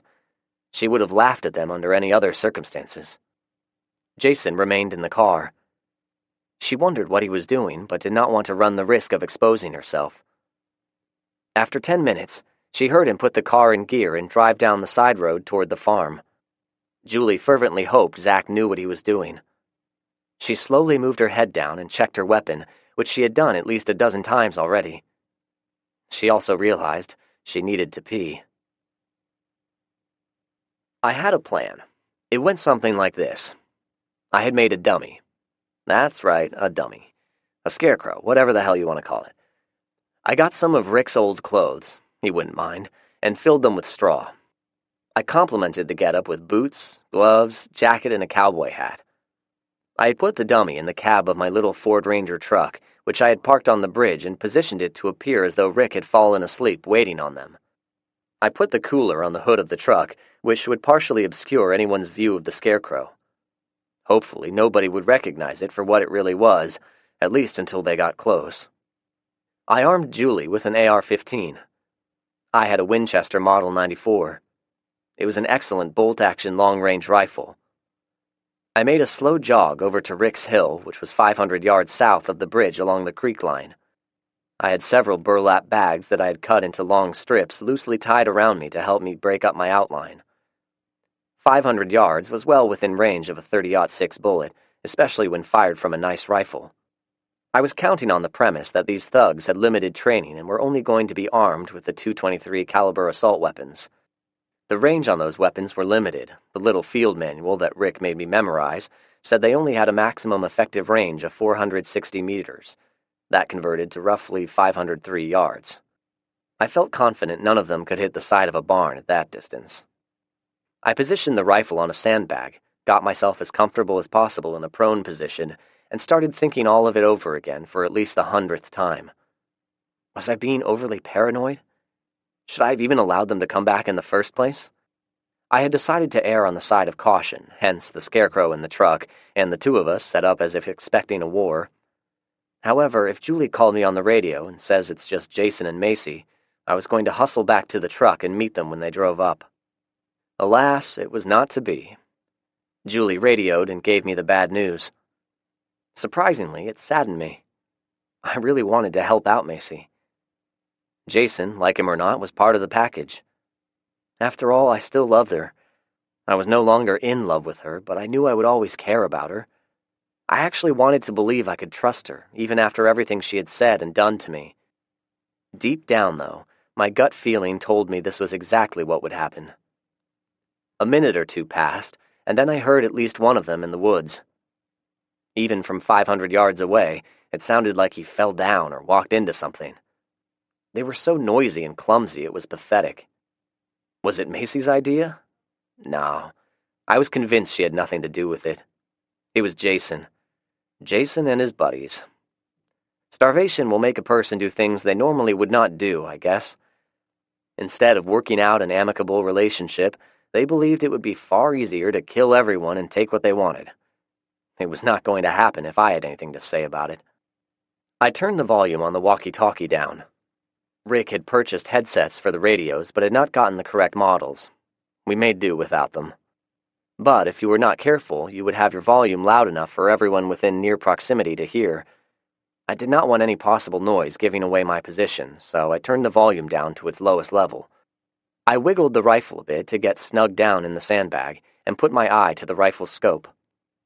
Slowly and carefully, I scanned out the woodline and undergrowth. It took me a moment, but I was able to pick out the one who I believed was Tay easily. He was just barely in the woodline. Incredibly, he was wearing a bright red bandana around his head. He stood out like a turd in a punch bowl. He was also leaning up against a tree, breathing heavily. He was probably certain he was hidden from view of anyone in the truck. Soon, Darius joined him. I recognized him immediately.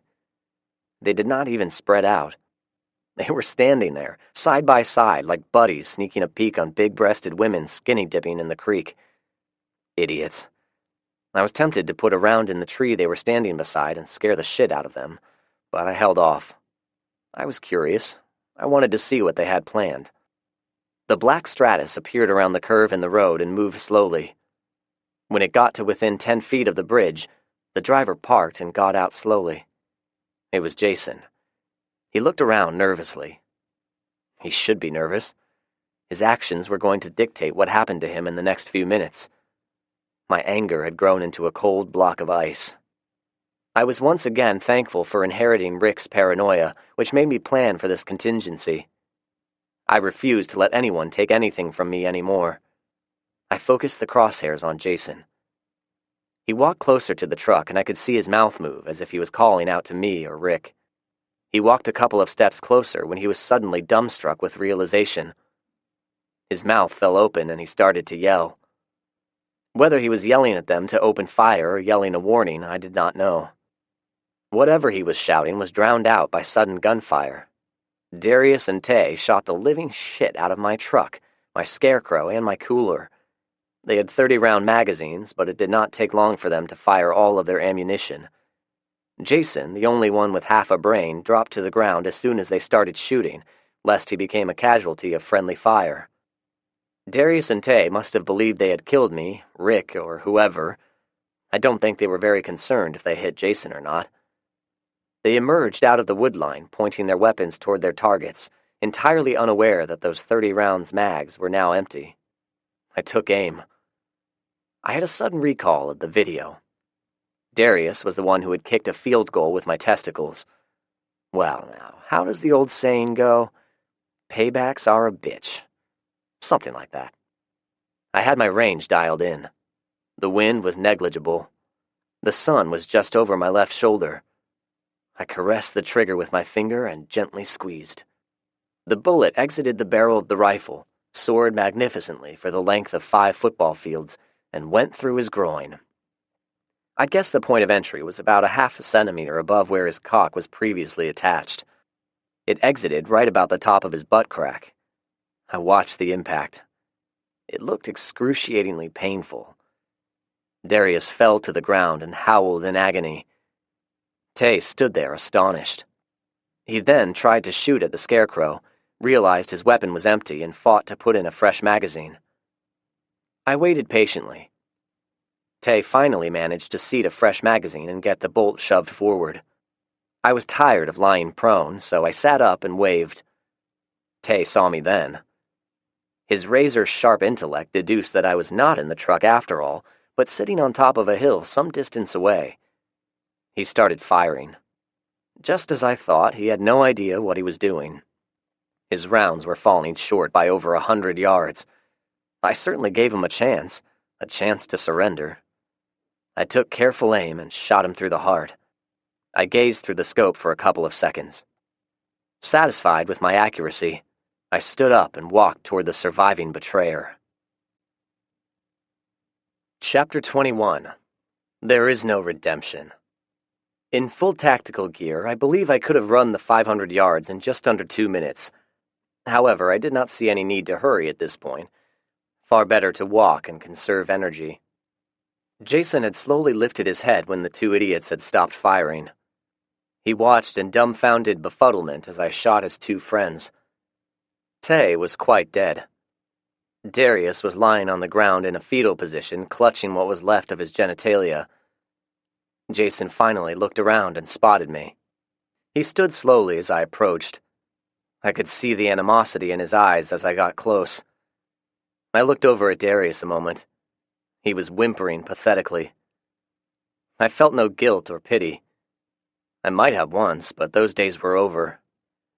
I retrieved my radio from my cargo pocket. "What's your status?" "Good to go," she answered. "Same here. Stand by," I responded.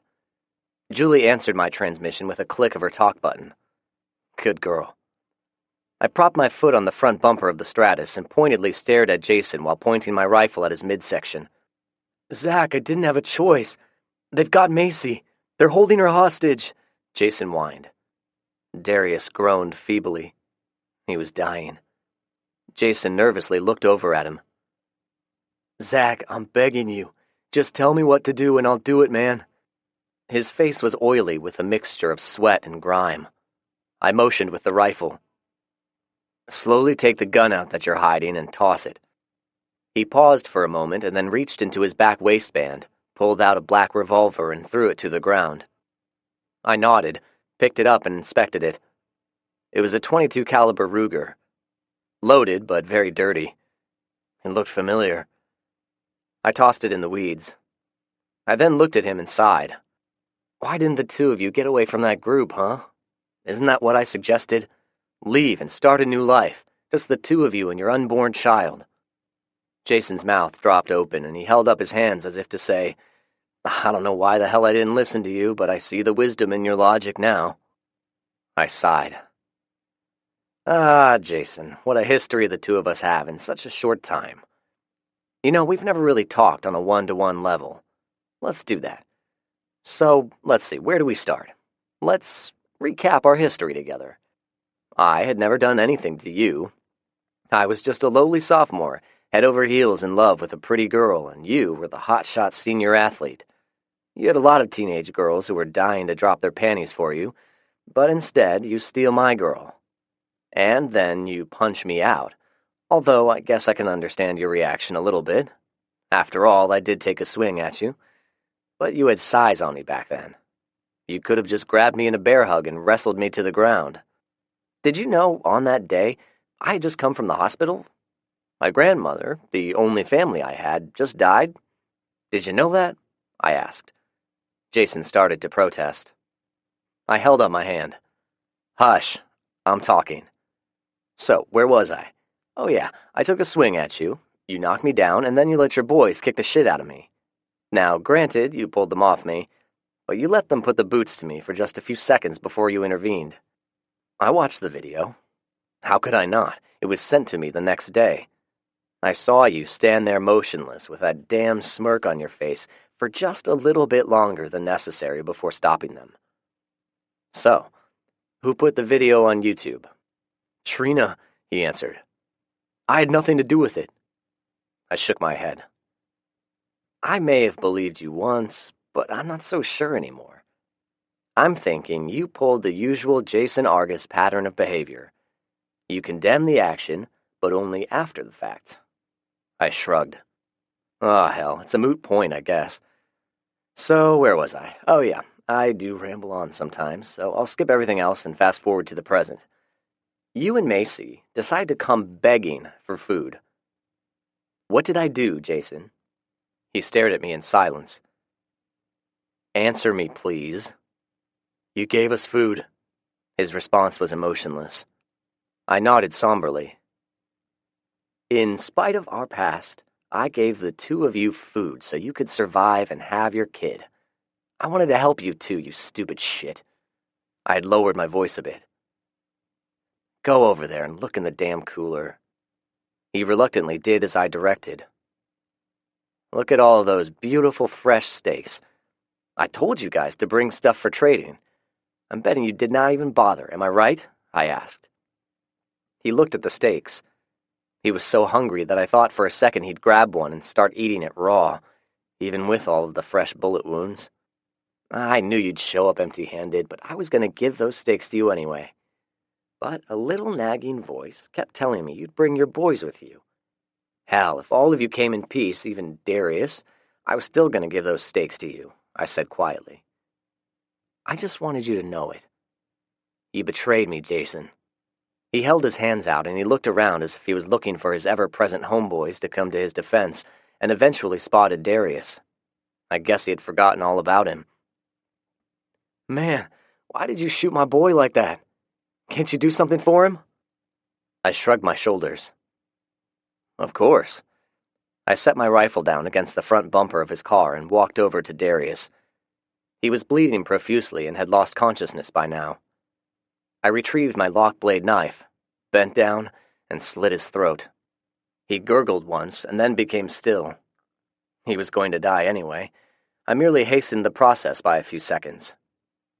I avoided the spurting blood from the neck wound, wiped the knife blade on his jacket, stood up and turned. Jason had my rifle. He had his finger on the trigger and the barrel pointed at me. "You should put the weapon down," I said. He ignored my suggestion and brought the rifle up to his shoulder. "I would prefer you not do that." His mouth dropped open and he arched his eyebrows in mock surprise. "Oh, you would prefer it? You would prefer it? Fuck you and your preferences. You had your chance. Instead, you just had to go running your punk mouth. Now shut the fuck up, because now it's my turn to talk. You are a fucking loser, Zach Gunderson. You always have been. You think that since the world went to hell, now you're something special because you got a supply of food, and we don't? Fuck you, Zach. Fuck you." I think he was trying to tell me something. "You ain't nothing." I nodded my head and tried to act as if I was duly chastened. "I'm sure your friends would agree with you. Well, if I hadn't killed them, but if they were alive, they would certainly agree with you. Oh well, fuck them. More steaks for you, right?" He continued glaring at me. I think my facetious logic confused him. "Jason, I'm asking you to put the rifle down. I can help you get Macy." "I don't want your fucking help, Zach. I'm going to kill you and that old man, wherever he is, and then I'm going to get Macy. We're going to move in your fucking house, we're going to eat your fucking food, and I'm going to fuck her in your own fucking bed." "You sure do say fuck a lot," I lamented. A limited vocabulary is an overt indicator of stupidity. Did you know that? Or are you too stupid to comprehend how utterly stupid you really are? In case you're wondering, yes, I was goading him. It worked. Spittle flew out of his mouth as he screamed, "Shut the fuck up!" He took aim and fired. No, not really. He took aim and pulled the trigger. The rifle was empty. I had unloaded it during the casual stroll from Rick's Hill to the bridge. I shook my head and sighed. You are one dumb fucker. He tried to work the action of the rifle, but apparently was unfamiliar with it. So, out of frustration, he yelled and charged me with the rifle held high over his head. I'm sure he had seen this move in one of those old World War II movies. I guess he thought he was going to bash my head in with a buttstock. I had my Glock, but did not bother using it. When he got close enough to touch me, I deftly sidestepped him and thrust my knife with a backhand stab into the side of his neck. He grunted in sudden pain, reached for it, but I pulled it out before he could grab it. I had hit an artery. He was going to bleed out in a matter of seconds. He grabbed at his neck where the knife had entered. Blood spurted between his fingers. I changed my grip on the knife, took a lunging step, and stabbed him again. This one entered just below his sternum. It was merely for good measure. He dropped the rifle and fell to the ground. The stab in the neck was probably adequate. Without an ambulance to come save him, he would have bled out, but I wanted to make sure. This man was and had been an albatross around my neck. I sat down beside Mr. Jason Argus and waited for the shakes to stop, as I watched him exhale his last breath in a bloody gurgle. I squeezed my eyes shut for a long minute after his final death rattle. When I opened them again, my breathing had slowed and the shakes had abated. I was surprised at how much rage I had for him, but I worked it out, I think. Good riddance. I gave him every chance I could to make amends with him. I looked around and surveyed all of the damage. In addition to the shot-up truck, ruined cooler, bullet-infested steaks, he had dropped Rick's beautiful rifle. I picked it up and inspected it for damage. There was a small scratch on the stock, but more importantly, the scope was broken. Damn. I checked myself for any injuries and then retrieved some hand sanitizer out of the glove box. While I was lost in thought, the Dodge Stratus started up and backed out quickly. Who the hell was in the car? The driver did a 180-degree fishtail, threw it in drive, and floored it before I could even react. The sunlight was glaring off of the windshield, preventing me from seeing who was driving. I retrieved my Glock and managed to shoot once before it rounded the curve. I retrieved my radio. "The car is coming out. Take care of it." I got a click in reply. I guess it was time to see what kind of metal she had. I started running toward Julie. Julie gasped when she heard the gunshots. It was a frenzied staccato of fire from at least 2 rifles. She became worried until she heard the booming report of Zach's high-powered rifle. It had a quite distinctive sound. There was a minute of silence, and then she heard more gunfire. It was followed by another report of Zach's rifle. She knew, well, she hoped that all was good. Zach was a really good shot. He confirmed it a moment later on the radio. She breathed a sigh of relief until she remembered that there were 3 of them and she only heard Zach shoot twice. She looked around for any threats, but the immediate area, or what Zach called her AO, area of operation, was deathly quiet. She sat in silence. It seemed like an eternity had passed since Zach had spoken to her. She was getting worried again. She thought she heard yelling and the faint sounds of a struggle, but could not be sure. A few more minutes passed, and then she heard tires squealing. "The car is coming out. Take care of it," Zach shouted into the radio. Julie keyed the microphone once in acknowledgement. It must be Jason. He's escaped. She checked her weapon once more, making sure that this time she had the selector lever set to fire. She was ready. The car appeared. She had a brief moment of anxiety as she wondered where to aim first. The radiator? The tires, or through the window? She chose the latter. Julie fired 3 quick rounds where the driver should be sitting, fired 3 rounds into the front grille, and then shot continuously as the car drove by and approached the intersection. The car continued through the intersection and crashed into the ditch on the far side of the roadway. Julie stared at it, stupefied for a moment. Then she realized she had the rifle in a death grip and could not feel anything from the waist down. She wondered if she might have been shot. She pried one of her hands loose and started feeling around her face and torso. Satisfying herself that there were no unnatural holes in her body, she climbed out of the sniper position and slowly started walking toward the wrecked car. She held the AR-15 stiffly in front of her and got to the middle of the road before stopping suddenly. The car's engine was revving at a high rate of speed, as if the driver had the accelerator mashed to the floor. She felt the sudden need to reload the weapon. She took a hard look at the car and tried to spot any movement through the windows. Nothing. She fumbled with the release button and got the empty magazine to drop, fumbled with the tactical vest, finally got a firm grip of a loaded magazine, and was able to get it seated in the rifle in one try. Tugging on it to make sure it was seated properly, it suddenly dawned on her that standing in the middle of the road with no cover was a very stupid place to reload one's weapon. She was glad Zach did not see the faux pas. She inched her way forward to the car, finally made it to the driver's side, and peered in. It was Chad. His head was tilted forward, and it looked a bit like he was sleeping. The driver's window was either busted out or rolled down. She shouted to him over the noise of the engine. "Chad, turn the damn car off." He ignored her. "I said turn the car off." This time, she nudged his shoulder with the barrel of the rifle to emphasize her demand. His head rolled. That was when she saw the right side of his head. Somehow, the .223 caliber bullet did not penetrate all the way through. Its shape was probably deformed when it passed through the passenger side window. The window must have slowed the velocity of the bullet enough so that once it entered the skull, it stayed there. Somewhere she heard a small voice telling her she had missed all of the front shots and did not hit Chad until he was driving past. She hoped Zach would not notice. She continued staring at Chad. He was quite dead. She was still staring at him when she heard Zach's voice. I ran as fast as I could. It was about 100-yard jaunt around a blind curve. I had no visual whatsoever of Julie and what may have happened. I had heard the gunshots, but could not be sure they all came from her weapon. As I came around the curve, I first spotted the black Dodge Stratus wrecked on the far side of the two-lane roadway.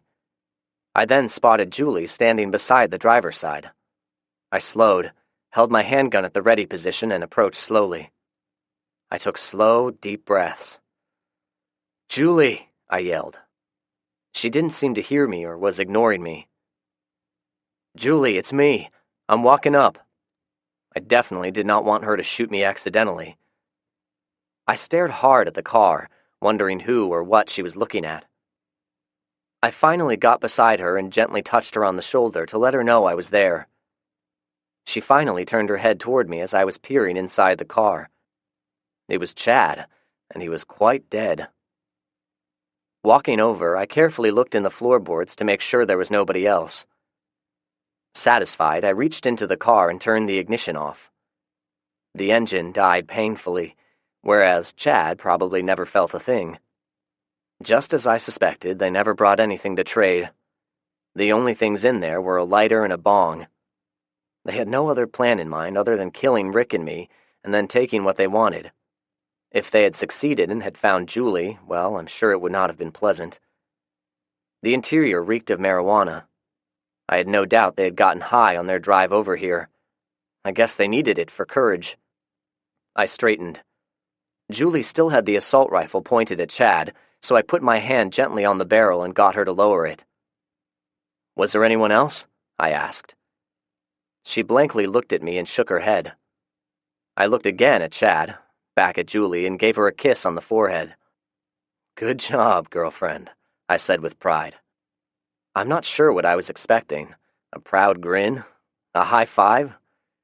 What I got was Julie suddenly bursting into tears and sobbing uncontrollably. I reached out, took the rifle from her hands, and held her as gently as I could. I mean, I had two weapons in my hands at the moment. She cried quite hard for a few minutes. Hard enough where the tears were like waterfalls and snot drooled out of her nose like a freshly turned zombie. I let her cry. I stood there quietly and held her. I guess it was the overwhelming realization that she had just killed a real live human being. She did not know it yet, but she did well. I was not going to tell her the circumstances. Specifically, I was not going to tell her Chad had never fired a shot. It appeared he was not even armed. In a civilized society, her act could be called murder. But I knew it was necessary. He knew where we lived. I could not allow it. However, I did not want Julie to think of herself as a murderer. If she ever asked, I did not know if I was going to fabricate a story or tell her the truth. I'd cross that bridge when I got to it. After a minute or two, she seemed to gather her senses just a bit, and I thought it was over. "Zach, there's something I have to do." Her words came out in between sobs. I let go of her and stood back. "Okay, sweetheart, you name it," I responded. She fumbled with her pants, succeeded in pulling them down, and then squatted right where she stood. It sounded like a Jersey cow pissing on a flat rock.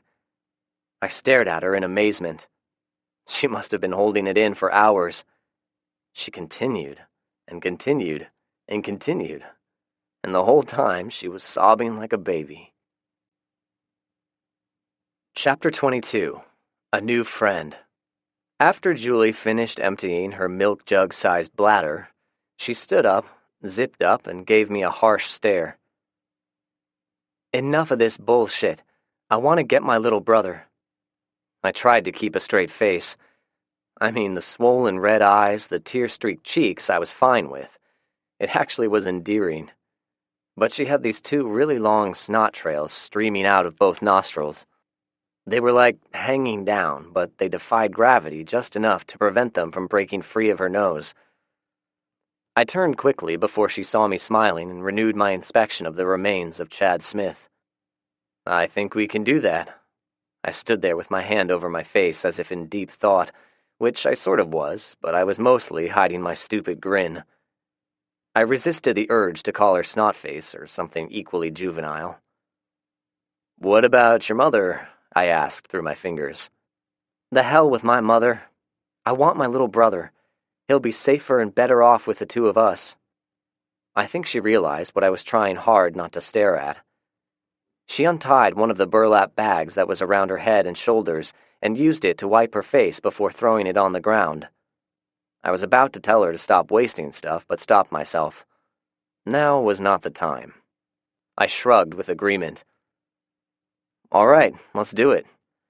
I'm thinking we should get the service van we have parked up the road. We've got to get rid of these bodies first. If we don't, they'll attract vermin and zombies. So we load up the bodies, dump them in the sinkhole, and go get your little brother. Julie nodded. I knew you'd think of a good plan. Let's get going. She did not even wait for me to respond. She started purposely walking down the highway.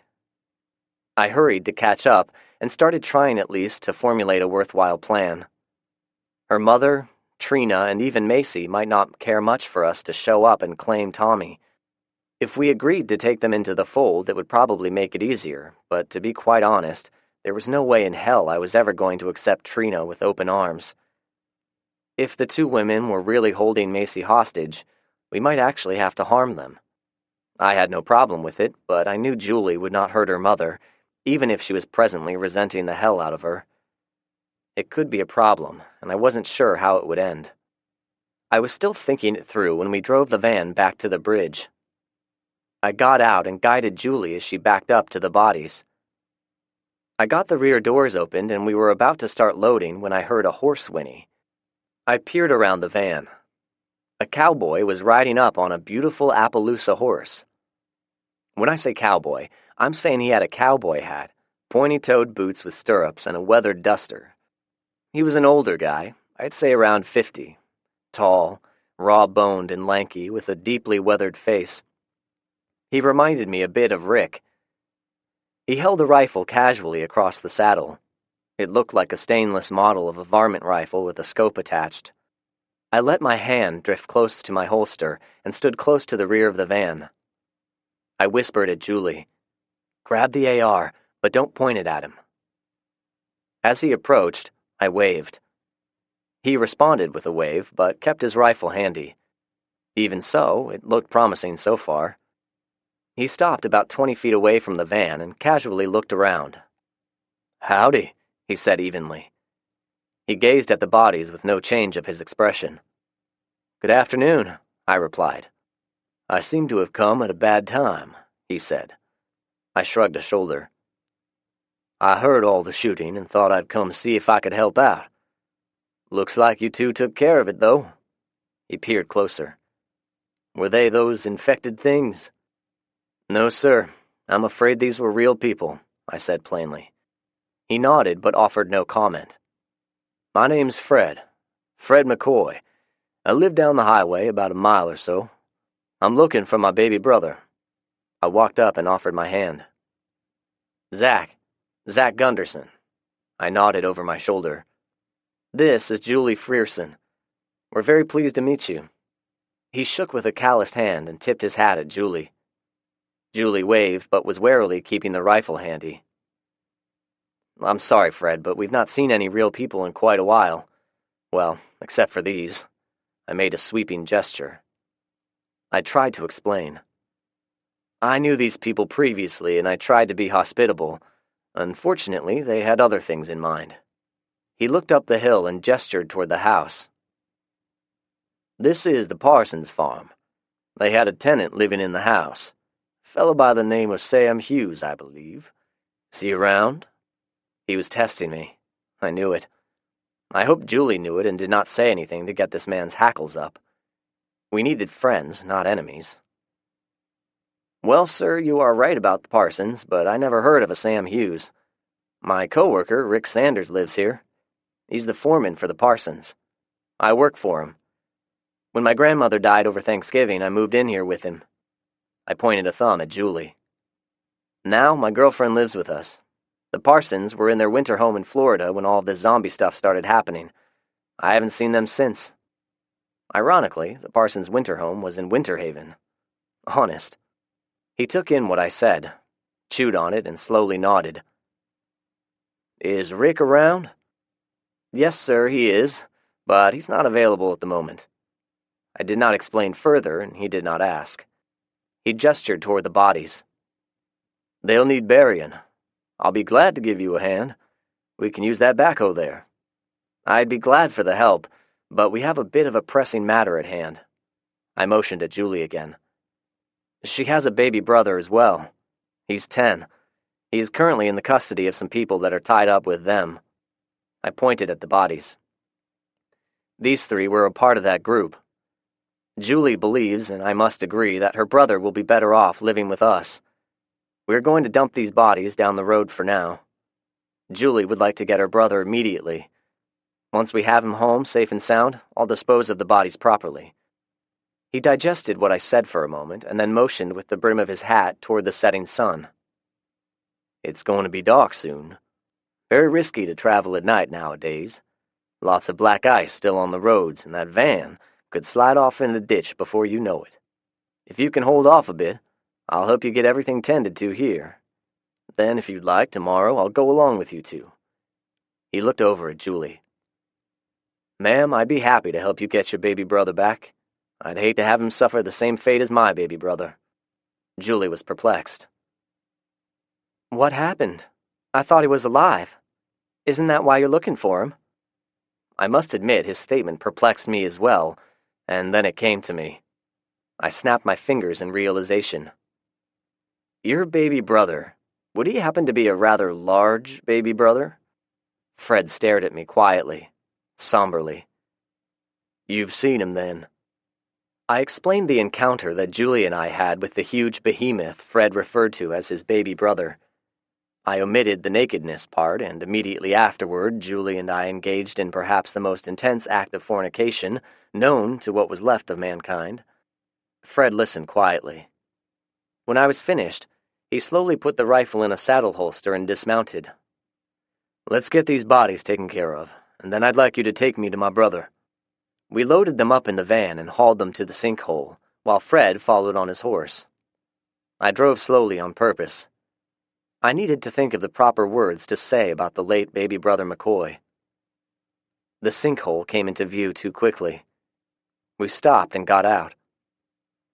"Mr. McCoy, Call me Fred, please," he said. I nodded and cleared my throat. "Ah, Fred.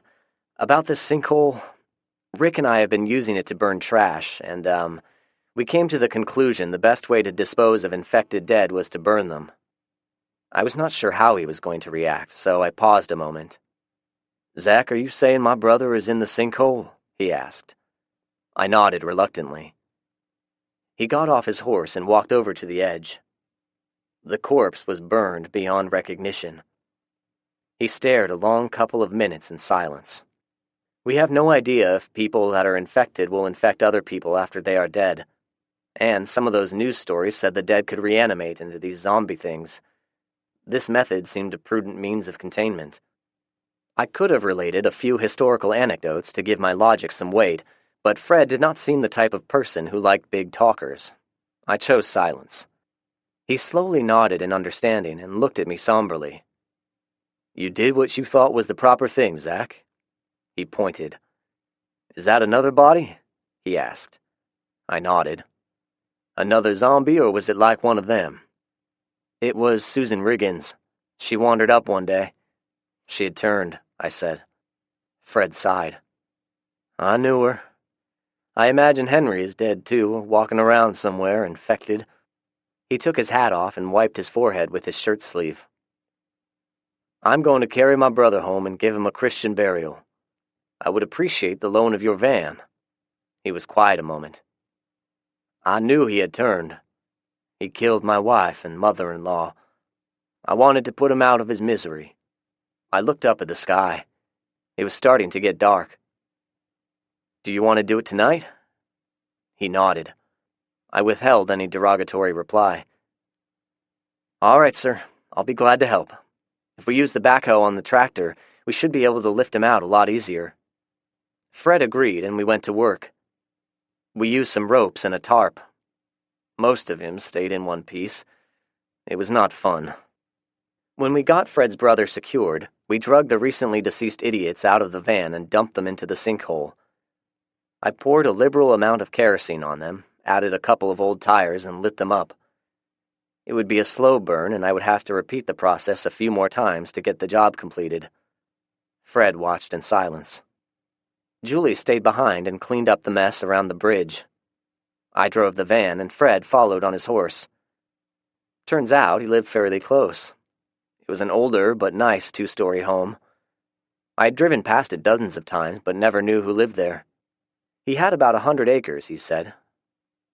We dug the hole with the aid of the headlights on Fred's John Deere. He buried his baby brother, also known as Franklin McCoy, next to their mother, and quietly recited the Lord's Prayer. It was very late when I got back. I was exhausted and filthy. I stood on the front porch and stripped off my grime-infested clothing. I would decide what to do with them in the morning. "It's me," I said as I opened the door. Julie was sitting on the couch, wrapped in a blanket. Her assault rifle was right next to her. She smiled tiredly at me. "Well, hello, sailor," she said. "Do you always walk around naked?" I chuckled. "My clothes are pretty much beyond hope. Let me get cleaned up and I'll join you in bed." She readily agreed. I went to the bathroom and washed off with a bath rag and soap before crawling into bed next to her. She was wearing one of my t-shirts and socks. Good. Her feet were always ice cold. I snuggled up beside her and kissed her on the forehead. I was dead tired. No extracurricular activities for me tonight. I filled her in about the burial of the late Franklin McCoy. "What do you think about Fred?" she asked in between a yawn. She sounded as tired as I was. Her yawn instinctively caused me to yawn as well. He's quiet-natured. Stoic would be a good word to describe him. When things started getting bad, he hunkered down in his house with his wife, mother-in-law, and brother. Somehow his brother had turned. He doesn't know how. They had been isolated from the rest of the world for at least a month, and he had gotten sick somehow. Fred was out tending to his cattle when Frank attacked the women. When Fred returned, Frank had already wandered off. We compared timelines. He said it happened 3 days before Frank had wandered over here.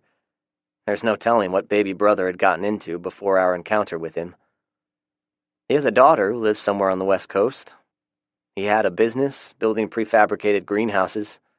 Not the big commercial-sized ones, but smaller ones for yuppies to put in their backyard. Their farm was mostly a hobby. "Do you think he can be trusted?" she asked. "He seems all right. He has plenty of food and a well for water just like us. He's got a couple of his greenhouses set up, and although it was dark, I think I saw some solar panels on his roof. He seems to have a decent setup. We don't have anything he wants. Maybe the pleasure of our company, but that's it. He seems like a bit of a lone wolf, so the solitary life won't be a major annoyance to him, I'm thinking. You know the actor Josh Brolin? Fred looks like him." I stopped talking long enough to realize Julie had fallen asleep. I smiled as I stroked her hair. It had been a long day for her. Hell, it had been a long day for all of us. Chapter 23. A Rescue Attempt. I felt like I slept like a rock, but was still up before sunrise. When I opened the door to let the boys out, Fred was sitting in one of the rocking chairs on our front porch. He nodded at me and continued drinking some coffee out of a thermos. His Appaloosa was grazing in the field, and the saddle was sitting on the porch. The horse, a mare, was freshly brushed and looked magnificent. "Good morning," I greeted. "Good morning," he replied. He was wearing the same hat and duster, but it looked like he had on a clean pair of jeans and had exchanged his cowboy boots for some Sketcher brand hiking boots. He had the same rifle leaned up against the porch railing. He nodded toward the horse. "Her name's Prancer. She's a darn good horse." I nodded quietly, as Fred frequently did. Julie and I must have been very exhausted. We never heard him ride up. Funny, none of the dogs had barked at him. They scampered over and sniffed him up and down. He gave each of them a pat, and then they ran off to empty their bladders. "So, young Zach, do you have a specific plan in mind for rescuing Julie's little brother?" "I believe I do. Julie is positive she can lead us back to the house where they are staying, and then—" "Okay, but before we talk about it, I'd like to hear about what led up to you killing those men yesterday." Fred said it plainly, matter-of-factly. I could not read what he was thinking. Was he being judgmental? I inhaled. Well, it all started a few months ago, back in high school. I started with my brief romance with Macy and went from there. I'd tried to provide all of the pertinent details. I told him how Rick had perceived that the apocalypse was actually going to happen and had done a good job of planning for it. I recounted how we met the Friersons. I summarized our falling out and how we had evicted them. I then described the circumstances of finding Julie and how we reunited. I shyly admitted we were now more than just friends. I caught him smiling a bit when I spoke of it, but he remained silent. I then recapped the first meeting with Jason and Macy. I imagine it was pretty tough seeing those two together after everything that had happened, Fred opined. I shrugged. When they drove up, the first emotion I had was contempt. After I started talking with them, I actually started feeling pity. I was happy Macy was alive, but I had no feelings one way or another about Jason. I wasn't jealous. Any personal feelings I once had for Macy have faded. I imagine the feelings I now have for Julie had a lot to do with it. Does it make sense? I asked. Fred slowly nodded. I went into how the Friersons had joined up with Jason and his group. Fred interrupted at that point. And one of those boys at the bridge is the one who tried to rape Julie? Fred asked. I nodded. He looked down at his empty cup a moment. You knew they were going to set you up. I nodded again. Rick taught me to have a contingency plan always. I planned for it, but had hoped I was being overly paranoid and it would work out for the better. Your suspicions were on the money, it seems, Fred said. I was hoping for a more peaceful outcome, I replied. You took a knife to one of those boys. I sat silently for a moment. Fred glanced over at me. To be honest, Fred, I used a knife on two of them. I shot one and finished him with a knife to the jugular. The other one was Jason. He was ultimately the one who betrayed me. As to why, well, I'm not sure I can explain where it makes sense. I could have shot him, but I was very angry. It probably sounded bad, but it was the truth. I was not going to apologize for it. Fred grunted and refilled his plastic cup. All right, so on to this rescue plan. Are you planning on killing everyone or what? The house is in a gated neighborhood in Brentwood. If you're serious about helping us, Fred confirmed his willingness with a small nod. Good. I was thinking we could keep it simple. I'm thinking of having Julie go up and knock on the door. I'll stay back a little bit, just in case. Since none of them knows you, I'd like you to stay out of sight and provide security with your rifle, just in case it goes bad. I'm assuming you are a decent shot. Fred nodded slightly. I guess I'd have to take his word for it. Okay, as far as we know, the only ones who are still there are Julie's mother, little Tommy, Macy, and a girl named Trina. I paused a moment before continuing. Fred, I'll be honest with you. I don't want the rest of them to join us. Just Tommy. But I've no desire or reason to hurt any of them. I guess I'd do whatever it takes, though. It will just have to be up to how they respond. If I have to invite Macy and Janet to come live with us, so be it. Not Trina, though. What if they say yes? Would it work out? Especially after what Janet tried? Fred asked quietly. I threw my hands up and shook my head. I have no idea. Julie wants her little brother back. I don't blame her. I figure get Tommy back and deal with the rest of it later. Fred rocked back in his chair and sipped his coffee for a moment before speaking. Sounds agreeable enough. We don't shoot anyone unless we have to. I'm good with that. We were on the road 30 minutes later. I returned to the location on Old Hickory Boulevard where I found Julie. She had no problem with tracking her route back to the neighborhood. The house was 2 blocks down from the gated entrance. I stopped at the entrance and let Fred out. The gate appeared as though somebody had smashed through it with their vehicle. It made me think of Rick, and I smiled. Are you ready to do this? I asked Julie. You're damn right I'm ready. The house is down the street. First left and third house on the left. I repeated the information to Fred. He nodded and took off at a trot. I slowly drove toward the house. I stopped just before turning onto the street. We got out and started walking.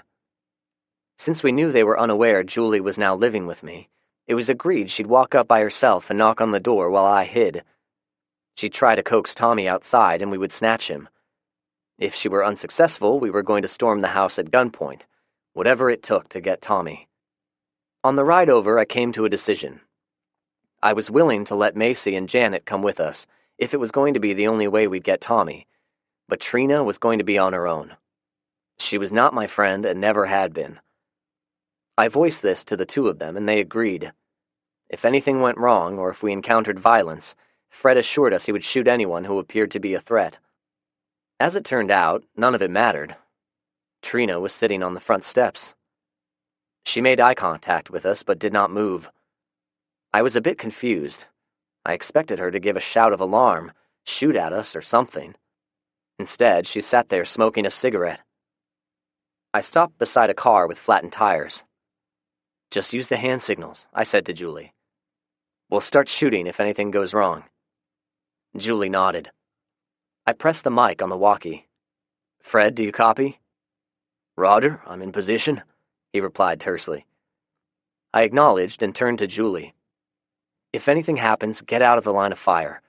Fred and I will be shooting. If any zombies pop up, run like hell for the van." I grabbed her hand. "If Tommy is still here, we're not leaving without him. You have my word." She nodded gratefully and approached Trina. Trina watched Julie approach silently. She continued smoking, but otherwise did not move. I had not intended for her or anyone else even to see me. Rookie mistake. Next time we got into this type of situation, I was definitely going to plan it out better. Rick probably would have pointed out that we did not even conduct a recon mission first. I did not want anyone shooting at me out of the windows, so I took a knee beside the car. It suddenly occurred to me, if they were smart, they'd have someone set up in a second-floor window of one of the houses across the street. I quickly started scanning the windows. It didn't matter. After a moment, Julie crossed her hands behind her back and then motioned me to come to her. "Fred, I'm going to join Julie and see what's up," I said quietly. He clicked the mic. "Everyone is gone except Trina," Julie said as I walked up. I frowned and gave a questioning look. "Trina said when she woke up this morning all of them were gone. They must have left sometime during the night." Now that I was closer, I scrutinized her closely. She was not the same Trina that I remembered. The old Trina was rather thick, large breasts, large waist, and bulbous buttocks. This Trina was saggy, droopy, and practically anorexic, and she smelled like diarrhea. I cleared my throat. "Jason said you and Janet were holding Macy at gunpoint." Trina scoffed. "It was all Jason's idea." She looked at me. "He's a devil in disguise, but you know that already." "Do you know where they went?" I asked. "Fuck that, I'm checking the house," Julie interrupted before Trina could answer, and walked off before I could say or do anything. So I did what any manly man would do. I hurried after her. It was a large house. There were 6 bedrooms, and each room had its own full bathroom. It was very nice, except for all of the filth. The latest occupants were not clean people. The whole house smelled like a locker room. There was debris everywhere, and the toilets were filled with trash and excrement. Very nasty. But there was no Tommy. There was nobody at all, just like Trina said. Finished with our search, we walked back outside. Trina had not moved. "Okay, Trina, where did they go?" I asked. Trina shrugged her shoulders. Julie grabbed her by her chin. "Listen, bitch, I want to know where my little brother is." I gently grabbed Julie and eased her away from Trina. Julie glared at me. I raised my palms out. "Just wait," I whispered, and turned back to Trina. "Trina, we don't want any trouble. We just want to check on Tommy and make sure he's okay. Could you help us out here?" Trina continued staring at a vacant point in space. She was defeated. She had given up. I could see it in her face. I squatted down to where my face was level with hers. Only then did she look at me. "Where's my Uncle Tay? Where are Darius and Jason?" "They're dead, Trina. They came at us with the intent of killing us. They lost." Trina did not move. I figured as much when they didn't come home last night, she said and looked over at Julie. I didn't know you hooked up with Zach. Julie did not bother answering. Trina drew on her cigarette before continuing. I don't know where they went. Your mama said something about Nashville, but I don't know why they'd go there. Nothing but zombies in Nashville. Thousands of them. She seemed to lose focus, but then turned her head back to me. We're all gonna die. I almost felt sorry for her at that moment. Hell, I was very close to hauling her butt back to the van, and then the radio crackled to life. Zach? Fred was whispering. We got zombies, about 24 of them. They're all in one group, one block over. They were close. Too close. I motioned to Julie. She heard Fred loud and clear. We began running toward the van. I tried talking on the radio between hurried breaths. It was a lot harder than the movies portrayed it. Fred, can you make it back to the van, or do I need to drive to you? He responded calmly. Drive straight ahead and make a right at the next street. Be watching for me. I clicked the talk button in acknowledgement as Julie and I got into the van. Fred emerged out of the front door of a house just as I turned and jumped in the passenger side. There's a whole passel of them. He pointed down the street. I never seen them grouped together like that before. I looked, and sure enough, there were 20 to 30 of them shambling along, slowly and steadily. They were in various states of dress and decomposition. I used an empty driveway to turn in, back up, and turn around. The sound and movement of the van apparently attracted them. A couple of them actually reached out as if to grab us, even though they were still half a block away. I began backtracking our way out of the neighborhood. Fred, I got some theories about them, which means I'm doing a lot of guessing, but I think the cold weather slows them down. They're moving like old, ugly people. Fred looked in the passenger mirror at the retreating forms. He nodded in agreement. My earlier assessment of Fred's demeanor had not changed. He was very quiet-natured. Taciturn would be a good word to describe him. Did you find the kid? I looked in my rearview mirror at Julie. She was quiet as well, just sitting there, staring at nothing in particular. Everyone is gone except Trina. She believed Julie's mom and Tommy may be headed toward Nashville. Macy might be with them as well, I said, and waited for an emotional outburst from him. Okay, I'm joking. Fred nodded and then looked out the window as if we were out on a Sunday drive. We have plenty of daylight left. I'd like to leave this neighborhood, cover a route toward Nashville, and see if we can happen upon them. If, along the way, we see anything which we might be able to use, we'll grab it. He nodded. What kind of car do you think they're in? Fred did not bother asking if I thought they were on foot. That'd be stupid with all of these zombies around. I answered his question. One of the men, Chad, had a baby blue BMW four-door. It wasn't in the garage, and I didn't see it parked on the street. That's what I'm guessing. I'll keep an eye out, he said with heated emotion. Well, okay, not really.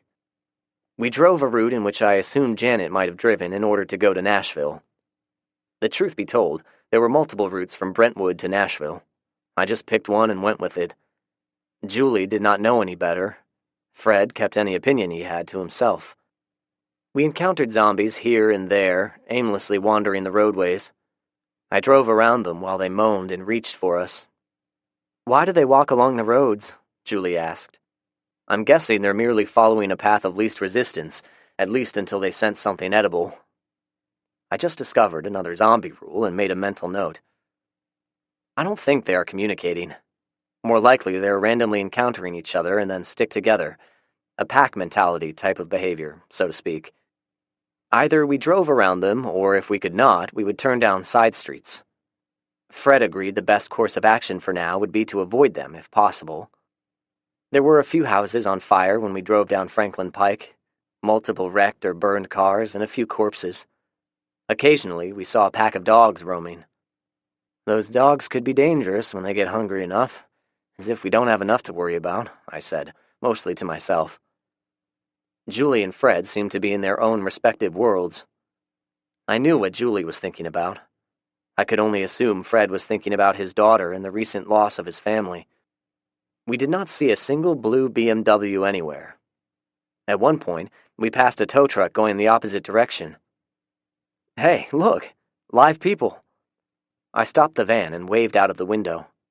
I was kind of hoping they would stop too, and maybe we could make some new friends. There were 2 of them in it, an older man and woman. They did not even slow down and passed us by without even a wave. I grunted. Fred was so devastated that he could not even speak. I eventually worked our way over to Harding Place. There were no less than 3 pharmacies at the intersection of Trousdale and Harding. 2 of them had been burnt to the ground. The third one, a CVS store, was still mostly intact. The windows were broken out, and it was obvious it had been looted. I avoided some large potholes and stopped in the street. There might be something left that we could use. What do you think, Fred? I asked. Sure, let's give it a look. Julie stood guard outside while we cleared the interior. We slowly rounded each aisle, one by one. Suddenly, Fred gave a small hiss. I glanced over and he nodded at the next aisle over. I peeked through a crack in between the store fixtures. Then I saw it. It used to be a middle-aged man. He was wearing a white lab coat. I wondered if he was the store's pharmacist. I held up one finger to Fred and pointed where the zombie was. I started edging closer when Fred gave another hiss. I looked back at him, wondering what was going on. He held up a finger and then gave a small grin. He stepped out into the main aisle and pulled his duster back with his left hand. He stood facing the aisle where the zombie was. He started whistling some unknown tune. I stifled a chuckle as the zombie started moaning. He slowly shambled out into the main aisle. Fred was standing with his feet spread apart.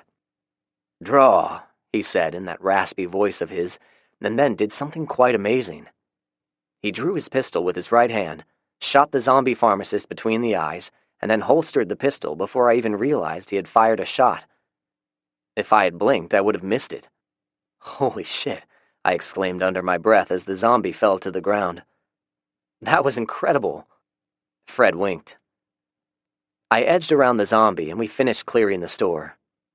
I trotted back to the front entrance. "All clear," I said to Julie. "You want to look around and I'll take watch?" She shook her head. She had not said more than 1 or 2 words since our encounter with Trina. I nodded and went back inside. The store had been severely looted, but it was not totally bare. I grabbed a shopping cart, found some plastic bags behind the counter, and started in. The first place I headed was the birth control section. Sure enough, there were a dozen boxes of condoms left. Whoever had looted this place had emptied the store of all of the food products, beer, and pain medication, but there was still inventory on the shelves a competent survivalist could make use. I loaded the condoms into a plastic bag and looked up to see Fred watching me. "Ah, to be young again. So, is there anything special you want? Besides those, I mean?" he asked. I smiled sheepishly and nodded. "Antibiotics? Are you familiar with any of them?" "A little bit. My mother-in-law was a nurse." His voice caught a bit at her memory, but he recovered quickly. "I'll head back into the pharmacy and concentrate my search there. Any particular brand name I should look for?" "Anything that ends in ILLIN, anything that starts with CEF or CEPH, anything that ends in CIN. He interrupted me. Okay, I got it." He snapped his fingers. "I just thought of something. Without the government around, nobody is going to spray for mosquitoes anymore. It'll be like a jungle this summer. Find any and all bug repellents you can. I can't think of anything else at the moment, but I'm sure you will. By the way, good idea about the birth control." He grabbed a plastic bag and walked off without waiting for a response. Our looting ended with just one half-full shopping cart. There was nothing left. He was right about the mosquitoes. They were responsible for more human deaths than any other animal combined. I located several plastic spray bottles of repellent and took them all. When we finished, we left the pharmacy and continued on Harding. I was about to suggest heading back when suddenly, Fred sat up. "There is a National Guard headquarters on Powell Avenue and Sidco Drive, not too far from here. A couple of gun stores are also nearby, and lots of businesses. We might find some good supplies," Fred said. I nodded and proceeded ahead. There was indeed a plethora of businesses. We came upon the National Guard location first, or Houston Barracks as it was known. We had to stop about 100 yards away. There were several bodies lying about. I stopped the van and we stared. Lots of decomposition. They're zombies, no doubt about it. I don't see any that are normal-looking ones. It looks like they've all been shot all to hell, Julie opined. She was right. Each zombie had multiple gunshot wounds. A lot of wasted ammo, Fred mused. He retrieved the binoculars and began scanning the various buildings. He handed the binoculars to Julie. Your eyes are younger than mine. Look up at the roof of the largest building. I think I see little puffs of steam. Julie looked. You're right. I see it too. She looked at me. What does it mean? It means the building is probably occupied, I said. The steam is coming from a vent stack for the heating units. I pointed toward the scattered corpses. They're the ones who killed the zombies. It must be soldiers. Julie handed the binoculars back to Fred. He did another scan. I believe you're right, Zach. In fact, we have someone checking us out right now. Chapter 24. Houston Barracks. After a moment, he lowered the binoculars and turned to us. It looked like he called somebody. He's got a walkie-talkie radio and he spoke into it for a spell. Let's see if we can talk to them. I tried CB Channel 9 and 19 several times, but received no response. I grunted and retrieved a can of spray paint out of the van. What are you doing, Zach? Julie asked me. It's a good time to introduce the rules. I walked in front of the van about 10 feet where there was a spot in the road not covered by zombies or gore. Poor shooting discipline, wasted ammunition, a lack of knowledge of Zach's rules of zombies. Time to help them out. I gave the can a good shake and sprayed out all of my previous rules. Then I added a few more. Rule number 8, burn the corpses. Rule number 9, they have a herd mentality. Rule number 10, they follow the path of least resistance. Don't forget to sign it, Julie said. I smiled and added my trademark signature, a capital Z in block form. Julie watched me and then turned to Fred. Well, Fred, did he watch Zach painting? Fred lowered the binoculars. Every word, I believe. It looked like he read it out to his friends on the radio as well. He looked over at me. We can sit here and wait on them, I suppose, or we can try something else. I looked at him questioningly. I believe if we just get in the van and drive off, curiosity will get the better of them. Julie frowned. We're not going to leave, are we? They might know something about Tommy and Mom. I knew she would be even more upset if we left without trying to talk to these people. All right, I think Fred may be onto something. We have a dozen steaks sitting in the cooler, plus a grill. We had been keeping the meat on ice, but they were going to turn rancid soon, and we either needed to cook them or throw them out. Let's find somewhere nearby, but away from all of these corpses, and fire up the grill. I'm willing to bet somebody will come check us out. Do we just sit here? Can't we signal them somehow? I gave her a shrug. She was getting impatient. I understood, but there was nothing any of us could do to alleviate that. Fred grunted. Baby girl, they know we're here. They might be a bit worried. They might believe we're up to no good. Fred took his hat off and scratched his head while looking at the buildings. Of course, they could have a sniper in one of the windows about to shoot us. He put his hat back on. I wouldn't try to go through their entry gate uninvited. Fred made a good point. We were hungry, and we all agreed we did not want to eat while in close proximity to a bunch of stinking corpses. There's got to be somewhere close where we can set up, I said as I drove carefully over the bodies. Every few seconds there would be audible crunching noises. Occasionally I'd run over a head and there was a distinctive popping noise like a watermelon exploding. Rick would have laughed in glee. I would have too if it was just him and me, but today I kept quiet and continued down Sidco Drive. In many places the bodies were stacked 2 and 3 deep. We traveled about 100 feet before the roadway finally cleared. Fred suddenly straightened. Let's stop here. The parking lot is clear and the business might have some stuff we can use. I looked at the business he was pointing at. It was a manufacturer for swimming pool heaters. Okay, fine with me. I looked in the back seat to see if Julie would object. She looked at me wistfully, but didn't say anything. I drove in and circled the parking lot. The back gate was open, so I stopped in front of the building. Fred, is there anything in particular we're looking for? Fred gave a slight nod. Copper and copper fittings. I told you I was an engineer. I got a few ideas. He was animated now. No, not really. He just kind of dipped his head when he was talking about something he felt passionate about. We're going to build a greenhouse for you two. I'm going to work on some modifications. We'll need plumbing for irrigation. Oh, I said, but I was a bit perplexed.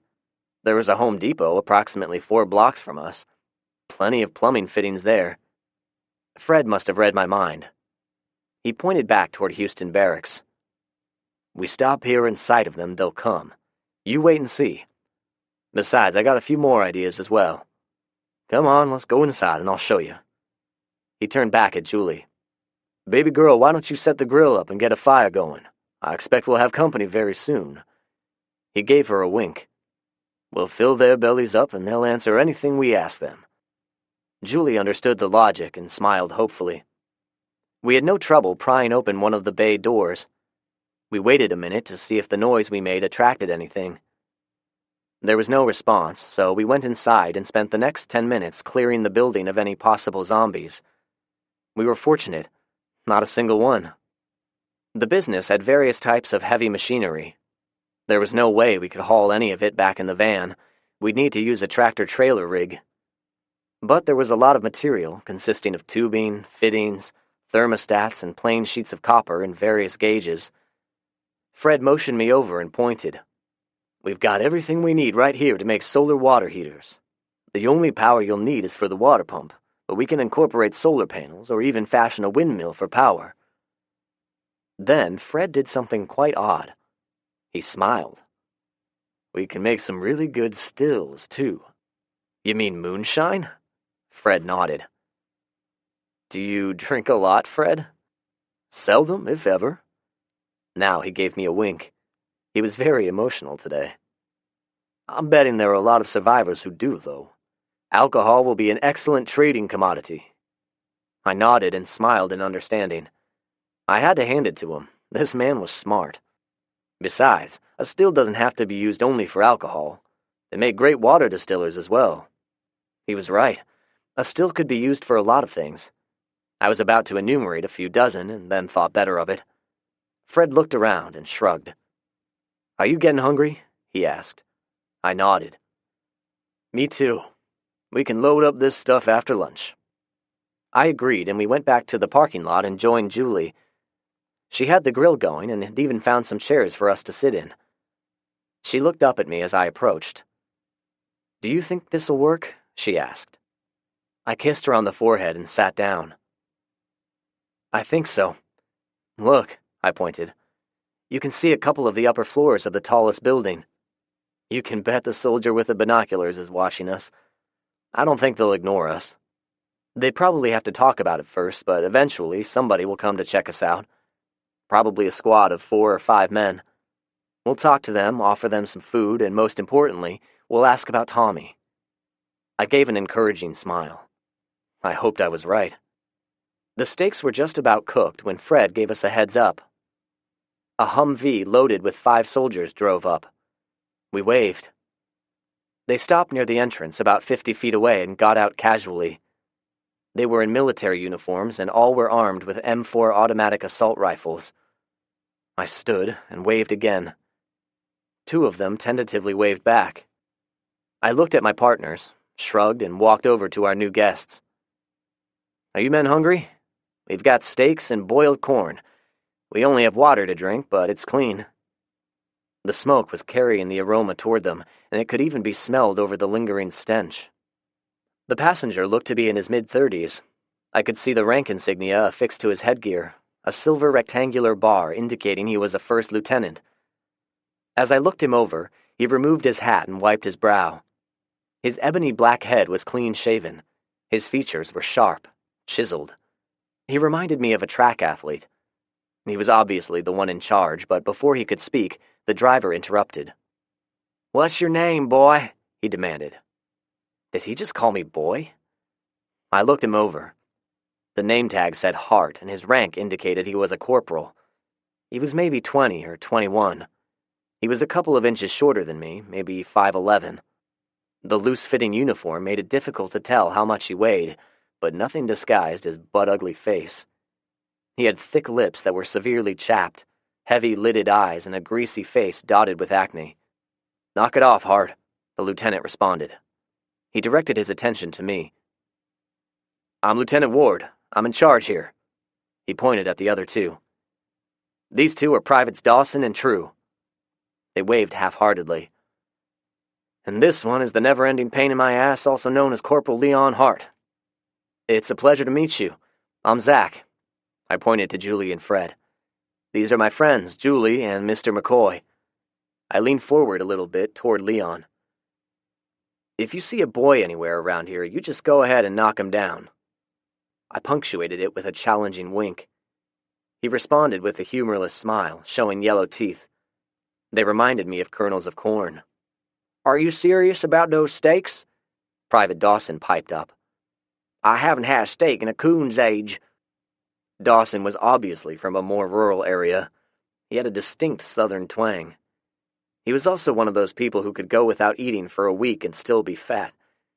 His double chin jiggled when he spoke. It was hard to tell his age, but he appeared to be the same age as Hart. He smiled at me hopefully. I glanced at True. He was a light-skinned, biracial man, clean-shaven with just a hint of a mustache. He reminded me of a smaller version of Jason. I hoped it was only a similarity in looks and not the personality. He cradled his M4 in a safe manner, but could bring it on target quickly. He never said a word, just kept scanning the area. I presumed he was watching for zombies, or perhaps he was on the alert for an ambush. Pretty smart. "Of course," I said. "We were hoping to meet survivors, so we brought extras. Come join us by the grill." The lieutenant nodded a tacit approval, and the men walked with me over to where Julie and Fred were now standing. Fred nodded at them, but made no effort to shake hands. Leon leered at Julie and offered his hand. "Wow, you're the most beautiful woman I've seen in quite a while. It is a pleasure to make your acquaintance," he said. Julie reluctantly extended her hand. Leon pulled close and kissed it sloppily. Julie yanked her hand back, which caused Leon to chuckle. "Relax, babe. You'll grow to like me. All the women do." His crass remark got a chuckle from Dawson. Leon glared at him. Dawson shut up immediately. "Corporal Hart, could you mind your manners just for a few hours?" Lieutenant Ward said tiredly. It looked like there was an ongoing battle of wills between the two men. I also noticed the lieutenant visibly grimaced when he sat in one of the chairs. Fred glanced at me. He noticed as well. Ward looked over at Private Dawson. "Dawson, get some of those bottles of Gatorade out of the back. The least we can do is share." Dawson grinned and trotted back to the Humvee. Ward looked around and pointed at the building. "What were you two doing in there?" "Waiting on you gentlemen, of course," I said. He looked at me questioningly. We were not sure what kind of reception we'd get if we walked in the front gates, so we went for Plan B. I gestured toward the freshly cooked steaks. "Come on, guys, let's eat." I did not have to say it twice. Julie played hostess and filled each plate with a large steak and 2 ears of corn on the cob. I watched as the men savored every bite. Leon ogled Julie continuously, but she acted as though she did not notice. Fred caught my eye again. I knew what he was thinking. This Hart was potential trouble and would bear watching. Corporal Hart finally turned his attention to me and smiled without humor. "So, Zach, is it? Where are you guys from?" "Well, Leon, we live not too far from here." I pointed out to some nondescript area over his shoulder. "Out in the country. We thought we'd come into town and see if there were any other survivors, scrounge around for stuff we could use, you know." He grunted. "Just so you know, this building and all these buildings in this area are under military jurisdiction. Nothing leaves without our approval." Fred had remained quiet until now. That's awfully pretentious of you, young man. Perhaps you would be good enough to show us the paperwork giving you this so-called authority. Maybe those stakes are under your jurisdiction as well. Hell's bells, maybe we should ask for your forgiveness for butchering the poor cow. He was leaning casually against the van, and he looked very non-threatening. At least he did to everyone else. Julie and I knew better. Lieutenant Ward was working his mouth trying to phrase a response. Leon reacted by hurling a bottle of Gatorade at Fred. Fred deftly caught it and looked at it. I prefer the purple flavor, but orange will do. Thank you, boy. He emphasized the last word. I liked it. Leon didn't. But Ugly Boy had his M4 slung across his shoulder. He scowled and started to reach for it. I held up my hand and pointed. Lieutenant, is this the way you normally treat people? Is this how the military is supposed to act? Lieutenant Ward pointed at Leon. At ease, Corporal. You're out of line. And get your hand off of your weapon, the lieutenant warned. Leon glared at the lieutenant for a lingering moment, but acquiesced. Lieutenant Ward stared at Hart a moment longer and then looked over at Fred. My apologies to all of you. Yesterday we thought we were going to be overrun by those damn things. The firefight lasted for over an hour. We're all still a little keyed up, right, Hart? Hart was still glaring, but then looked down. Yeah, we've been through hell. Killed a ton of those sons of bitches. I knew then he was the one to watch. He would be the one to cause trouble. If shots were going to be fired, Fred would kill Leon first. I really doubted Dawson would do anything. I kept my attention on True. For some reason, he seemed like the most deadly. Leon was definitely a bully and therefore dangerous, but True was different. I suddenly realized that he acted a lot like Fred. His body position never moved during Leon's antics. He just kept eating while watching the road. I needed to get the tension down. Hey, I understand.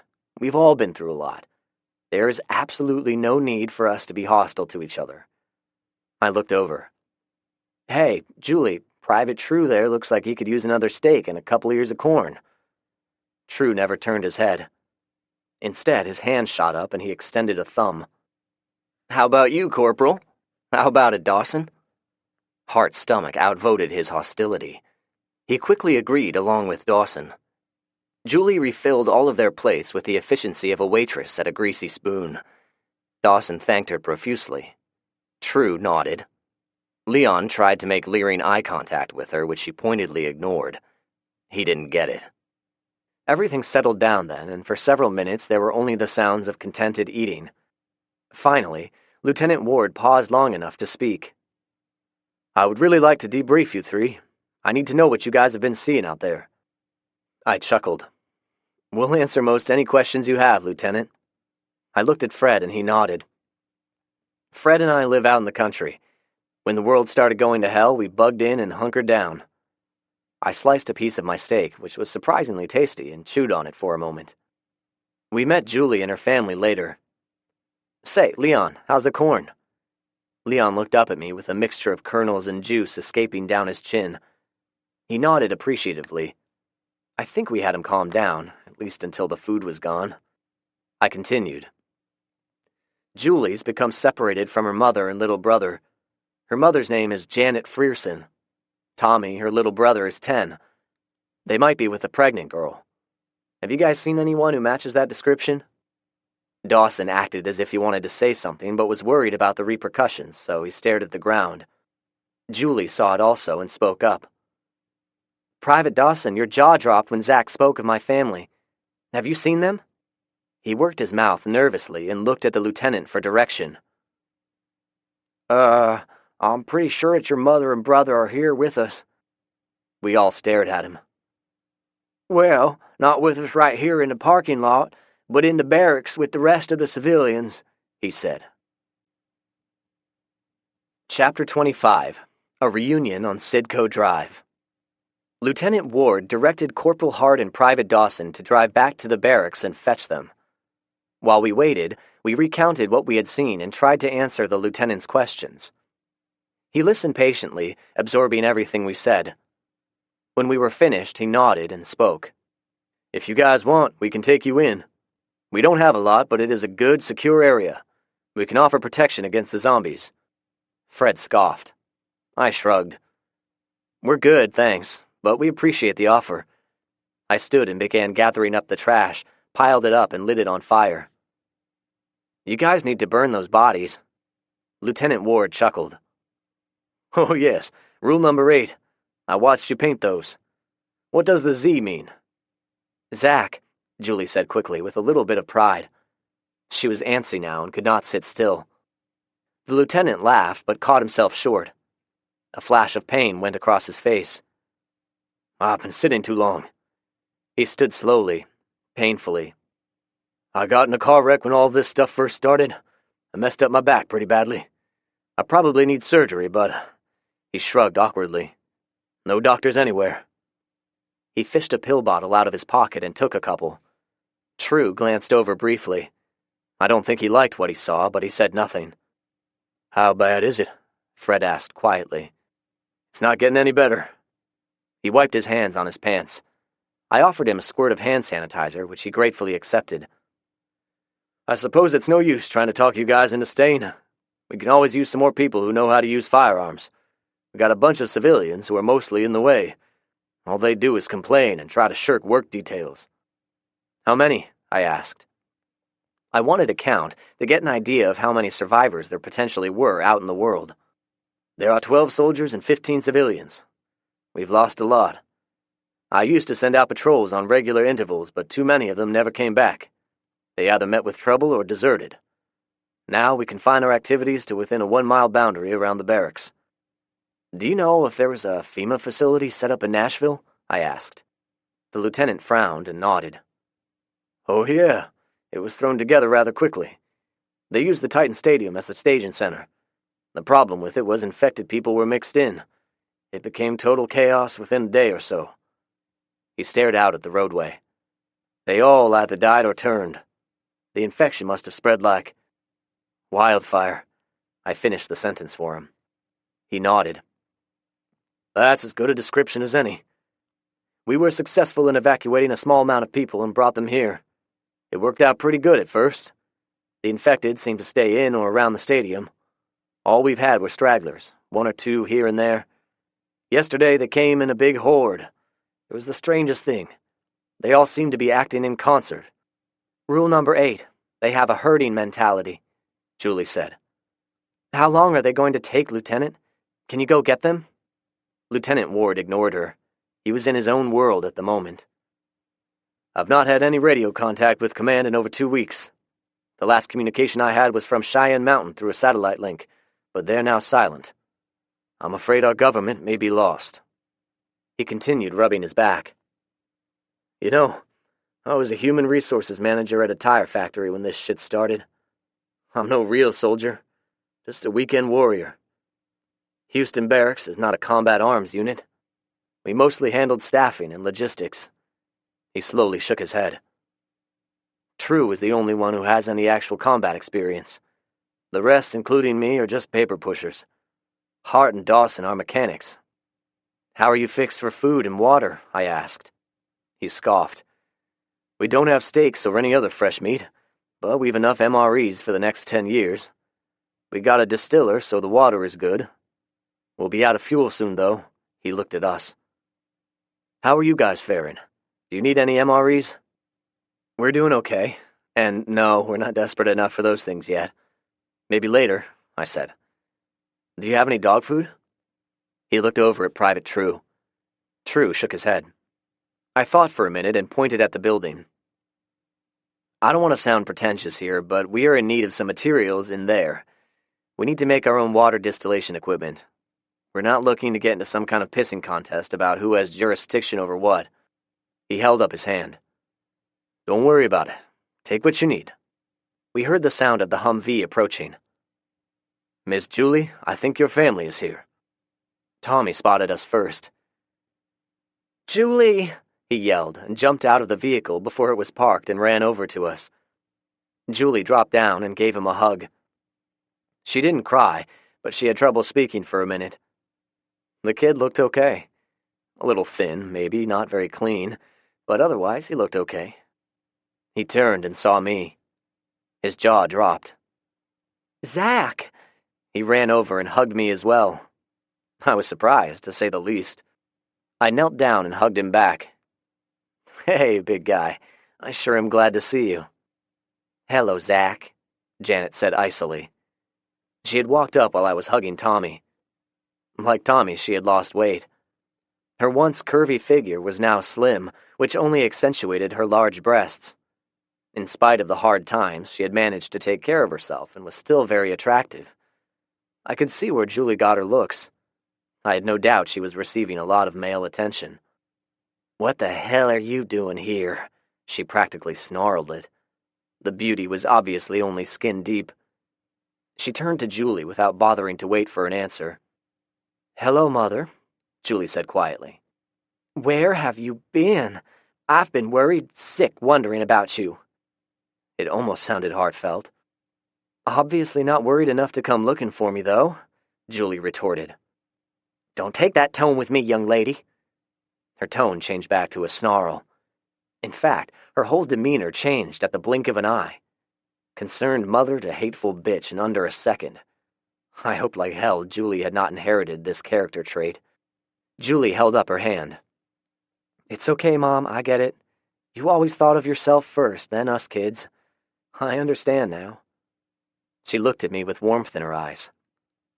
"You don't have to worry about me anymore. I've got a new home." She pointed at me incredulously. "With him and that old drunk? What are you there, whore?" Before I could blink, Julie took a quick step toward Janet and slapped her. Hard. I think all of us, even Fred, were shocked. She did have a bit of her mother in her after all. "No, Mother, I'm not their whore. I'm not like you. Don't disrespect me again," she responded with a threatening tone to her voice. I'm betting Janet had never had her daughter speak to her in such a manner. Janet's mouth opened in shock and surprise. She held her face where she had been slapped and stared at Julie incredulously. Julie returned her glare with a clearly conveyed look of contempt. Janet then looked around at the soldiers. "This girl is a minor. She's a runaway. She belongs with me, her mother." She pointed at me angrily. "You need to arrest him or something." Corporal Hart stared at me hard. He was the first one to speak up. "Well, little buddy, she makes a good point. Julie needs to come with us." Before I could say anything, Julie retorted, "The hell I will." She quickly walked to the front bumper of the van where we had leaned our rifles and grabbed one. "Don't even think about it, boys," she said gruffly as she flipped the safety off. I have to admit, she looked intimidating. Fred, who was standing nearby with his right hand hovering beside his pistol, looked very intimidating. I had my hand on my Glock, which was in my jacket pocket and ready for action, although I doubted I looked the least bit intimidating. Once again, we had a tense moment. It could go downhill very quickly. I needed to do something. "Listen up, guys. Corporal Hart, this is a different world than what it once was. There are no longer any laws dealing with juvenile custody issues or any shit like that. It's all a matter of survival now." I pointed with my free hand at Julie. "As for Julie, she's free to stay here or go with us. I think you all would agree. It's her choice and nobody else's. Anyone who thinks differently and tries to interfere, well, I'd say Julie will more than likely shoot you in the ass." Dawson chuckled. Even Private True smiled, which was what I was hoping for. Lieutenant Ward spoke up. "Point taken. We're soldiers, not truant officers. Julie is old enough to decide for herself." I turned my attention to Julie's mother. "Janet, we'd like Tommy to come with us. He'll be safe with us, and he'll be with his sister." "Like hell. You and that drunk are the ones who kicked us out, or don't you remember?" Janet's tone indicated she thought she was somehow the victim of a terrible sin committed by Rick and me. I nodded. "Oh, sure, Zach. You just say we want Tommy to go with us, and his mother will drop to her knees, thanking the heavens for our generosity." Yeah, right. I raised my empty hand in a placating gesture and walked over to her. When I was close enough, I spoke in a low voice. "I thought that would be your response. I know you don't like me, and quite frankly, I don't like you. I looked around. Corporal Hart walked closer and was listening intently. I spoke loudly for everyone to hear. We met recently. Her family, and her lover. They were lost and starving. We took them in, and they plotted to kill us in our own home. We made them leave. Julie and I have since reconciled. Janet has chosen to be vindictive. She plotted with some people to kill us. I looked at her pointedly. It didn't go so well for them. Leon arched both his eyebrows in surprise and looked over at Janet for some type of denial or confirmation. He got neither. I gave a placating shrug. So, here's my offer to you, Janet. Tommy comes and lives with us. That'll free you up. Without a kid to care for constantly, you'll be free to be, well, you. The implications of the statement, I hoped, were clear. Whenever we come into town, it'll be our priority for him to visit with you. In addition, I'll make it worth your while. I was now close enough to lean forward and whisper so Corporal Hart would not hear me. I think you know what I mean. We can give you extra food and supplies. You can keep it, trade it, hell, you can throw it all in the garbage if you want. With extra food, you'll have bargaining power, much more than you do now. I straightened. Janet glared at me, and then she glared at Julie. She had no idea who Fred was, but she glared at him, too. She waved a dirty finger at all of us. You would really like that, wouldn't you? You've stolen Julie from me. You got Dawn killed, and now you want to take Tommy from me. Are you fucking crazy? I stopped myself from shrugging again.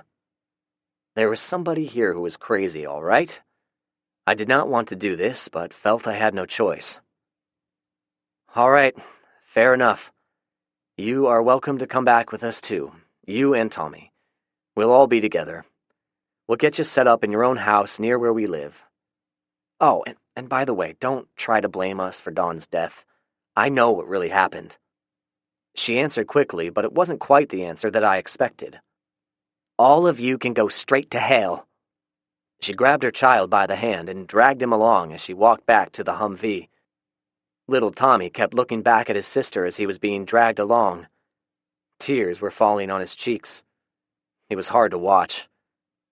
Tears started flowing down Julie's cheeks as well.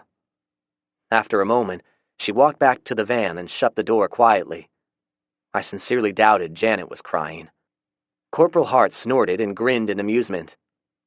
Whew, boy, she doesn't like you at all. He seemed to take great pleasure in it. Janet shouted at him and ordered him to take them back. He grinned at me again with those yellow teeth, ogled Julie one last time, and hurried back to the Humvee without bothering to get permission from the lieutenant. We spoke a few moments more with Lieutenant Ward and made tentative arrangements to visit again and hopefully work out a beneficial trading arrangement. I'm going to get back to the barracks. The walk may work the kinks out of my back. I wish you all well, he said.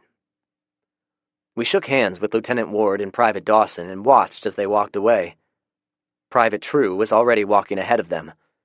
He did not bother saying goodbye. When they got out of earshot, I sighed. Our first encounter with live human survivors. Seems like it could have gone a little better. Fred snorted. It's not your fault. The lieutenant is a decent sort, but he's injured. Corporal Hart senses weakness in him. He has no respect for him. Probably the others as well. He's not going to be able to hold them together as a cohesive group for much longer, I'm thinking. I agreed with Fred's assessment. I could not see Julie. She was in the van out of eyesight. I knew she was upset. It was time to leave. Hart is definitely a loose cannon. Let's load up the van with whatever we can and get out of here before he gets some ideas and does something stupid. Chapter 26. Adoption. The thunder awakened me with a start. At first, I thought someone was trying to break in, but once I realized what it was, I lay there and listened to the patter of rainfall on the old-fashioned metal roof. It reminded me of past thunderstorms. Back then, it was relaxing, soothing. I tried to let it relax me now, but I couldn't. I kept thinking about the day's work awaiting me. Among all of the other chores, I would need to check the farm to ensure no damage had been caused as a result of the storm. I'd also need to check on the livestock. I'd need to do a lot. I did not think I had anything to worry about, but at some point during the night, the storm was intense enough for the mutts to jump into bed with Julie and me. I was thankful we had given them all a bath just yesterday. I glanced at my wristwatch. It was just after 4 in the morning, which coincidentally was the number of rear ends, 3 ugly dogs and 1 beautiful woman, currently snuggled up against me. I was glad we had found a queen-size bed to replace the old twin-size. It took some finagling to work my way out of bed without waking Julie. I debated on an early morning shower, but realized I was going to be spending a few hours outside in the rain and mud, so settled for washing my face, brushing, flossing, and coffee. I stoked the fire, got the tea kettle going, and walked out on the porch. The boys were awake now and followed me. They needed to do their business, but were reluctant to step off of the covered porch and into the heavy downpour. I helped Larry by nudging him, not so gently, off the porch with my boot. The other 2 followed grudgingly.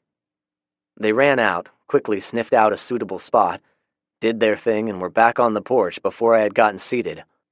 The 3 of them looked at me expectantly. I know, you bastards want to go inside and jump your wet asses back on the bed, but it's not going to happen. They gaped at me with those big puppy dog eyes and acted like they didn't understand, but I knew better. The dawn sky was a dark shade of gray, almost black, but not completely. The sun, even though it could not be seen, still had its omnipotent presence. I rocked contentedly while looking over the front yard. It was a muddy mess. I wondered if it would be worth the time and effort to seed and fertilize it when the weather warmed, or should I leave it looking worn and bare? A well-kept lawn would shout out to anyone that the house was occupied. I made a note to ask Fred's opinion and wondered if he was going to join us this morning. He loved to take Prancer out on morning rides, but I didn't see it happening today. The rain was really coming down. I heard the door open and Julie joined me a few minutes later with 2 mugs of coffee. She was wearing sweatpants, sneakers, and a jacket. One morning she came outside with nothing more than a blanket casually wrapped around her, only to find Fred sitting in one of the rocking chairs. Since then, she got dressed first. "Thank you, beautiful," I said as she handed me the mug. "You're welcome, handsome," she replied. "Is Fred going to join us today?" "I don't think so. I don't believe he'll get Prancer out in this rain. He dotes on her like a teenage boy in his first love." We chuckled, but my statement had inadvertently made me wonder about Macy. Lieutenant Ward had said she did not arrive with Janet and Tommy. She would be in her 2nd trimester by now. I hope she was okay. I stood up and stretched.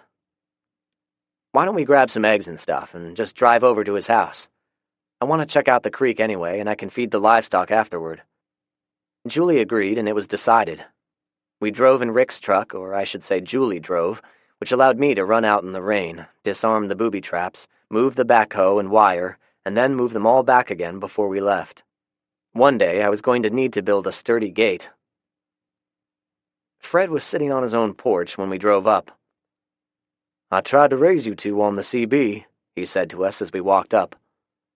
None of us had extensive knowledge of the ham radio system, and the repeaters had gone down several weeks ago.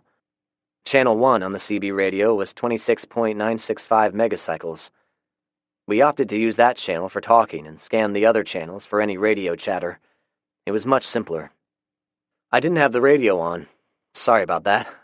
I unhooked the antenna cable last night to prevent a lightning strike from frying it. We brought some breakfast. Are you hungry?" Fred nodded hungrily.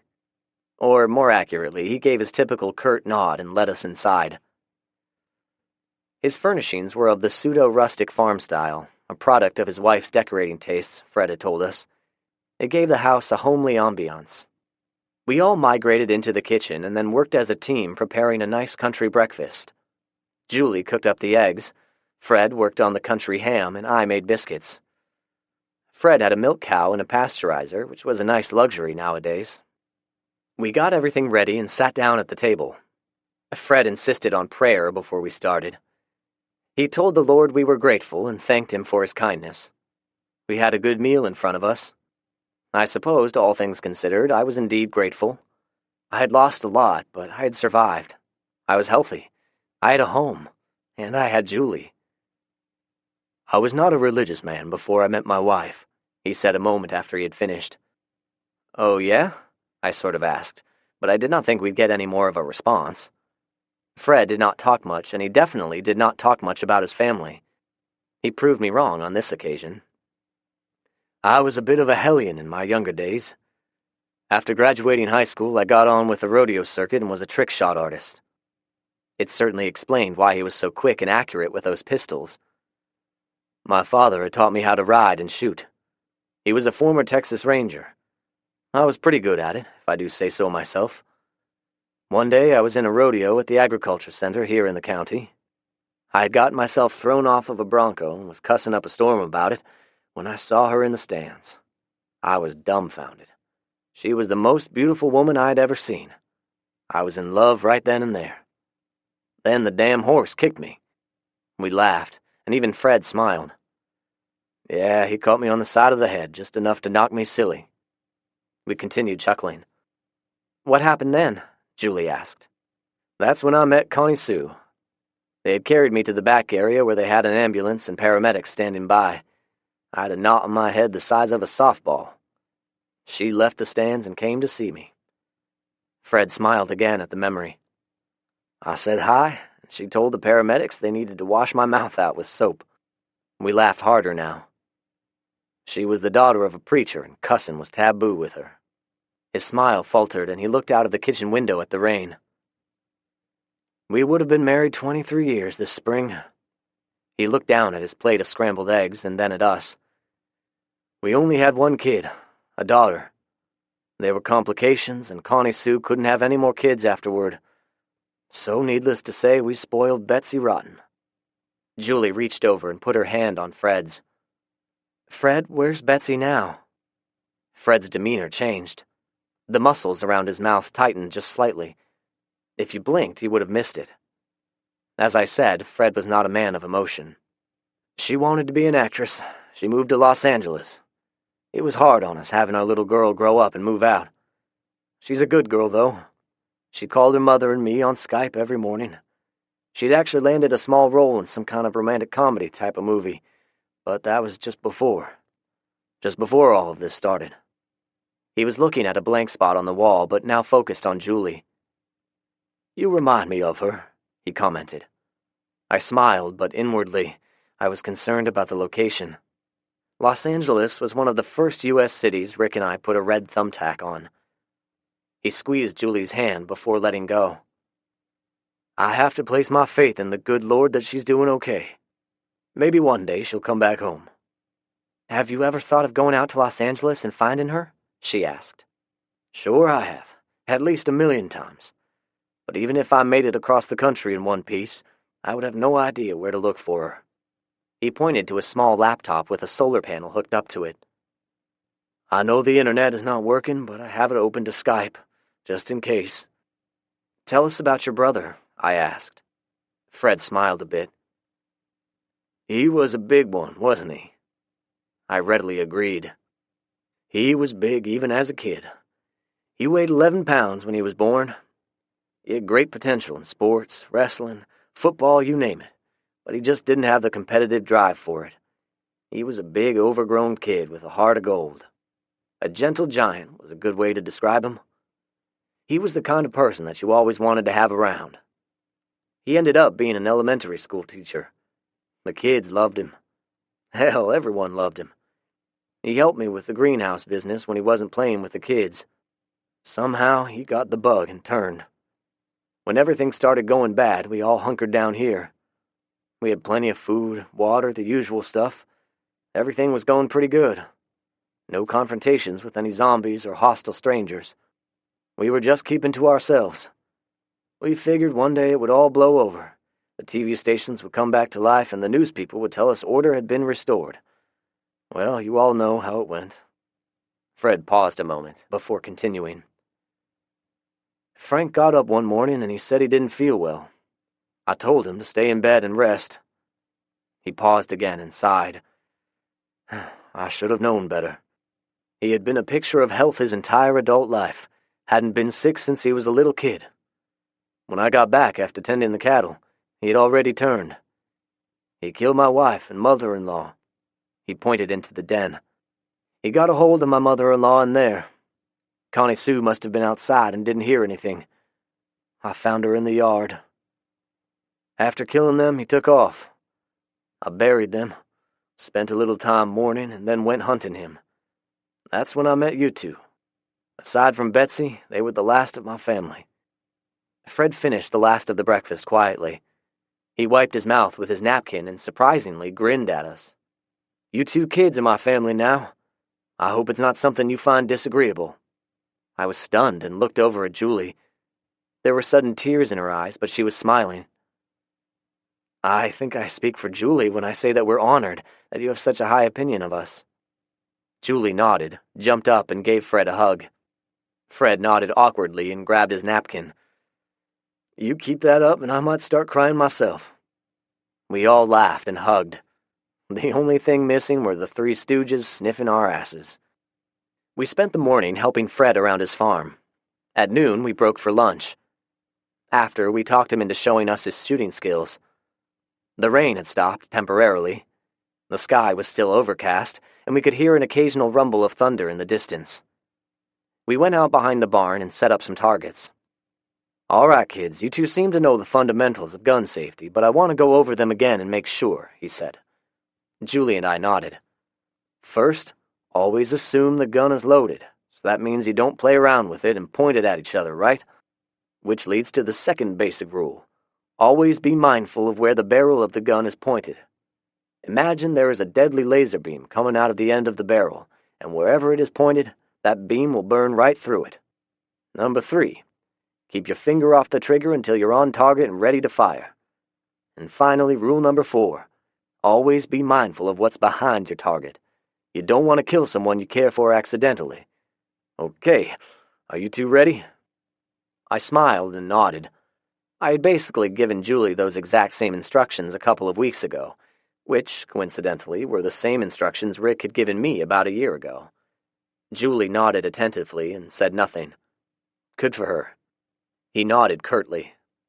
"Good. Now I'm going to show you two the fine art of the fast draw, a technique called instinctive aiming and the 1,000 repetition rule." Fred was amazing with his shooting skills. He would draw his pistol, shoot around, and then holster his pistol in the blink of an eye. Then he'd do it again and put the second bullet into the hole from the first bullet. It was amazing. After showing off his skills for a minute, he spent a while instructing us the proper techniques for the quick draw. We then practiced with paper pie plates. It was fun. I thought I knew how to shoot, but Fred proved I was still an amateur. We had each gone through 100 rounds in no time.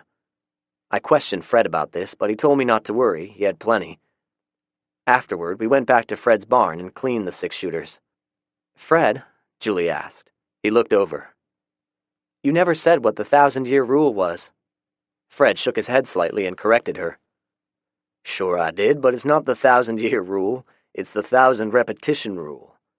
In order to gain proficiency of any act, you need to do it at least 1,000 times." He holstered one of his pistols and drew it out slowly, exactly like he had shown us earlier. Practice drawing the weapon out of its holster slowly and with perfect form. Do it 1,000 times in order to develop proper muscle memory. Once you've done that, you can draw the pistol out and put it on target like this without even thinking about it.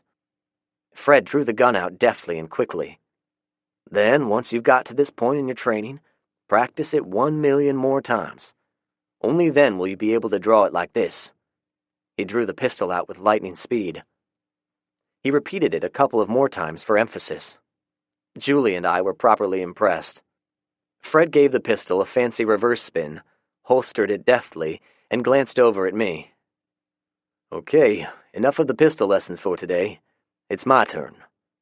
Zach, I've heard you mention a time or two you have some sort of theory about these zombies. I'd like to hear it." I shrugged as I worked the cleaning brush through my barrel. All the way through, all the way back out. "I'm not sure any of my theories have any type of scientific foundation to back them, Fred.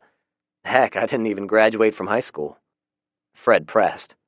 "Even so, I'd like to hear it." I removed the brass cleaning brush and replaced it with some clean gauze before I answered. I took a deep breath. The smell of gun cleaning solvent was heady. "Okay, well, how to start? Somehow, a person becomes infected. There was a lot of speculation about the cause and origin, but I don't think I ever heard a definitive reason given.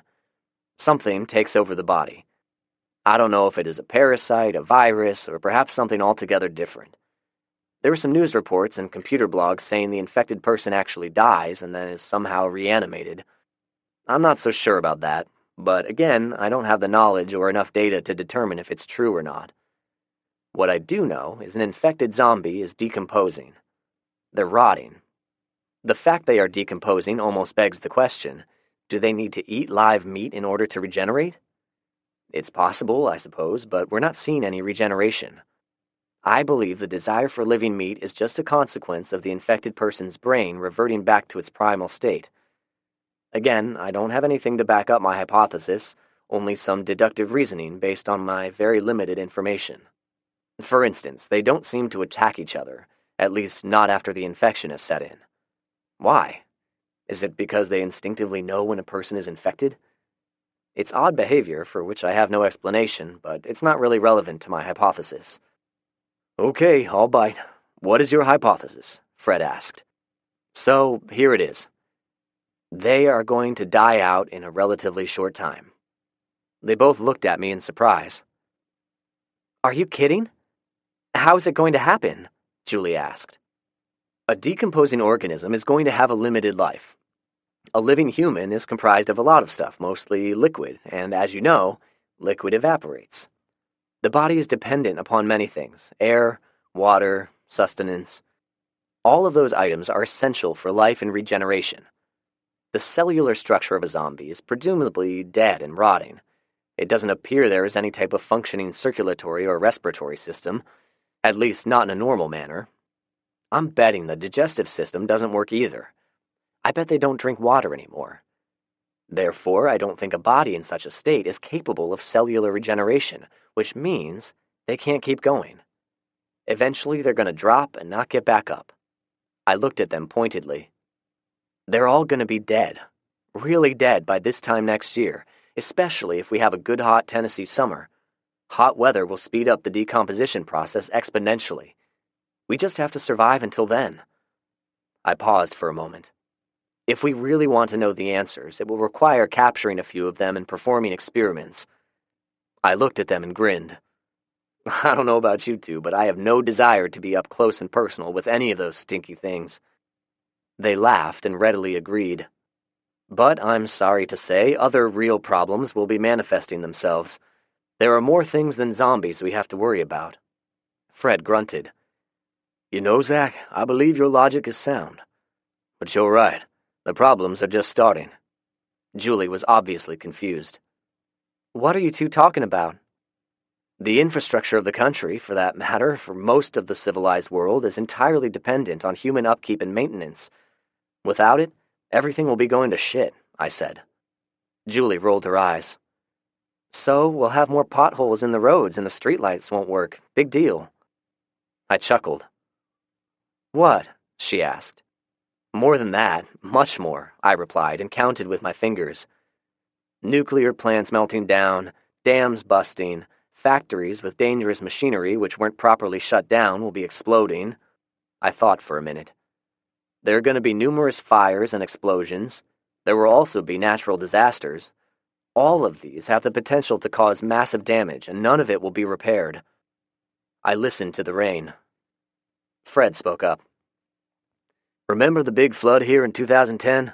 It caused a lot of damage. Let's see, we had a big tornado in 98, and a huge ice storm in 94. Fred thought a moment and then snorted. I guess the ice storm happened before the two of you were born. The point I'm getting at, Julie, is that they all caused a lot of damage. Those particular disasters were confined to the Nashville area. Now imagine the same stuff happening worldwide. You know, hurricanes, massive snowstorms, forest fires. There was a big tsunami in Indonesia in 2004. Those are just some examples. All of those natural disasters won't stop occurring. They'll keep happening, but the collective recovery efforts will cease. I nodded and spoke up. There are going to be a lot of hazardous material issues as well. I suspect the groundwater is going to become a lot more toxic for the next year or so.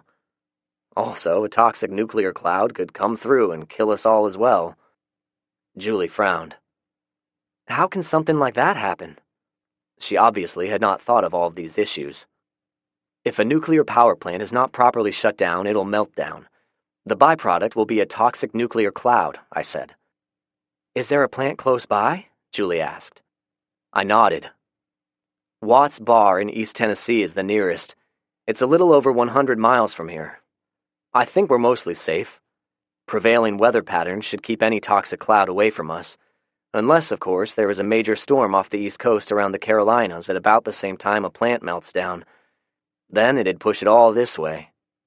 I pulled my miniature notepad out of my shirt pocket and wrote down the need for a weather station with some type of radioactive monitor. I also added water testing kits for the well water.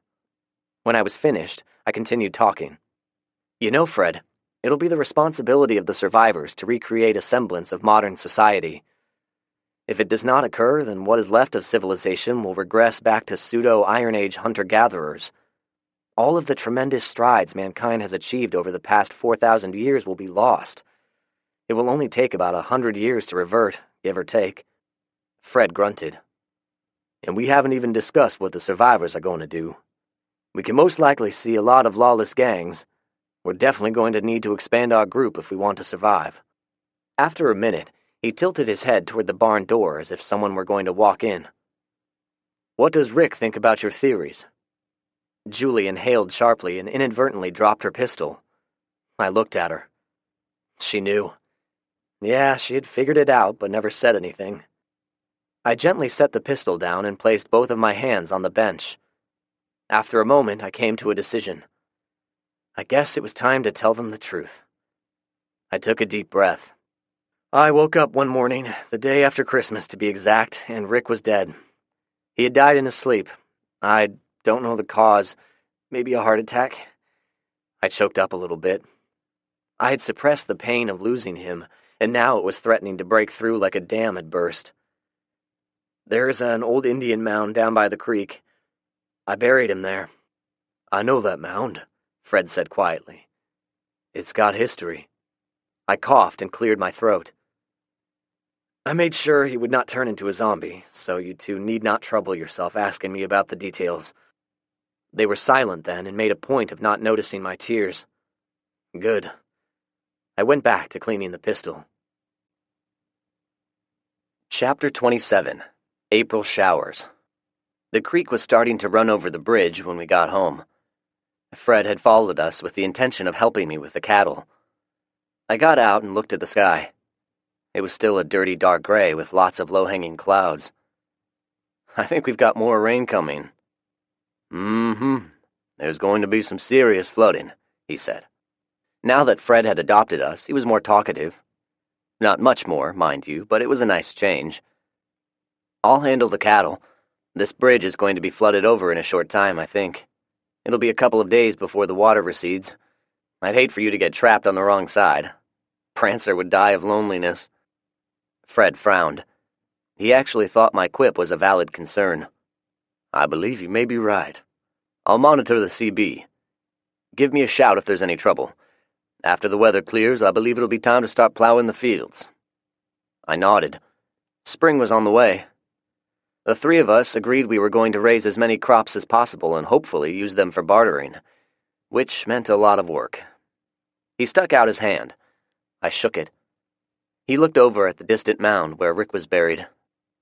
I like Rick. He was a good man. I believe he'll watch over you two, so don't fret over it too much. He waved at Julie in the truck and then left. I moved the John Deere out of the way. I did not want the possibility of it sustaining flood damage, so I drove it up to the barn. Almost immediately after getting it parked in the barn, another torrent broke loose. I had no intention of running around outside in the middle of a thunderstorm. A bolt of lightning, shortly followed by a crack of thunder, confirmed my feelings. The cattle would be fine without a fresh supply of hay for one day. I just needed to feed the chickens and check on their water. Then I believe I was going to play around with Julie. Maybe she and I could share a candlelit bath together. Fred got into his truck and instead of going home, continued driving. Talking about his family had made him a bit melancholy. He was not in the mood to sit around in an empty house, so he decided to check out the roads. He eventually found himself on Interstate 840. He and Zach had discussed the possibility of clearing the roadways in the immediate area. He could readily see it was going to take a lot of work. There were abandoned cars everywhere. The rain was coming down hard now. He figured that the zombies might actually be more active, but the sound of the rain would mask any noise he made. Just as he thought that, he spotted 3 zombies walking down the middle of the interstate, occasionally bumping against an automobile. Their shambling walk made it obvious. They had their backs to him, so he stopped and watched them for a minute. To Fred, it seemed as though they were following the line markings on the roadway. He grunted. Zach would like to know about this, so he could dutifully write it down in his zombie notebook, maybe even make it a rule. He smiled at the thought. The young man was something else. The 3 were a man in his 30s or 40s, a woman about the same age, and an older woman. They were dressed nicely, at least before they had turned. The women were in torn dresses, the man in a dark gray suit and the remnants of a tie. No overcoats, though. They'd turned before it had gotten cold, maybe.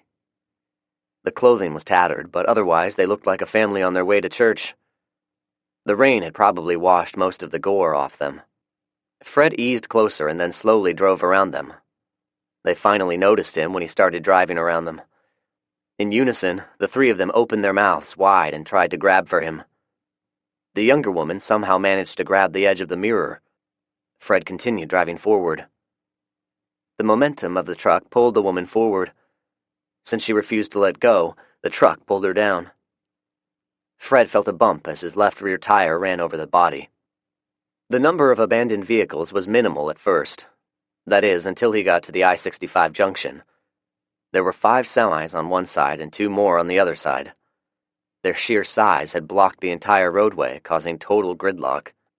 Fred put his cowboy hat on and got out to inspect closer. There were multiple wrecked and abandoned automobiles. On the other side, most of the vehicles were burned out. Amazingly, the fire was contained to the east side. The westbound lanes were untouched, but still jammed tight with cars and trucks. He realized with no small concern many of the vehicles were occupied. There were dead people in a few, and some not so dead in others. Fred retrieved a rifle from his truck, a Ruger Mini 14 this time, and cautiously approached one of the occupied cars. 2 women had tried to wedge their Chevy Cobalt in between a jackknife semi and the guardrail. They got stuck. Even the doors were jammed shut. What happened next was subject to speculation. It appeared their windows were broken and they were attacked. The women did not even think to unbuckle their seatbelts. It must have happened too quickly for them to understand and react. Fred shook his head slowly. These 2 women appeared to be in their early 20s. They had probably never experienced a stressful situation any tougher than a rude comment on their Facebook page. They were obviously escaping to somewhere. Where they had planned to go that was safe for them was unknown. Now, the 2 of them had their respective sides that were closest to the windows chewed off. Their flesh was now slowly decomposing. Even so, the 2 women were alive? Fred could not think of a proper term that would adequately describe them. They were definitely animated. As he stood there, they were trying in vain to get at him. However, they could not fathom the act of unbuckling the seatbelts, so they were effectively trapped. Fred stood perpendicular to the driver's side, crouched a little so that he was even with them, and waited. The 2 young women stopped thrashing for just a moment and stared at him. It's what Fred was waiting for. Their heads aligned in his sights, and he fired one shot. The bullet went through the driver's left eye, exited out of the back of her head, and entered the passenger's head at the left cheek. Their heads flopped forward. Now they were really dead. He looked around quickly for any possible threats and then fished the keys out of the ignition. Just as he suspected, there were suitcases in the trunk. He was certain they were filled with clothes and other items Julie could use.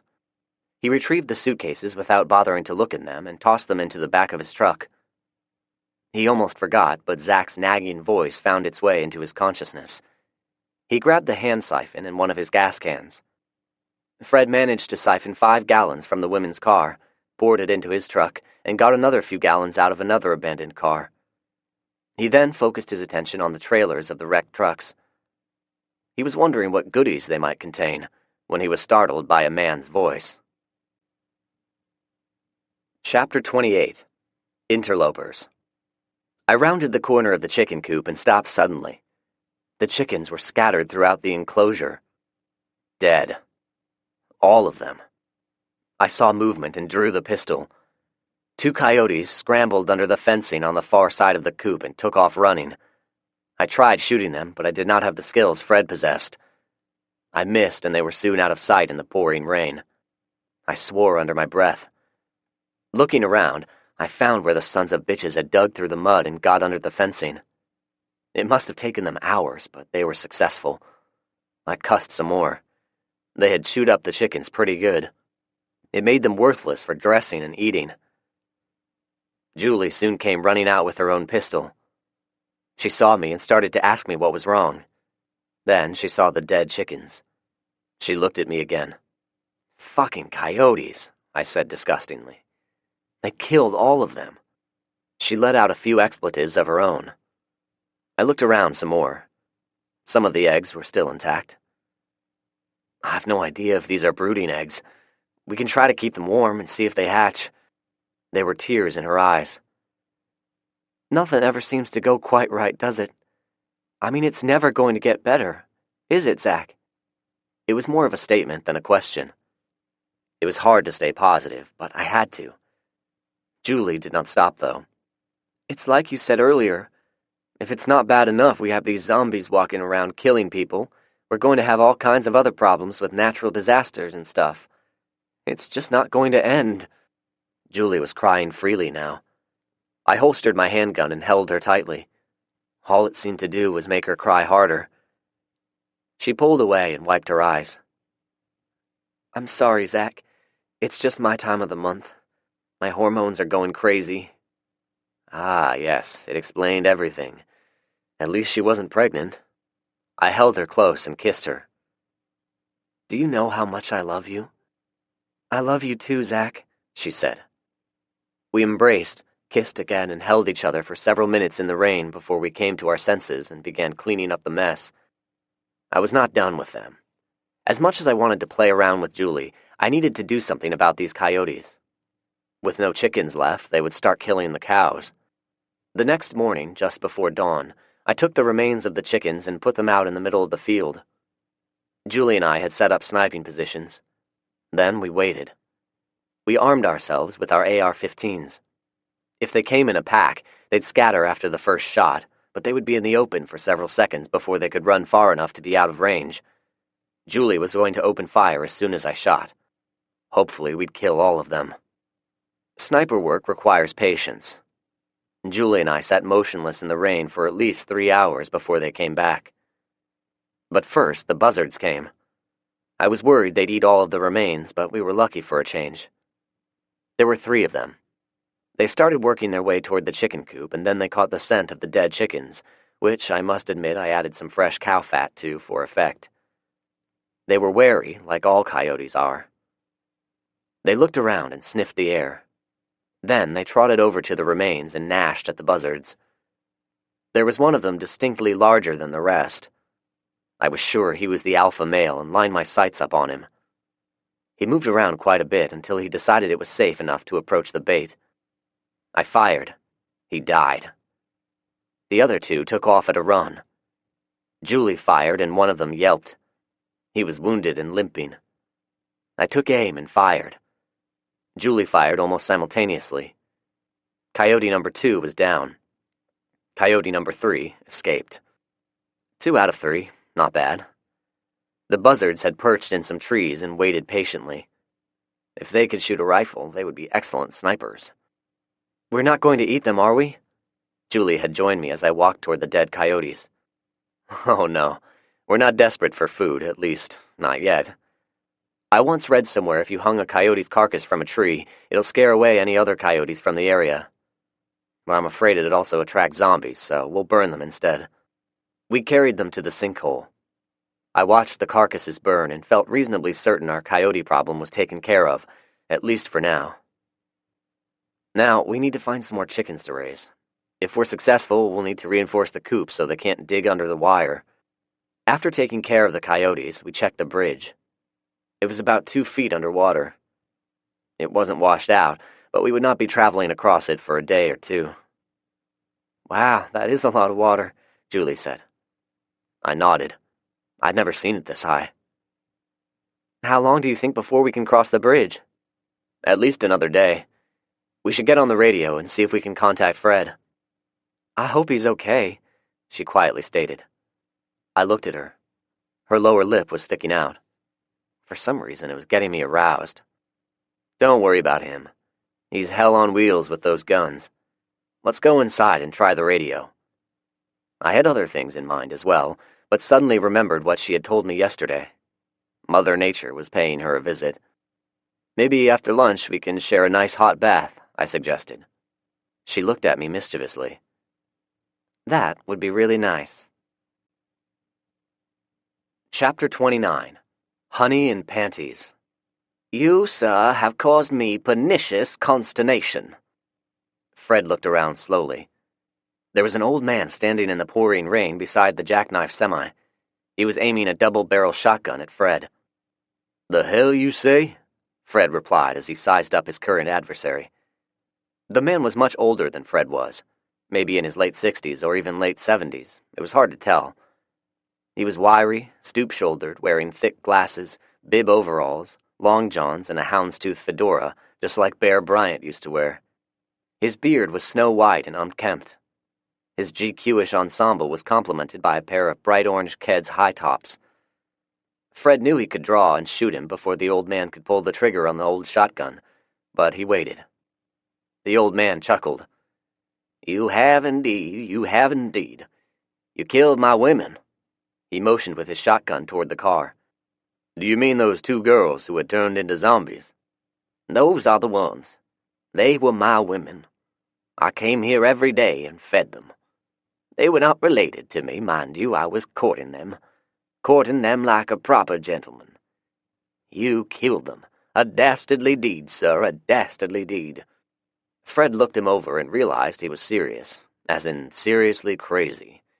Crazier than an outhouse rat type of crazy. Fred had an uncle much like him, and so was no stranger in dealing with old, crazy men. "Did they ever thank you?" The old man scrunched up his face. "Are you mocking me, sir? I'll kill you if you're mocking me." "Not at all. If the ladies were ungrateful toward your generosity, the way I see it, I did you a tremendous favor." Fred held up his left hand passively and casually let his right hand drift closer to his pistol. "An ungrateful woman is the most horrendous indignity any man should suffer."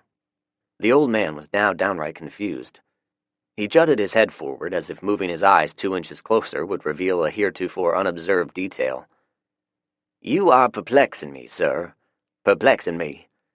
May I have the wisdom of knowing your name?" "It's Fred. Fred McCoy. I live just a short stretch from here." Fred's concern was increasing. This old man was very odd, perhaps even insane, but he decided to play along. "May I, too, have the wisdom of knowing your name?"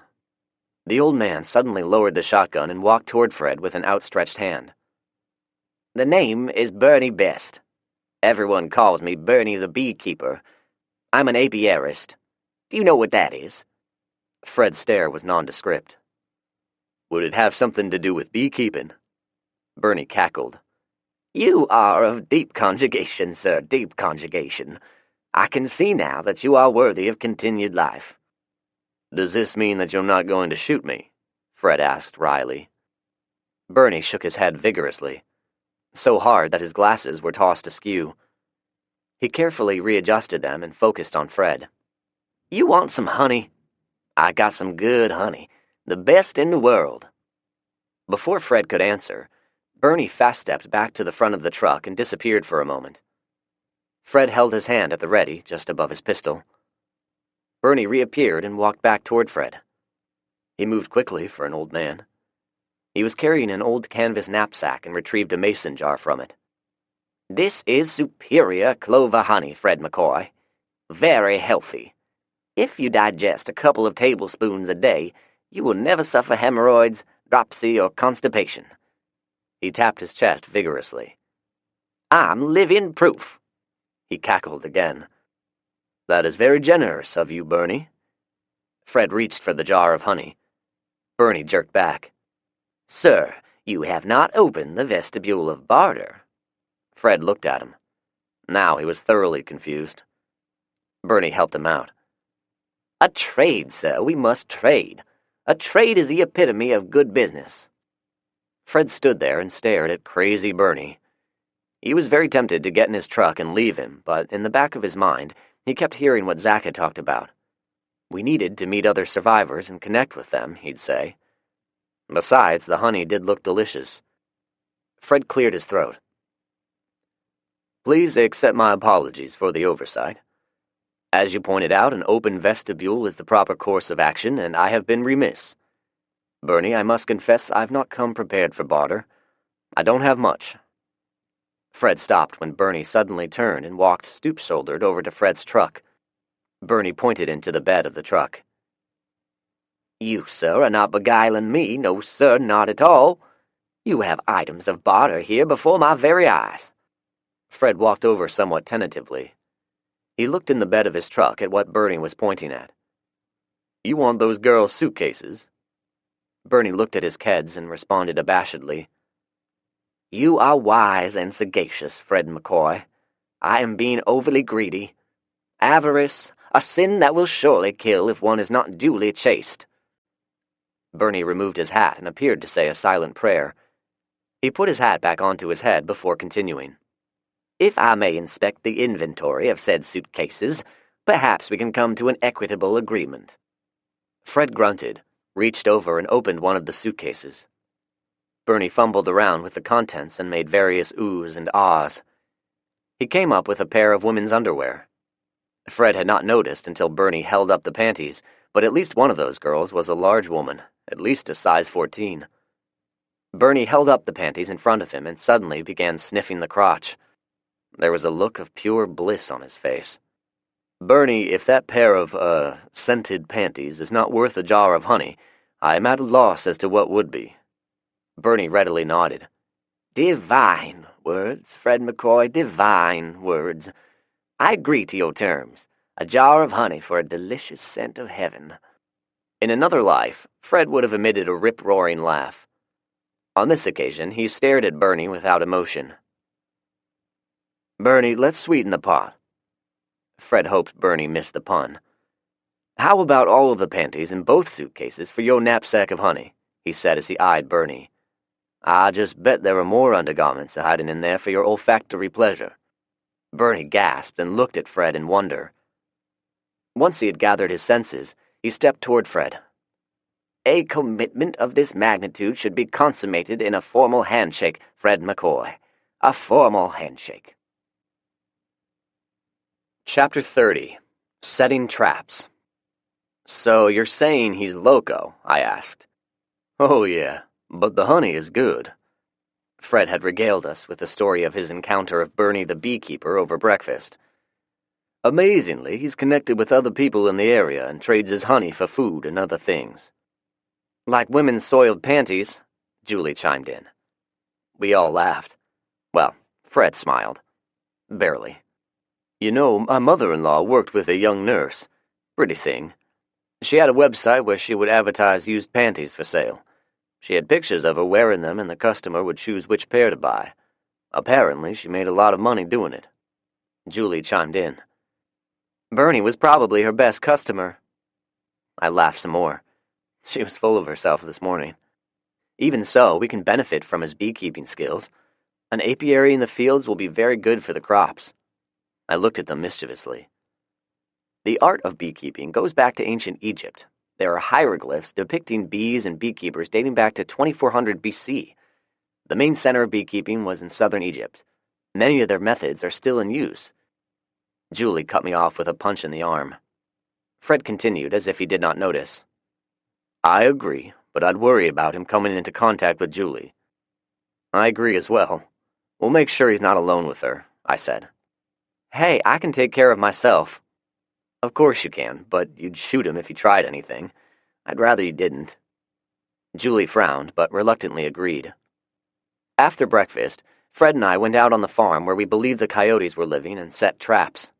It was agreed the coyote problem needed to be eliminated as quickly as possible.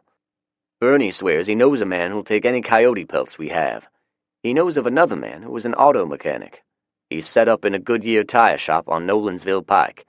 They all have a bartering system going. I chuckled as I helped Fred place some raw meat on the trip lever and set the trap. Isn't it ironic that a crazy old man has managed to establish a trade network?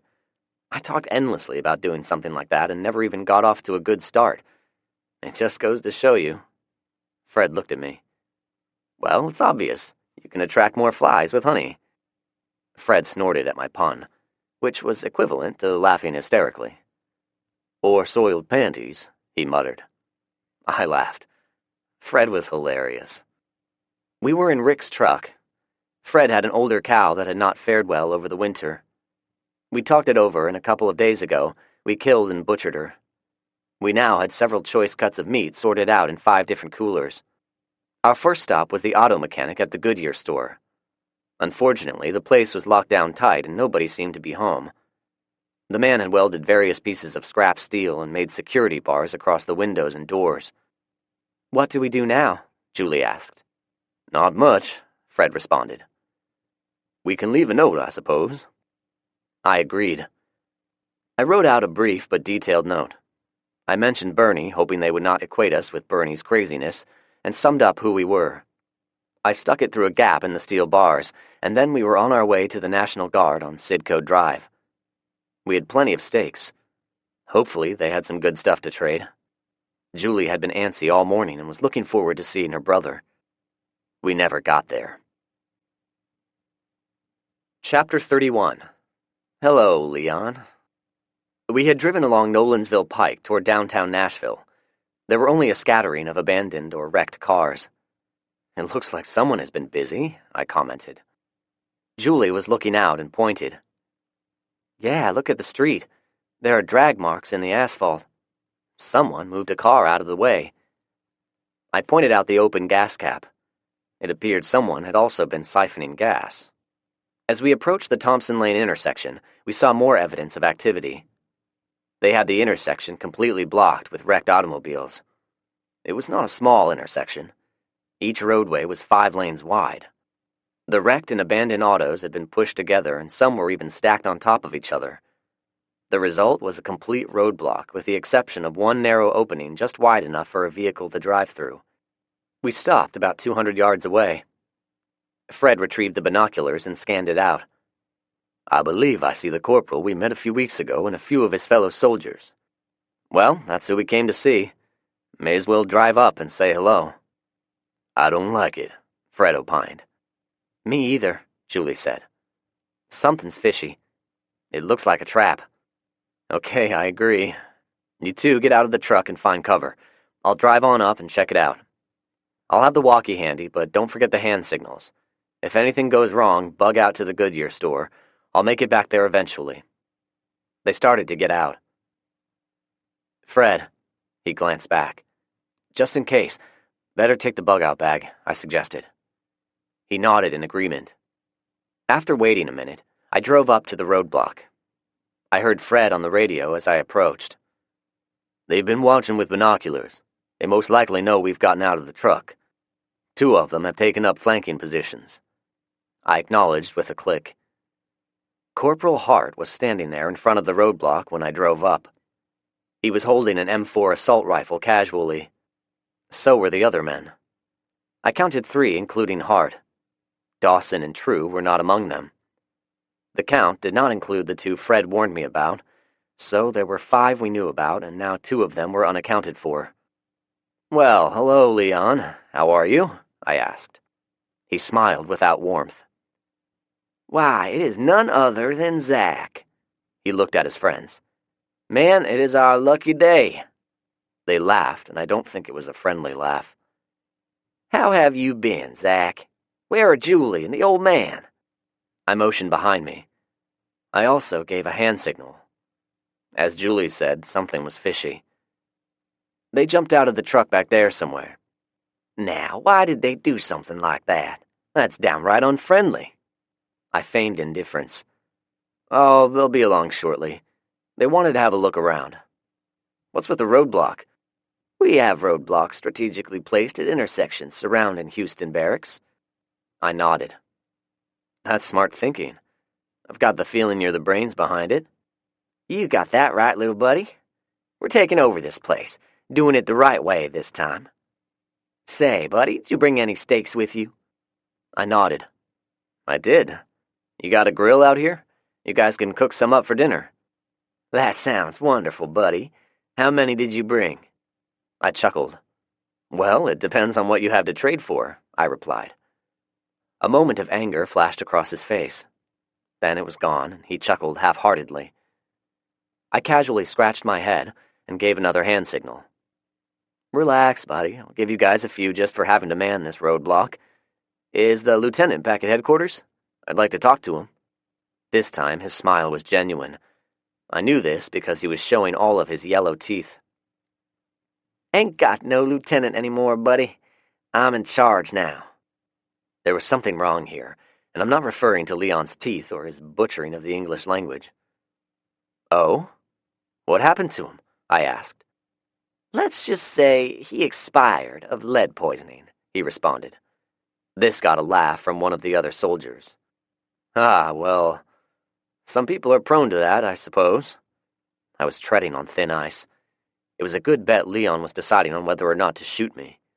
I gave a casual shrug. Oh well, shit happens, I guess. Let me get those steaks for you guys, and then you can tell me all about it. Why, sure, buddy, and while you're at it, why don't you get on your little radio there and invite Julie to come on down and join us? He leered when he said it. Yeah, right. Okay, sure, buddy. I retrieved my walkie-talkie from my tactical vest. Hello, Julie? Go ahead, she replied after a moment's hesitation. Why don't you come on down and join me with Corporal Hart and his pals? You're going to be surprised. He's in charge now. There was a long moment of silence before Julie responded. That's wonderful. I knew he'd get promoted. Tell him we're doing a little scavenging, and then we'll be right there. Oh, hey, tell him to get my mother and brother. We found some good stuff. We'll have a surprise for everyone. The word surprise was our code word for danger. Julie acknowledged what I was telling her when she used the word as well. They both had rifles. Julie had an assault rifle, and Fred had his bolt action, which was a good sniper rifle. They were now probably waiting for me to either raise my hands in the air or go for my guns. Then the fireworks would begin. Well, you heard the woman, Leon. She wants to see her mom and little brother. Do you think you could get on your little radio and call for them?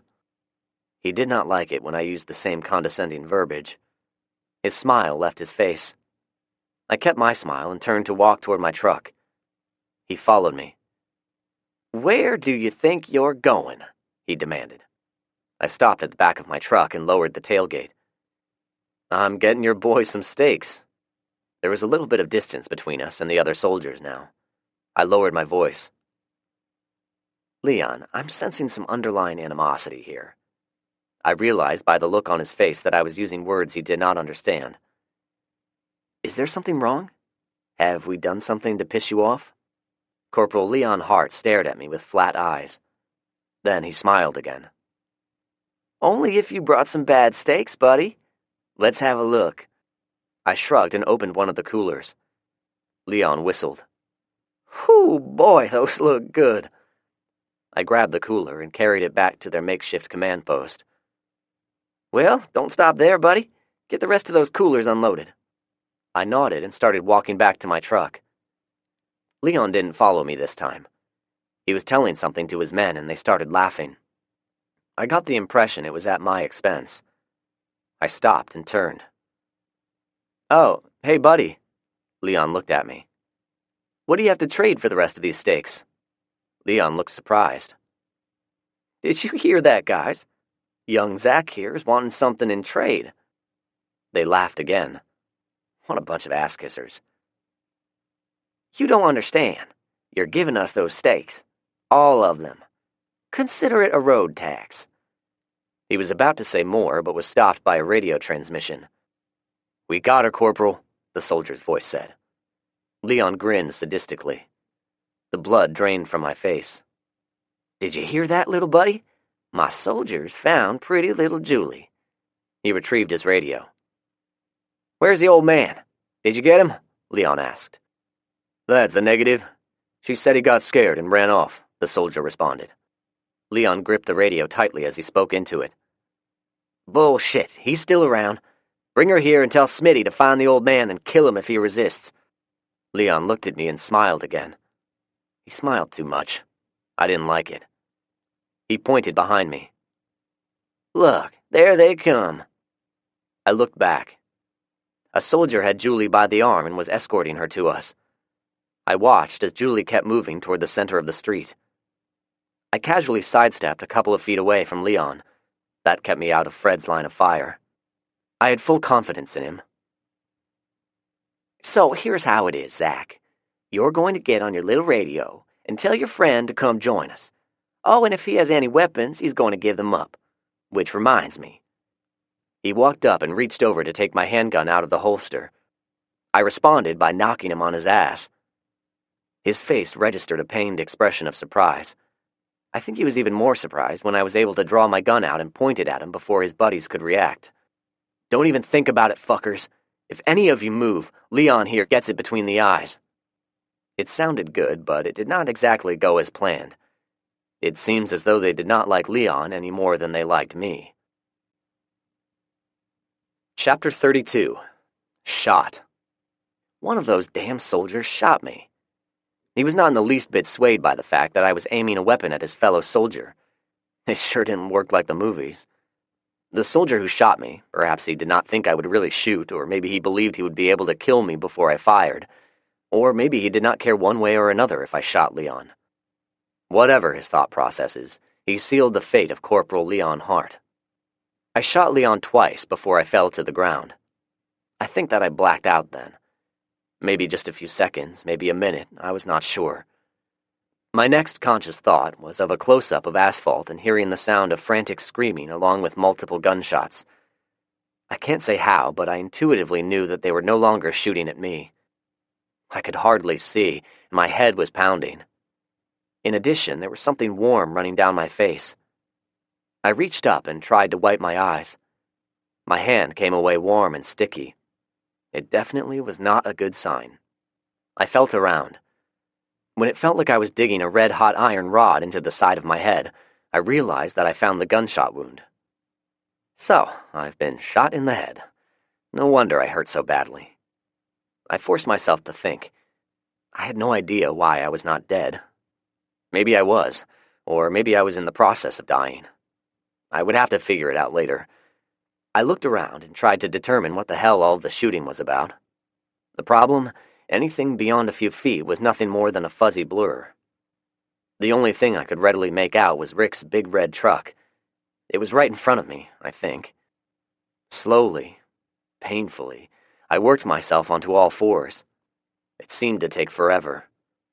I reached out and made contact. A little voice told me it was the front bumper. The gunshots continued at an intense fury, along with a lot of panicked yelling, but I did not feel anything hitting me. Maybe I was bulletproof. No matter, my inner voice was telling me to get the hell out of there. I worked my way down the side of the truck. Somehow, I got the door open, crawled inside, and shut the door behind me. I searched with my hands until I found something made of cloth.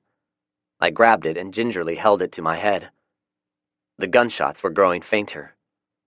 At some point, everything went black. "I'm going to find a way to get up on the roof," Fred whispered. He set the bug-out bag on the ground. "You stay here and keep watch, baby girl. I'll cover Zach." Julie nodded and watched as Fred disappeared behind a building. She was crouched down beside a car and watched with a small pair of binoculars. She could see Zach and Corporal Hart. Although she could not hear what was being said, the hand signal for caution was very clear. After a minute, she watched as Zach retrieved his radio and was startled when she heard Zach's voice. "Oh shit," she thought. "I've got the volume up way too high." She fumbled with the volume knob and turned it down as she listened to Zach. "Hello, Julie? Why don't you come on down and join me with Corporal Hart and his soldiers? You're going to be surprised he's in charge now." Surprise? Surprise meant danger. She took a deep breath. "Don't panic," she thought. She pushed the talk button and responded good-naturedly, repeating the code word to indicate she understood. She was anxious now. Julie stood and turned to go find Fred. Instead, she was stunned to see a soldier standing behind her. He had his assault rifle pointed at her and an unfriendly smirk on his face. Fred listened in silence to the radio conversation. He heard Zach use the code word. It was his idea. Fred realized that he probably never would have thought of setting up code words and hand signals. He was sitting in the middle of the roof and had started to sight in on the corporal when he heard the second radio conversation. He froze in position, silently cussing at himself. He should have anticipated something like this, he thought. So, they had Julie. Fred figured one of them was going to keep guard on Julie and the other soldier was going to keep hunting for him. Fred left his rifle lying on the roof. He was going to come back for it, but he had some close-up work to do first. He quietly worked his way to the back of the building, crouched down and waited. He knew the other soldier was looking for him. He only hoped he could dispatch him quickly. His fatherly instincts were causing him to worry about Julie. In spite of the chill in the air, he was breaking out in a sweat. He did not have to wait long. The soldier led with the barrel of his rifle as he made his way around the back corner of the business. Fred saw it poke around the corner first, a rookie mistake. He readied his pistol. He was just about to shoot when he heard gunshots. They were coming from the direction of the roadblock. The soldier took off at a dead run back toward the roadblock. Fred ran over to the rifle and used the scope to get a look. The first thing that he saw was Zach lying on the ground. Make that Zach and the corporal. Julie apparently saw it too. She had wrenched herself free from her captor and was running toward Zach. The soldier was running after her. Dang it all. He took aim and fired. Fred shot him between the ears. He was dead before he hit the ground. The other soldier stopped as he heard the gunshot. He spotted Fred on the roof and began wildly firing. Fred had no choice but to take cover. He cursed at himself. The gunfire ceased momentarily. Fred took a quick peek and spotted the soldier. Actually, he only saw one boot. It was sticking out in front of the tire of a car he had taken cover behind. Fred aimed the rifle and waited. The soldier got a fresh magazine inserted and then stuck his head over the hood of the car. He was just about to shoot at Fred, but Fred was a touch quicker. The bullet struck the soldier between the eyes. The two threats had been efficiently and quickly eliminated. He stood and shouted at Julie. She had run approximately 50 yards, but stopped when she heard Fred. "Grab the rifle. I'll cover," he yelled. Julie ran back to the first dead soldier and retrieved the M4 from his death grip. She was just about to start back toward Zach when there was an intense fusillade of gunfire. She instinctively hit the ground. Fred quickly brought the scope up and looked at the roadblock. He saw that the soldiers were yelling and firing, but not at them. They were shooting at somebody, or something, on the other side of the roadblock. Julie could barely feel her legs. She was scared. The soldier, one she had never seen before, leered at her unabashedly. He was unshaven and did not look like he had bathed in a while. Another one appeared on the other side of the car. She did not recognize this one either. He was not much cleaner than his friend was. "Drop the gun, bitch, now!" he yelled. She reluctantly obeyed and her AR-15 clattered onto the sidewalk. He used a walkie-talkie to inform Corporal Hart that Julie was now their prisoner. He was leering at her the whole time. He had not shaved in several days. He probably thought it made him look ruggedly handsome. Julie could see blackheads on his face so large they looked like freckles. Where the hell was Fred? "Where's the old man we seen you with?" The leering soldier must have been reading her mind. She certainly knew what he was thinking. She hoped Fred was on the roof and waiting for the right moment to shoot them. "He said something about looting some of the buildings. I think he was just scared and took off." The soldier scoffed and relayed the information to Hart. Once receiving their orders, the two soldiers conferred a moment. One agreed to stay behind, and the other was going to escort Julie to the roadblock in the waiting hands of Corporal Hart. As they walked, the only thing she could think of was to work her way toward the middle of Nolansville Road so Fred would have a good shot. Then she heard the gunshots coming from the roadblock. She just caught the sight of Zach falling to the ground. She could not see everything because Rick's truck partially obstructed her view. Only a part of him was visible, and it did not look good. "No!" she screamed. She struggled out of the soldier's grip and started running toward Zach. All she could think about was she needed to get to him. She heard a gunshot behind her and thought for a moment that the soldier had just taken a shot at her. She looked back just as she saw him fall. She watched as the second soldier took cover behind a car and started shooting at Fred. It did not take long for Fred to kill him as well. She started running again when Fred yelled at her and directed her to get a weapon. She ran back to the fallen soldier, grabbed the M4, and started running toward Zach again. But she quickly realized something was not right. The remaining soldiers started shooting, but not at her. They were shooting in the opposite direction, the other side of the roadblock. As she got closer, she saw Zach get on all fours and then make his way down the driver's side of the truck. She smiled, but only briefly. His face was covered with blood. Then she heard the other two soldiers scream as they were being attacked by zombies. No matter how much they fired, it was not enough. The men were grabbed and pulled to the ground, whereupon they became zombie sandwiches. There were too many to count. They were swarming around the roadblock in a massive horde and had surrounded Zach's truck before Julie could take another step. Chapter 33. Trapped. Julie watched in horror. The invading legion engulfed the roadblock and truck in mere seconds. The horde crammed against the cars, and their sheer volume actually pushed them out of their way. The front ranks fell. Zombies began stacking up, which allowed the rear ranks to walk over them and continue their relentless juggernaut. She began shooting then. There were multiple targets, and in her panic, she forgot rule number 1. She ran out of ammunition quickly. When the noise of the gunfire ended, it was replaced with a deafening din of moans and wailing. They started working their way toward her. Their inertia propelled them forward.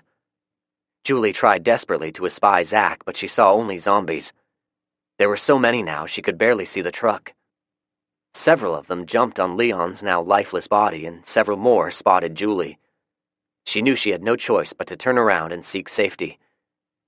She saw Fred waving frantically, and then he started shooting as well. Fred saw the zombies closing in on Julie. He started methodically shooting them, but the sheer numbers were threatening to overtake Julie before he could shoot them all. He shot as quickly as he could. He desperately wished for a high-capacity weapon like an M4. He shot and reloaded his bolt-action rifle as quickly as he could, and still the zombies were closing in on Julie. They were now within 10 feet. He continued firing. "Run around to the back of the building. I've got a ladder," he yelled. She did not need to be told twice. When Julie made it halfway to the top of the ladder, Fred leaned over, grabbed her arm, and yanked her to the top. Julie grunted in pain. "I'm sorry, baby girl. No time to be delicate." Fred yanked the ladder up just as a large man, zombie, reached for it. There was a brief moment of a tug-of-war with the ladder, and then other zombies joined in. Fred was overpowered. He had no choice but to let go or else be pulled off the roof. He got his pistols out of their holsters and prepared to shoot. He did not have to. He watched in surprise as the zombies tore at the ladder for a minute, dropped it, and then stood there stupidly reaching upward toward him. Julie tentatively walked over and looked down. She was breathing heavily from both running and the adrenaline pumping through her veins. "Why aren't they trying to use the ladder?" she asked. "I don't think they know how to anymore," he grunted. "Let's move away from the edge so they don't see us. Maybe they'll forget about us and move on." Unfortunately, they did not. Chapter 34. Rooftop Purgatory. Don't they ever stop moaning? Julie and Fred were sitting against an HVAC unit on the roof. They talked in whispers so the zombies did not hear them. They were still hoping the zombies would wander off. Some did. Quite a few did not. They continued to either aimlessly wander in circle or stand in one spot awaiting some unknown stimuli. "It doesn't seem so. I don't think they sleep either." Fred looked at his watch. They'd been trapped on the roof for 12 hours now, and their bug-out bag was still sitting on the sidewalk where he had left it. He silently cursed himself for his faux pas. "You feel up to telling me about Zach now? I'm afraid I had my hands full and didn't get a good look at what happened." Fred had asked Julie about Zach earlier, but she just could not talk about it then. She felt the tears and quickly wiped them away. "One of the soldiers shot him." "Was it Corporal Hart? I'm gonna kill—" Julie interrupted him. "No, it was one of the soldiers standing on top of the cars. When he shot Zach, it looked like Zach shot Corporal Hart, and then Zach went down. It seemed like the zombies showed up immediately after. The soldiers started shooting at them, but there were way too many." Julie shuddered at the thought. If Hart was still alive, the zombies got him too. She took a slow, deep breath. "Fred, I saw Zach get up and make it back to the truck. I think he got in." She could see Fred nod his head in the dark. "Do you think he's still alive, Fred? Please tell me what you think." Fred was quiet for several long seconds before he answered. "Baby girl, it's hard to say. It depends on what kind of wound he has." "His face was covered in blood. That's all I saw, his face covered in blood." An involuntary sob escaped before she could stifle it. "And if he is in good enough shape to administer first aid to himself," Fred continued. "He's smart enough to know he has to get the bleeding stopped, and don't forget there is food and water in the truck. So he may be okay for now." Fred sighed. "We're not so lucky." He felt her shudder again and put his arms around her.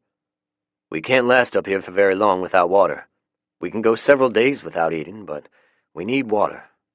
3 days, we can't go longer than 3 days without liquid." Fred silently cursed himself for getting all of them in this predicament. "So what are we going to do?" Julie asked. "Eventually we're going to have to jump off this roof and make a run for it," he said. Julie gasped. "We've got no choice. If we stay on this roof, we'll get weaker and weaker." Fred thought about the bug-out bag Zach had carefully packed with, among other things, food and water. It was currently lying on the sidewalk, unmolested by the zombies walking around it. "We'll either die of thirst or we'll be too weak to make a run for it." He gave her a squeeze around the shoulder. "We can try to wait them out for a little while longer, see if they move on, but eventually we're going to have to make a break for it." Julie stifled a sob. "We're stuck on this damn roof, and Zach is all alone, and we can't help him." She started crying freely now. "I'm sorry, Fred. I always get overly emotional when it's that time of the month." Fred grunted. "I know, TMI, I'm sorry," she lamented. "What does TMI mean?" Fred asked. "Too much information," Julie said. It was getting colder. "You're an old soul, Fred, but I like you. In the short time I've known you, you've been more of a father to me than my real father ever was. My mother and father had a strange relationship, and he wasn't around much. Don, my mother's boyfriend, he was actually a nice guy, but it wasn't the same." Fred squeezed her shoulder. "I'm glad you think so, because I have a bit of an idea. It might give us a chance to make a run for it, but it's going to be a little bit embarrassing for you." He began telling her what he had in mind. Chapter 35. Escape. I had no sense of time. My first thought upon waking was that my head hurt like hell. I was seeing double of everything, and my mouth was as dry as an old woman's cooter. Now, understand, I did not just wake up immediately. It was a long, drawn-out process. I think I dreamed or hallucinated. I'm not real sure. Then my eyes sensed some type of brightness. It was daylight, I guessed. The bright sunlight was a subtle clue. Apparently, it was some sort of primordial cue for my brain to give a command to my bladder, which led to the next conscious thought I had, which was, I was pissing myself. Very embarrassing, even though I was alone. Anyway, it was quite a while, I think, before my brain rebooted itself and I became aware of what had happened to me. Without thinking of the consequences, I reached up and touched my head. Oh, yeah, I was rewarded with a stab of pain. Better idea, use the rearview mirror. I could see how bad it was without touching it. Good idea, Zach. Using the mirror was much less painful, and although I was still seeing double, I could make out a little. It did not appear I had an extra hole in my head, per se. More like a long crease from the top of my right ear going in a downward trajectory. The bleeding had stopped, and now the side of my head was a coagulated mass of dried blood. Remembering my thirst, I found one of our plastic military surplus canteens and took a deep gulp. It tasted like manna from heaven. There was a small part of my brain telling me to slow down and take small sips, which I readily complied to. As I drank, the memories of how I got shot slowly worked its way back into my conscious thought. Looking out of the window of the truck, I saw quite a few zombies aimlessly standing around. Any thoughts I had that they were not aware of my presence were stymied when one of them slapped the passenger side of the truck and tried to claw his way in. It caused me to jerk, which sent spasms of agony through my head. The pain was reminiscent of the beatdown I had suffered not very long ago. The door locks! I suddenly remembered them, reached over and hit the automatic lock button. How in the hell those zombies had not figured out how to open one of the doors was truly amazing, but I was thankful. If they had been successful, I would have been a goner for sure. The protective hardware cloth that Rick and I had mounted on the windows had sufficed, along with their limited brain functions. Another spark in the gray matter occurred, and I remembered the granola bar stored in the console. I grabbed one and tore open the package hungrily. But chewing was painful and difficult. Somewhere between the second and third bite, another neuron spark alerted me to the fact that I had not come to this location by myself. Julie and Fred.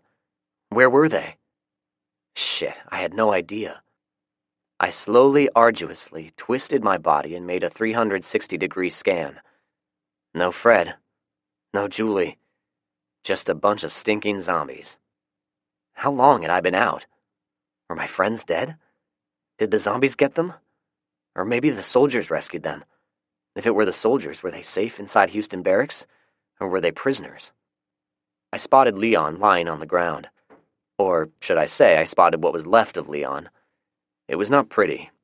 His face had been chewed almost completely off. He still had his name tag on his uniform, in case you're wondering how the hell I knew it was Leon, and it looked like his gastrointestinal tract was the repas du jour. I was not saddened by this. In fact, it kind of made me warm and fuzzy all over. Or maybe it was the urine soaking my pants.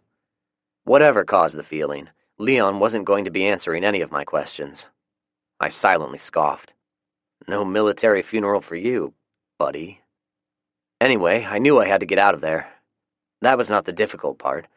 The difficult part was going to be attempting to drive, and more importantly, what was my destination? Should I try to make it to Houston Barracks or try to drive home? I could not answer myself. I think my brain was going to be riding the short bus for a little while. So I did what anyone would do in my situation.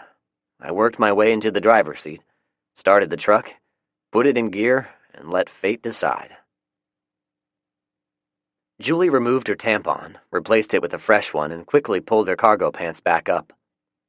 Fred had kept his back turned during this activity. Okay, I've got it. Fred turned now and grimaced. Julie scoffed. You were married for over 20 years and have a daughter. Quit acting like it's the first one you've ever touched. She held it out for him. I hate to break it to you under these circumstances, but in fact, I've never seen a used one. I've never touched one, and I don't believe I'll touch that one either. He looked at Julie with a smirk.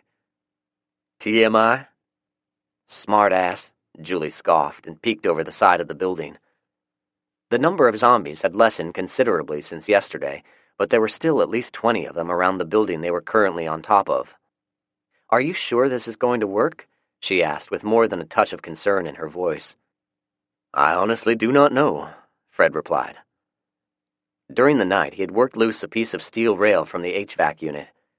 It was approximately 6 inches long, 1 inch wide, and had a few holes in it.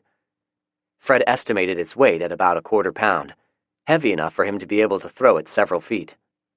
He held it out while Julie gingerly fed the string of the tampon through one of the holes and tied a knot to secure it. I see about 20 of them. Can't we just shoot them? Julie asked. Fred shook his head. There are still plenty of them in the area, and we're low on ammo.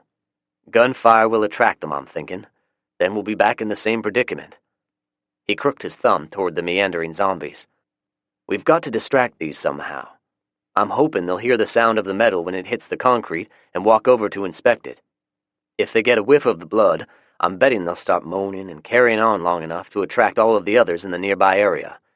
If it works, they'll forget about us for a minute or two, and it may buy enough time to get off the building. If we're successful, then I think we can make a run for it. The plan is we'll run from building to building. If we get some distance between us and the zombies, we'll look for a car we might be able to use. How will we start it? Julie asked. Back in my younger years, I was known to hotwire a car or two. All we'll need is a car with a good battery. He winked at her. In truth, he was not very optimistic, but there did not seem to be any other alternative. Julie started to nod in agreement. She suddenly cocked her head. Do you hear that? Fred cocked his head as well. It was the sound of rumbling exhaust pipes. That's the truck. I'd recognize that sound anywhere. Julie climbed up on the HVAC unit and squinted toward the roadblock where the truck was parked. Fred decided it'd be easier to use the scope of his rifle. Is it Zach? She asked him. It could be, but it's hard to tell. Somebody is definitely in the truck and they're driving in our direction, Fred whispered. He continued watching for several seconds. He looked up at Julie. Get down from there. This might be the chance we need, and we've got to be ready to act quickly. The truck moved slowly, less than 10 miles per hour. When it was within 50 yards, Fred tossed the piece of steel with its bloody attachment over the back of the building. It hit the ground with a distinct metallic clank. There was no response for a moment, and then the moaning intensified. He peeked over the roof and nodded at Julie. All right, most of them have taken the bait. Let's go, he directed. They quickly ran to the front of the building. Fred held Julie by the hands and lowered her as far as he could, and then let go. She dropped the remaining few feet and landed deftly. He then dropped the rifles to her. Here's the hard part, he thought. He draped his torso over the side, hung from his hands, and dropped. The problem was, the drop was still several feet down. Fred landed hard. Julie helped him to his feet. Are you okay? She asked anxiously. Fred could only nod. He in fact felt like he'd just been thrown off a horse. Here comes Zach. Come on. Fred looked up as the truck slowly approached. The problem was there were zombies closely following.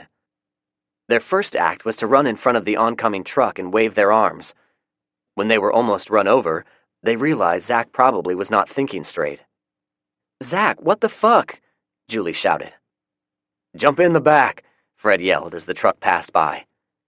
Julie did so with ease. Fred was a bit more awkward, but managed to get in without any additional damage. Julie tried yelling at Zach again, but to no avail. Fred peered in. He looks like he has a head injury. He's probably punch-drunk. Keep yelling his name, he said. Julie nodded, and the two of them banged on the roof while shouting Zach's name. As I drove, I kept thinking the engine was going bad. I had not driven very far when I started hearing loud banging noises, and the damn radio was blasting. I reached over and turned it off, or at least I tried to. Try as I might, I could not get the noise to stop. Then it dawned on me. Those noises were not coming from the radio. Someone was shouting my name. I stared hard out of the wire-covered windows, but all I saw were zombies. It was a good thing I had locked my doors, because one of them was trying to open my driver's door. Damn, I was going to have to write down on my list of zombie rules when I got home. I alternated between watching where I was going and peering through the rearview mirror at two zombies who had somehow gotten in the bed of my truck, which was also strange. I was certain zombies were no longer capable of higher functions, and furthermore, they were the ones who were yelling my name. One of them, a girl, was actually cussing at me. I stopped the truck suddenly at the sudden realization. Zombies couldn't talk? It was all so weird. I watched as the male zombie suddenly turned around. He raised his rifle and began shooting other zombies. The female was telling me to unlock the doors. She sure did look familiar. Then it hit me. It was Fred and Julie. Just to make sure, I waved. God damn it, Zach, open the fucking doors before we get killed, she bellowed. Well, she didn't have to be so mean. I pushed the unlock button. The two of them jumped in and shut the doors, or tried to. A zombie had wedged himself in the open door and was trying to attack Fred. Zach, hit the gas, Fred yelled. I did as he ordered. Fred kicked at the zombie and he fell. There was a thump as I ran over him. I cackled. Fred shut the door and looked over at me. Should I lock the doors, or will that cause you two to cuss at me again?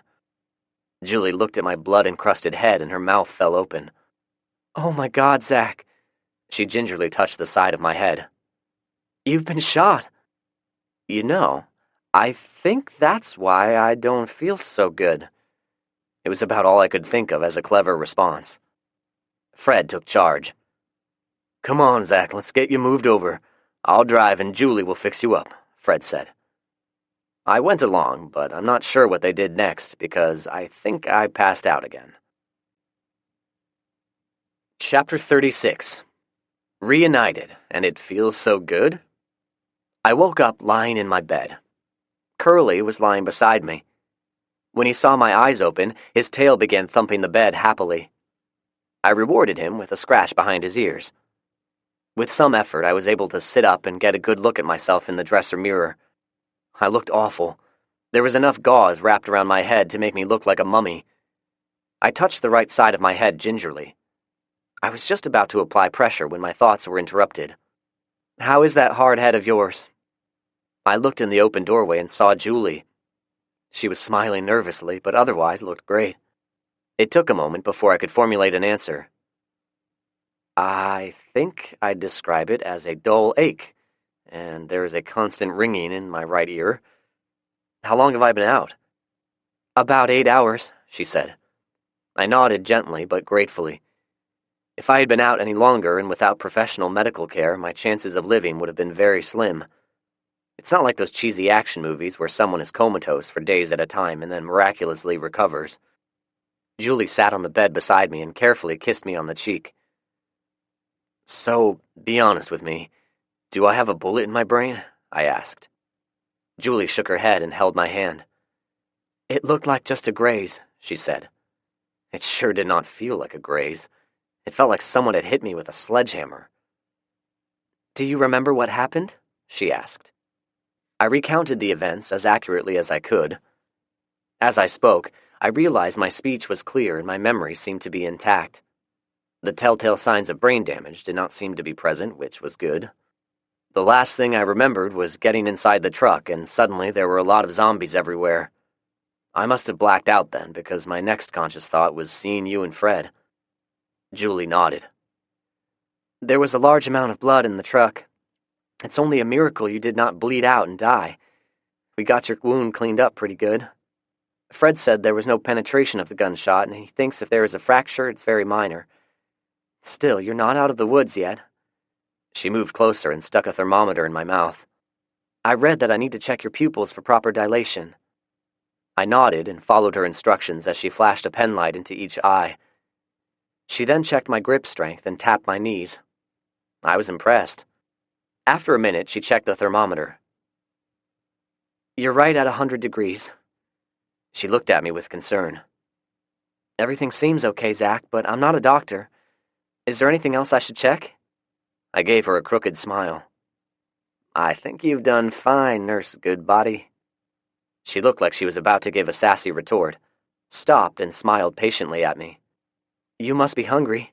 How about some soup? She asked. I nodded. I was hungry. Thirsty, too. I'm afraid I have some more news. Some of it is not very good. My bladder was begging in protest, but I held off for a minute. I had to hear what was wrong. What is it? Is Fred all right? She squeezed my hand. I think she was telling me to shut up and let her talk. Fred is fine. After we got you fixed up, he went around taking care of the chores. That included checking the traps. I realized Mo and Larry were missing and had a sinking feeling. We got one coyote, and Larry got caught in another one. Fred had to put him down. We don't know where Mo is. She finished with a sad smile at Curly. Curly must have sensed what we were talking about. He let out a small whimper and nudged his head under my hand. There's more. When we were driving home, we encountered somebody. Who? I asked. I did not have to wait long for an answer. Macy heard her cue and appeared in the doorway. Hello, Zach, she said quietly. I eyed her warily as Julie filled me in. It was obvious that she had not had it easy. She was practically emaciated, but freshly bathed. Her blonde hair was a darker shade now, but was still pretty, especially with it glistening in the light. She was wearing a plain t-shirt. Her pregnancy bulge was more pronounced than the last time I saw her. She was walking along the road toting an oversized suitcase. Julie leaned closer. Zach, we couldn't just leave her. There were zombies everywhere. I looked at Macy and cocked an eyebrow. Well, one thing is for sure. We now have extra dog food on hand, so she'll have plenty to eat. Zach? Julie was aghast. There were many emotions swirling in my head, but aghast was not one of them. I pushed the covers aside, ignoring the fact that I was naked. Standing was not as hard as I thought it would be, but it still intensified the headache. The two women watched me with their mouths open as I walked somewhat stiffly to the bathroom. Julie attempted to follow me and knocked on the door as soon as I shut it. May I have some privacy, please? I asked plaintively. Are you okay? She asked. I stifled a smart-assed retort. I'm fine. I'll be out shortly. I guess she understood. After emptying my bladder, which seemed to take an hour, I decided on a bath. There was some hot water left, so I filled the tub with roughly 2 inches of water and enjoyed a nice, lukewarm bath while I tried to calm down and clear my thoughts. So, Macy was here now. I had occasionally, well, more like often, wondered if I would ever see her again. I tried to think it all out, but my head was just not cooperating. I knew I could not and would not order her to leave. She could stay with Fred, I supposed, but apparently Julie had already made the decision that she was going to stay with us. When I realized I was doing nothing but confusing myself trying to think it all through, I got out of the bath. I managed to brush my teeth and get some fresh clothes on without too much discomfort. As long as I went slowly, my head did not throb very much. I watched myself in the mirror as I stuck my tongue out and moved it from side to side and then up and down. My analysis was that my tongue was in working order, which was somewhat of an indicator I had not suffered any kind of stroke or seizure after being shot. The headache may be an indicator otherwise, but I was optimistic. I wolfed down several ibuprofen tablets before joining everyone in the kitchen. The dinner table conversation was quiet, maybe even a bit tense. Fred broke the silence by recapping me on the events that transpired when I got shot. He pointed at Julie with his spoon. 2 of those soldiers caught Julie. I was on the roof about the time you got shot. Then the zombies came a-calling. He filled me in on what they did next. Everyone chuckled when he stammered through the tampon idea. Anyway, he said in an effort to stop talking about girl stuff, we spotted you and got back into the safety of the truck. Zombies were everywhere, Zach. Did you get a good count? I asked. How about their level of decomposition? Fred shook his head as he finished up his soup.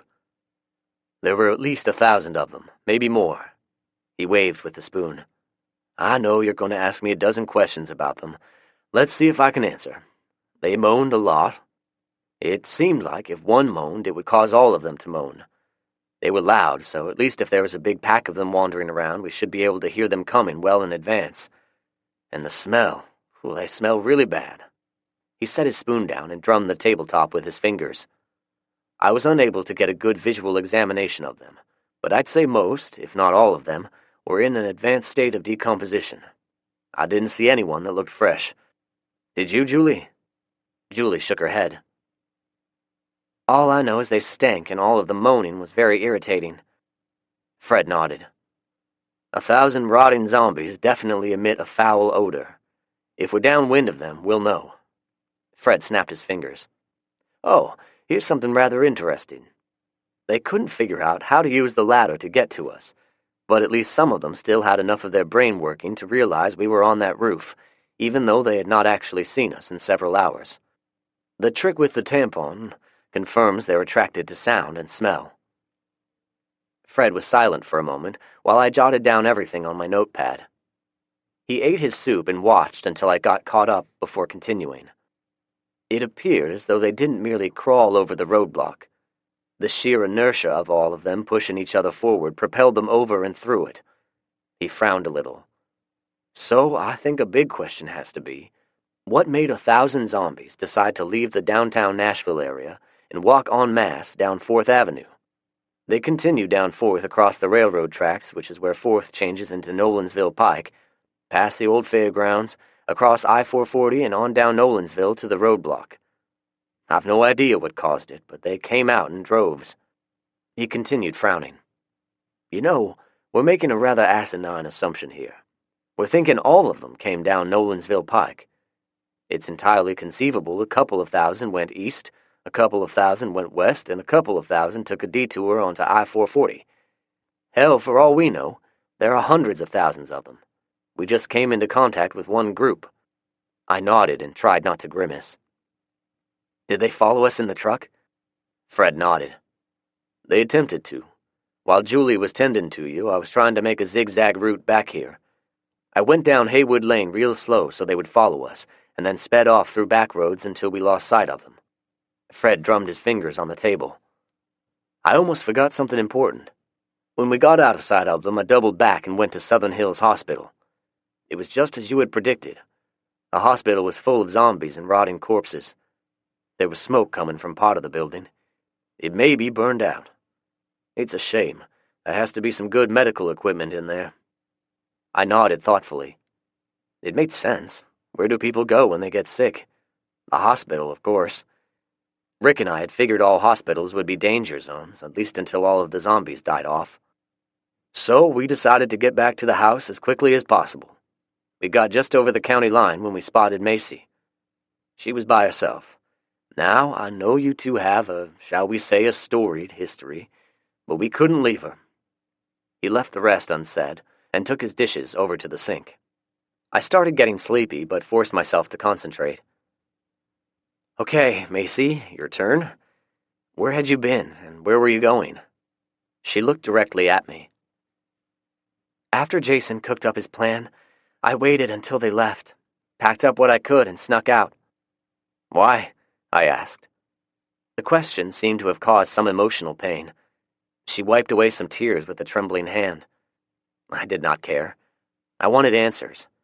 I stared pointedly at her. He was not the person I fell in love with. He had changed, or maybe it took the end of the world to occur before I saw his true character. Believe me, it wasn't an easy decision. I was scared to death. I was scared of the zombies, and scared what would happen if any of them caught me. But I had to leave. How did you get away? I asked. I had previously found a car in the neighborhood with the key still in it. So, when I heard them hatching their plan, I made up my mind. I continued with the questioning. Where did you go? Why did you not go back to your parents' house? She shook her head. They were both dead. She looked at everyone and then down at the table. I guess I should explain. I came home from school one day and they were in the house. It looked like they had attacked each other. There was blood everywhere. I ran outside and called 911, but nobody ever answered. I called Jason. He came over and picked me up. We stayed in his house with Darius and Trina. We met up with Tay a couple of days later. Chad spotted us a couple of weeks ago and invited us to live with him. She moved some hair out of her face with a trembling hand. So, I did not go back home. I went to my aunt and uncle's house. They live in the Creve Hall neighborhood. I found them in the garage. They had shut the garage door and started their car. I guess they decided it wasn't worth living anymore. I didn't have the strength to drag them out, so I left them there and spent the night in the house. I couldn't stay. It smelled too bad in there. I left the next morning. I drove around to the houses of various friends, but they were either gone or dead. Then the car ran out of gas. I didn't know what to do. I slept in it for a few nights and then started walking. I was hoping to make it here without getting killed by anybody.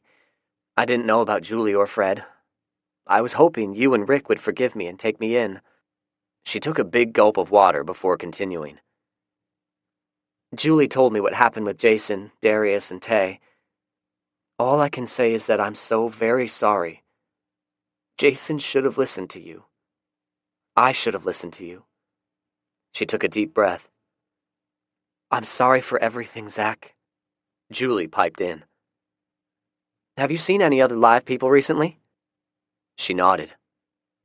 After I left my aunt and uncle's house, I saw a group in a couple of cars and a school bus, but I was too afraid to approach them. They all had guns and looked pretty rough. There were a couple of women with them, and they looked pretty rough as well, so I hid from them. She sucked on her lower lip. The mannerism reminded me of Julie. I'm pretty sure I saw a plane not too long ago, but everyone else said I was just imagining and made fun of me. I suppressed a contemptuous snort and pretended to take notes for a few minutes while I thought of something to say. Finally, I looked over at Julie and Fred. You two already know about our ugly breakup. I was beaten, it was posted on the internet, my house was vandalized, and I was degraded on my Facebook page. What you two do not know is, after all of it had happened, this person felt it necessary to call me and point out all manner of deficiencies she saw in me. It was very cruel and humiliating. I pointed at her. She is a person who only thinks of herself. I tried to put personal feelings aside, help her and help her friends, but we all know how it turned out. I had nothing to do with that, Zach, I swear. But you're right. I was a very shallow person. You did not deserve to be treated how I treated you. She stared at her soup, not daring to make eye contact with me. Was she telling the truth, or was she a co-conspirator in the failed ambush? I wanted to believe her because I loved her once. You are judged by the company you keep, Macy. There's the stink of Jason on you, I said. Her hair was hiding her face. I saw a tear drop into her soup, but she said nothing. I turned my attention to my real friends. I have serious doubts she will ever be a person I will look upon as a welcome member of our group, I said quietly. I had gotten my blood pressure up, and it was not helping that dull throb in my head. I kept my hands under the table. I had been clenching them, but did not want anyone to see it. Julie stared at me quietly. Fred gave me a nod as if to say, "It's your call, Zach." I nodded back and sighed.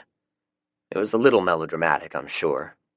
However, I agree with you two. If she had been left out there on her own, her chances of survival would have been very slim. She's incapable of taking care of herself in her present condition. Julie reached under the table and squeezed my leg. All right, Macy, you can stay with us. After your child is born, we'll see how it goes. Maybe. I put my hand on the table and found myself drumming my fingers. I was having a difficult time thinking logically. Maybe by the time you've given birth, we will have met other people. Maybe we'll find a group you can live with. Thank you, she replied, almost in a whisper. I looked at the three of them. Fred nodded and gave me a wink. Julie smiled. Macy wiped away some more tears. I was tired. I was having a hard time being pleased with any of our successes without reminding myself of all of our setbacks. I nodded quietly. The rest of the conversation was short and quiet. Macy had very little to say. I found some decaf coffee hidden behind some cans in the cabinet. Would anyone like some? Julie asked.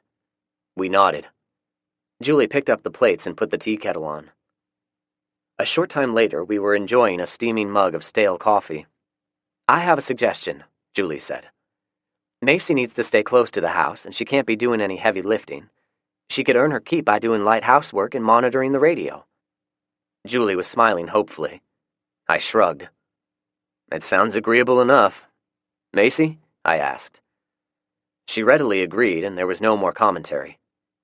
I finished my coffee, excused myself, and went back to bed. The tense dinner conversation must have worn me down. I never felt Julie crawl in beside me. Or Curly. Chapter 37. A Man-to-Man Talk. I awakened at maybe 3 in the morning. Early, even for me. Armed with flashlight and gun, I ventured outside on a moonless night and searched the farm for Mo. If he were alive, he would have come home by now. I was looking for his carcass, or perhaps he had become infected somehow.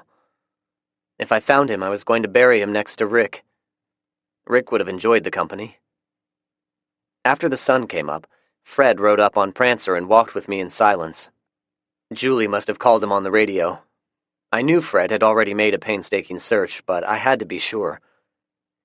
After a while, I gave up and accepted Fred's offer to ride back to the house on Prancer in silence. You know, I've been thinking, we need to acquire some live traps, or we make our own. It shouldn't be too difficult. Sure. Fred sure could get a conversation going. We were sitting at the kitchen table. I had more soup for breakfast, and Julie had changed my bandages. It was the first time I had gotten a good look at my wound. It was going to be an ugly scar, but I was alive. It was more than Leon could say. Or Jason. Or Darius, Tay, and Jasper. Damn, I did not realize until now how many people I had killed. It did not make me feel good. I lightly rubbed my fresh bandaging. I no longer had the mummy turban, now only a patch on the side of the head. It required shaving off the hair on the injured side, which looked stupid, so I had Julie shave my entire head. It felt funny and looked funny. Julie said I looked handsome, all the while trying hard not to laugh. Even Macy was hiding a smile. Fred declined Julie's offer of a haircut, preferring to stick with cutting his own hair. We need to capture some rabbits and chickens, live ones. We can breed them for food and trade. I finished up my bland soup and vowed to grow some spices in our newly built greenhouse. I should have thought about it sooner, but we had plenty of chickens not too long ago. Fred grinned, sort of. It consisted of a slight upturn of the corner of his upper lip. Hell, it might have been a symptom of gas for all I know. I believe for the first time I am one up on you. I've already set up 6 traps. If you feel up to it, we'll go check on them. I readily agreed. Our high hopes were quickly dashed at our findings. We had netted precisely 1 rabbit and 1 skunk. Fred managed to get the skunk released without being sprayed. I've already got a rabbit pen built. We'll put this little girl in there and maybe find her a boyfriend soon. We should build at least a dozen more traps, though. I nodded absent-mindedly. Fred saw it. What's wrong, Hoss? I shook my head and sighed. I've been doing a lot of sighing since Macy moved in. Or maybe getting shot caused some sort of brain damage. I'm in no hurry to get back to the house. You want to get out for a while? Ride around? Now Fred actually chuckled. I think I understand. I love my wife, daughter, and mother-in-law, but I have to admit I spent a lot of time in the barn. Get Julie on the radio and tell her what we're doing so she won't get worried. Let's get a few jars of those stewed tomatoes and go see Bernie. He'll get a kick out of the old coot, he said. I readily agreed. Zach Gunderson, zombie killer. Bernie the beekeeper was inspecting me closely. His glasses reminded me of Snodgrass and her dirty bifocals. He lived in an old house deep in a wooded hollow surrounded by dilapidated sheds full of junk. His house was also overflowing with various types of junk that appeared to have been accumulated over several years. A true hoarder. I have perused your rules with great fascination. Great fascination. Tell me, young Mr. Gunderson, how many rules are there? During my travels, I have counted 6. There are currently 10. Bernie gasped. I enumerated each of them. Bernie had me repeat them. Twice. I finally tore a sheet of paper out of my notebook and wrote them down for him. I used large block script for his convenience. When I was finished, Bernie looked over at Fred. Deep conjuration. These rules are of deep conjuration to me. He refocused his attention to me. Tell me, Zach, are there more rules forthcoming? Yes, absolutely, I said. Bernie nodded in grateful admiration. He then turned his attention to the jars of tomatoes. He inspected them closely through his dirty glasses and clucked his tongue. Maybe it was my recent brain injury that caused a limited amount of patience, but I could not stand it any longer. Bernie, may I see your glasses? He looked at me questioningly, but acquiesced. I used some water out of my canteen and spent a good 2 minutes rubbing the grime off with the tail of my shirt. Bernie watched in silence and carefully put them back on as if I might have applied poison to them. Then he gave me a big smile with his bright white dentures. Why, Mr. Gunderson, you have helped me significantly already. I had no idea that my specs were so dirty. I shrugged. Some things you get used to and not even realize it. Deep words, sir. Deep words, Bernie replied with seriousness. Fred was behind Bernie and was giving me a half-cocked grin. Bernie, I was wondering. Bernie looked up at me expectantly. His now clean glasses magnified his eyes, making him look like an old version of Felix. We have started sowing crops, corn and wheat mostly, and we have some spices and such planted in our greenhouses. Fred and I were wondering, what would your thoughts be about putting some beehives in our fields? Bernie clapped with glee. An excellent idea, gentlemen. Excellent idea. Bees are magical, you know.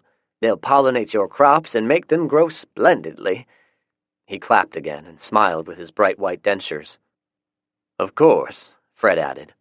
The vestibule of trade will be wide open for this endeavor. Wide open. I looked at Fred. He kind of shrugged, which I interpreted as meaning he would fill me in later.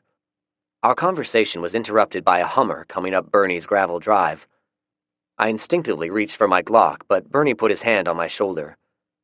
No need for that, Mr. Gunderson. Those are friends. We were soon introduced to Howard Allen, his wife, LaShonda, and their 2 preteen kids. We made a round of shaking hands. I'm a mechanic. Any work you men need on your vehicles, just come on down to the old Goodyear store on Nolensville Pike. If it has an engine, I can fix it. His wife added an amen for emphasis. He looked over our truck.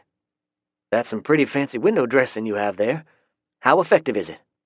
It's great for keeping zombies out, but you have to unscrew the framework to clean the windows. When I have the chance, I've thought about modifying it with removable mounts or maybe hinges. It's on the list of things to do. He nodded his head in understanding. I've got a truck that was shot up pretty badly. I'm not sure it can be fixed. Would you be willing to look it over?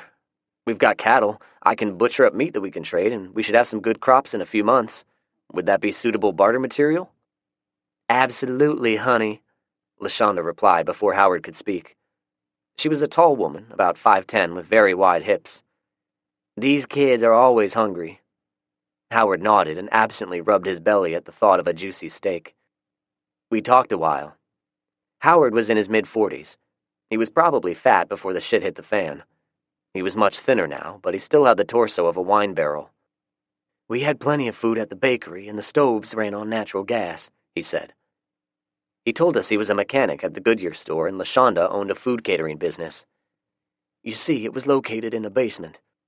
When LaShonda would start cooking, the food aromas seemed to come out from up top of the building, so anybody who happened to be sniffing around couldn't locate us. It worked for a while. Then one day there was a grease fire, and we couldn't get it out. The whole building went down. What happened to your home? I asked. LaShonda made a sorrowful sigh.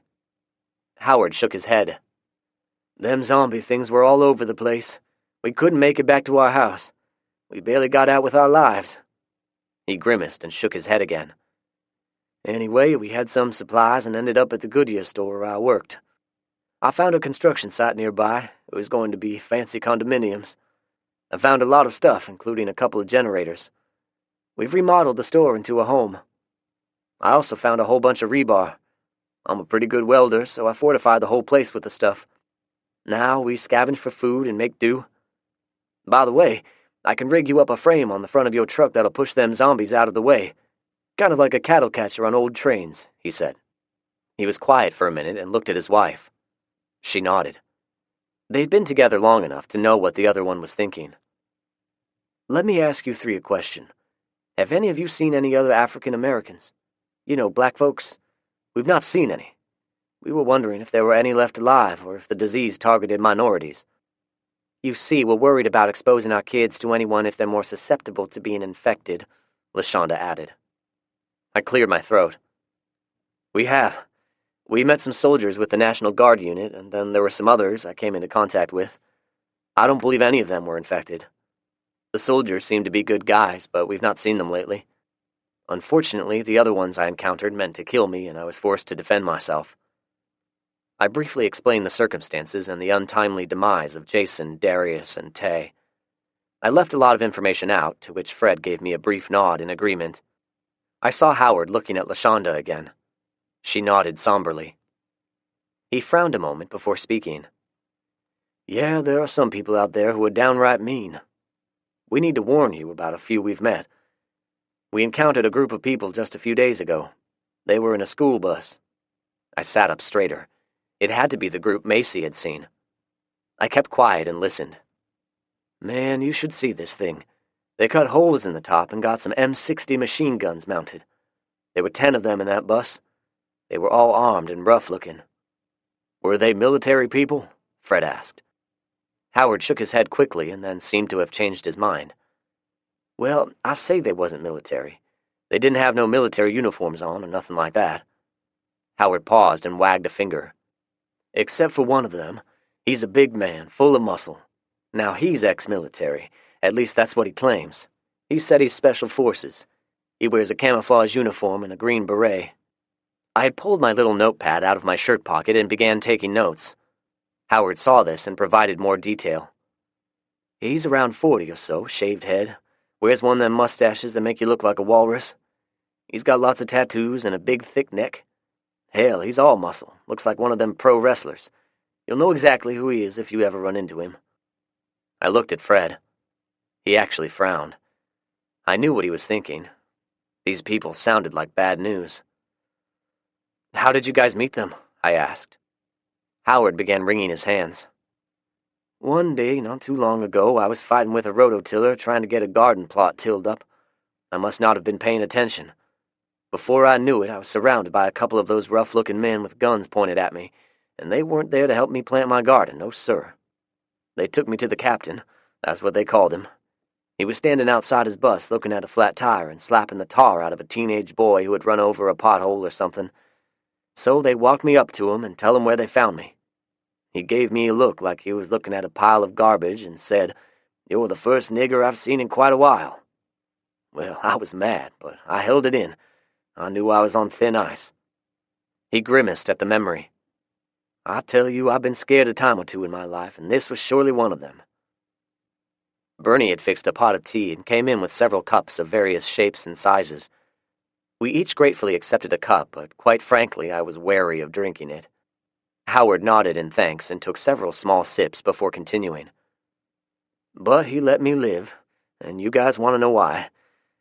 Well, after he had called me a nigger, I just looked at him, pointed at the bus, and told him I had some brand new tires back at the shop and they'd fit perfectly on his bus.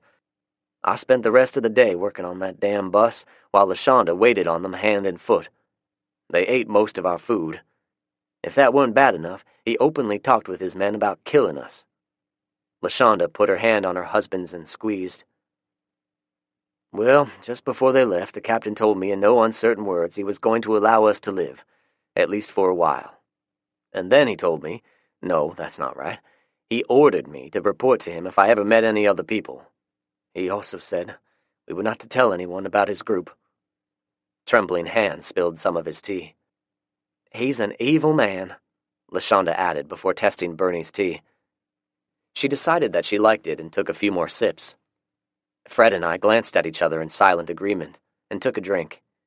It was amazingly good and obviously had some honey added to it. I looked up at Bernie and he was beaming with satisfaction.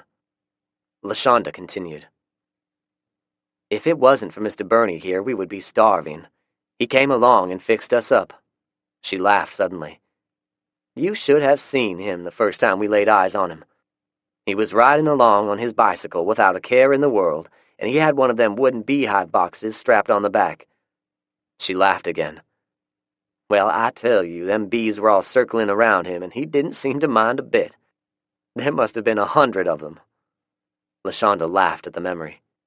Bernie cackled. Bees are my friends. They'd never hurt me. We all chuckled. LaShonda continued. He spotted us at the Goodyear store, hungry and looking all pitiful. He stopped and brought us some honey. That was about 2 weeks ago, I believe. He's been helping us ever since. We're very indebted to him. Fred spoke up. Bernie is indeed a very interesting man. I believe I can speak for both Zach and myself. We'd like to be included in this group. We'd like to help as well. Everyone readily nodded in agreement. We made arrangements to deliver the damaged truck and plenty of steaks to the Allen family the next day.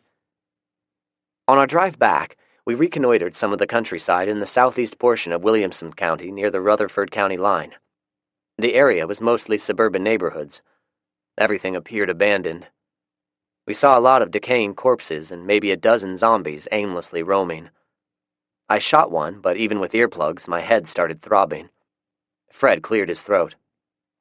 If we do any scavenging, we may have to shoot a few, so maybe we better hold off on that for now. I had to agree. Instead, I made notes as Fred drove through the neighborhoods. I saw an old pole barn with faded white paint and pointed it out. It might have something inside. Fred grunted and stopped the truck. We cleared the barn quickly and found a 500-gallon tanker, although it was empty. After we got it hitched up, I leaned against the truck and looked around. "How's the head?" he asked. I shrugged noncommittally. I had a headache, but on a scale of 1 to 10, it was only about a 5. "Is something else on your mind, Zach?" I shrugged wearily. "It's a lot of things, Fred. I seem to keep screwing up, and just the other day I almost got myself killed. I mean, look how arrogant I was, thinking that I could just charm the pants off anyone." I glanced over at him. "We were extremely lucky. You know that, right?" Fred nodded. "What else?" I frowned. "Then there's Macy. The mere sight of her pisses me off now. I mean, I was so damned whipped on the girl, and she caused me so much pain." I sighed and tried massaging my neck muscles. "And seeing her pregnant, I mean, I'm not jealous that she's pregnant by another man. I would have been at one time, but Julie is the only person I think of in that way now. When I see her and her tummy bulge, all I can think of is that I want to have kids with Julie. I remember you telling me about your wife and how she had complications in her pregnancy. But back then, there were hospitals filled with doctors and nurses. We don't have that luxury anymore. It'd kill me if Julie got pregnant and then something happened to her or the baby." I started to sigh again, but held it, lest Fred decided I had contracted some kind of sighing disorder. "Fred, I feel like I'm not very competent at the survival stuff. It's only a matter of time before I screw up and get someone I care about killed." Fred continued driving. I continued scouting. "You know," I continued, "Leon almost had me, but he's nothing compared to this captain dude. I've got a bad feeling about him. It never seems to end." Fred was silent for at least 5 minutes. I had decided he was going to offer no commentary and was about to suggest we head home when he cleared his throat. "We're going to make mistakes, Zach. You're not the only one who screwed up. I was supposed to have your back, and look what happened. I wasn't on the ball. Those 2 soldiers were able to sneak up on us and capture Julie. You're right, we were lucky, but in the words of the infamous Gunnery Sergeant Highway, we adapted, we improvised, and we overcame. Hopefully we won't make any more mistakes, but it could happen." Fred continued. "Don't think that a day doesn't go by when I second-guess and blame myself for the death of my wife and her mother. You, though, you are selling yourself short. You have done some remarkable stuff and have made a nice home for Julie and yourself." He cleared his throat. "And, of course, Macy." He continued quickly before I could respond. "You defended your home from enemies who had you outnumbered, yet you prevailed. When the horse throws you, you get up, dust yourself off, and jump right back on that SOB to show them who's the boss. That's what you've been doing, Zach. You just don't realize it." He gave me a slap on the back. "Now, as far as those women go, my advice is to spend a lot of time in the barn, especially when that baby comes. Maybe you should get yourself a horse." I could not help but laugh. We had totally forgotten about the captain and talked of a few more inconsequential things. Most of the stores were depleted of regular gas, but maybe one of them still has diesel. Fred agreed. We found one at the next intersection, cleared the immediate area, and only located one zombie. I distracted him while Fred snuck up behind him and dispatched him with the trusty machete. I managed to get the top off of the underground tank fairly easily and peered in with a flashlight. "Is it the diesel tank?" Fred asked. I confirmed that it was, with a quick whiff of the fumes. He found the measuring stick and dropped it in. "Oh, yeah, there's plenty in there. That's surprising. I hope it's not too contaminated." I nodded in agreement. We got our pump set up and spent the next 2 hours filling the tanker. While Fred monitored the pump, I made my way into the store and looked around for anything that could be used. The store had been completely cleaned out of all food, beer, and dry goods. The only things left were the store fixtures and a used mousetrap. Even the postcards and maps were gone. Whoever had looted this store had been thorough. There was not any vandalism or random destruction, just a thorough job of scavenging. I was impressed. I also wondered why they did not take any fuel. Were they using the tanks as storage and using only what they needed? If so, they may take offense at our actions. I voiced my concerns to Fred. Fred took his cowboy hat off and scratched his head. "You want to put it all back?" I scoffed. "Oh, hell no. I was kind of wondering if we should leave a note or something. You know, hello, this is us. Yeah, we took the diesel, but don't be mad, yada yada. Fred put his hat back on. Up to you, but make it quick. He pointed to the western sky. The sun had set. With no streetlights, it was going to get dark quick. We still limited our night travel. It seemed to be prudent to do so. I realized there was no time for any note, or for that matter, no time to paint the rules. I opted instead to spray paint CB Channel 19 on the side of the wall. Fred drove while I took in the scenery. There were multiple side roads that we had not yet explored. I notated the names of the roads dutifully in my notebook as we drove by them. Fred glanced at me from time to time. Have you given any thought to Nashville? I looked at him questioningly. You know, scavenging missions. There are numerous businesses and residences. Plenty of potential. On the river not far from the Titan Stadium is a large fuel reservoir. You know, those huge holding tanks you never think of until you see them on the news when they've caught fire and exploded? There's a site right on Main Street. Those tanks must hold several thousands of gallons. Fred was right. There was a lot of fuel. There was a similar location out in the west side of Davidson County near Cockrell Bend. I think BP owns it, he said. I jotted it down. If we can ever get up a decent-sized group of people, an operation of that size would be very doable. Having a tanker truck would be a plus. I suppose the three of us could do it, but it could get hairy. We passed a street before I could catch the name. I instinctively turned in my seat in hopes that the taillights would light up the street sign, momentarily forgetting Rick and I had disabled them several months ago. I did not see the street name. I saw something else. Fred, I think we're being followed. Chapter 38. The Scouts. There's a car back there, about a quarter of a mile. Their lights are off, but I caught a reflection from the moonlight. Is it following us? He asked. I don't think they're out for a moonlight ride and forgot to turn their headlights on. I thought my response was rather witty. We can't outrun them while hauling the tanker, Fred said. I thought a moment and then remembered the night vision gear stowed in the back seat. I'm going to pull over. If they're following us, we need to stop them. Fred stopped the truck, turned it off, and then took up a position in front of the truck with his trusty six-shooters. I got out of the truck as well and tried to listen. Fred must have read my mind. I don't hear any sound. They've stopped and turned their car off, probably waiting to see what we're doing. I agreed and donned the gear. I was instantly rewarded with the green hue.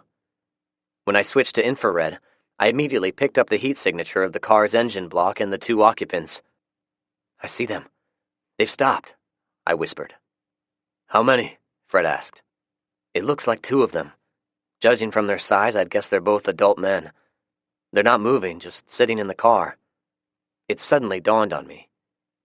Fred, I think they have night vision gear as well. Fred grunted. Makes sense, he said and spat. Wonder how long they'll take before they make a move. We stood there in a silent standoff. It was a testament to their discipline. They did not open a car door, light a cigarette, or anything else, which would have given away their position. I must admit I was concerned. These two were out at night and were not afraid to follow us. It took me a bit to figure out what they were up to. Fred, I'm not really sure when they spotted us. I would guess they saw our headlights purely by coincidence. I got a pretty good idea why they decided to follow us, Fred said. What's your opinion? I think they're following us in order to find out where we live. That's why they did not try to make contact or otherwise engage us. They're thinking of the big payoff, I opined. I believe you're right, young Zach. Those two are a scouting team. They drive around at night looking for lit-up homes and such. Once they find targets, they report back to their boss and come back with the rest of their buddies. It kind of makes me believe we're dealing with somebody with military training. Somebody who has a tricked-out school bus with machine guns. We could be overestimating them, but I doubt it, I said. Look at them. They're too careful to charge us, and they haven't tried to take us out with a sniper rifle. They're with the captain's group, all right, and they want to find out where our honey hole is. Fred was kneeling beside the truck. He spit again. He seemed to do that a lot when he was conflicted or worried. We need to either engage or get away from them. We can't lead them back to where we live. I agreed. We've got to lose them. The only way we can do it is by driving without headlights. I'm not so sure I can drive the truck with the night vision gear. At least not with the little gremlin inside my head pounding on it with a hammer. What about you? I suppose that I can try. Either way, we'll have to unhook the trailer or we'll never lose them. Another option is we can meet them head on. I definitely did not want to get into another possible gunfight before I had even healed up from the last one. I voiced this opinion to Fred. He grunted in reply. Okay, how about this? We unhook the tanker. I'll leave a note on it trying to establish the infamous vestibule of barter and invite them to join us tomorrow morning for some merry conversation on the CB. It's the only way we're going to be able to shake them. They can conceivably follow us all night with night vision. I think they'll get greedy and go for the tanker. We'll have lost them by the time they get going again. All right, sounds like a plan, but I sure do hate we're going to leave this diesel for them. I grinned in the dark. We may be leaving the diesel and a nice tanker for them, but how far do you think they're going to get without lug nuts on the wheels? Fred worked quickly with the lug wrench while I kept watch on the scouts. Afterward, we got a good chuckle out of our cleverness with the lug nuts. Fred made good time, and we were home within 20 minutes. Fred stopped at the bridge, took the night vision gear off, and looked at me quietly. Zach, there is something I want to talk to you about. In retrospect, I should have begged Fred not to go through with his idea, and we should have killed those 2 scouts when we had the chance. Chapter 39. Starry, Starry Night. Okay, I see the Big Dipper, but where do I look now? I took her hand and pointed with her finger. Go up the outer edge of the Dipper. Now, do you see the Cassiopeia group? Julie was lying beside me. She shook her head. It's 5 stars shaped in a W. The middle of the W and the outer edge of the Dipper line up. Right in the middle is the North Star. In between the 2 constellations, it's part of the Little Dipper, which is known as Ursa Minor. It's the star at the end of the tail. It was an unusually warm night for the 1st of May. After dinner, we found ourselves outside, lying on the ground, looking up at the stars. The sky is so clear out. There must be 1 billion stars in the sky, she said in amazement. I grunted in agreement, although her estimate was very low. Who is Cassiopeia? She was a queen in Greek mythology. Let's see, she was the mother of Andromeda. She was a vain woman, and once bragged Andromeda was more beautiful than the Nereids, which are sea nymphs. Apparently, it was the wrong thing to say, so as punishment, the 2 of them were banished to the stars, or something like that. You are really smart, Zach. Have you always been that way? Julie asked. He has. I looked over. Macy had joined us. The constant ringing in my right ear had kept me from hearing her walk up. He was always correcting our teachers. It didn't win him any awards, but the teachers soon learned not to challenge him academically. May I join you 2? I was about to tell her to go wash the dishes, but Julie spoke up quickly. Sure. We were just lying here looking at the stars. It's so clear out tonight. Zach said it's because there is not as much pollution and no city lights reflecting off the atmosphere. Macy awkwardly worked her way to a supine position and lay beside us. It wasn't long before Curly trotted up and worked his way in between Julie and me. You're right. It's really clear out. It reminds me of that old Don McLean song, Starry, Starry Night. Oh, look! Macy pointed. A bright meteor streaked across the sky, leaving a greenish tail in its wake. Julie gasped delightedly. You know what it means? We get to make a wish. I chuckled. She reached over Curly and goosed me. You go first, Macy. What do you wish for? Easy. A healthy baby, she said. That's a great wish. You next, Zach, Julie said. I shrugged. I've got so many popping up in my head, I don't know which would be the best one. What about you? She grabbed my hand and squeezed. Oh, no, you're not getting off so easily.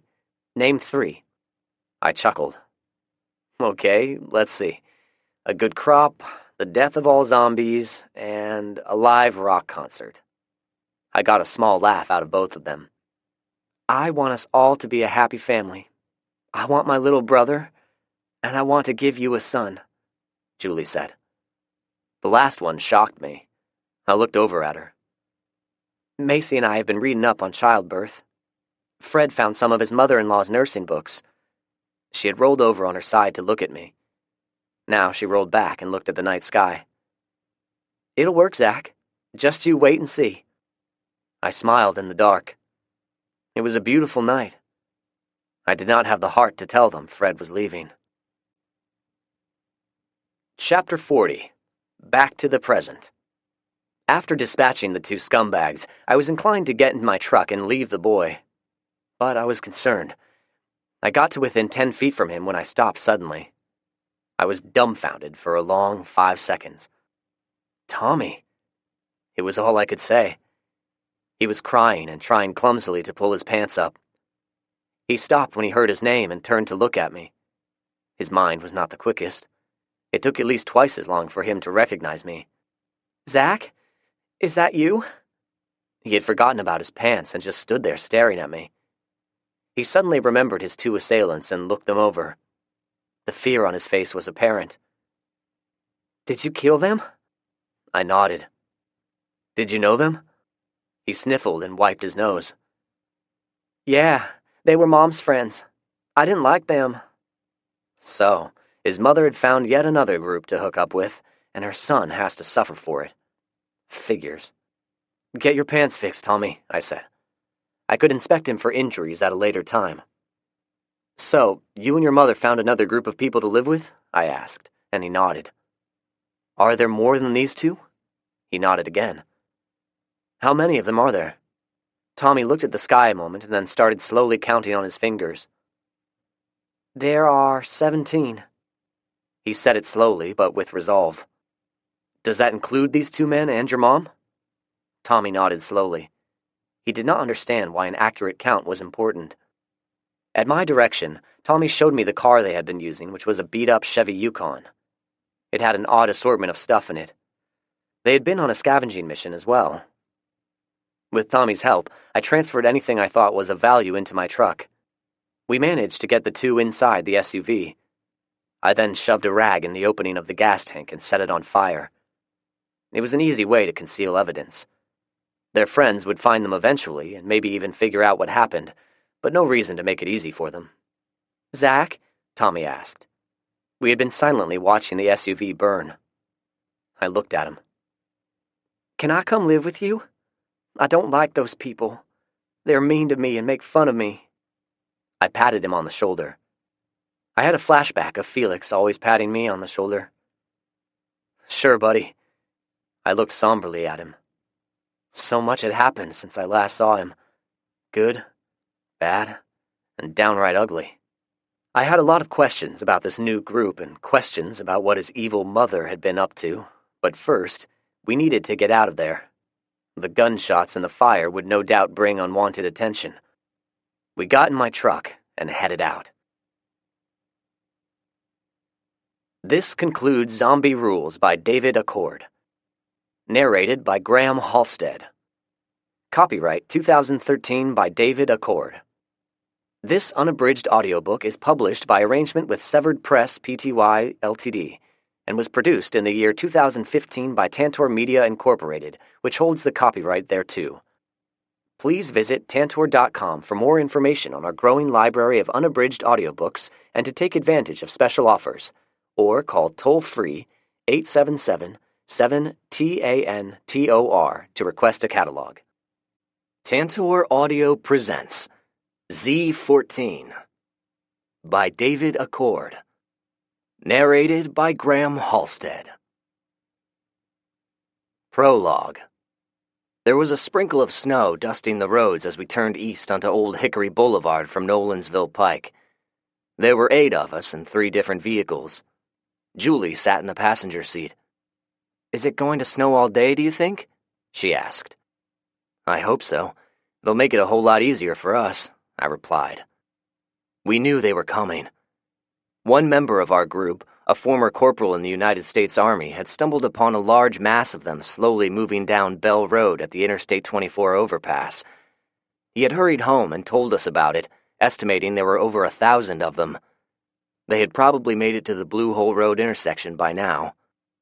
They were too close to our homes for comfort. It was unacceptable. We decided something had to be done. So we took a page from Sun Tzu. We were going to take the battle to them. Their strategy was ingeniously simple. Keep walking until you happened upon a food source and attack it. They had a herd mentality and they followed the path of least resistance. Zombie rules 9 and 10 respectively, in case you'd not been keeping up, which made it fairly easy for us, in a manner of speaking. We drove east on Bell Road until we spotted them. I stopped my truck in the middle of the road, opened my door, and took up a shooting position. The others parked and followed my lead. "All right, here they come," I said, pointing out the obvious. "Keep your rate of fire calm and controlled, and remember, we only have 4,000 rounds of ammo. When they get too close, we'll pull back a quarter of a mile and do it again." I heard a few grunts of acknowledgement as I pulled the charging handle on my AR-15. Chapter 1.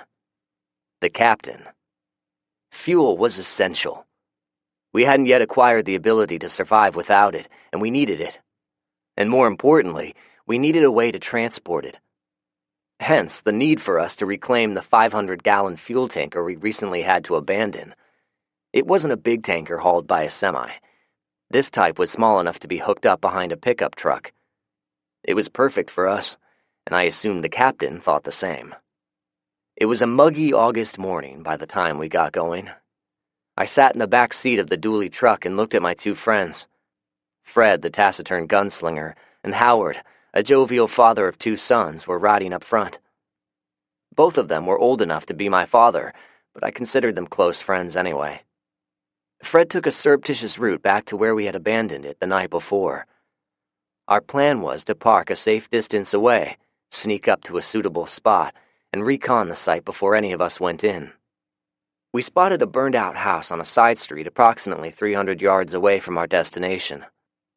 "Looks like a good place," Fred said, and parked our zombie-proof truck behind the house. It seemed abandoned, and we assumed as much.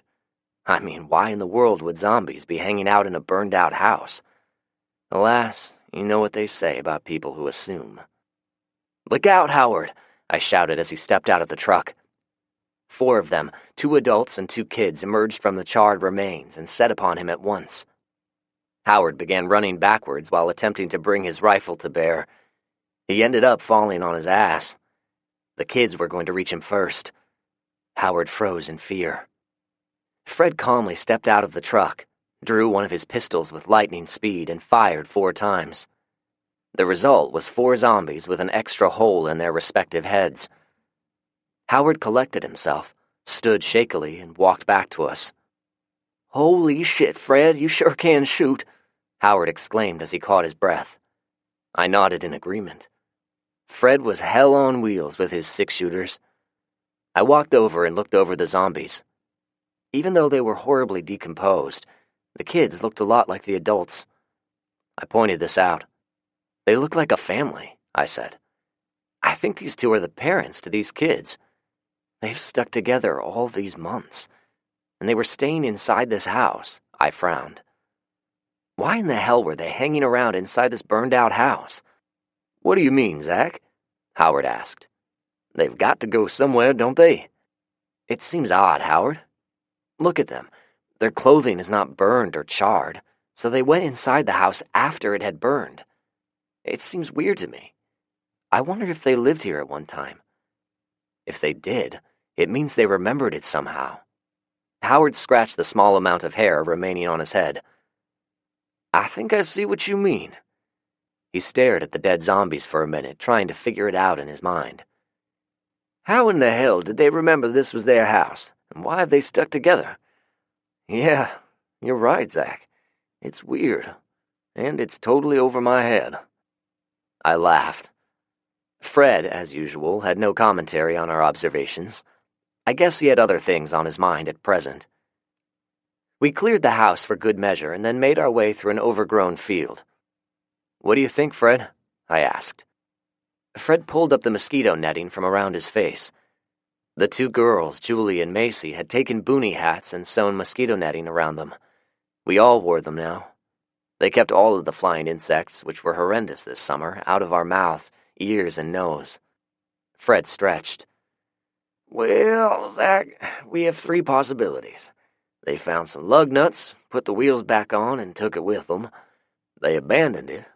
Or they've got an ambush set up and are waiting for us to mosey right into it." He was talking about the tanker we had abandoned the night before. It had several gallons of fuel in it, and we wanted it back. As I digested what Fred said, I resisted the urge to scratch the scar on the side of my head. It was healed now, nothing more than a linear scar above my ear, but it still itched constantly. "Let's work our way closer," I suggested. Fred and Howard nodded in agreement. We slowly worked our way through a sparse tree line until we got within 100 yards. As the tanker came into view, we saw a solitary man sitting beside it in a lounge chair. He appeared to be reading a book. A dusty black four-wheel drive truck was parked nearby. 2 block letters were painted in red on the door. W.E. "I'd say it's the captain," Fred whispered. He handed the binoculars to Howard for confirmation. Howard took a short look and grunted. "Yep, that's him all right." He lowered the binoculars and looked at the two of us. "Are y'all going to kill him?" he asked. Fred shook his head. He and I had already discussed what to do if and when we encountered this man. Since Fred was leaving, we agreed it would be better if I tried to work something out with the man, even though we strongly suspected he was a nutcase. I looked at Howard. "When you first told us about him, Fred and I talked about it at great length. If we kill him, it might eliminate the possible threat, or it may instigate his group to come after us. We're thinking it may be better to form some kind of truce with him. Besides, I'd kind of like to hear what he says," I said. I pointed toward the captain. "How about I drive over there and introduce myself? Fred, you can take him out from here, I'm guessing." Fred nodded as he took the protective caps off of the lenses of his rifle scope. "Howard, is it agreeable with you?" I asked. I remembered how Howard literally shook when he told us of the meeting he had with the captain not so long ago. Howard shrugged. "It's your funeral, Zach. I hope you know what you're doing." We worked out the usual plan. If I raised my hands, or if any aggressive move was made against me, Fred would open fire. I had a feeling of confidence because Fred did not miss when he shot a firearm. I walked back to the truck and drove to the waiting captain. He looked up from his book as I drove up. It was then I noticed a second chair beside him. He had been expecting this. I parked the truck and exited warily. "Why, I'm guessing you are the young man who penned the note I found on this tanker. You are none other than the mighty Zach, are you not?" He continued without waiting for my answer. "You're much younger than I imagined. Please, sir, come join me. It is my honor to finally meet you." I walked up to him, all the while looking around with my peripheral vision. There was a teenage boy standing beside the truck. He was short, maybe 5'3", and slender. His arms were also very slender, but I could see some musculature. He had dyed black hair, which was cut short. Dark brown eyes accented with some black rubbed under them, and his face would have been feminine-looking if he wasn't trying so hard to look like the meanest man on earth. He also had an assault rifle hanging from his shoulder in a sling. He and the captain were dressed almost exactly alike. Camouflage pants, black lace-up boots, wife-beater t-shirts, and tactical vests. Both had sidearms, and little dude's weapon looked like an M4 assault rifle. Very lethal. I only had a Kimber 45 secured in a holster on my side. I walked up to the big man and held out my hand. "You must be the captain. I've heard of you. I'm Zach Gunderson. Call me Zach." He was as big as Howard had described him. Hell, his tattooed arms were almost as big around as my legs. He stood easily and extended his hand. His grip was like a vice, and I had to keep myself from wincing. He held it a moment longer than was necessary, smiled, and motioned toward the empty chair. "Please join me, Mr. Gunderson," he said warmly. "What was the gunfire I heard a few minutes ago?" he asked. I nodded. "A couple of zombies back there. Nothing to worry about, though. I got them in the head, and I'll burn them later." I repositioned the chair where I no longer had my back to the armed boy and sat down. The captain sat a moment later as if he had not noticed. The boy remained beside the truck, glaring at me. "So, Zach the zombie killer. We meet at last." He made a casual sweeping motion with one of those big arms. When journeying around this area, I have been seeing signs, a pattern of behavior of which I've not seen anywhere else. Your rules, the FEMA signs painted on houses, the gas caps on vacant automobiles. Oh, and let's not forget the dead, headshots and burned afterward. He held up a finger and waggled it slightly. It looked like an oversized Vienna sausage. When I observed these things, I knew there was somebody operating out here with an intelligent, orderly mind. He stared at me a moment longer, then reached for the book he was reading and held it up with a challenging smile. Have you ever read any poetry by Rudyard Kipling? I've read a few of his works, I said. Oh? Which is your favorite, might I ask? I can tell the cut of a man by his favorite poetry. In truth, I had read them all. As a young boy, I found Kipling fascinating, but I did not say as much. The first one I ever read was The 1,000th Man. I like most of what he's written, but the first one has always stuck with me. He smiled again. The 1,000th Man, you say?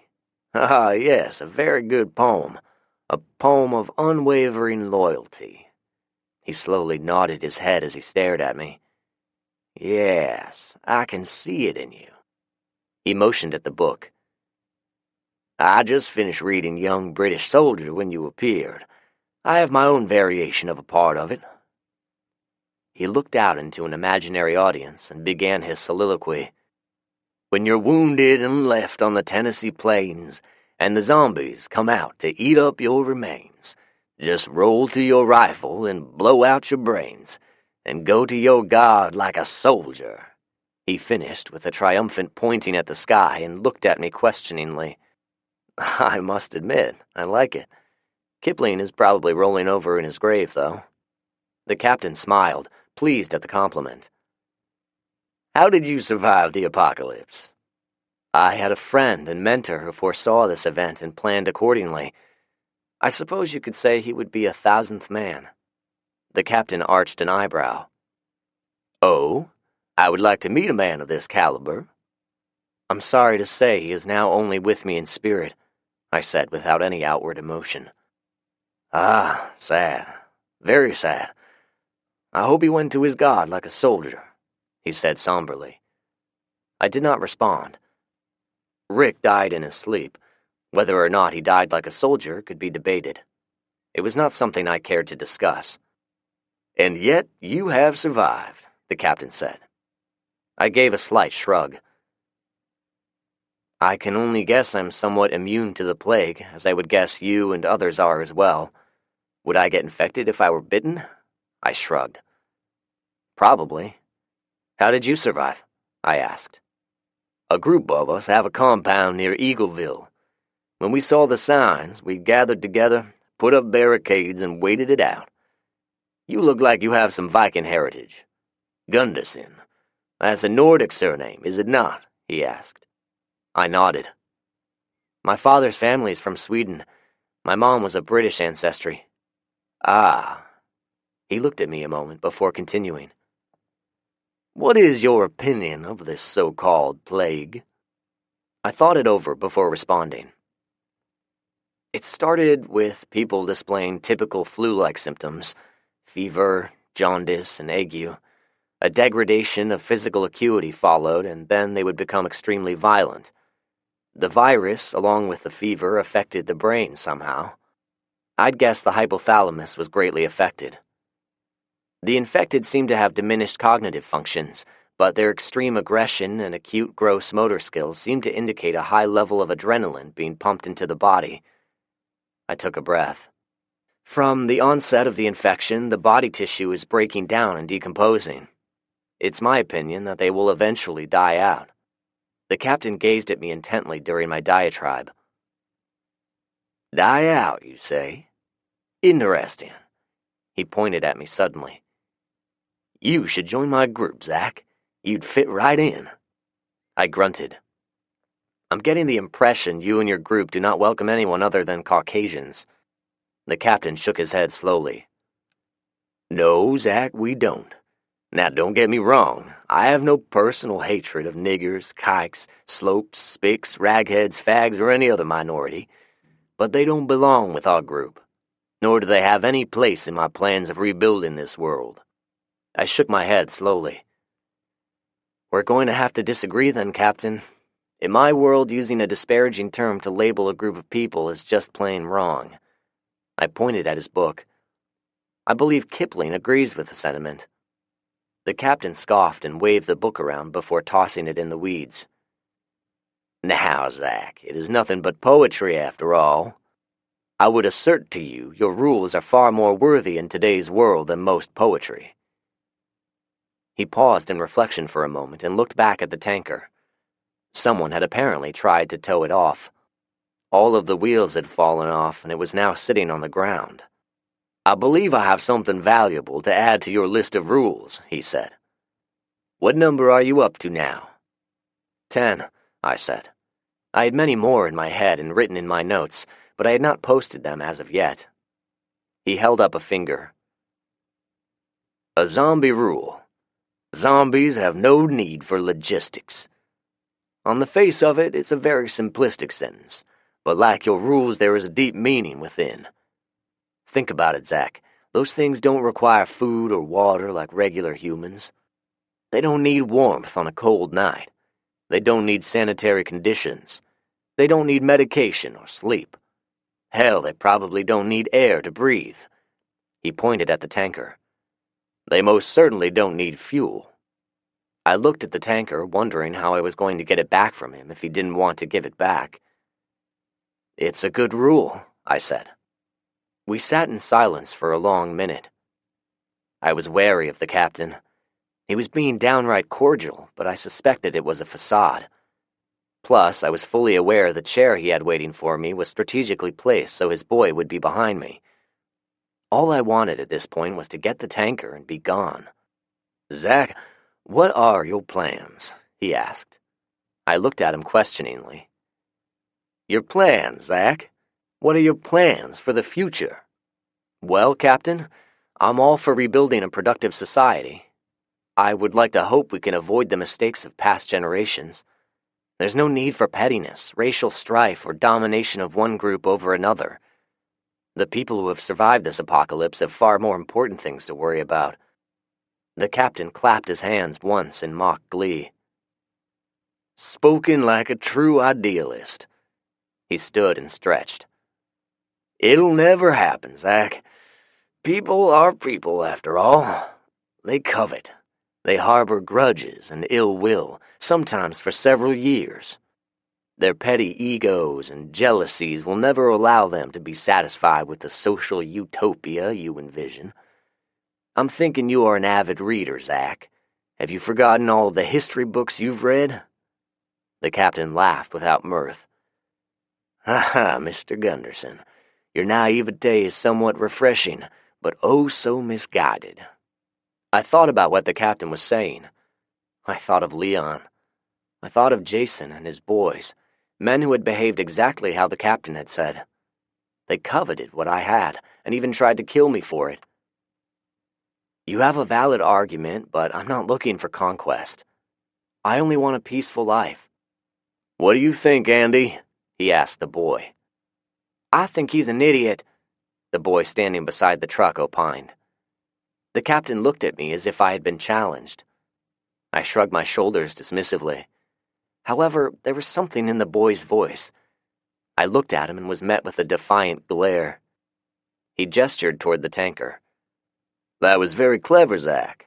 We had no idea the lug nuts were missing until we tried to drive off with it. Is there any reason why I should give it back to you? The captain asked. He was smiling pleasantly, but there was a cold look in his eyes. Before I answer you, Captain, please allow me to ask a couple of questions. He waved a hand.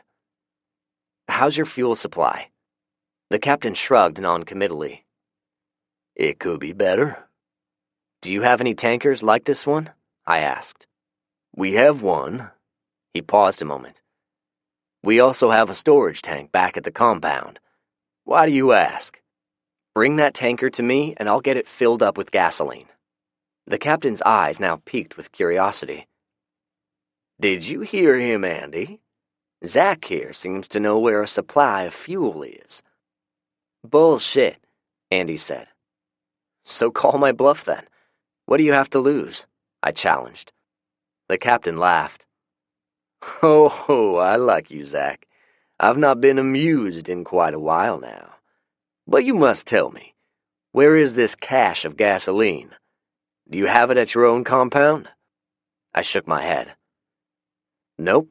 It's in a fuel reservoir in downtown Nashville on the east bank of the river, near the old Titans football stadium, to be specific. The captain stared at me in amazement a moment, and then laughed uproariously. Zach, it's impossible. There are thousands of zombies in the downtown area. I've seen it myself. I sent in a team a few months ago, and they were surrounded within minutes. They didn't make it, Zach. They were annihilated. I held my hands out, careful not to raise them. I have a plan. It might even go better if you want to help out. He looked at me, unbelieving at first, and then with concern.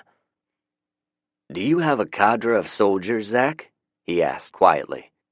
I did not answer directly. I'm going to try it out with a small group. If everything goes according to plan, we'll gain access to the fuel.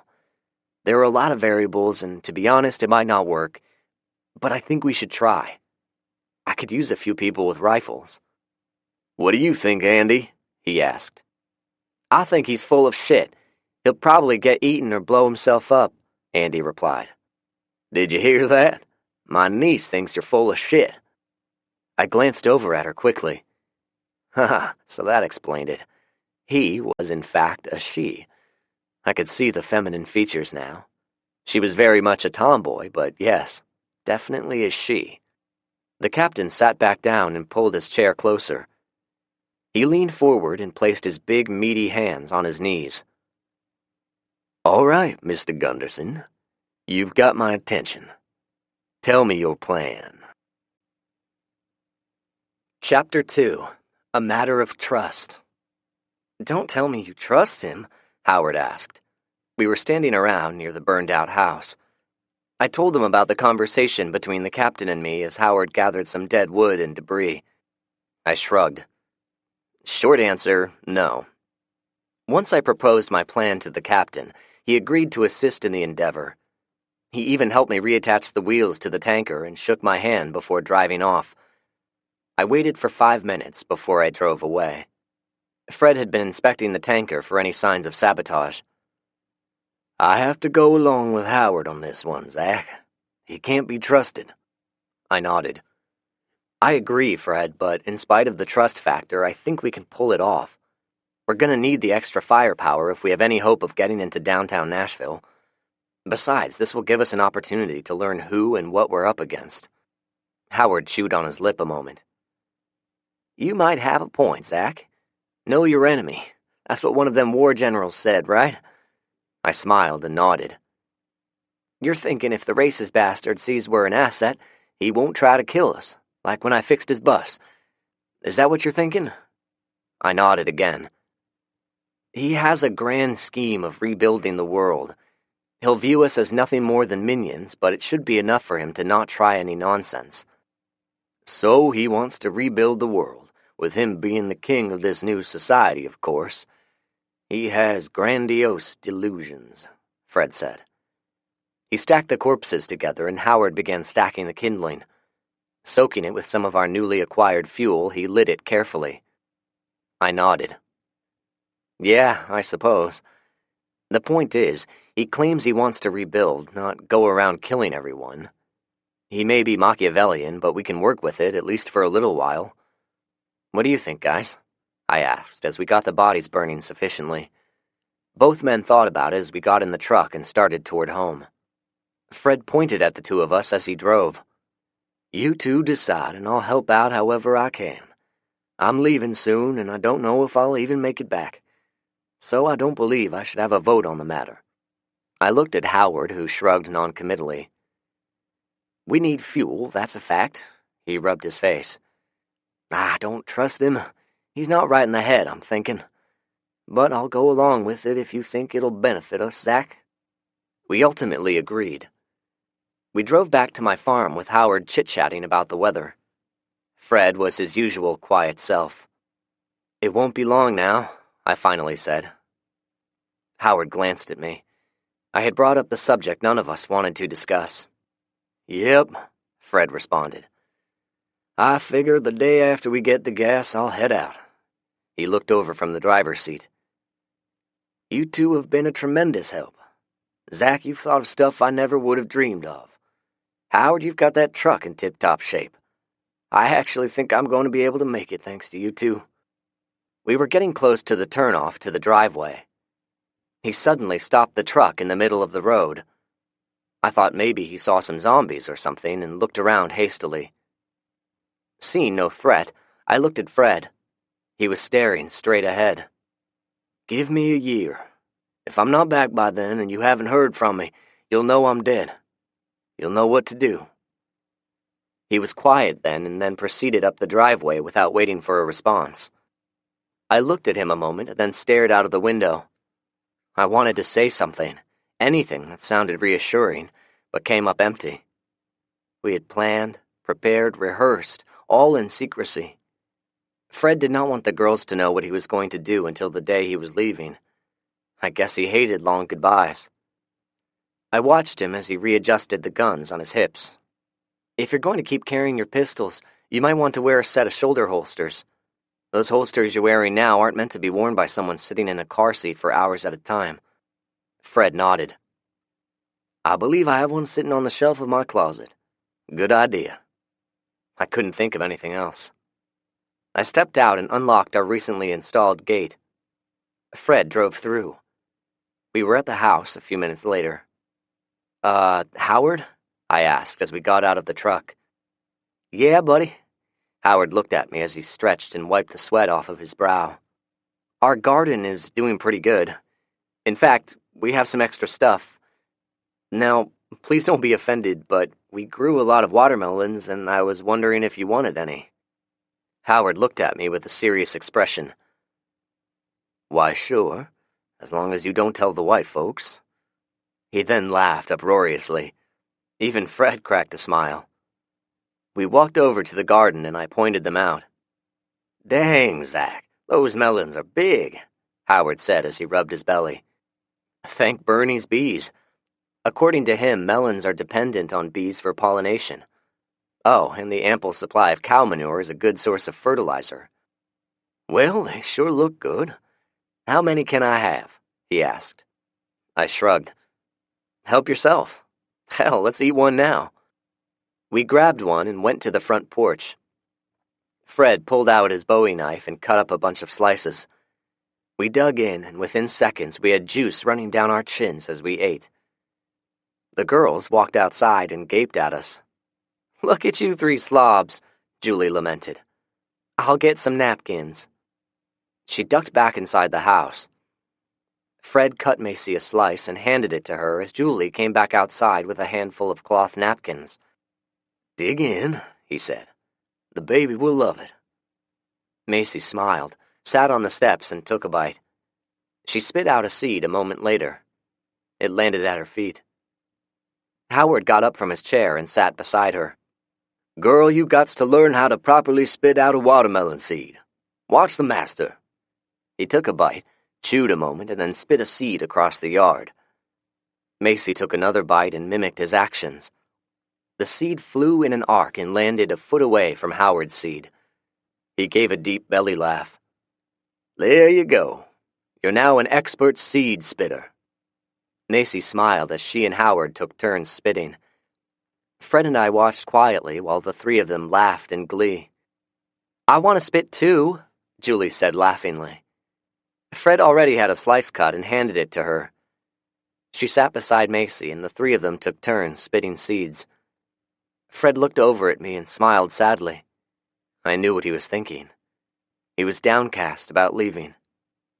After a few minutes of their antics, Howard stood. "I've got to be getting home, or else LaShonda will jump all in my ass. Thanks for the watermelons," Howard said. We helped carry the watermelons to his Hummer and bid our goodbyes. "I need to get home as well. I'll see all of you tomorrow," Fred said. He started to walk toward his truck. He stopped suddenly and turned around. He walked back to the girls and took turns hugging them.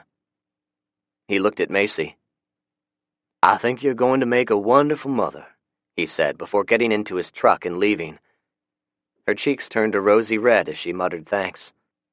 The three of us ate a dinner of chicken with a mixture of canned vegetables.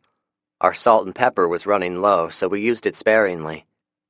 "I'm trying to get my head wrapped around your plan," Julie said. Dabbing at my face with my napkin, I attempted to explain. "First, we'll recon the objective. If the plan is feasible, I'll call in fire support. That will be the captain's duty. He'll come rolling in with his bus, firing his machine guns, killing every zombie in sight. The trucks with the tankers will be following the bus. We bring them into the fuel reservoir, fill them up, and then follow the bus back to the rendezvous point," I said. "And you trust him?" Macy asked. "Up to a point," I answered. "Zach, what's stopping him from pointing those machine guns at you and taking the gas? Maybe even killing you to boot?" Julie asked. "I'm working out the details, but I think I have a way of avoiding that," I said. I finished my food and retrieved my notepad. "I'm all ears," Julie said. Macy snorted. I smiled. "It involves you and employing your sniper skills." I turned to the page where I had a hand-drawn map of the intersection of Old Hickory Boulevard and Nolensville Pike. The girls peered closer while I explained. Chapter 3. Operation Gas. The evening sky was hazy, overcast, and there were inky, ominous clouds creeping up from the south. I saw the faint glimmer of lightning and stopped the truck. I had been waiting for 3 days since the meeting with the captain for optimal weather conditions for what we were going to attempt, and I believed it was finally here. Howard Jr., or Lil H as we called him, looked at me when I stopped the truck. Seeing no zombies, we got out. We were on a bridge on Nolensville Pike. Mill Creek flowed under. I saw lightning again in the distance. "Listen, Lil H." I started counting off the seconds out loud. I got to the count of 7 before hearing the rumble of thunder. 7 seconds. The storm is about 7 miles away. We're going to wait a minute or two and then do the same thing over again. Do you know why? Lil H scrunched up his face in deep thought and then shook his head. "We're going to determine if the storm is moving toward us." Another flash of lightning illuminated the horizon. "Start counting." Lil H counted out loud as I had done. We heard the rumble of thunder when he got to 5. "It's getting closer," he said. "How do you know?" I challenged. "Because light travels faster than sound, and when the time between the lightning and thunder gets shorter, it's because it's moving closer," he said. I smiled and nodded. "All right, let's check the level of the creek." The two of us got out of the truck and walked over to the edge of the bridge. "What are you looking for?" he asked. I pointed at the water. "I'm looking at the water level of the creek," I pointed. "Do you see the marks on the bridge abutment?"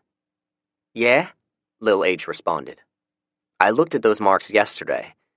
The creek is up by about a foot, and it's going to keep rising, which is good for us." I put my hand on his shoulder and squeezed. "It's going to be raining soon. Time to put our plan into action." Lil H looked up at me and grinned.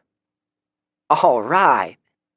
We got back into the truck and drove to the Allens' home, a former tire shop located at the intersection of Nolensville Pike and Old Hickory Boulevard. Howard and LaShonda listened as I got in touch with Fred on the shortwave radio. He answered after a few attempts. "Rain is heading our way. Operation Gas is a go." "I'll bring the boats and tell the others. ETA is 1 hour." He signed off. I rotated the dial on the radio until I found another frequency. "Come in, Captain. This is Zach," I said into the microphone.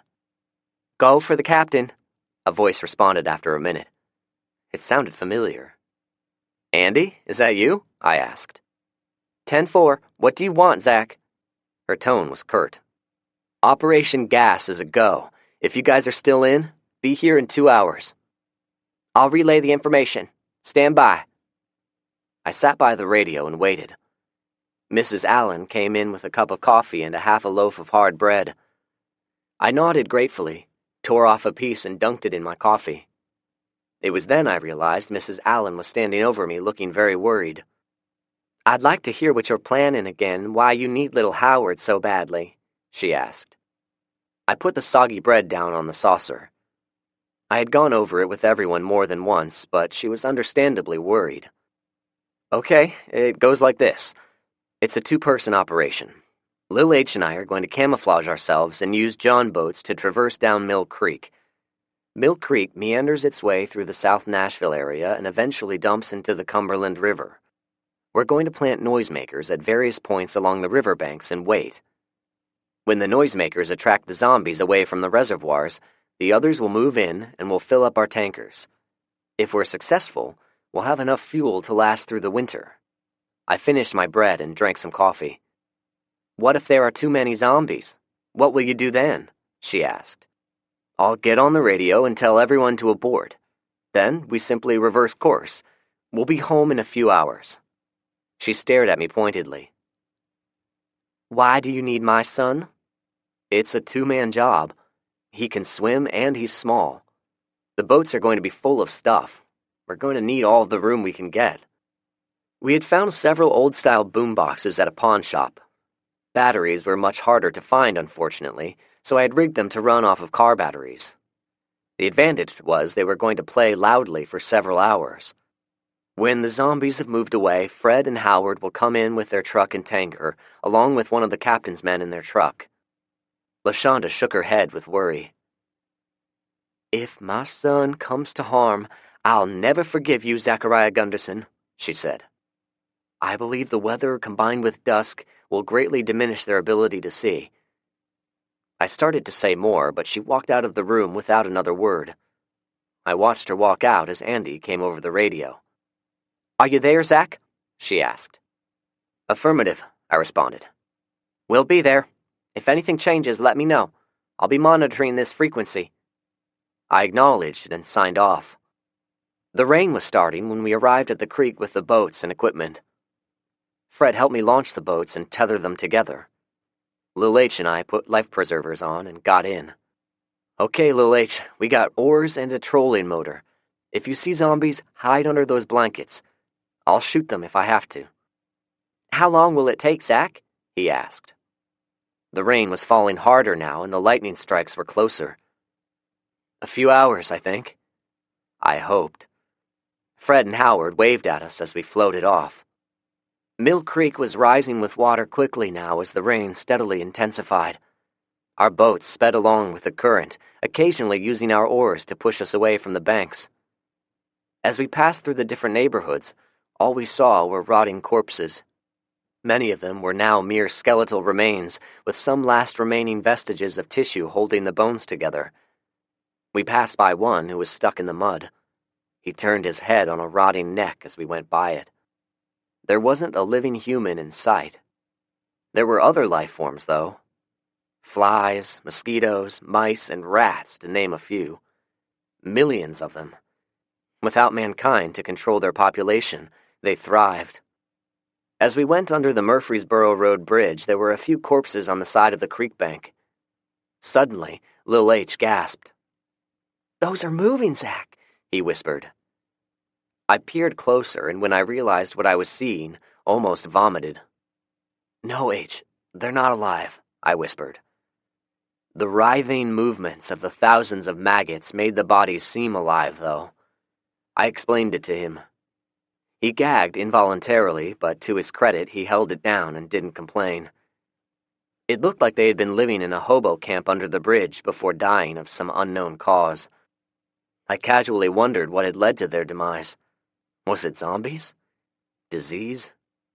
There were no other surprises as the creek threaded its way through the Donaldson community, and soon we were dumped out into the Cumberland River. Exiting the tributary, we now had to travel upstream. This was going to be a test. If the Cheatham Dam was compromised, the current was probably going to be too strong for a trolling motor, but I did not feel a loud outboard motor was worth the risk. I threw a small chunk of wood out into the river and the two of us watched it. "What do you think, Zach?" Lil H asked. The current doesn't seem to be any stronger than normal. Full speed ahead, I said as I looked back at him. He had practically begged me to let him steer the trolling motor, and I relented with a chuckle. The look on his face indicated he was thoroughly enjoying our little adventure. It was dusk now. We placed our first noisemaker on the bank 100 yards from the creek. We continued this every 100 yards or so, including a few I had rigged so they would float in the water. Along with trash, logs, and other unknown types of debris, we saw several corpses in the river. They were unmoving and appeared lifeless. We proceeded unmolested. It wasn't until we reached the east bank where we wanted to land when we encountered them. There were approximately a dozen standing around right where we wanted to land. "All right, H, it's time to see how good of a sailor you are. Keep us in one place while I shoot those bastards." Lil H nodded, pointed the boat upstream, and manipulated the throttle expertly. I used my Ruger 22 with a homemade silencer attached. I only missed once. The small caliber bullets did not make much of an overt impact. The only indicator was a small hollow hole suddenly appearing in their foreheads, and then they would slowly fall over. Truthfully, I was surprised there were any mobile zombies left alive. Finding no others nearby, I glanced at my watch. It read a little past 1800 hours. We were proceeding on schedule. "Okay, buddy, it's time for the signal," I said. Little Howard grinned in a way only a kid could grin.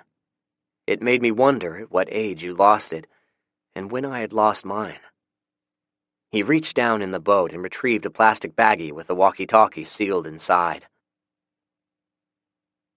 Fred and Howard waited in the security of the dually pickup truck, parked in the middle of the Nolensville Pike intersection of Old Hickory Boulevard.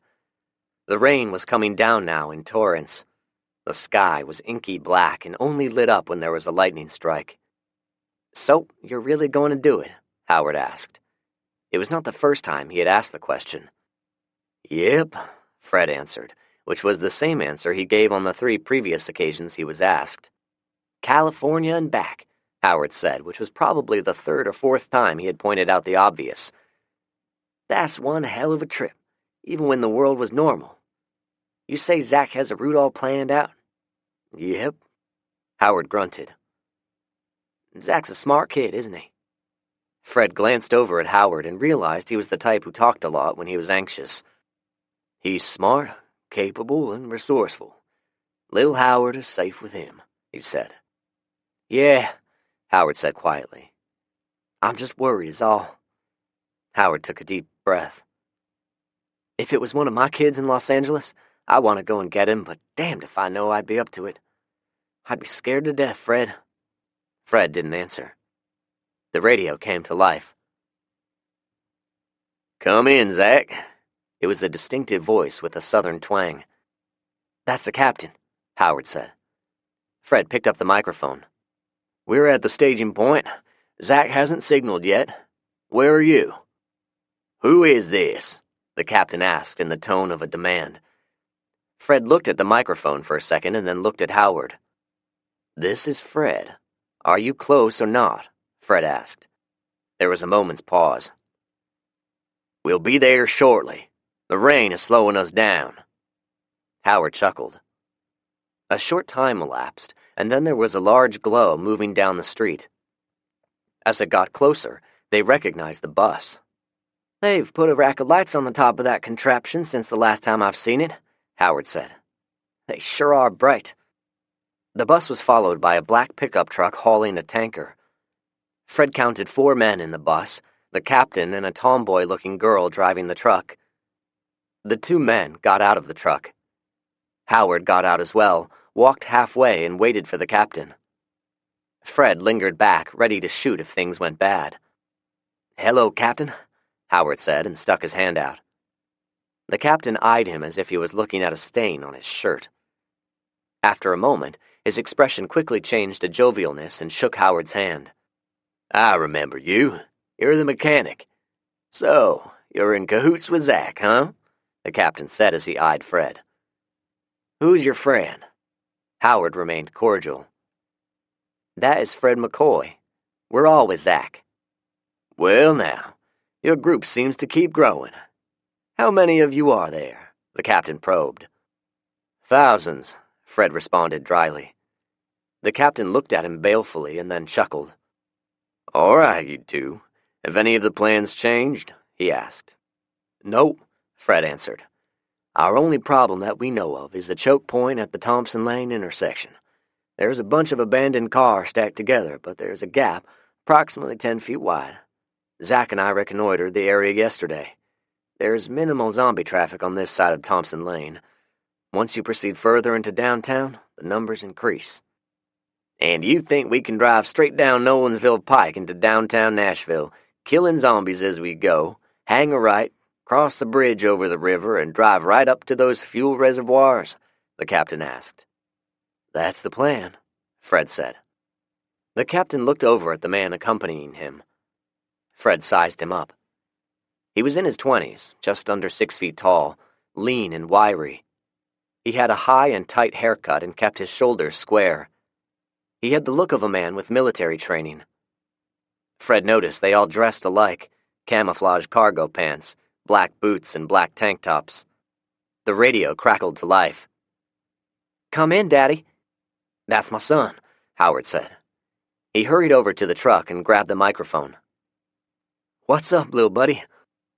"Zach and I are here. He says it's clear to come in," Lil H said excitedly.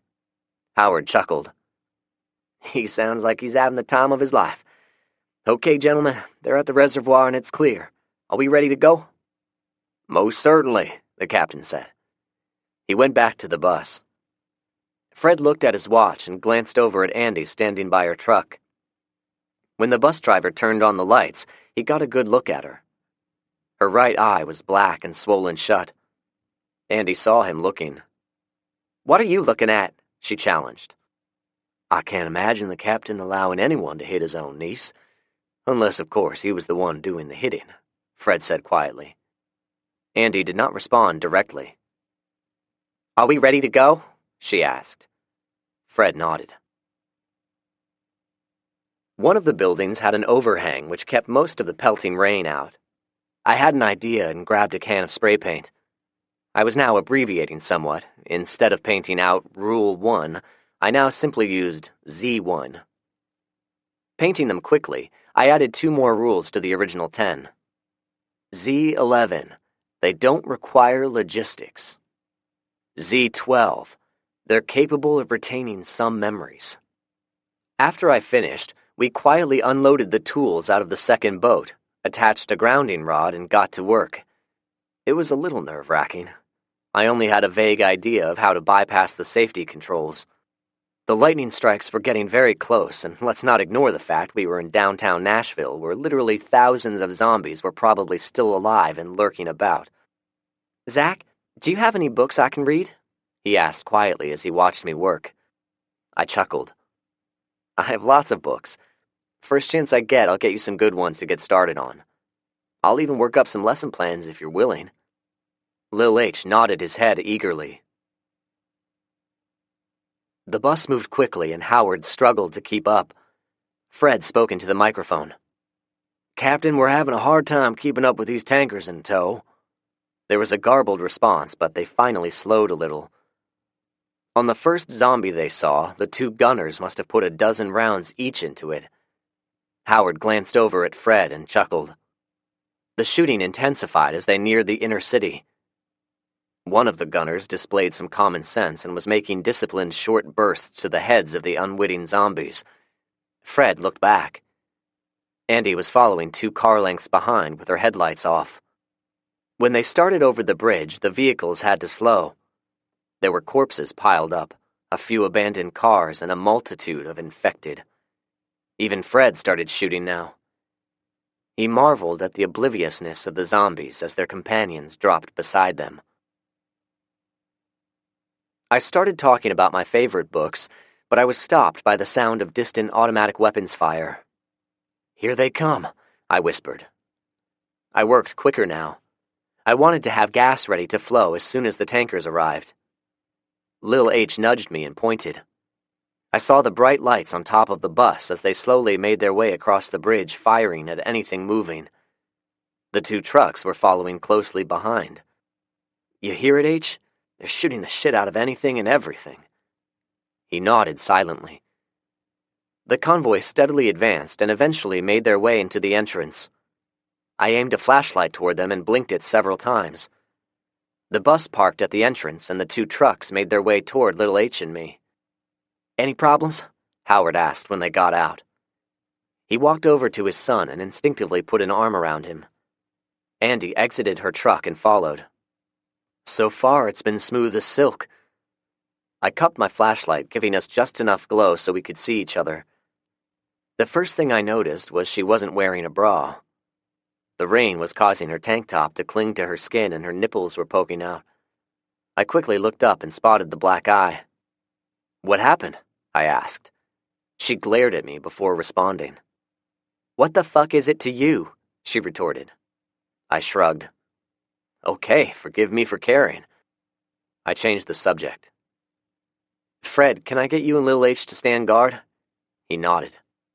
"Howard, drive the truck to that set of pipes down at the end, and Andy, follow Howard. Don't light any cigarettes." I was interrupted by Andy. "Let's get this over with unless you want to stand around jerking off all night," she said. Now it was my turn. Her attitude was pissing me off. "Get something straight right now. We do this my way. You do exactly what I say without your ridiculous remarks or get the fuck out of here. I'm done trying to be cordial with you. This is a dangerous operation we're about to attempt, and I'm betting you have no fucking idea what to do," I declared. She attempted to maintain her one-eyed glare, couldn't do it, and acquiesced. "Fine," she finally said. "Good." I went over my instructions again. When I was finished, Howard got to work. The loading platform of the fuel reservoir was designed to fill tanker trucks equipped with bottom-loading apparatus. Designed for safety, there were a few of the processes and safety protocols in which we were going to need to bypass. After a long 45 minutes, we managed to get fuel coming out of the pipeline and filled both tankers without blowing ourselves up. I kept eyeing my watch, but we were actually ahead of schedule. It took another hour to fill the tankers. I gave the signal and Howard shut the valve off. "All right, Zach. I think I'm going to leave everything exactly how it is so it won't take so long next time." I nodded in agreement as Andy watched quietly. I looked around and saw something I missed. "We're done here, almost." She looked at me questioningly. I retrieved the can of spray paint and added my initial at the bottom of the rules before tossing the can back into the truck. "Well, now we're finished." She smiled before she could help herself. "Are we ready to head out?" she asked. She had slung her rifle and was holding her arms around her. The rain had cooled things down somewhat of what would otherwise be a hot August night. "Yeah, we're going to load up the John boats and we'll be right behind you. I've got a windbreaker in the truck. Do you want to borrow it?" She quickly shook her head. "Okay, if you change your mind, let me know. We'll be ready in a minute." She stared at me for what seemed longer than necessary, and then jogged to her truck. "All right, Howard, let's get loaded up and get out of here." We stacked the 2 boats on top of each other in the bed of the truck and lashed them down. Then I gave a low whistle. Fred and Lil H jogged up and got in the truck with us. "Look what I found," Lil H exclaimed. He held up a black backpack. "What's in it?" I asked as Howard drove back over the bridge. We opened it up and looked inside. There was a couple of boxes of bullets, toiletries, some canned food, and a spiral notebook. I thumbed through the notebook. It appeared to be a personal journal. I put it back in the pack. I'd read it later. "How'd it go with the captain?" I asked. "A little tense, but otherwise okay," Howard said. Howard offhandedly pointed in the distance. "Lots of zombies still out there, Zach. We passed a lot of rotting corpses along the way, maybe thousands of them, but the captain and his crew still killed quite a few." I nodded. I was certain they would have all been dead by now. Fred offhandedly pointed at the bus. "He had 2 men firing those M60 machine guns. One of them had good fire discipline. He shot in tight, short bursts, definitely ex-military. The other one was reckless, probably shot 3 times the amount of ammo. I believe the captain drove. Oh, and there were a couple of them crouched down in the bus. I just happened to catch a glimpse of them, but they didn't do any shooting. Kind of odd, if you ask me. Like they didn't want us to know they were there. Are we still planning on standing them up at the rendezvous? Howard asked. Damn right, Fred responded. The man can't be trusted. I wouldn't put it past him to take our tanker at gunpoint and maybe shoot one or two of us just to show us who the boss is. Howard nodded vigorously, and I had to agree as well. I reached for the microphone. Come in, Captain, I said. Why, Zach, is that you? He responded. Yes, sir. The op was successful. Both tankers have been filled. How is it on your end? We're having a good old time here. I believe we terminated over 500 of them, he said. Roger that, sir, I said as I looked at Fred knowingly. Those boys of his must have fired over 1,000 rounds each, he said. We were hoping they would expend as much ammunition as possible. The captain's voice came over the radio again. Come in, Andy, he said. I'm here, she responded. I peered through the heavy rain and saw the outline of her truck a couple of 100 yards ahead of us. It looked like she had stopped in the middle of the street and was waiting on us to catch up. Are you good? The captain asked her. Yeah, we're more than good, she responded. I wondered if there was any code speak going on. The original plan involved meeting up with the captain back at Nolansville and Old Hickory Boulevard. The captain wanted to run a debriefing, and then we'd shake hands or something and go our separate ways. The three of us thought this might be an opportunity for the captain and his crew to take us out, or at the very least, steal our fuel. We wanted no part of it and came up with our own plan. We followed at the tail end of the caravan. When we approached the barricade at Thompson Lane, Howard stopped the truck and I quickly exited. Howard looked out through the mesh of hardware cloth covering the window. I sure hope he don't get pissed and do something to you. I don't think he will, I said. The truth was, I had no idea how he would react. Howard was worried, it was plain to see. He nodded, put on the night vision gear, and waited. I jogged over to my Ford Ranger, which was nestled among the abandoned cars. I turned my headlights on, and Howard immediately turned his off. He drove off, traveling west on Thompson Lane. They were going to take another route back to the farm while I caught up with them and maintained a 50-yard gap. We arrived at the intersection a few minutes later. I sat in my truck and waited. The captain and Andy walked up a moment later. He looked at the truck and scowled. Where the hell is the tanker and your friends? He demanded. They left. Why? I didn't authorize this. The tone of his voice indicated his temper was rising. I shrugged. They had other things to do. Why is it so important, Captain? We pulled off a successful mission. You now have almost 500 gallons of gas. I had hoped you would be pleased. Get out of the damn truck, he snarled and reached for the door handle. It was locked. Not a good idea, I said. He paused. And why not?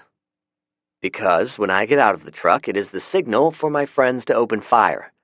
I took the precaution to have a couple of snipers set up in case you acted the way you're acting right now. His eyes arched in understanding. He started to reach for his sidearm. I strongly recommend you keep your hand away from your sidearm, Captain, I said somberly. He stopped and glared at me. Captain, I believe it's time for you and me to have a little heart-to-heart. We are not your minions. I would like for us to continue to work together for a common goal, but your behavior right now is giving me second thoughts, I said. He leaned forward slightly. You don't think I can kill you before your friends can get a shot off? He growled. I nodded slightly. You could, but then we'd both be dead. What good is that? I'd rather us part on friendly terms, but you seem to have a lopsided perspective of our relationship. Let me edify you. You do not order us around. We do not kowtow to you. If you want 1,000th man, Captain, you must be one in return. I promised you fuel and we delivered. We don't owe you anything else. The captain glared at me a moment longer. He pointed one of his meaty fingers at me a moment and stomped off. He was met at the bus by two of his men, and it appeared they had a quiet but heated discussion. Andy lingered beside my truck. He's pissed. Boy, is he pissed, she said under her breath. Yeah, I suppose. He'll get over it. Andy stifled a chuckle. Are you and I going to be enemies now? I asked. She bit her lip as if coming to a decision. Do you know where College Grove is? She asked. Yeah, Henry Horton Highway runs right through the middle of it, right? She nodded. At the fork, where Horton Highway splits with Shelbyville Highway, there's a store. We cleared it of zombies a couple of weeks ago. It's abandoned now, and I don't think anybody goes around there. Would you meet me there in 2 days? At sunup, maybe? By yourself? I looked at her a long moment. Okay, if I can. She nodded and started to say something else.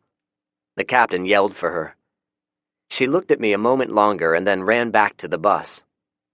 I waited for them to drive away and then waited 10 minutes more. When I was satisfied, I flashed my headlights. Julie emerged a few seconds later with her AR-15. She ran to me and got into the truck. It looked like it was going to go bad for a minute. How'd it go? She asked. I filled her in as we drove home. Chapter 4. The Journal. This is the journal of Harold Boom Boom Walsh. I was at one time an aspiring medical student. However, due to unforeseen misfortunes, I had to drop out of college and found myself installed in the occupation of a deputy sheriff when the worldwide outbreak struck the city of Nashville in inexorable force. I watched in helplessness and fear as the inmates became infected. Oddly, 3 of us seemed to be immune. 2 of us had tower duty, locked away from the rest when they started turning on each other. Other deputies fled for their lives and abandoned us. We managed to separate ourselves from the infected and were thus safe, safe being a subjective state of mind. In summation, Sherry, my other co-worker, and I found ourselves with over 100 infected inmates. They were confined in their cells, of course, so we were relatively safe. There were so many of the infected roaming the streets of downtown Nashville, we did not dare go outside. We tried several times, but quickly turned back lest we succumb to a most unpleasant death. We had taken inventory of the food wares and found we had enough to feed us for several months. The water was still running and we had generators, so instead of seeking escape, we elected to lock ourselves in the jail. It was safer. I have started this journal on the 2nd week of our self-imposed quarantine. The infected inmates have not eaten food nor drank any fluids during this entire time. It is at this time when our experiments started. Almost all of the inmates are infected. We have one inmate who appears healthy, however he is an intemperate sort. When I tried to check on him, he responded by throwing feces on me. I used a broom handle to slide his tray of food to him. He thanks me by throwing shit at me. The noises these things make, combined with the putrid odor, are enough to drive one mad. I hated it, but every time we attempted to go outside, the streets were roaming with those things. There were far too many. We were effectively trapped. Sherry and I broke open the evidence locker last night and found some marijuana. I think the weed, in combination with all of the moaning and shrieking, were the seeds for our idea. We had no idea why some people became infected and why others did not. There were many unanswered questions. Sherry thought of it first. I think there is an evil streak in her. She suggested we conduct experiments on the infected. She thought it would be amusing and a fun way to pass the time. I reluctantly agreed, but only because I thought it might help me understand this infection better. We started with sensory experiments. We would make noises at various ranges and at various distances. We would blink a flashlight on and off. We would use various things to induce motion stimuli. We tried to maintain scientific standards, but to be honest, we were lax. In summation, the infected inmates seemed to maintain most of their senses. Their sight, smell, and hearing seemed to remain intact with only a small amount of degradation. I've no idea about their sense of taste. The sensory experiments segued into other tests. We intentionally withheld food and water from them. It did not matter. 3 weeks later, and they were still alive. When we would slide a tray of food or a cup of water through the slot, the infected inmates would ignore it and try to grab at us. The second experiment was also initiated by Sherry. I had found the key to the armory, and we had armed ourselves. Sherry had a Glock 40 caliber, which she decided to experiment with. One of the infected inmates was a large, muscular gangbanger in his 20s. Sherry began the experiment by aiming her weapon through the food slot and shooting him in the shins. He seemed oblivious to the pain and had repeatedly tried to attack us by slamming against the cell door. She giggled like a schoolgirl as she worked her way up his torso. The test subject finally collapsed when Sherry shot him between the eyes. We left him lying in the cell. He didn't move for several hours. We finally got up the nerve to open the cell door and check on him. We confirmed his status. He was deceased. Our first experiment yielded the following conclusion. A headshot was the fastest method for killing one of these things. I found myself nodding and closed the notebook. I was intrigued, but I was also very tired. Julie had pulled a pillow over her head to block out the soft glow of the candle I had on the nightstand. I blew it out and snuggled up beside her.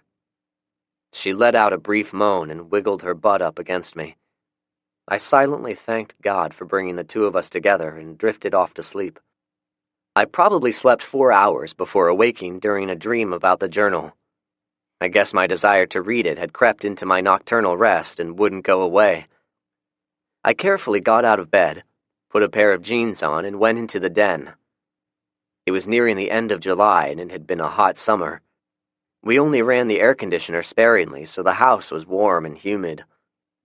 I opened a couple of windows to let some of the cool morning air inside, lit a couple of candles, settled in Rick's old chair, and opened the journal to the page I had dog-eared last night. Our next experiment of sorts was an attempt to get two infected inmates to attack each other. Sherry and I donned riot gear, armed ourselves with taser shields, and entered a cell. Upon reflection, it was an ill-conceived idea, but an accidental experiment was performed. The taser shields had no effect on them. We were successful in getting one of them handcuffed and leg shackled, but it was only through sheer overpowering of the test subject and not the stunning effect of the taser shock. Sherry pricked her finger and put a few drops of blood on it. The subject is a male, but it seems malapropos to assign gender to these things now. And then we shoved him into another inmate's smell. The unhindered inmate did in fact attack the subject with Sherry's blood on him, but the attack only lasted a few seconds. He aggressively bit our handcuffed subject and then seemed to lose interest. Handcuffed subject was not aggressive to the other infected inmate, only toward us.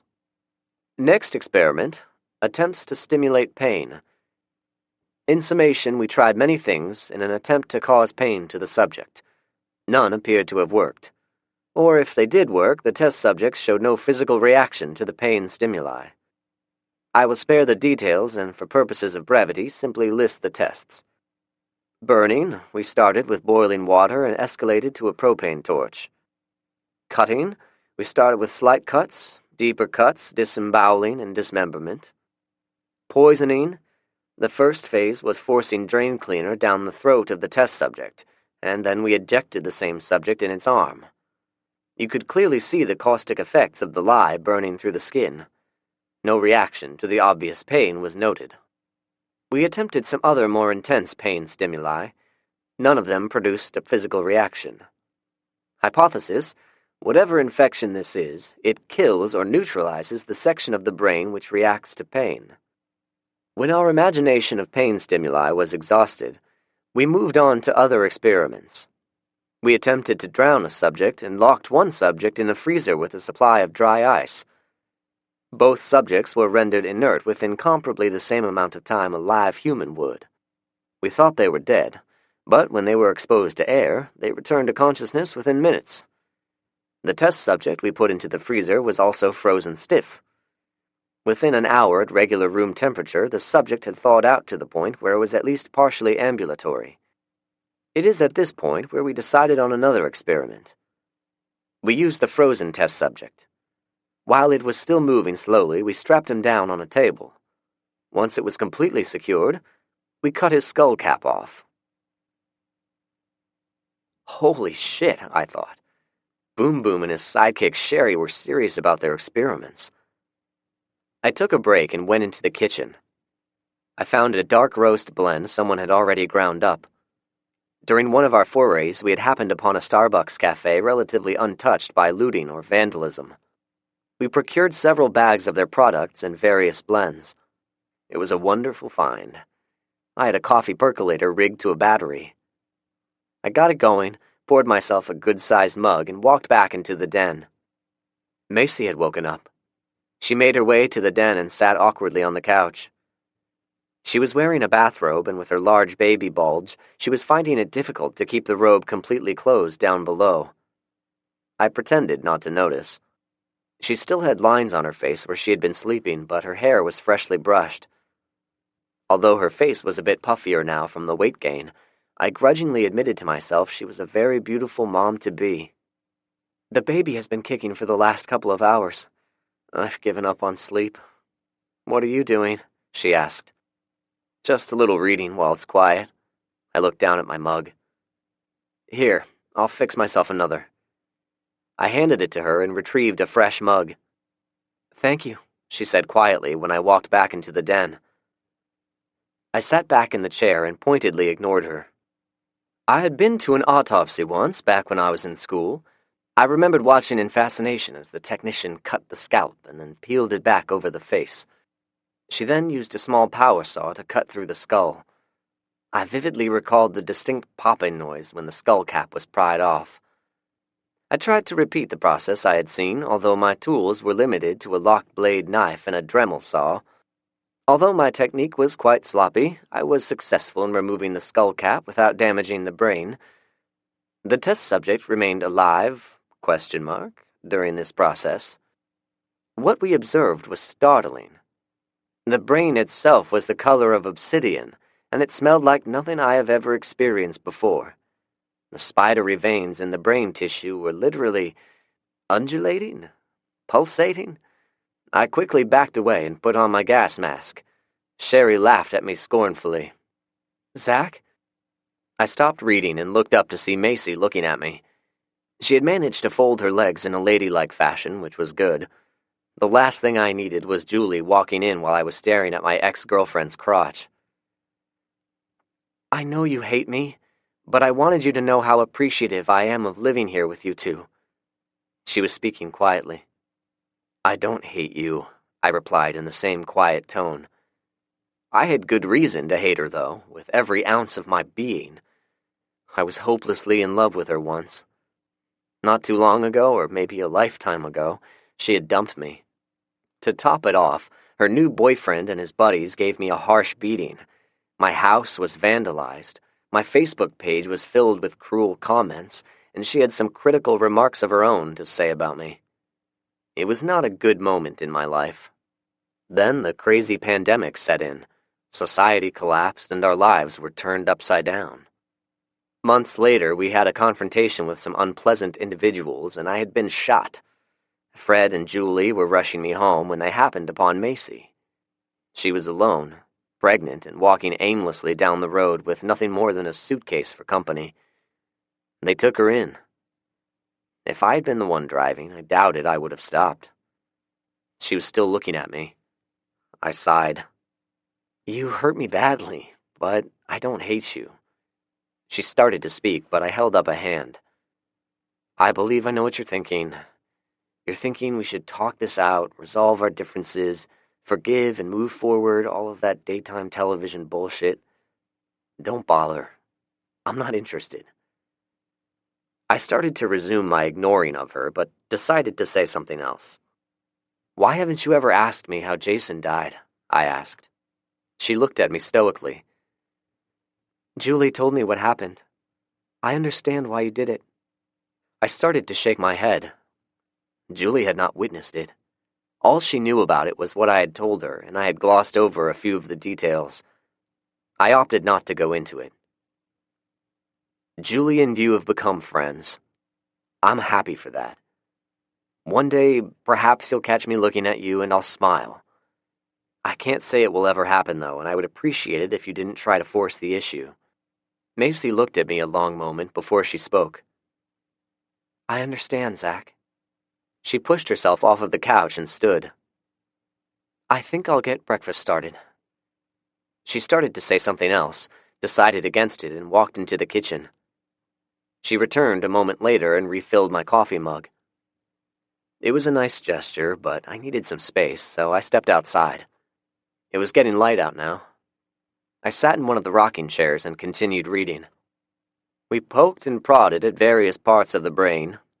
We would be rewarded with the test subject displaying various muscle spasms or tics.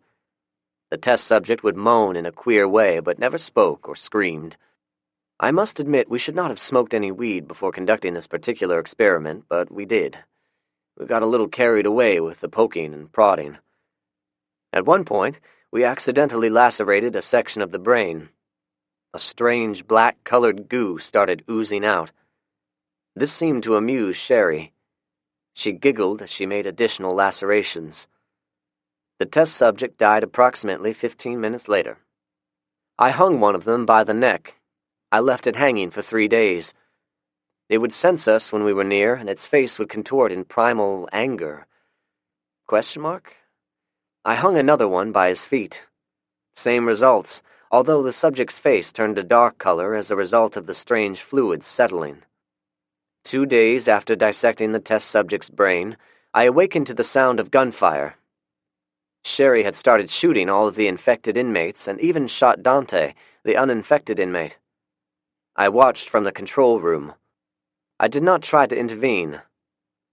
She had a strange look on her face, and, to be honest, I was concerned she might try to shoot me as well. When she killed the last one, she looked up at me as I watched her through the thick glass. The expression on her face was frightening. It was not the Sherry I knew. I sat in the control room the rest of the day contemplating what to do. Occasionally, I looked out at Sherry. She stood in the middle of the day room, unmoving. It is dusk now. I've decided to make a run for it after sunset. Quite frankly, I'm frightened. There's something about Sherry that is not quite right. I think she may have become infected, or perhaps the strain of the situation has driven her mad in the jail when the outbreak was at its peak. I set the notebook down. The experiments intrigued me, and I was going to reread the journal when I had the opportunity. I changed the subject. How are your equestrian skills coming along? Fred had recently started teaching Julie how to ride a horse. She smiled. I'm having a lot of fun. Prancer can be a bit mischievous, though. If I'm not careful, she'll try to eat my hair, and yesterday the little stinker snuck up behind me while I was bent over picking something up. She pushed me over and then took off running when I scolded her. She laughed. She's a handful. I don't know what got in Fred's head, though.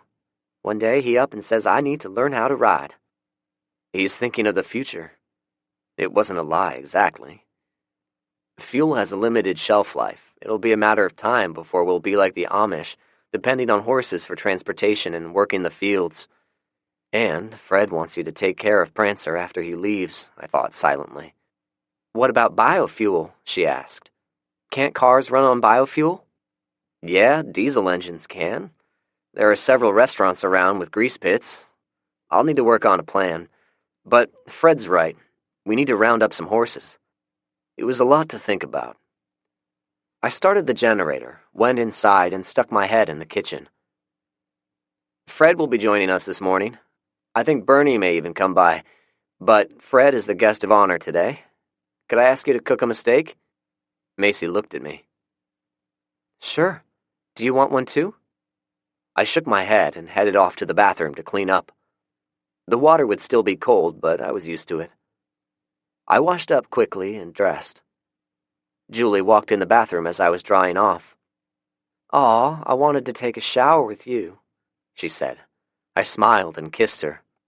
Maybe next time. Go ahead and jump in, and I'll tell Macy to get in after you. Today's an important day. Julie was still groggy, but her eyes came open at my statement. What's going on, Zach? She asked. I'll explain later. I've got to open up the bridge, I said, kissed her again, and hurried outside before she could question me further. Fred and Bernie showed up about the time I made it to the bridge. We had located a Volvo truck dealership a few days ago and picked one out. It was a black model VNL 630, which I understood to be their middle-of-the-line model. We had done some modifications, including a quasi-cattle catcher Howard had fashioned on the front bumper with some scrap steel. It was designed to push cars and zombies out of the way. We had also loaded it up with anything we could think of. It looked like Fred was ready. "Good morning, Mr. Gunderson," Bernie said in his peculiar high-pitched voice as he exited the truck. Fred got out and nodded at me. "Good morning, Bernie." "Fred," I said as I looked at Fred. "All set?" He nodded again. Bernie brought his bike along. He said he was going to do some riding around. We went inside to a prepared table. Due to Bernie's oddities, we had been reluctant for him to be around Julie and Macy. We thought he would be the proverbial dirty old man and would be trying to steal their panties when nobody was looking. However, Bernie was always a gentleman around the girls, and in fact was downright bashful. Fred led us in prayer before we started eating. The conversation was casual while we ate. I caught Julie looking at me pointedly. She knew something was going on. I waited until we were through eating before I spoke. "Girls, there's something Fred and I need to tell you." Macy and Julie looked at me expectantly. I was about to speak when Fred cleared his throat. "Girls, I'm going to be leaving for a spell." It took a couple of seconds before it sunk in. Julie dropped her fork. Macy's jaw dropped and she covered her mouth with her hand. "Why are you leaving, Fred? Where are you going?" Macy asked. "I want you two girls to know I have grown quite fond of the both of you. You've been like surrogate daughters to me. Unfortunately, it is a reminder to me I have a daughter somewhere out there. I'm going to find her, and if I do, I'm going to bring her home." "But she's somewhere in Los Angeles," Julie lamented. "You've no idea where to find her." Julie was practically shouting now. "You're right, Julie," Fred answered quietly. "Beyond knowing she is in Los Angeles, I've not a clue where to look. All I have is the address of her apartment. Nevertheless, I must try." Bernie hastened a quick glance around the table and then dropped his head and focused on his breakfast. Macy looked over at me. "Zach, how far is Los Angeles from here?" "Approximately 2,000 miles, I replied. The two of them were stunned at the answer. It was as if they never knew this tidbit of information before. However, it was understandable. "I've prepared a travel plan for Fred. Hang on." I retrieved a notebook from the den and brought it back to the kitchen table. Fred knew I had been working on it, but had not seen it. He leaned forward. I had a hand-drawn map on the first page with bookmarks and checkpoints along the route. I named the checkpoints after the phonetic alphabet. If you're able to contact us by radio, we can monitor your progress. Or lack thereof, I thought. I looked at the girls. The reason for the code is for security. We don't want someone listening in and determining where Fred is located. I gestured at the map again. This is the main route of travel. I looked over at Fred. I put an atlas in your truck and marked it with checkpoints. I expect you will encounter possible choke points along the way. The first major obstacle will possibly be the bridge over the Mississippi. It could be clogged with abandoned cars, trucks, you name it. I looked around the table. I've played around with the variables, and I believe Fred will be capable of averaging 200 miles a day. This will mean Fred will make it to LA in 10 days, and then 10 days to make it back. Possibly quicker because you'll now be familiar with the route and obstacles. I've given you a timeline of 30 days to search for your daughter. This is a minimum of 50 days. I've rounded it up to 60 days. I pointed toward where the semi-truck was parked outside. "We've worked hard on the truck getting it prepared," I said, which was an understatement. The doors were stuffed with surplus Kevlar vests we had found at the police academy. There were dozens of them. They were old, which led us to believe they were used for training purposes. We had no idea if they were even effective anymore, but sometimes one must work with what you have. We had also salvaged some bulletproof glass from the teller's booths at a local bank.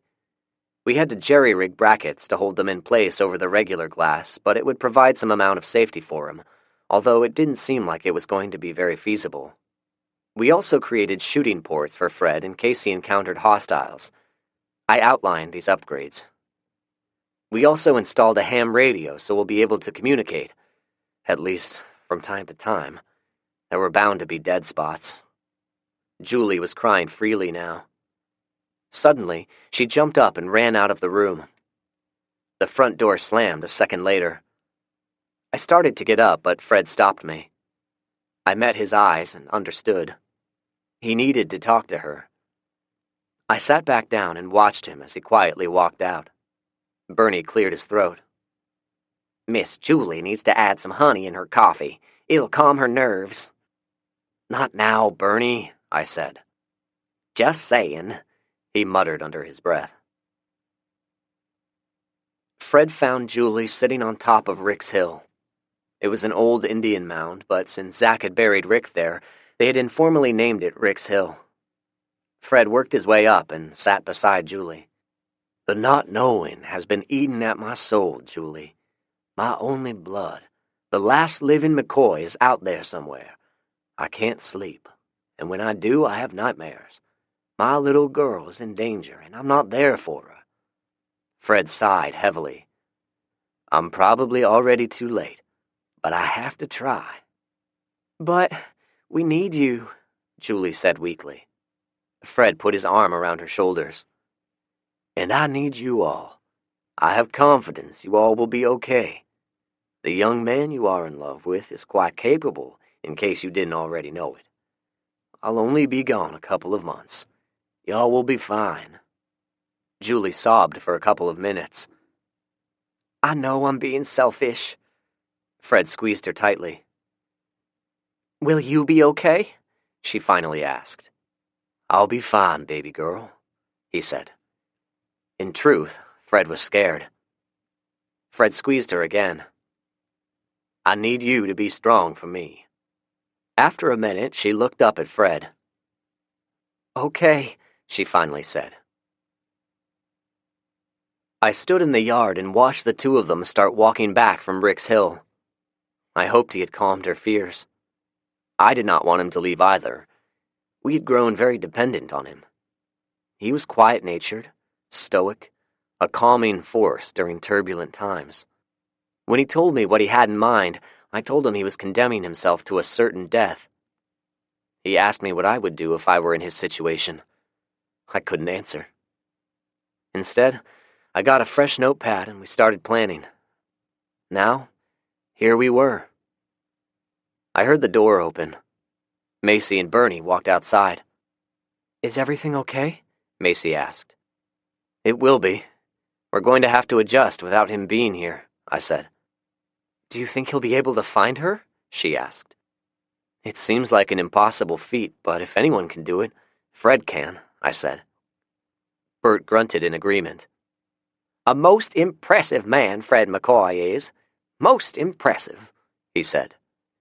He glanced at Macy and then averted his gaze. "I stored a large jug of honey in his truck. It'll help. Honey prevents dropsy, you know." Macy stifled a chuckle. I looked at her and almost smiled, but stopped myself. We waited for them as they made their way back to the front yard. Fred looked at all of us and gave a reassuring smile. "I guess it's time for me to start off on this journey," he said. Bernie grunted in agreement.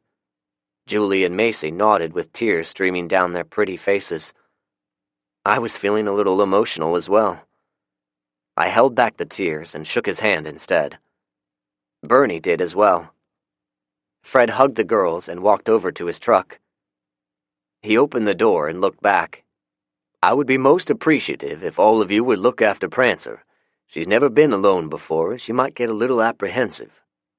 "I promise I'll take care of her," Julie responded. Fred looked at us and nodded. I thought I detected a bit of sadness in his eyes. Bernie untied his bicycle off of the back of the truck and moved out of the way. Without further ado, Fred got into his semi, started it up, and drove away. The exhaust noise of the large diesel engine concerned me. It was loud and was bound to draw unwanted attention, but there was nothing we could do about it. We all stood together, waving at Fred as he drove out of sight. The ensuing silence was heavy, awkward. I think we collectively missed Fred before he was even out of sight.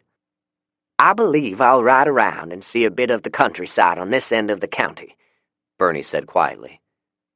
"That's how I met Fred, you know. He's a fine man." He hopped on his bike and pedaled away. Chapter 5. Fred's journey begins. With no small amount of trepidation, Fred got into his brand new and highly modified Volvo truck, waved to his friends, and headed out. He caught one last glimpse of them in the driver's side rearview mirror before they disappeared from sight, and wondered if it would be the last time he ever saw them. Surprisingly, Fred encountered very few obstacles other than numerous potholes as he made his way to Harding Place. When he got to Bellevue, a once thriving section of West Nashville, comprising a rich mixture of commercial enterprise and residential neighborhoods, there was a substantial increase in the number of corpses. They were everywhere, hundreds of them. No, there were thousands of them. They were strewn in the roadways, in the front yards of houses, sitting immobile in abandoned cars. They were in the advanced stages of decomposition now. Even so, the stench was still nauseating. Zach would be hard-pressed to fulfill rule number 8, burn the corpses, Fred thought with a wry smile. The big tires of the Volvo squashed a rat as he continued west on Highway 70 and made his way toward the city of Dixon. It was at the intersection of Sawyer Brown Road when he spotted a group of zombies. There were approximately 20 of them standing in the road. They had massed together, as they seemed to do, and were already working their way toward him. Fred decided this would be a good test for the cattle catcher Howard had mounted on the front of the truck. He slowed to 5 miles per hour and barreled through them. It worked as intended. All of them were pushed to either side of the truck. None was caught under the tires or undercarriage. Several miles seemed to have gone by quickly. It wasn't until he got to the city of Waverly when he encountered another human. "Mr. Truck Driver, do you have your ears on?" It was a voice on the CB radio. It was a deep baritone, as if it was emanating from the diaphragm of a very large man. The strong southern twang left no doubt this man was a country boy.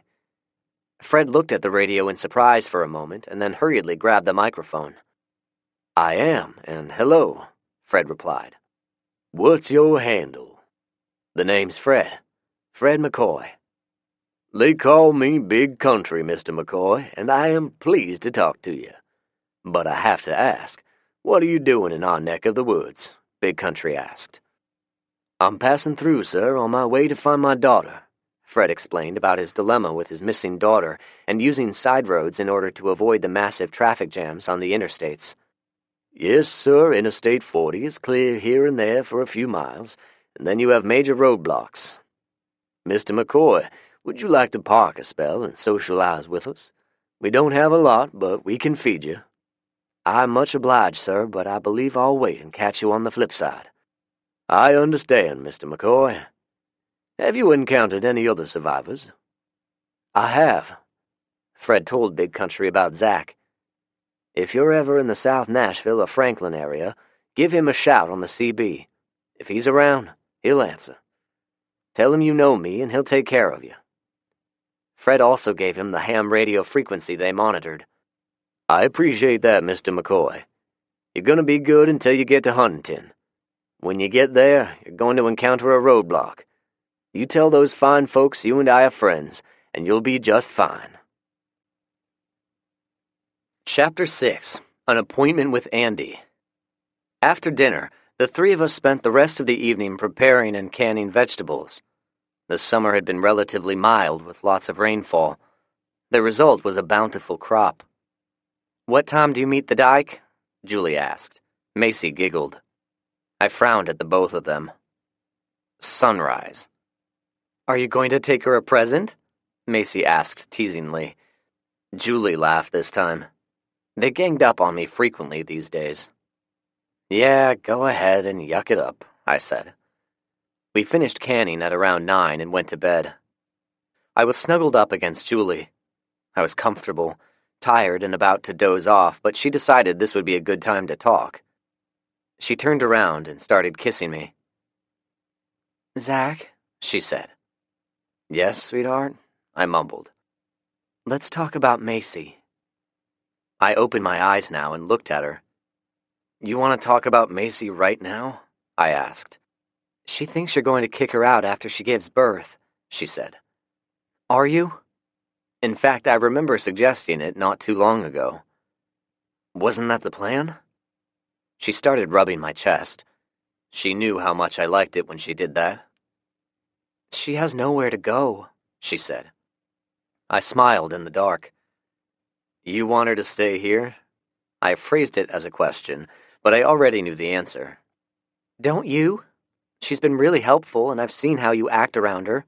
You're nice to her. You're a little aloof toward her sometimes, but you're nice to her. You don't mind her being here, and you know it." She stroked my chest some more.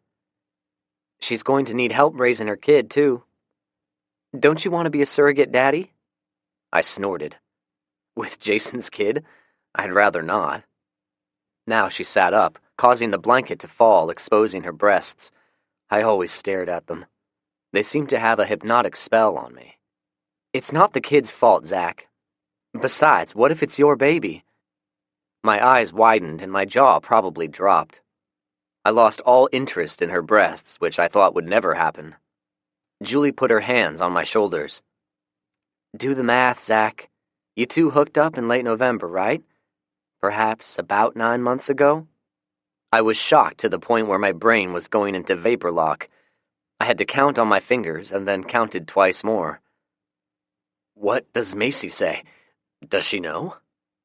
"She doesn't know, and she's scared to death of how you may react," Julie said. Julie lay back beside me and put her head on my shoulder, which caused her breasts to be pressed up against me. Okay, I liked her breasts against me even better than my chest being rubbed. "Do you want her to stay?" I asked. I felt her head nod. "Okay." Julie sat up again. "You mean it?" I nodded again. Julie responded with another kiss. "You won't regret it, Zach. Fate has thrown all of us together, you know? We're a family now." She snuggled closer now, kissed me harder, and put a leg over my waist. As tired as I was, I could not resist her wiles. When I finally did go to sleep, I was out like a light. College Grove was a sleepy little community in between Eagleville and Nolansville. It grew up in a fork in the road and eventually became the intersection of two state highways. I sat in the parking lot of the old country store watching the sun come up. There were approximately a dozen corpses on both sides of the road. I drove close to a few of them and saw distinctive bullet holes in the head. None of them had been burned, though. The putrid stench had all but abated. I got out, stretched, and waited. Someone had spray-painted WE on the front of the store. I peeked inside, and as expected, the store had been completely looted. Andy drove up as I poured a cup of steaming coffee out of my thermos. She parked a few feet away, looked around everywhere, and then stared at me. She was driving a Jeep Wrangler with a few modifications. There was a rack of large lights mounted on top, a winch mounted on the front, and everything had been spray-painted flat black. There were the same letters stenciled on the doors. I saw a couple of radio antennas as well. I waved. She got out and tentatively walked toward me. "Would you like some coffee?" I asked as she walked up. She was wearing the same clothing she had on a couple of days ago: camouflage pants, boots, black tank top, and no bra. Her breasts were small, but the taut fabric left little to the imagination. At least her face was freshly scrubbed and without those stupid-looking black streaks under her eyes. Her hair was a little longer now. I kept from staring at her pert breasts as I held up my thermos. "Sure." I refilled my cup and poured a second. She nodded in thanks and was quiet as she blew into her cup and took small sips. I motioned toward the graffiti. "WE. What does that stand for? Do you know?" "Ward's Empire. It's the name of our group. The captain ordered us to start marking our territory," she said. "It's his last name. Ward. Charles Ward. I used to call him Uncle Charlie, but nobody dares call him by his name anymore." I grunted. Any opinion I had of them claiming territory I kept to myself. I changed the subject and pointed toward the back of my truck. "We got lucky with our gardens this summer. I brought a basket of assorted vegetables and a few watermelons. I hope you brought some stuff as well." She smirked at me. "Yeah, I figured you'd want something in trade. I brought some reloading equipment and some weed. Do you get high?" I shook my head. "I don't get high, but I can always use reloading equipment." Fred believes marijuana would possibly be a good trading commodity. How's that working out for your group? Andy set her cup down on the hood of my truck, fished a joint out of her cargo pocket, and lit it up. She inhaled deeply and offered it to me. I shook my head again. It got a laugh out of her. "You're such a square," she said, and took another long toke. I shrugged my shoulders. "Yeah, I guess so. Come on, I'll show you the vegetables."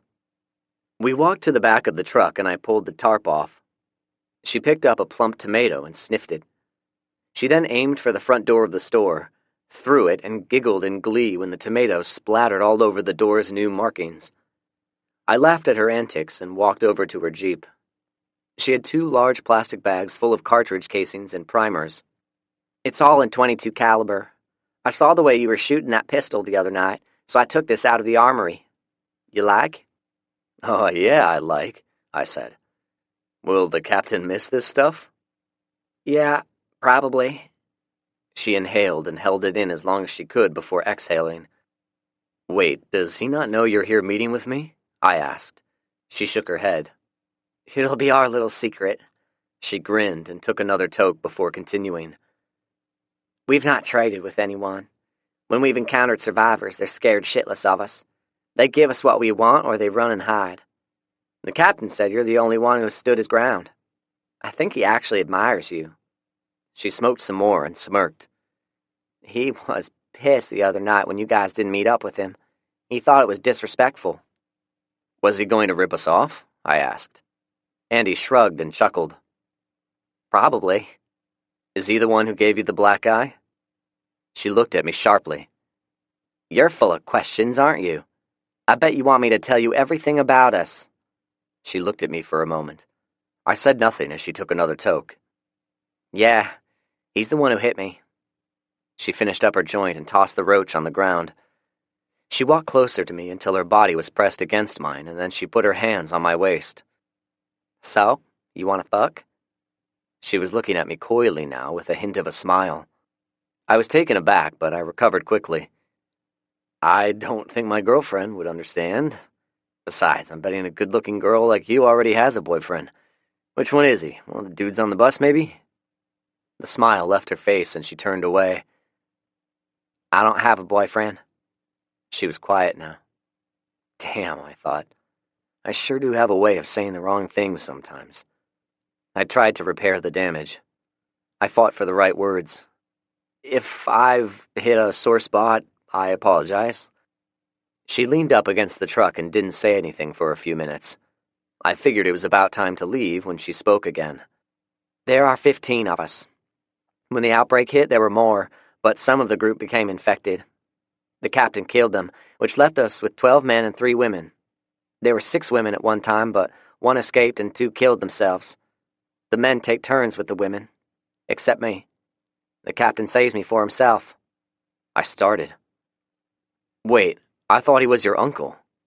She nodded while looking at something on the ground. "By blood or marriage?"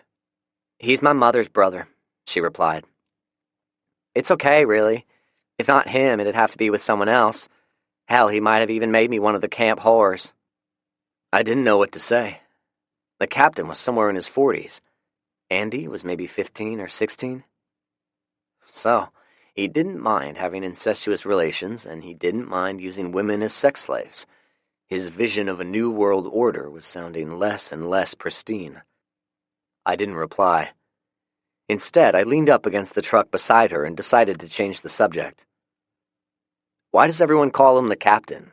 Was he a soldier or something?" I asked. Andy scoffed. "He was a captain at the Rutherford County Workhouse. He's never been a soldier. There's one dude in our group who was a Marine." Andy saw me frowning and laughed. "Don't underestimate the captain, though. He's ruthless." "Oh, I've no doubt." I gestured with a hand. "Why'd he hit you?" Andy fished another joint out of her cargo pocket. "Because that's what he does," she said as she lit it. She took a couple of puffs and then inhaled before continuing. "Maybe I looked at him wrong. I've stopped asking. Sometimes asking will get you another backhand or worse." I could see her eyes watering up. She turned away and dabbed at them quickly. I was going to ask her more, like if she thought her uncle was a nut job, but I held off. After all, she may still believe in him and was merely being a rebellious teenager when she wanted to meet with me. After a moment, she seemed to have regained her composure. "So, tell me about your group. Are you the leader?" she asked. "We're a very small group, and we have no hierarchy of leadership. We work together in order to survive, and we have no interest in conquest." I motioned toward the back of my truck. "We're attempting to set up trade networks with the survivors. Which reminds me, you said you guys have encountered other people. Can you tell me about them?" She shrugged as she smoked her joint. "Yeah, we've only seen a few people. You, the black family at the tire shop. There's a man with a couple of kids living in a house on Rocky Fork Road. He said his wife is dead, but the captain thinks she was hid out somewhere. We've been through some businesses in Eagleville. When we've gone back, it's obvious someone else has been there, but we don't know who. They've been doing a pretty good job of hiding from us. George, he's one of the Marines, is going to set up a patrol to catch them." "What then?" I asked. Andy shrugged her shoulders. "I imagine the captain will make them an offer to either join us or pay taxes. If they refuse..." She shrugged her shoulders again and then looked at me. "They've been trying to find out where you live, too." I nodded in understanding. Fred and I had already figured as much.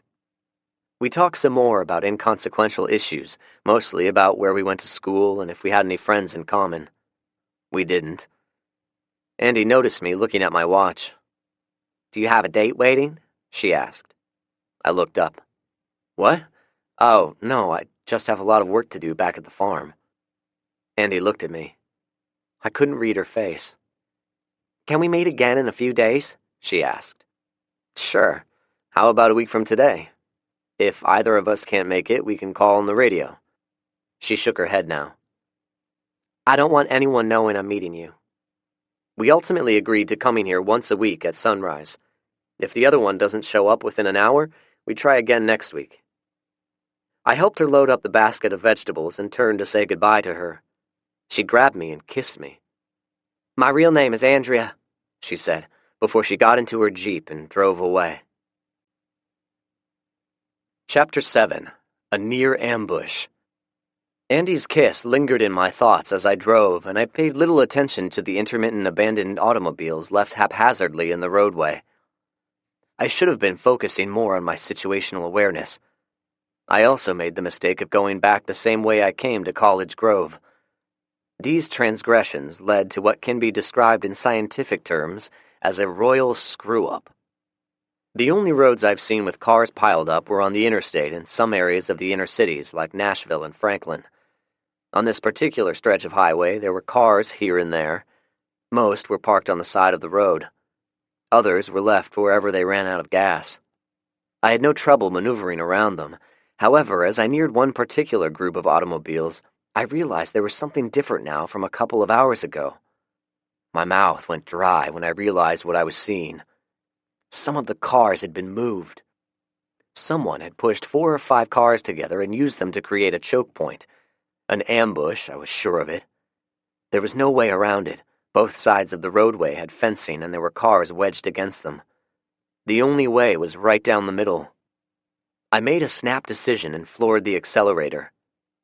About the time I entered the narrow gap between the cars, a dirty woman wearing a tattered dress of an indiscernible pattern stepped out in the roadway. It was hard to tell her age, but she definitely was not a zombie. I've no doubt whoever set this up assumed I would slam on my brakes and stop before hitting someone so pitiful-looking, especially a helpless-looking woman. Once I stopped, the ambush would be sprung.